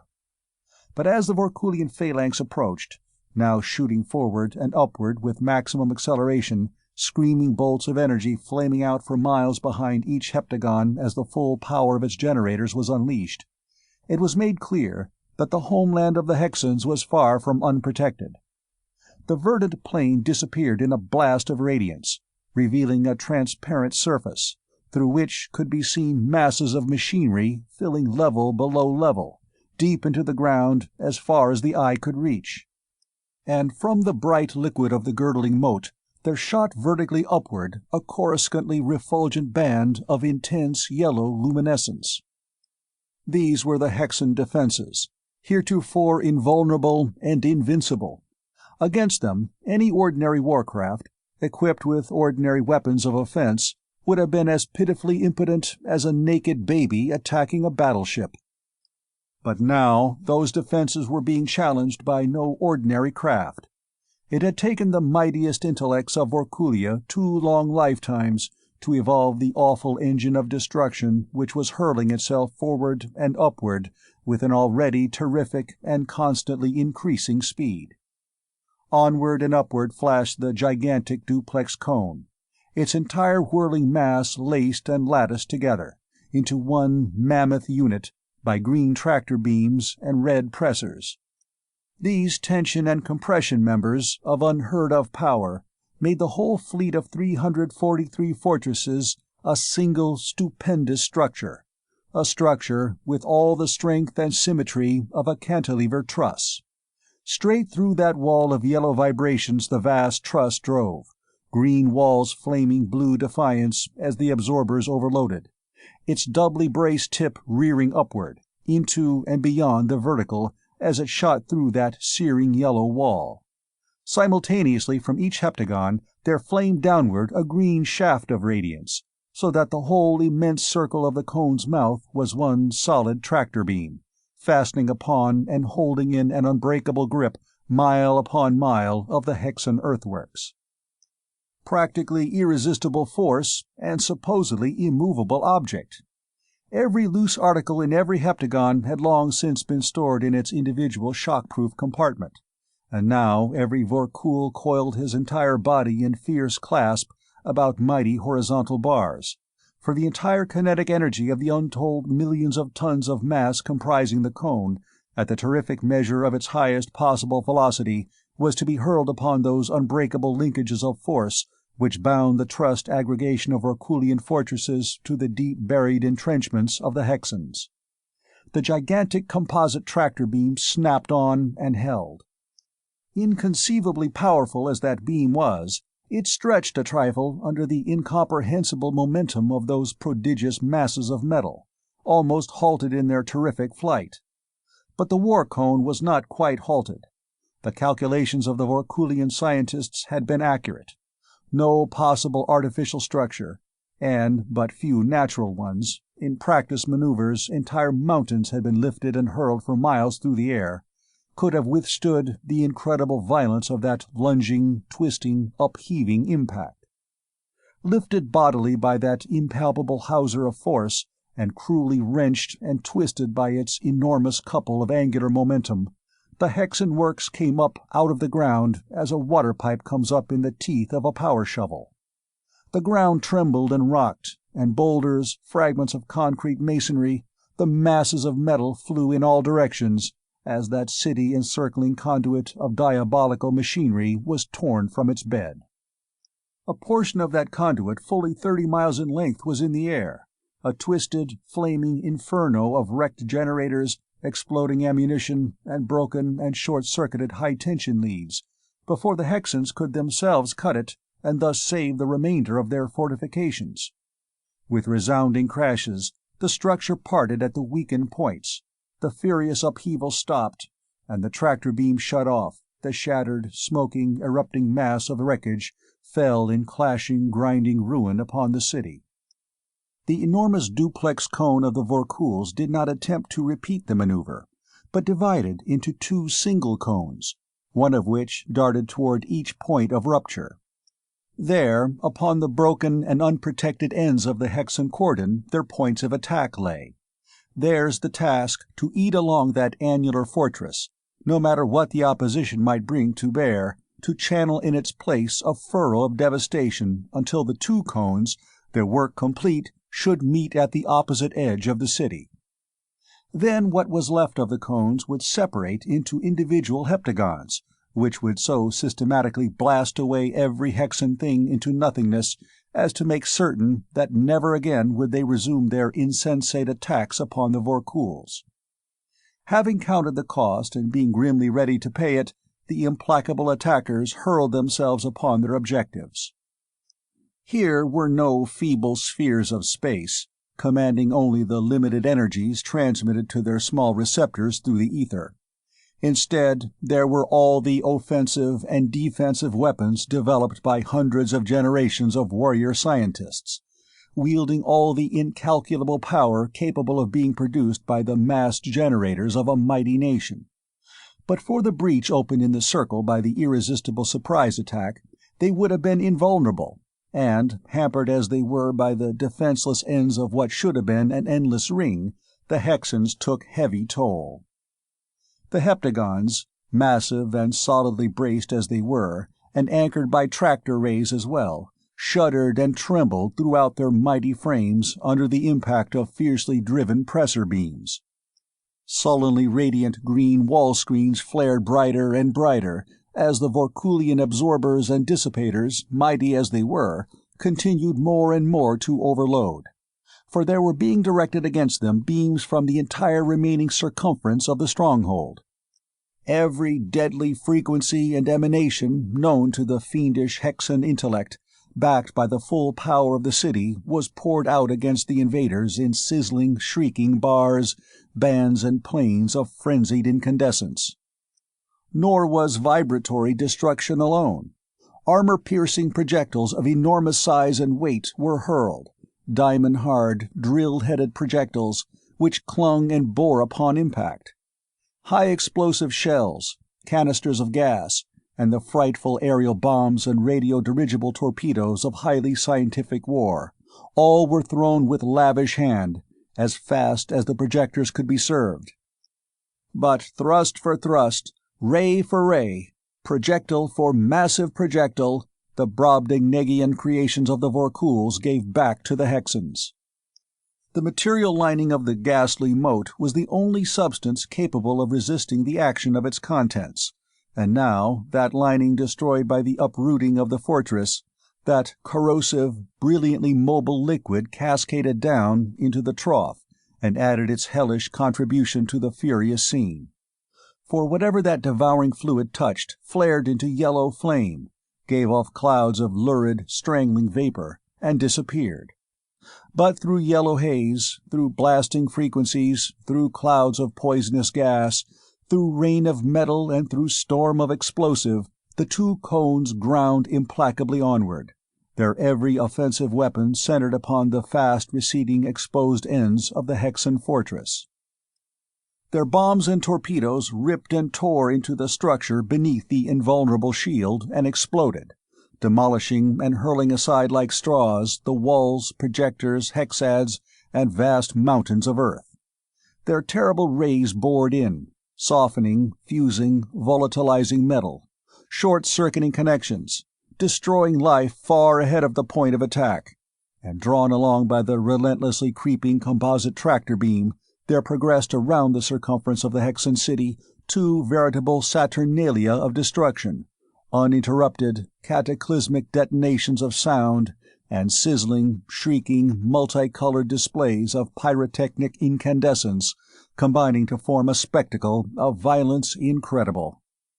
But the heptagons could not absorb nor radiate indefinitely those torrents of energy, and soon one greenishly incandescent screen went down.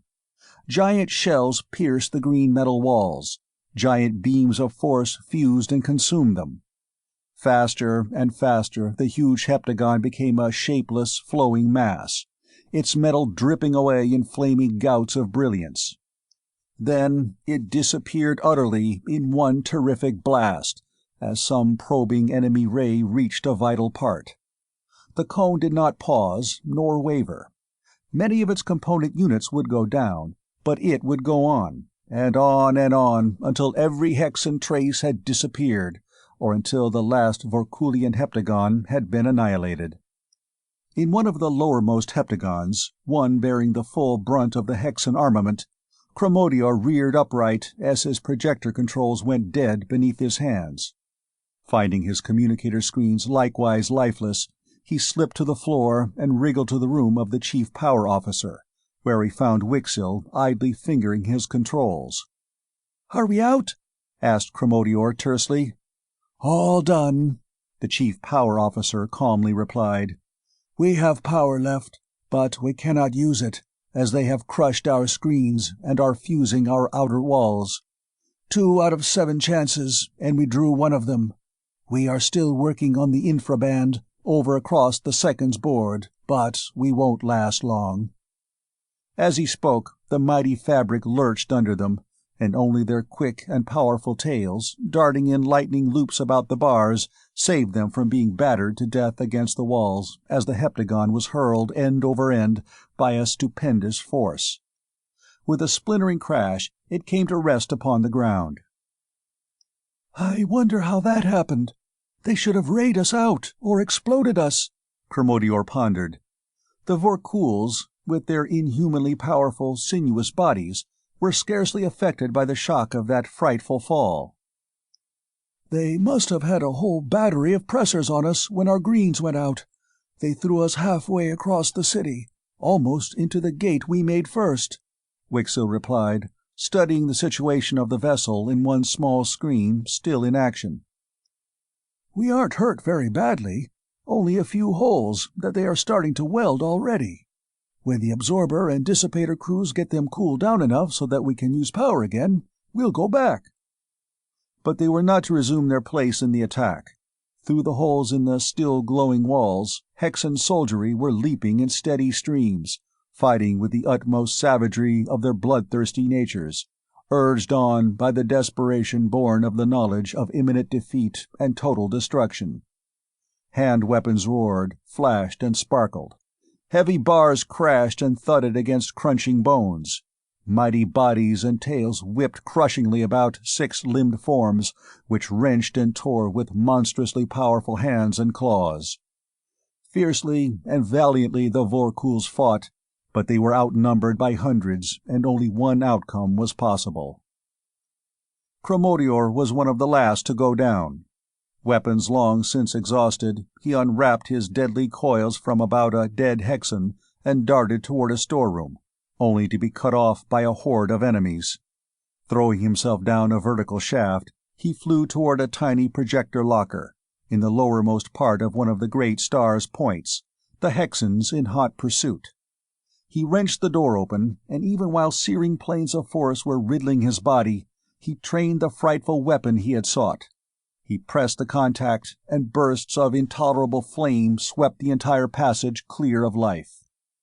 Weakly, he struggled to go out into the aisle, but his muscles refused to do the bidding of his will, and he lay there, twitching feebly. In the power room of the Heptagon, a Hexan officer turned fiercely to another, who was offering advice. "Vorkuls? Bah!" he snarled viciously. "Our race is finished. Die we must, but we shall take with us the one enemy, who above all others needs destruction." And he hurled the captured Vorkulian fortress into the air. As the Heptagon lurched upward, the massive door of a lower projector locker clanged shut, and Cremodior collapsed in a corner, his consciousness blotted out. "Well, that certainly tears it. That's, Stephen's ready vocabulary failed him, and he turned to Brandon, who was still staring narrow-eyed into the plate, watching the destruction of the Hexan city. "They've got something, all right. You've got to hand it to them," Brandon replied. "And we thought we knew something about forces and physical phenomena in general. Those birds have forgotten more than we ever will know. Just one of those things could take the whole IP fleet, armed as we are now, any morning after breakfast, just for setting up exercises. We've got to do something about it, but what?" "It's okay, whatever you say. There may be an out somewhere, but I don't see it," and Stephen's gloomy tone matched his words. Highly trained scientists both, they had been watching that which transcended all the science of the inner planets and knew themselves outclassed immeasurably. "Only one thing to do, as I see it," Brandon cogitated. "That's to keep on going straight out, the way we're headed now. We better call a council of war to dope out a line of action." Chapter 12. The Citadel in Space. For the first time in many days, Brandon and Westfall sat at dinner in the main dining room of the Sirius. They were enjoying greatly the unaccustomed pleasure of a leisurely, formal meal, but still their talk concerned the projection of pure forces instead of subjects more appropriate to the table. Still, their eyes paid more attention to diagrams drawn upon scraps of paper than to the diners about them. "But I tell you, Quince, you're full of little red ants, clear to the neck," Brandon snorted as Westfall waved one of his arguments aside. "You must have had help to get that far off. No one man could possibly be as wrong as you are. Why, those fields absolutely will—" "Hi, Quincy. Hi, Norman," a merry voice interrupted. "Still fighting as usual, I see. What kind of knights are you, anyway, to rescue us poor damsels in distress, and then never even to know that we're alive?" A tall, willowy brunette had seen the two physicists as she entered the saloon, and came over to their table, a hand outstretched to each in cordial greeting. "Ho, Verna!" both men exclaimed, and came to their feet as they welcomed the smiling, graceful newcomer. "Sit down here, Verna. We have hardly started," Westfall invited, and Brandon looked at the girl in assumed surprise as she seated herself in the proffered chair. "Well, Verna, it's like this," he began. "That's enough," she broke in. "That phrase always was your introduction to one of the world's greatest brainstorms. But I know that this is the first time you have had time even to eat like civilized beings, so I'll forgive you this once." "Why all the registering of amazement, Norman?" "I'm astonished that you aren't being monopolized by some husband or other. Surely the officers of the Arcturus weren't so dumb that they'd stand for your still being Verna Pickering, were they?" "Not dumb, Norman, no. Far from it. But I'm still working for my MRS degree, and I haven't succeeded in snaring it yet. You'd be surprised at how cagey those officers got after a few of them had been captured. But they're just like any other hunted game, I suppose. The antelopes that survive get pretty wild, you know," she concluded plaintively. "Well, that certainly is one tough break for a poor little girl," Brandon sympathized. "Quince, our little Nell here hasn't been done right by. I'm bashful, and you're a woman-hater, but between us, someway, we've simply got to take steps."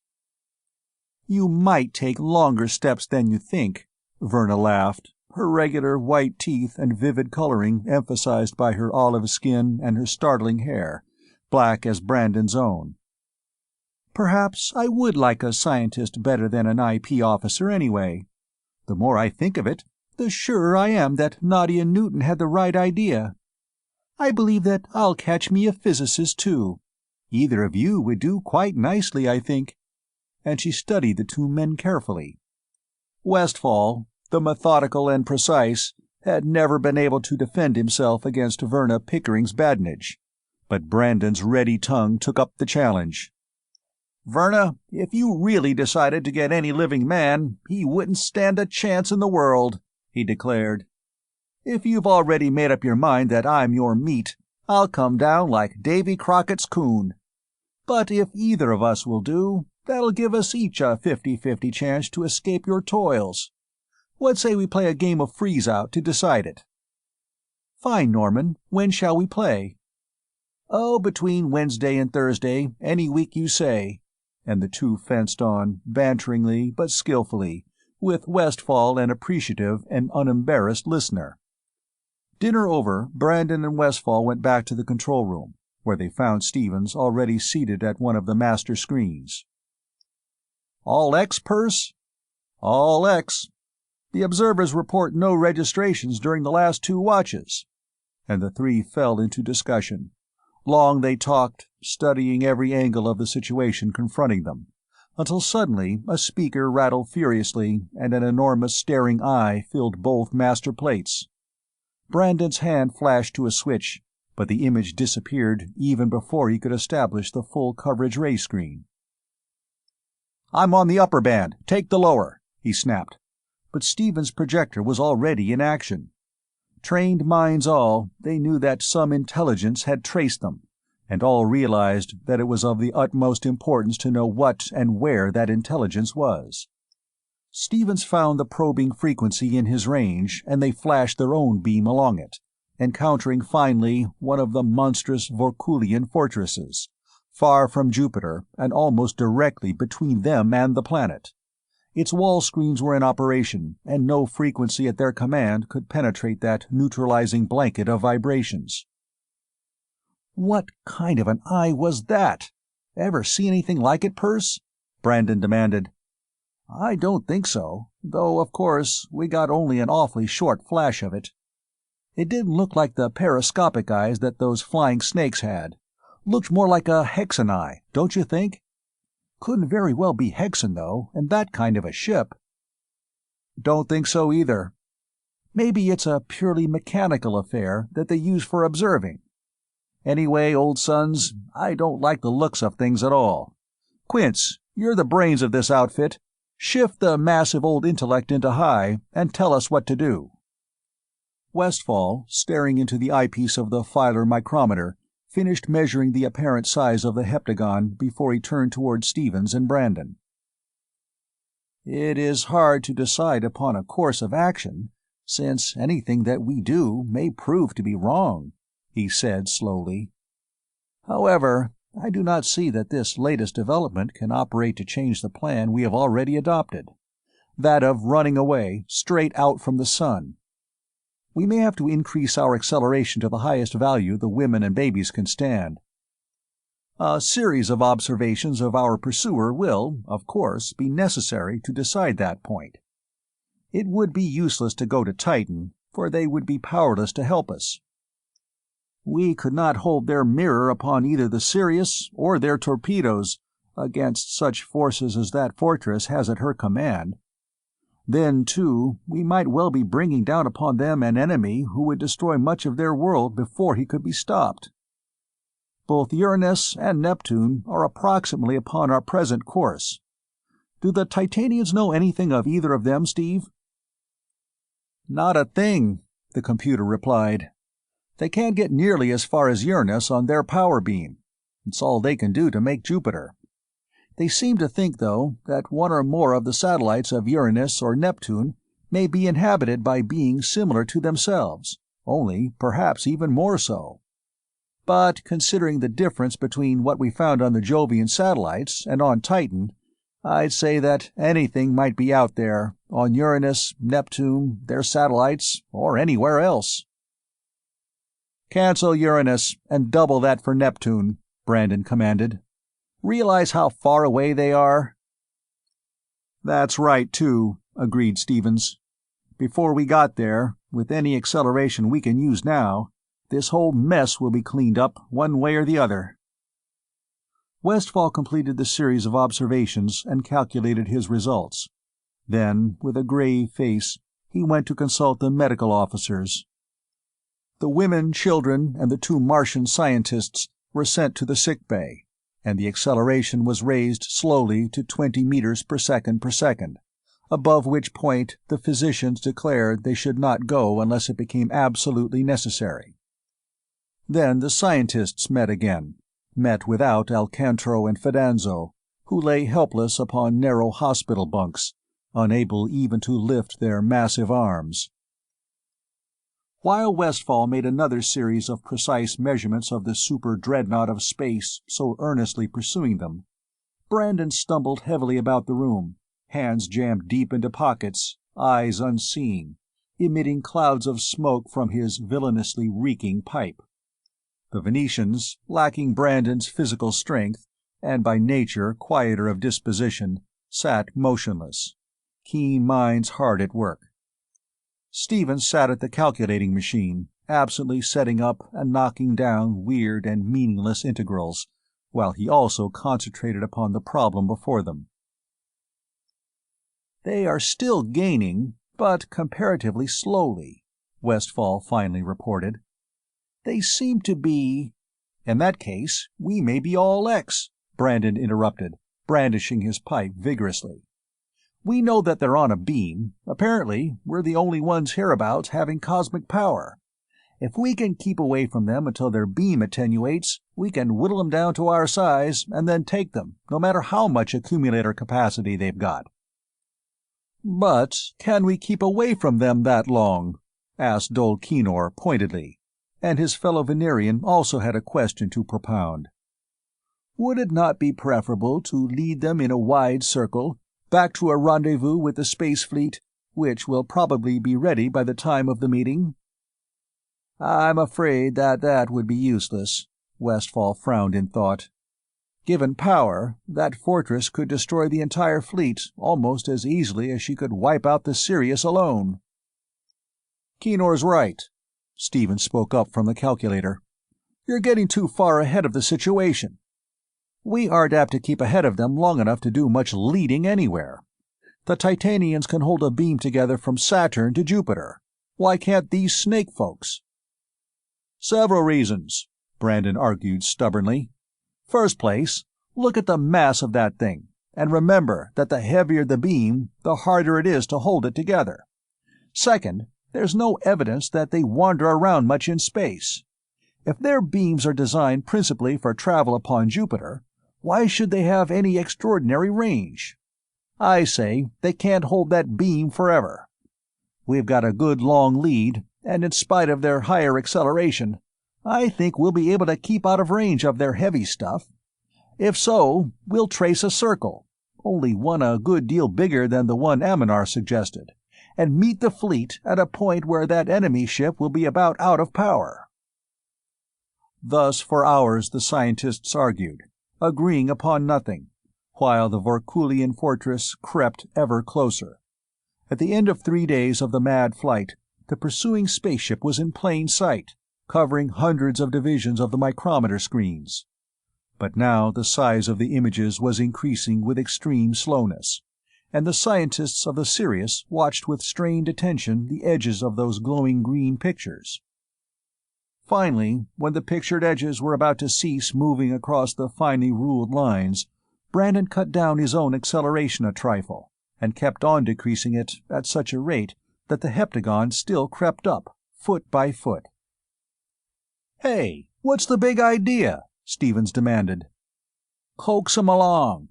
If we run away from them, they'll probably reverse power and go back home, won't they? Their beam is falling apart fast, but they're still getting so much stuff along it that we couldn't do a thing to stop 'em. If they think that we're losing power even faster than they are, though, they'll keep after us until their beam's so thin that they'll just be able to stop on it. Then they'll reverse or else go on to their accumulators. Reverse, probably, since they'll be a long ways from home by that time. We'll reverse, too, and keep just out of range. Then, when we both have stopped and are about to start back, their beam will be at its minimum, and we'll go to work on 'em. Foot, horse, and marines. Nobody can run us as ragged as they have been doing and get away with it as long as I'm conscious, and stand a chance in the world of hanging one onto their chins in retaliation. I've got a hunch.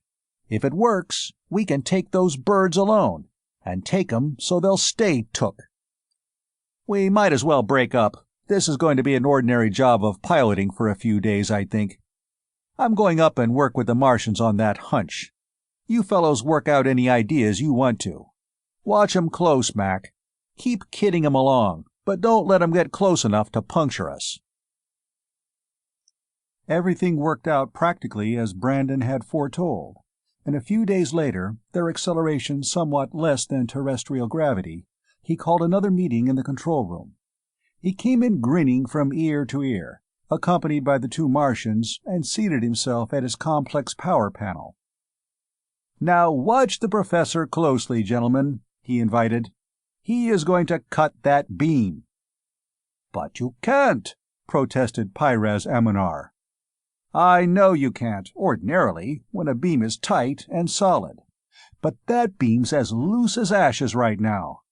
I told you I had a hunch, and Alcantara and Fidanza worked out the right answer for me. If I can cut it, Quince, and if their screens go down for a minute, shoot your Visiray into them and see what you can see. All X. How much power are you going to draw?" "Plenty. It figures a little better than 400,000 kilofrancs.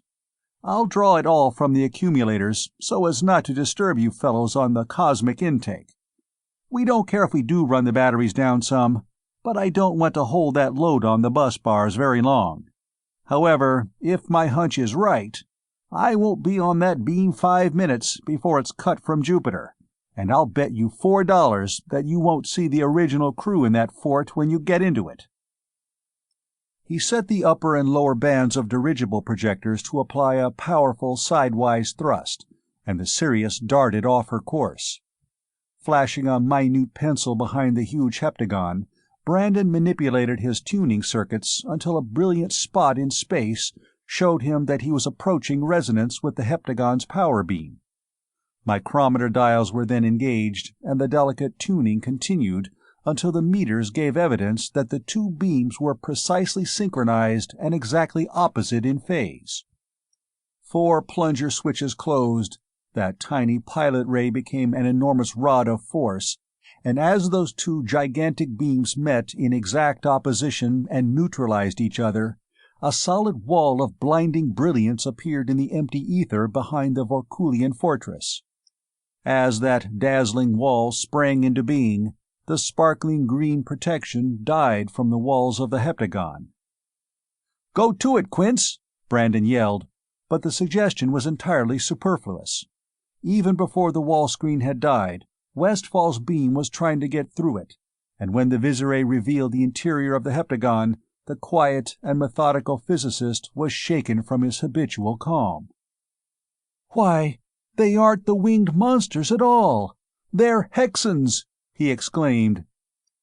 "Sure they are." Brandon did not even turn his heavily goggled eyes from the blazing blankness of his own screen. "That was my hunch. Those snakes went about things in a businesslike fashion. They didn't strike me as being folks who would pull off such a wild stunt as trying to chase us clear out of the solar system, but a gang of Hexans would do just that. Some of them must have captured that ship, and, already having it in their cockeyed brains that we were back of what happened on Callisto, they decided to bump us off if it was the last thing they ever did. That's what I'd do myself if I were a Hexan. Now, I'll tell you what's happening back at the home power plant of that ship, and what's going to happen next. I'm kicking up a horrible row out there with my interference, and a lot of instruments at the other end of that beam must be cutting up all kinds of didos right now. They'll check up on that ship with the expedition, by radio and whatnot, and when they find out that it's clear out here, chop. Didn't get to see much, did you? No, they must have switched over to their accumulators almost instantly. Yeah, but if they've got accumulator capacity enough to hold off our entire cosmic intake and get back to Jupiter besides, I'm a polyp. We're going to take that ship, fellows, and learn a lot of stuff we never dreamed of before. Ha! There goes his beam. Pay me the 4, Quince.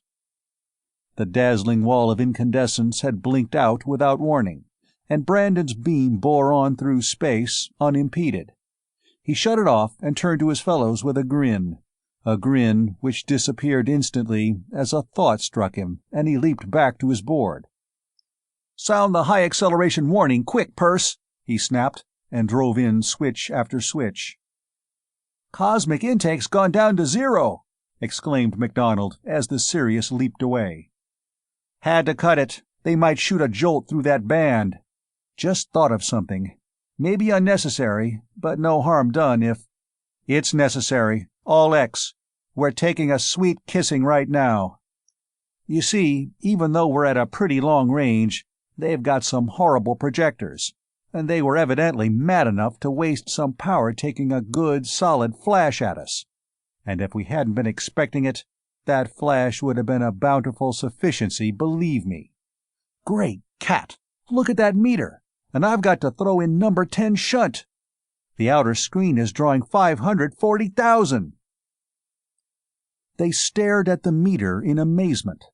It was incredible, even after they had seen those heptagons in action, that at such extreme range any offensive beam could be driven with such unthinkable power. Power requiring for its neutralization almost the full output of the prodigious batteries of the accumulators carried by the Sirius. Yet for 5, 10, 15, 20 minutes, that beam drove furiously against their straining screens, and even Brandon's face grew tense and hard as that frightful attack continued.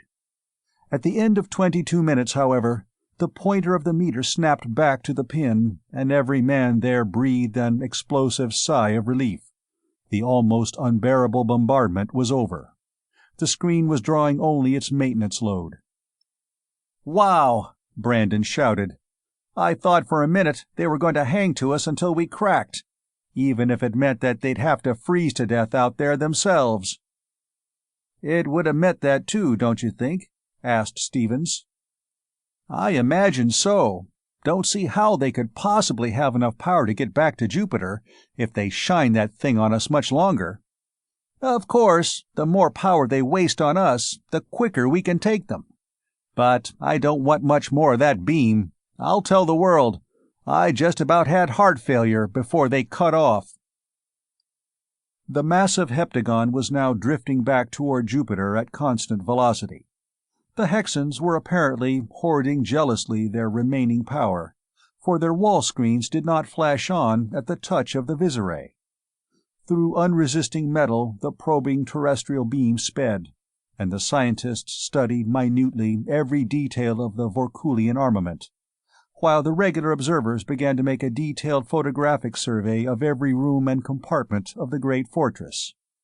Much of the instrumentation and machinery was familiar, but some of it was so strange that study was useless.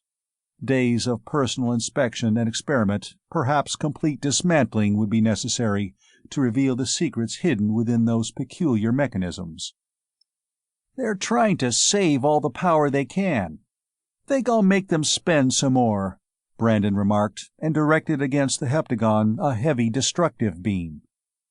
"We don't want them to get back to Jupiter until after we've boarded them and found out everything we want to know. Come here, Quince. What do you make of this?" Both men stared at the heptagon, frankly puzzled, for the screens of the strange vessel did not radiate, nor did the material of the walls yield under the terrible force of the beam. The destructive ray simply struck that dull green surface and vanished, disappeared without a trace, as a tiny stream of water disappears into a partially soaked sponge. "Do you know what you are doing?" asked Westfall, after a few minutes' thought. "I believe that you are charging their accumulators at a rate of—" he glanced at a meter, "exactly 31,500 kilofrancs." "Great cat!" Brandon's hand flashed to a switch and the beam expired. "But they can't just simply grab it and store it, Quince. It's impossible." "The word impossible in that connection, coming from you, has a queer sound," Westfall said pointedly, and Brandon actually blushed. "That's right, too. We have got pretty much the same idea in our cosmic intake fields, but we didn't carry things half as far as they have done. Huh, they're flashing us again. But those thin little beams don't mean anything. They're just trying to make us feed them some more, I guess. But we've got to hold them back some way. Wonder if they can absorb a tractor field." The Hexans had lashed out a few times with their lighter weapons, but, finding the Sirius unresponsive, had soon shut them off and were stolidly plunging along toward Jupiter. Brandon flung out a tractor rod and threw the mass of his cruiser upon it, as it locked into those sullen green walls. But as soon as the enemy felt its drag, their screens flared white, and the massive terrestrial spaceship quivered in every member as that terrific cable of force was snapped. "They apparently cannot store up the energy of a tractor," commented Westfall. "But you will observe that they have no difficulty in radiating when they care to." "Those two ideas didn't pan out so heavy. There's lots of things not tried yet, though. Our next bet is to get around in front of them and push back. If they wiggle away from more than 50% of a pressure, they're really good." The pilot maneuvered the Sirius into line, directly between Jupiter and the Pentagon, and as the driving projectors went into section, Brandon drove a mighty pressure field along their axis, squarely into the center of mass of the Vorkulian fortress. For a moment it held solidly, then, as the screens of the enemy went into action, it rebounded and glanced off in sparkling, cascading torrents. But the Hexans, with all their twisting and turning, could not present to that prodigious beam of force any angle sufficiently obtuse to rob it of half its power, and the driving projectors of the Pentagon again burst into activity as the backward-pushing mass of the Sirius made itself felt. In a short time, however, the wall screens were again cut off. Apparently, more power was required to drive them than they were able to deflect. Although even the enormous tonnage of the terrestrial cruiser was insignificant in comparison with the veritable mountain of metal to which she was opposed, so that the fiercest thrust of her driving projectors did not greatly affect the monster's progress, yet Brandon and his cohorts were well content. "It's a long trip back to where they came from, and since they wanted to drift all the way, I think they'll be out of power before they get there," Brandon summed up the situation. "We aren't losing any power either, since we're using only a part of our cosmic intake." In a few hours, the struggle had settled down to a routine matter, the Sirius being pushed backwards steadily against the full drive of her every projector, contesting stubbornly every mile of space traversed. Assured that the regular pilots and lookouts were fully capable of handling the vessel, the scientists were about to resume their interrupted tasks when one of the photographers called them over to look at something he had discovered in one of the lowermost and smallest compartments of the heptagon. All crowded around the screens and saw pictured there the winged, snake-like form of one of the original crew of the Vorkulian vessel. "Dead?" Brandon asked. "Not yet," replied the photographer. "He is twitching a little once in a while, but you see, he's pretty badly cut up." "I see he is. He must have a lot of vitality to have lasted this long. Maybe he'll live through it yet. Hold him on the plate and get his exact measurements." He turned to the communicator. "Dr. von Stiefel, can you come down to the control room a minute? We may want you to operate upon one of these South Jovians after a while." "Himmel!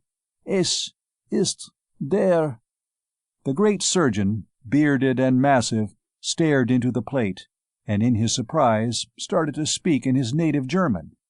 He paused, his long powerful fingers tracing the likeness of the Vorkul upon the plate, then went on. "I would like very much to operate, but not understanding our intentions, he would, of course, struggle. And when that body struggles, Schrecklichkeit!"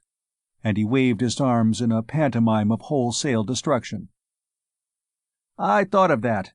That's why I'm talking to you now instead of when we get to him, 2 or 3 days from now.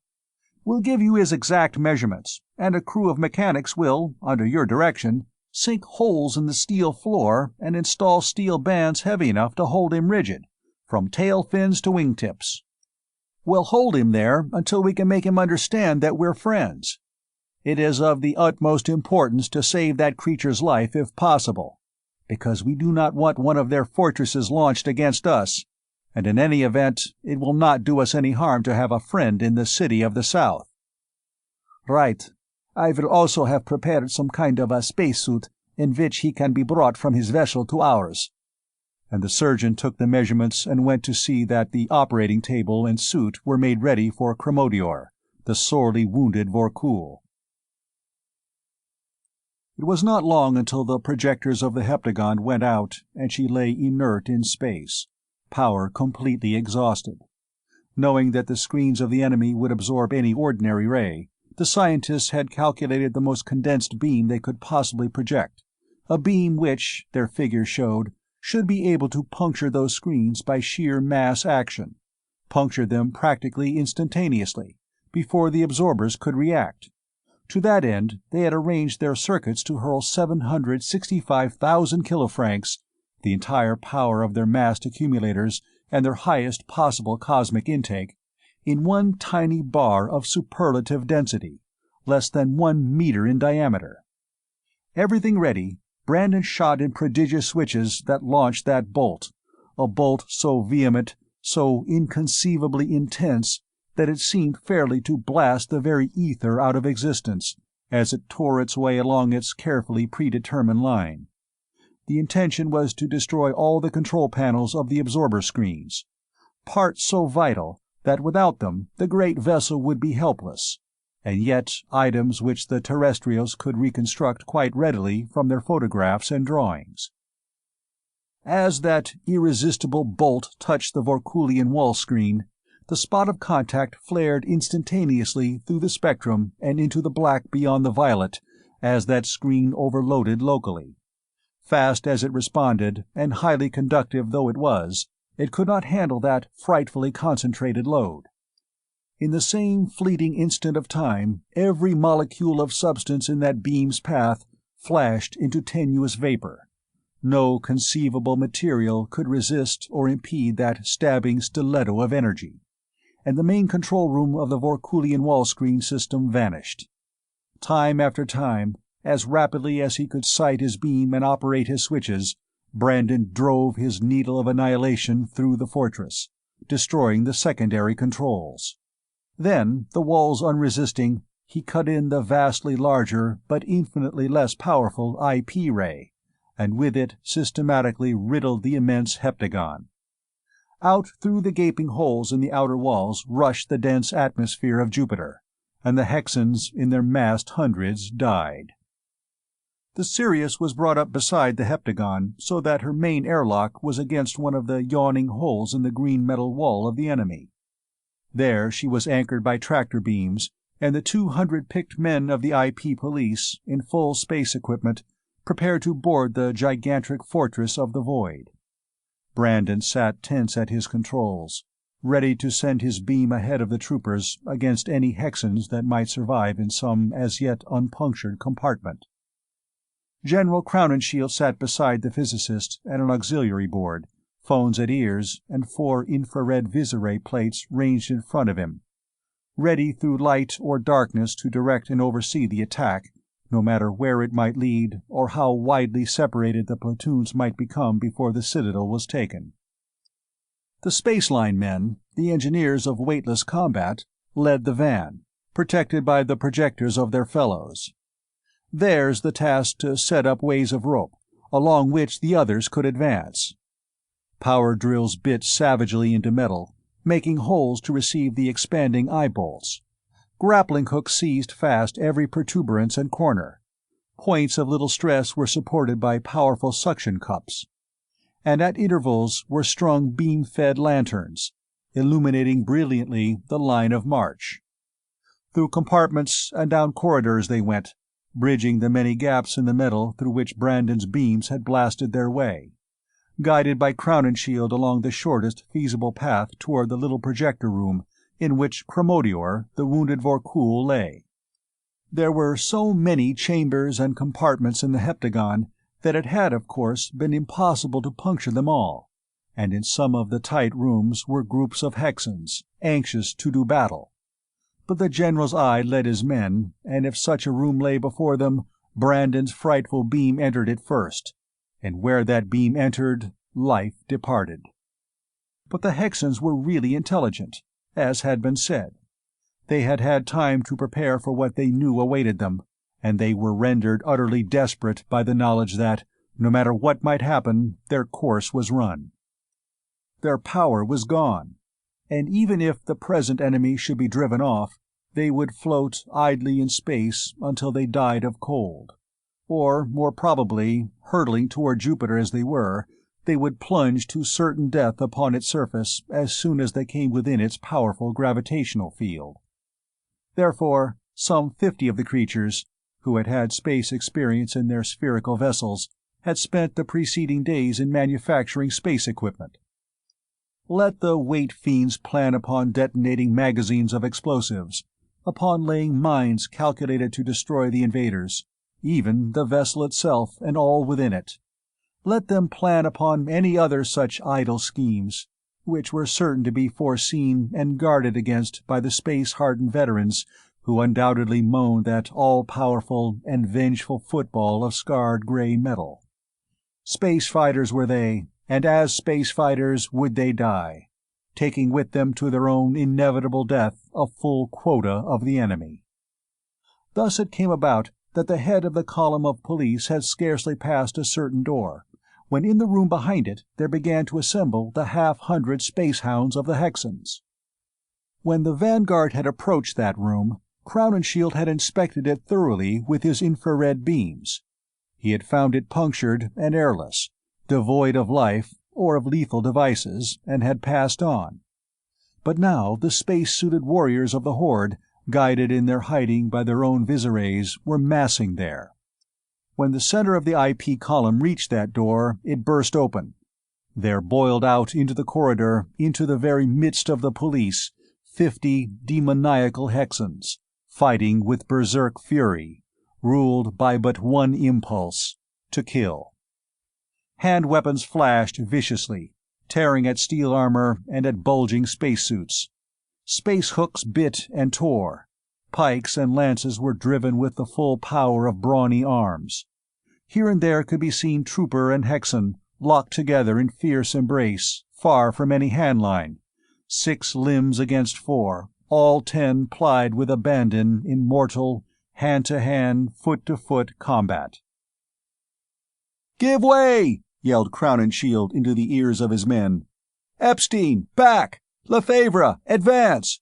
Get out of Block 10! Give us a chance to use a beam!" As the police fell back out of the designated section of the corridor, Brandon's beam tore through it, filling it from floor to ceiling with a volume of intolerable energy. In that energy, walls, doorway, and space lines, as well as most of the Hexans, vanished utterly. But the beam could not be used again. Every surviving enemy had hurled himself frantically into the thickest ranks of the police, and the battle raged fiercer than ever. It did not last long. The ends of the column had already closed in. The police filled the corridor and overflowed into the yawning chasm cut by the annihilating ray. Outnumbered, surrounded upon all sides, above and below by the terrestrials, the Hexans fought with mad desperation to the last man, and to the last man died. And even though, in lieu of their own highly efficient space armor, they had fought in weak, crude, and hastily improvised spacesuits, which were pitifully inferior to the ray-resistant, heavy steel armor of the IP forces, nevertheless the enormous strength and utter savagery of the Hexans had taken toll, and when the advance was resumed, it was with extra lookouts scanning the entire neighborhood of the line of march. Since the troops had entered the fortress as close to their goal as possible, it was not long until the leading platoon reached the door behind which Cromodior lay. Tools and cylinders of air were brought up, and the engineers quickly fitted pressure bulkheads across the corridor. There was a screaming hiss from the valves. The atmosphere in that walled-off space became dense, and mechanics attacked with their power drills the door of the projector room. It opened, and 4 husky orderlies rapidly but gently encased the long body of the Vorkul in the spacesuit built especially to receive it. As that monstrous form in its weirdly bulging envelope was guided through the airlocks into the Sirius, Crown and Shield barked orders into his transmitter, and the police reformed. They would now systematically scour the fortress, to wipe out any Hexans that might still be in hiding, to discover and destroy any possible traps or infernal machines which the enemy might have planted for their undoing. Assured that the real danger to the Sirius was over and that his presence was no longer necessary, Brandon turned his controls over to an assistant and went up to the Venerian rooms, where von Stiefel and his staff were to operate upon the Vorkul. There, in the dense, hot air, but little different now from the atmosphere of Jupiter, Cromodior lay, bolted down to the solid steel of the floor by means of padded steel straps. So heavy were the bands that he could not possibly break even one of them. So closely were they spaced that he could scarcely have moved a muscle had he tried. But he did not try. So near death was he that his mighty muscles did not even quiver at the trenchant bite of the surgeon's tools. Von Stiefel and his aides, meticulously covered with sterile gowns, hoods, and gloves, worked in most rigidly aseptic style, deftly and rapidly closing the ghastly wounds inflicted by the weapons of the Hexans. "Hi, Brandon," the surgeon grunted as he straightened up, the work completed. "I did not use much antiseptic on him. Because of possible differences in blood chemistry and in ignorance of his native bacteria, I depended almost wholly upon asepsis and his natural resistance. It is a good thing that we did not have to use an anesthetic. he is in bad shape, but if we can feed him successfully, he may pull through." "Feed him? I never thought of that. What do you suppose he eats?" "I have an idea that it is something highly concentrated, from his anatomy. I shall try giving him sugar, milk chocolate, something of the kind. First, I shall try maple syrup.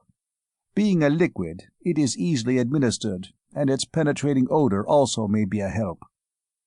A can of the liquid was brought in, and to the amazement of the terrestrials, the long, delicate antennae of the Vorkul began to twitch as soon as the can was opened. Motioning hastily for silence, von Stiefel filled a bowl and placed it upon the floor beneath Chromodior's grotesque nose. The twitching increased, until finally one dull glazed eye brightened somewhat and curled slowly out upon its slender pedicle, toward the dish. His mouth opened sluggishly, and a long red tongue reached out, but as his perceptions quickened he became conscious of the strangers near him. The mouth snapped shut, the eye retracted, and heaving, rippling surges traversed that powerful body as he struggled madly against the unbreakable shackles of steel binding him to the floor. "Ah, Kindlein." The surgeon bent anxiously over that grotesque but frightened head. Soothing, polysyllabic German crooning from his bearded lips. "Here, let's try this. I'm good on it," Stevens suggested, bringing up the Calistonian thought exchanger. All three men donned headsets and sent wave after wave of friendly and soothing thoughts toward that frantic and terrified brain. "He's got his brain shut up like a clam," Brandon snorted. "Open up, guy. We aren't going to hurt you. We're the best friends you've got, if you only knew it." "Himmel, and he is himself killing," moaned von Stiefel. "One more chance that might work," and Brandon stepped over to the communicator, demanding that Verna Pickering be brought in at once. She came in as soon as the airlocks would permit, and the physicist welcomed her eagerly. "This fellow's fighting so he's tearing himself to pieces. We can't make him receive a thought, and von Stiefel's afraid to use an anesthetic. Now it's barely possible that he may understand Hexan. I thought you wasted time learning any of it, but maybe you didn't. See if you can make him understand that we're friends." The girl flinched and shrank back involuntarily, but forced herself to approach that awful head. Bending over, she repeated over and over one harsh, barking syllable. The effect of that word was magical. Instantly, Chromodior ceased struggling, an eye curled out, and that long, supple tongue flashed down and into the syrup. Not until the last sticky trace had been licked from the bowl did his attention wander from the food. Then the eye, sparkling brightly now, was raised toward the girl. Simultaneously, 4 other eyes arose, one directed at each of the men and the other surveying his bonds and the room in which he was. Then the Vorkul spoke, but his whistling, hissing manner of speech so garbled the barking sounds of the Hexan words he was attempting to utter that Verna's slight knowledge of the language was of no use. She therefore put on one of the headsets, motioning the men to do the same, and approached Chromodior with the other, repeating the Hexan word of friendly import. This time, the Vorkul's brain was not sealed against the visitors, and thoughts began to flow. "You've used those things a lot." Brandon turned to Stevens in a quick aside. "Can you hide your thoughts?" "Sure, why?" "All I can think of is that power system of theirs, and he'd know what we were going to do, sure. And I'd better be getting at it anyway. So you can wipe that off your mind with a clear conscience. The rest of us will get everything they've got there. Your job's to get everything you can out of this bird's brain. All X?" "All X." "Why, you didn't put yours on!" Verna exclaimed. "No, I don't think I'll have time. If I get started talking to him now, I'd be here from now on, and I've got a lot of work to do. Steve can talk to him for me. See you later." And Brandon was gone. He went directly to the Vorkulian fortress, bare now of all Hexan life and devoid of Hexan snares and traps. There, he and his fellows labored day after day, learning every secret of every item of armament and equipment aboard the Heptagon. "Did you finish up today, Norm?" asked Stevens one evening. "Chromodior's coming to life fast. He's able to wiggle around a little now, and is insisting that we take off the one chain we keep on him and let him use a plate to call his people." "All washed up. Guess I'll go in and talk to him. You all say he's such an egg. With this stuff off my mind, I can hide it well enough. By the way, what does he eat?" And the two friends set out for the Venerian rooms. "Anything that's sweet, apparently, with just enough milk to furnish a little protein. Won't eat meat or vegetables at all. Von Stiefel says they haven't got much of a digestive tract, and I know that they haven't got any teeth. He's already eaten most all the syrup we had on board, all of the milk chocolate, and a lot of the sugar. But none of us can get any kind of a raise out of him at all, not even Nadia, when she fed him a whole box of chocolates." "No, I mean, what does he eat when he's home?" "It seems to be a sort of syrup, made from the juices of jungle plants, which they drag in on automatic conveyors and process on automatic machinery. But he's a funny mutt, hard to get. Some of his thoughts are lucid enough, but others we can't make out at all. They are so foreign to all human nature that they simply do not register as thoughts at all. One funny thing, he isn't the least bit curious about anything. He doesn't want to examine anything, doesn't ask us any questions, won't tell us anything about anything, so that all we know about him we found out purely by accident. For instance, they like games and sports, and seem to have families. They also have love, liking, and respect for others of their own race, but they seem to have no emotions whatever for outsiders. They're utterly inhuman. I can't describe it. You'll have to get it for yourself." "Did you find out about the Calistonians who went to see them?" "Negatively, yes. They never arrived. They probably couldn't see in the fog and must have missed the city. If they tried to land in that jungle, it was just too bad." "That would account for everything. So they're strictly neutral, eh? Well, I'll tell him hi anyway." Now in the sick room, Brandon picked up the headset and sent out a wave of cheery greeting. To his amazement, the mind of the Vorkul was utterly unresponsive to his thoughts. Not disdainful, not inimical, not appreciative, nor friendly, simply indifferent to a degree unknown and incomprehensible to any human mind. He sent Brandon only one message, which came clear and coldly emotionless. "I do not want to talk to you. Tell the hairy doctor that I am now strong enough to be allowed to go to the communicator screen. That is all." The Vorkul's mind again became an oblivious maze of unintelligible thoughts. Not deliberately were Chromodior's thoughts hidden. He was constitutionally unable to interest himself in the thoughts or things of any alien intelligence. "Well, that for that."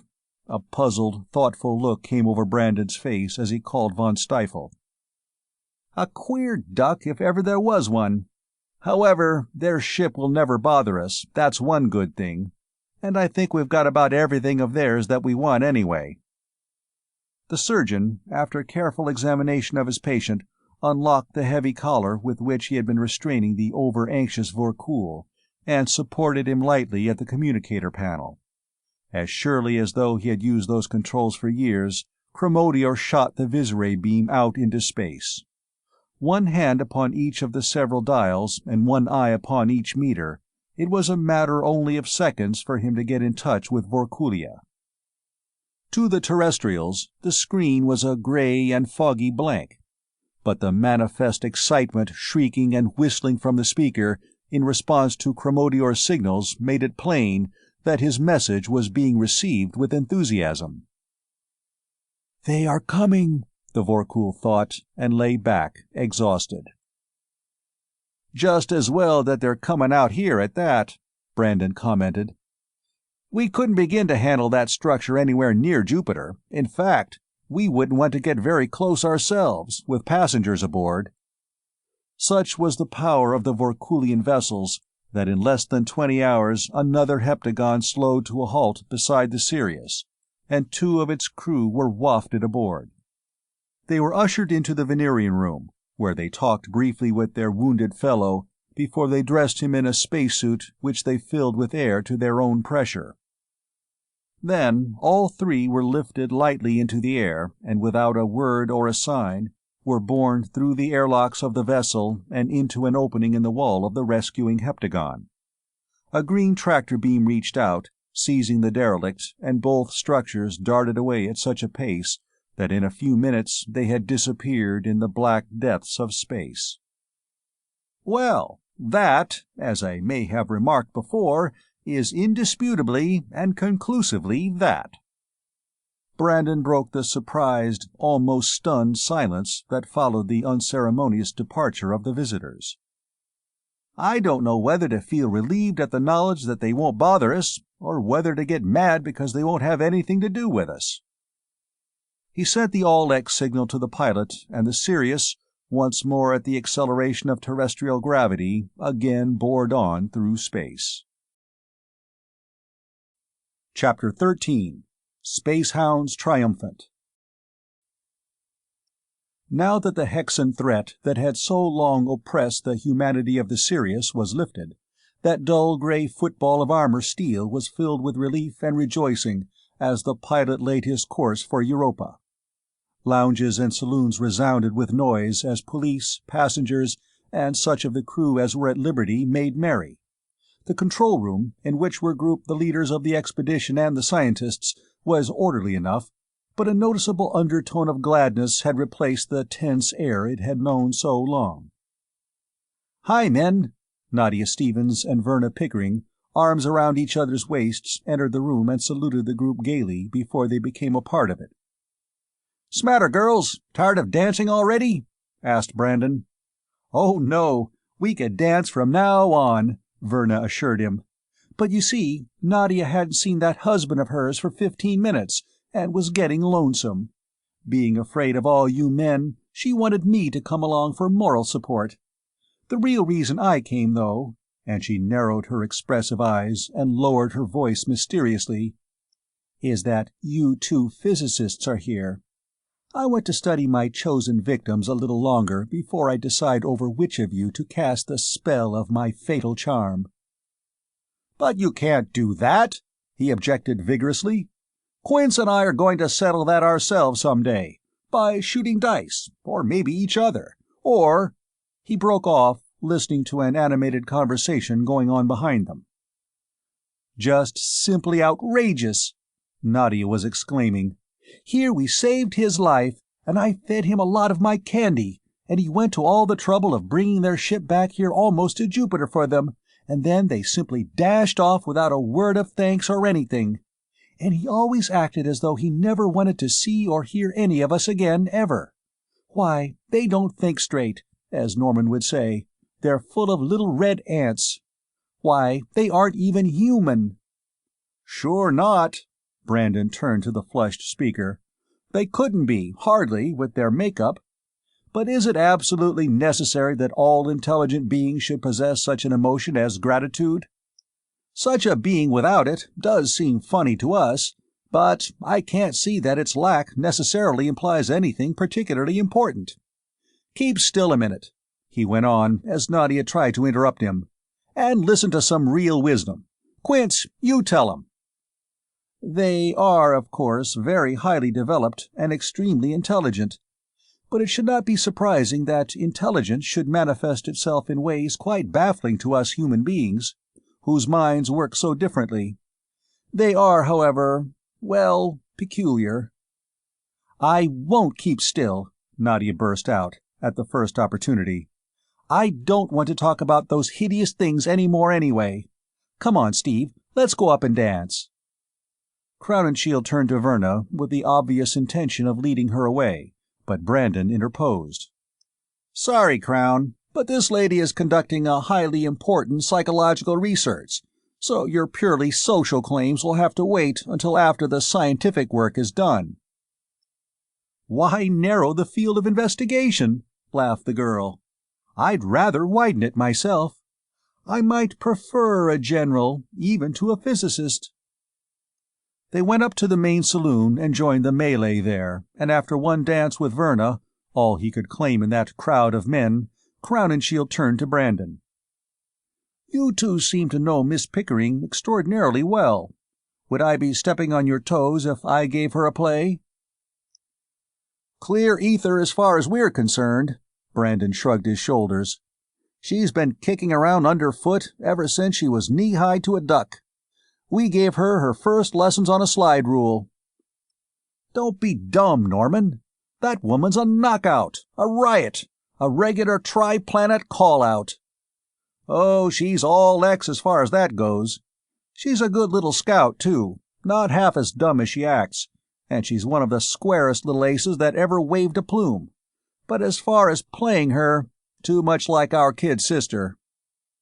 "Good, me for her," and they made their way back down to the control room. Stevens, after his one dance with Nadia, had already returned. Brandon and Crowninshield found him seated at the calculating machine, continuing a problem which already filled several pages of his notebook. "'Smatter, Steve? So glad to see a calculator and some paper that you can't let them alone?" "Not exactly. Just had a thought a day or so ago. Been computing the orbit of the wreckage of the Arcturus around Jupiter. Think we should salvage it, the upper half at least. It was left intact, you know." That would be nice, all right. Dope enough?"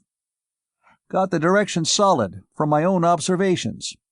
The velocity's a pretty rough approximation, though.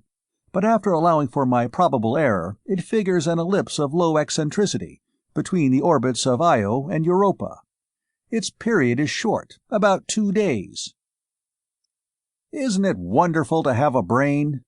Brandon addressed the room at large. "The kid's clever. Nobody else would have thought of it, except maybe Westfall. Let's see your figures." According to that, we're within an hour of it right now." He turned to the pilot and sketched rapidly. "Get on this line here, please, and decelerate, so that the stuff'll catch up with us, and pass the word to the lookouts. Stevens and I will take the bow plates." "That's a good idea," he went on to Stevens, as they took their places at main and auxiliary ultrabanks. "Lot of plunder in that ship. Instruments, boats, and equipment worth millions, besides most of the junk of the passengers, clothes, trunks, trinkets, and whatnot. You're there, bucko." "Thanks, Chief." And they fell silent, watching the instruments carefully, and from time to time making computations from the readings of the acceleration and flight meters. "There she is!" An alarm bell had finally sounded, the ultralights had flared out into space, and upon both screens there shone out images of the closely clustered wreckage of the Arcturus. But both men were more interested just then in the mathematics of the recovery than in the vessel itself. "Missed it 8 minutes of time and 11 divisions on the scale," reported Stevens. "Not so good." "Not so bad, either. I've seen worse computation." Thus lightly was dismissed a mathematical feat which a few years earlier, before the days of IP computers, would have been deemed worthy of publication in the Philosophical Magazine.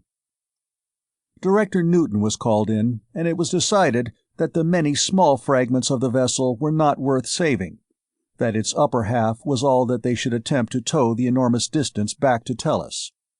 The pace of the Sirius was adjusted to that of the floating masses, and tractor beams were clamped upon the undamaged portion of the derelict, and upon the 2 slices from the nose of the craft. A couple of the larger fragments of wreckage were also taken, to furnish metal for the repairs which would be necessary. Acceleration was brought slowly up to normal, and the battle-scarred cruiser of the void, with her heavy burden of inert metal, resumed her interrupted voyage toward Europa, the satellite upon which the passengers and crew of the ill-fated Arcturus had been so long immured. On she bored through the ether, detector screens full out and greenly scintillant Vorkulian wall screens outlining her football shape in weird and ghastly light, unafraid now of any possible surviving spacecraft of the Hexans. But if the Hexans detected her, they made no sign. Perhaps their fleet had been destroyed utterly. Perhaps it had been impressed upon even their fierce minds that those sparkling green screens were not to be molested with impunity. The satellite was reached without event, and down into the crater landing shaft the two enormous masses of metal dropped. Callisto's foremost citizens were on hand to welcome the terrestrial rescuers, and revelry reigned supreme in that deeply buried Europan community. All humanity celebrated. The Calistonians rejoiced because they were now freed from the age-old oppression of the Hexan hordes, because they could once more extend their civilization over the Jovian satellites and live again their normal lives upon the surface of those small worlds. The terrestrials were almost equally enthusiastic in the reunion that marked the end of the long imprisonment of the refugees. As soon as the hull of the Arcturus had been warmed sufficiently to permit inspection, its original passengers were allowed to visit it briefly, to examine and to reclaim their belongings. Of course, some damage had been done by the cold of interplanetary space, but in general everything was as they had left it. Stevens and Nadia were among the first permitted aboard. They went first to the control room, where Stevens found his bag still lying behind Breckenridge's desk, where he had thrown it when he first boarded the vessel. Then they made their way up to Nadia's stateroom, which they found in meticulous order and spotless in its cleanliness. There is neither dust nor dirt in space. Nadia glanced about the formal little room and laughed up at her husband. "Funny, isn't it, sweetheart, how little we know what to expect? Just think how surprised I would have been, when I left this room, if I had been told that I would have a husband before I got back to it."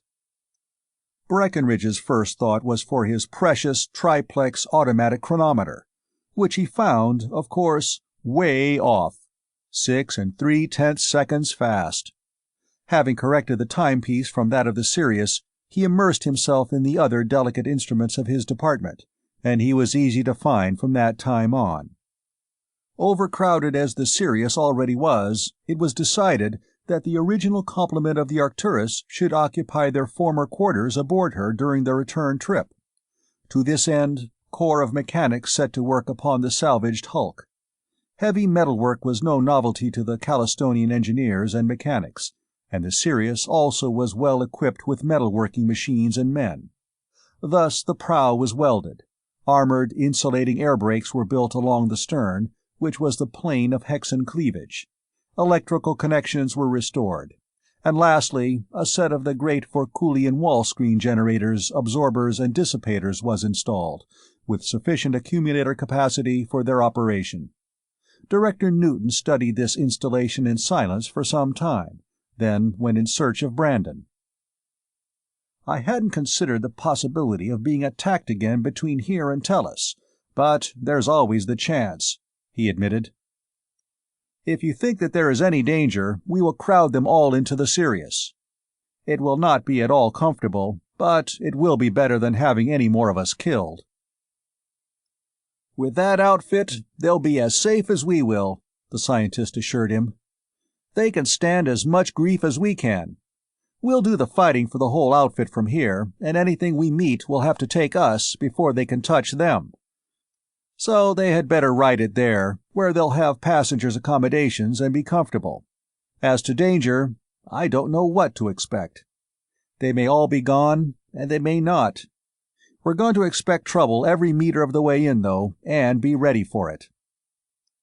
Everything ready and thoroughly tested, and stream of power flowing into the Arcturus from the cosmic receptors of her sister ship, the passengers and their new possessions were moved into their former quarters. There was a brief ceremony of farewell. The doors of the airlocks were closed, the careful check-out was gone through, and the driving projectors of the Sirius lifted both great vessels up the shaft, slowly and easily. And after them, as long as they could be seen, stared the thousands of Calistonians who thronged the great shaft's floor. Many of the spectators were not, strictly speaking, Calistonians at all. They were really Europans, born and reared in that hidden city which was to have been the last stronghold of Callisto's civilization. In that throng were hundreds who had never before seen the light of the sun, nor any of the glories of the firmament, hundreds to whom that brief glimpse was a foretaste of the free and glorious life which was soon to be theirs. Up and up mounted that powerful tugboat of space with her heavy barge, falling smoothly upward at normal acceleration. Below her first Europa, then mighty Jupiter, became moons growing smaller and smaller. In their stateroom, Nadia's supple waist writhed in the curve of Stephen's arm as she turned and looked up at him with sparkling eyes. "Well, big fellow, how does it feel to be out of a job? Or are you going over there every day on a tractor beam to work, as Norman suggested?" "Not on your sweet young life," he exclaimed. "Norm thought he was kidding somebody, but it registered 0. It gives me the pip to loaf around when there's a lot of work to do, but this is entirely different. Nothing's driving us now, and a fellow's entitled to at least one honeymoon during his life. And what a honeymoon this is going to be, little spacehound of my heart! Nothing to do but love you all the way from here to Tellus. Whoopee!" "Oh, there's a couple of other things to do," she reminded him gaily. "You've got to smoke a lot of good cigarettes. I must eat a lot of Del Rey's chocolates. And we both really should catch up on eating fancy cooking. Speaking of eating, isn't that the second call for dinner?" "It is." And they went along the narrow hall toward the elevator. To these two, the long journey was to seem all too short. Long though the voyage was, it was uneventful. The occupants of the two vessels were in constant touch with each other by means of the communicators, and there was also much visiting back and forth in person. Stevens and Nadia came often to the Sirius, and were accompanied frequently by Verna Pickering, who claimed anew her ancient right of kicking around underfoot wherever Brandon and Westfall might chance to be, and at such times General Crowninshield was practically certain to appear. And upon days when the beautiful brunette did not appear, the Commandant generally found it necessary to inspect in person something in the Arcturus. Day after day passed, and even the new and ultra-powerful detector screens of the Sirius remained unresponsive and cold. Day after day the plates before the doubled lookouts and observers remained blank. Power flowed smoothly and unfailingly into the cosmic receptors, and the products of conversion were discharged with equal smoothness and regularity from the 45 gigantic driving projectors. The tractor beam held its heavy burden easily, and the generators functioned perfectly.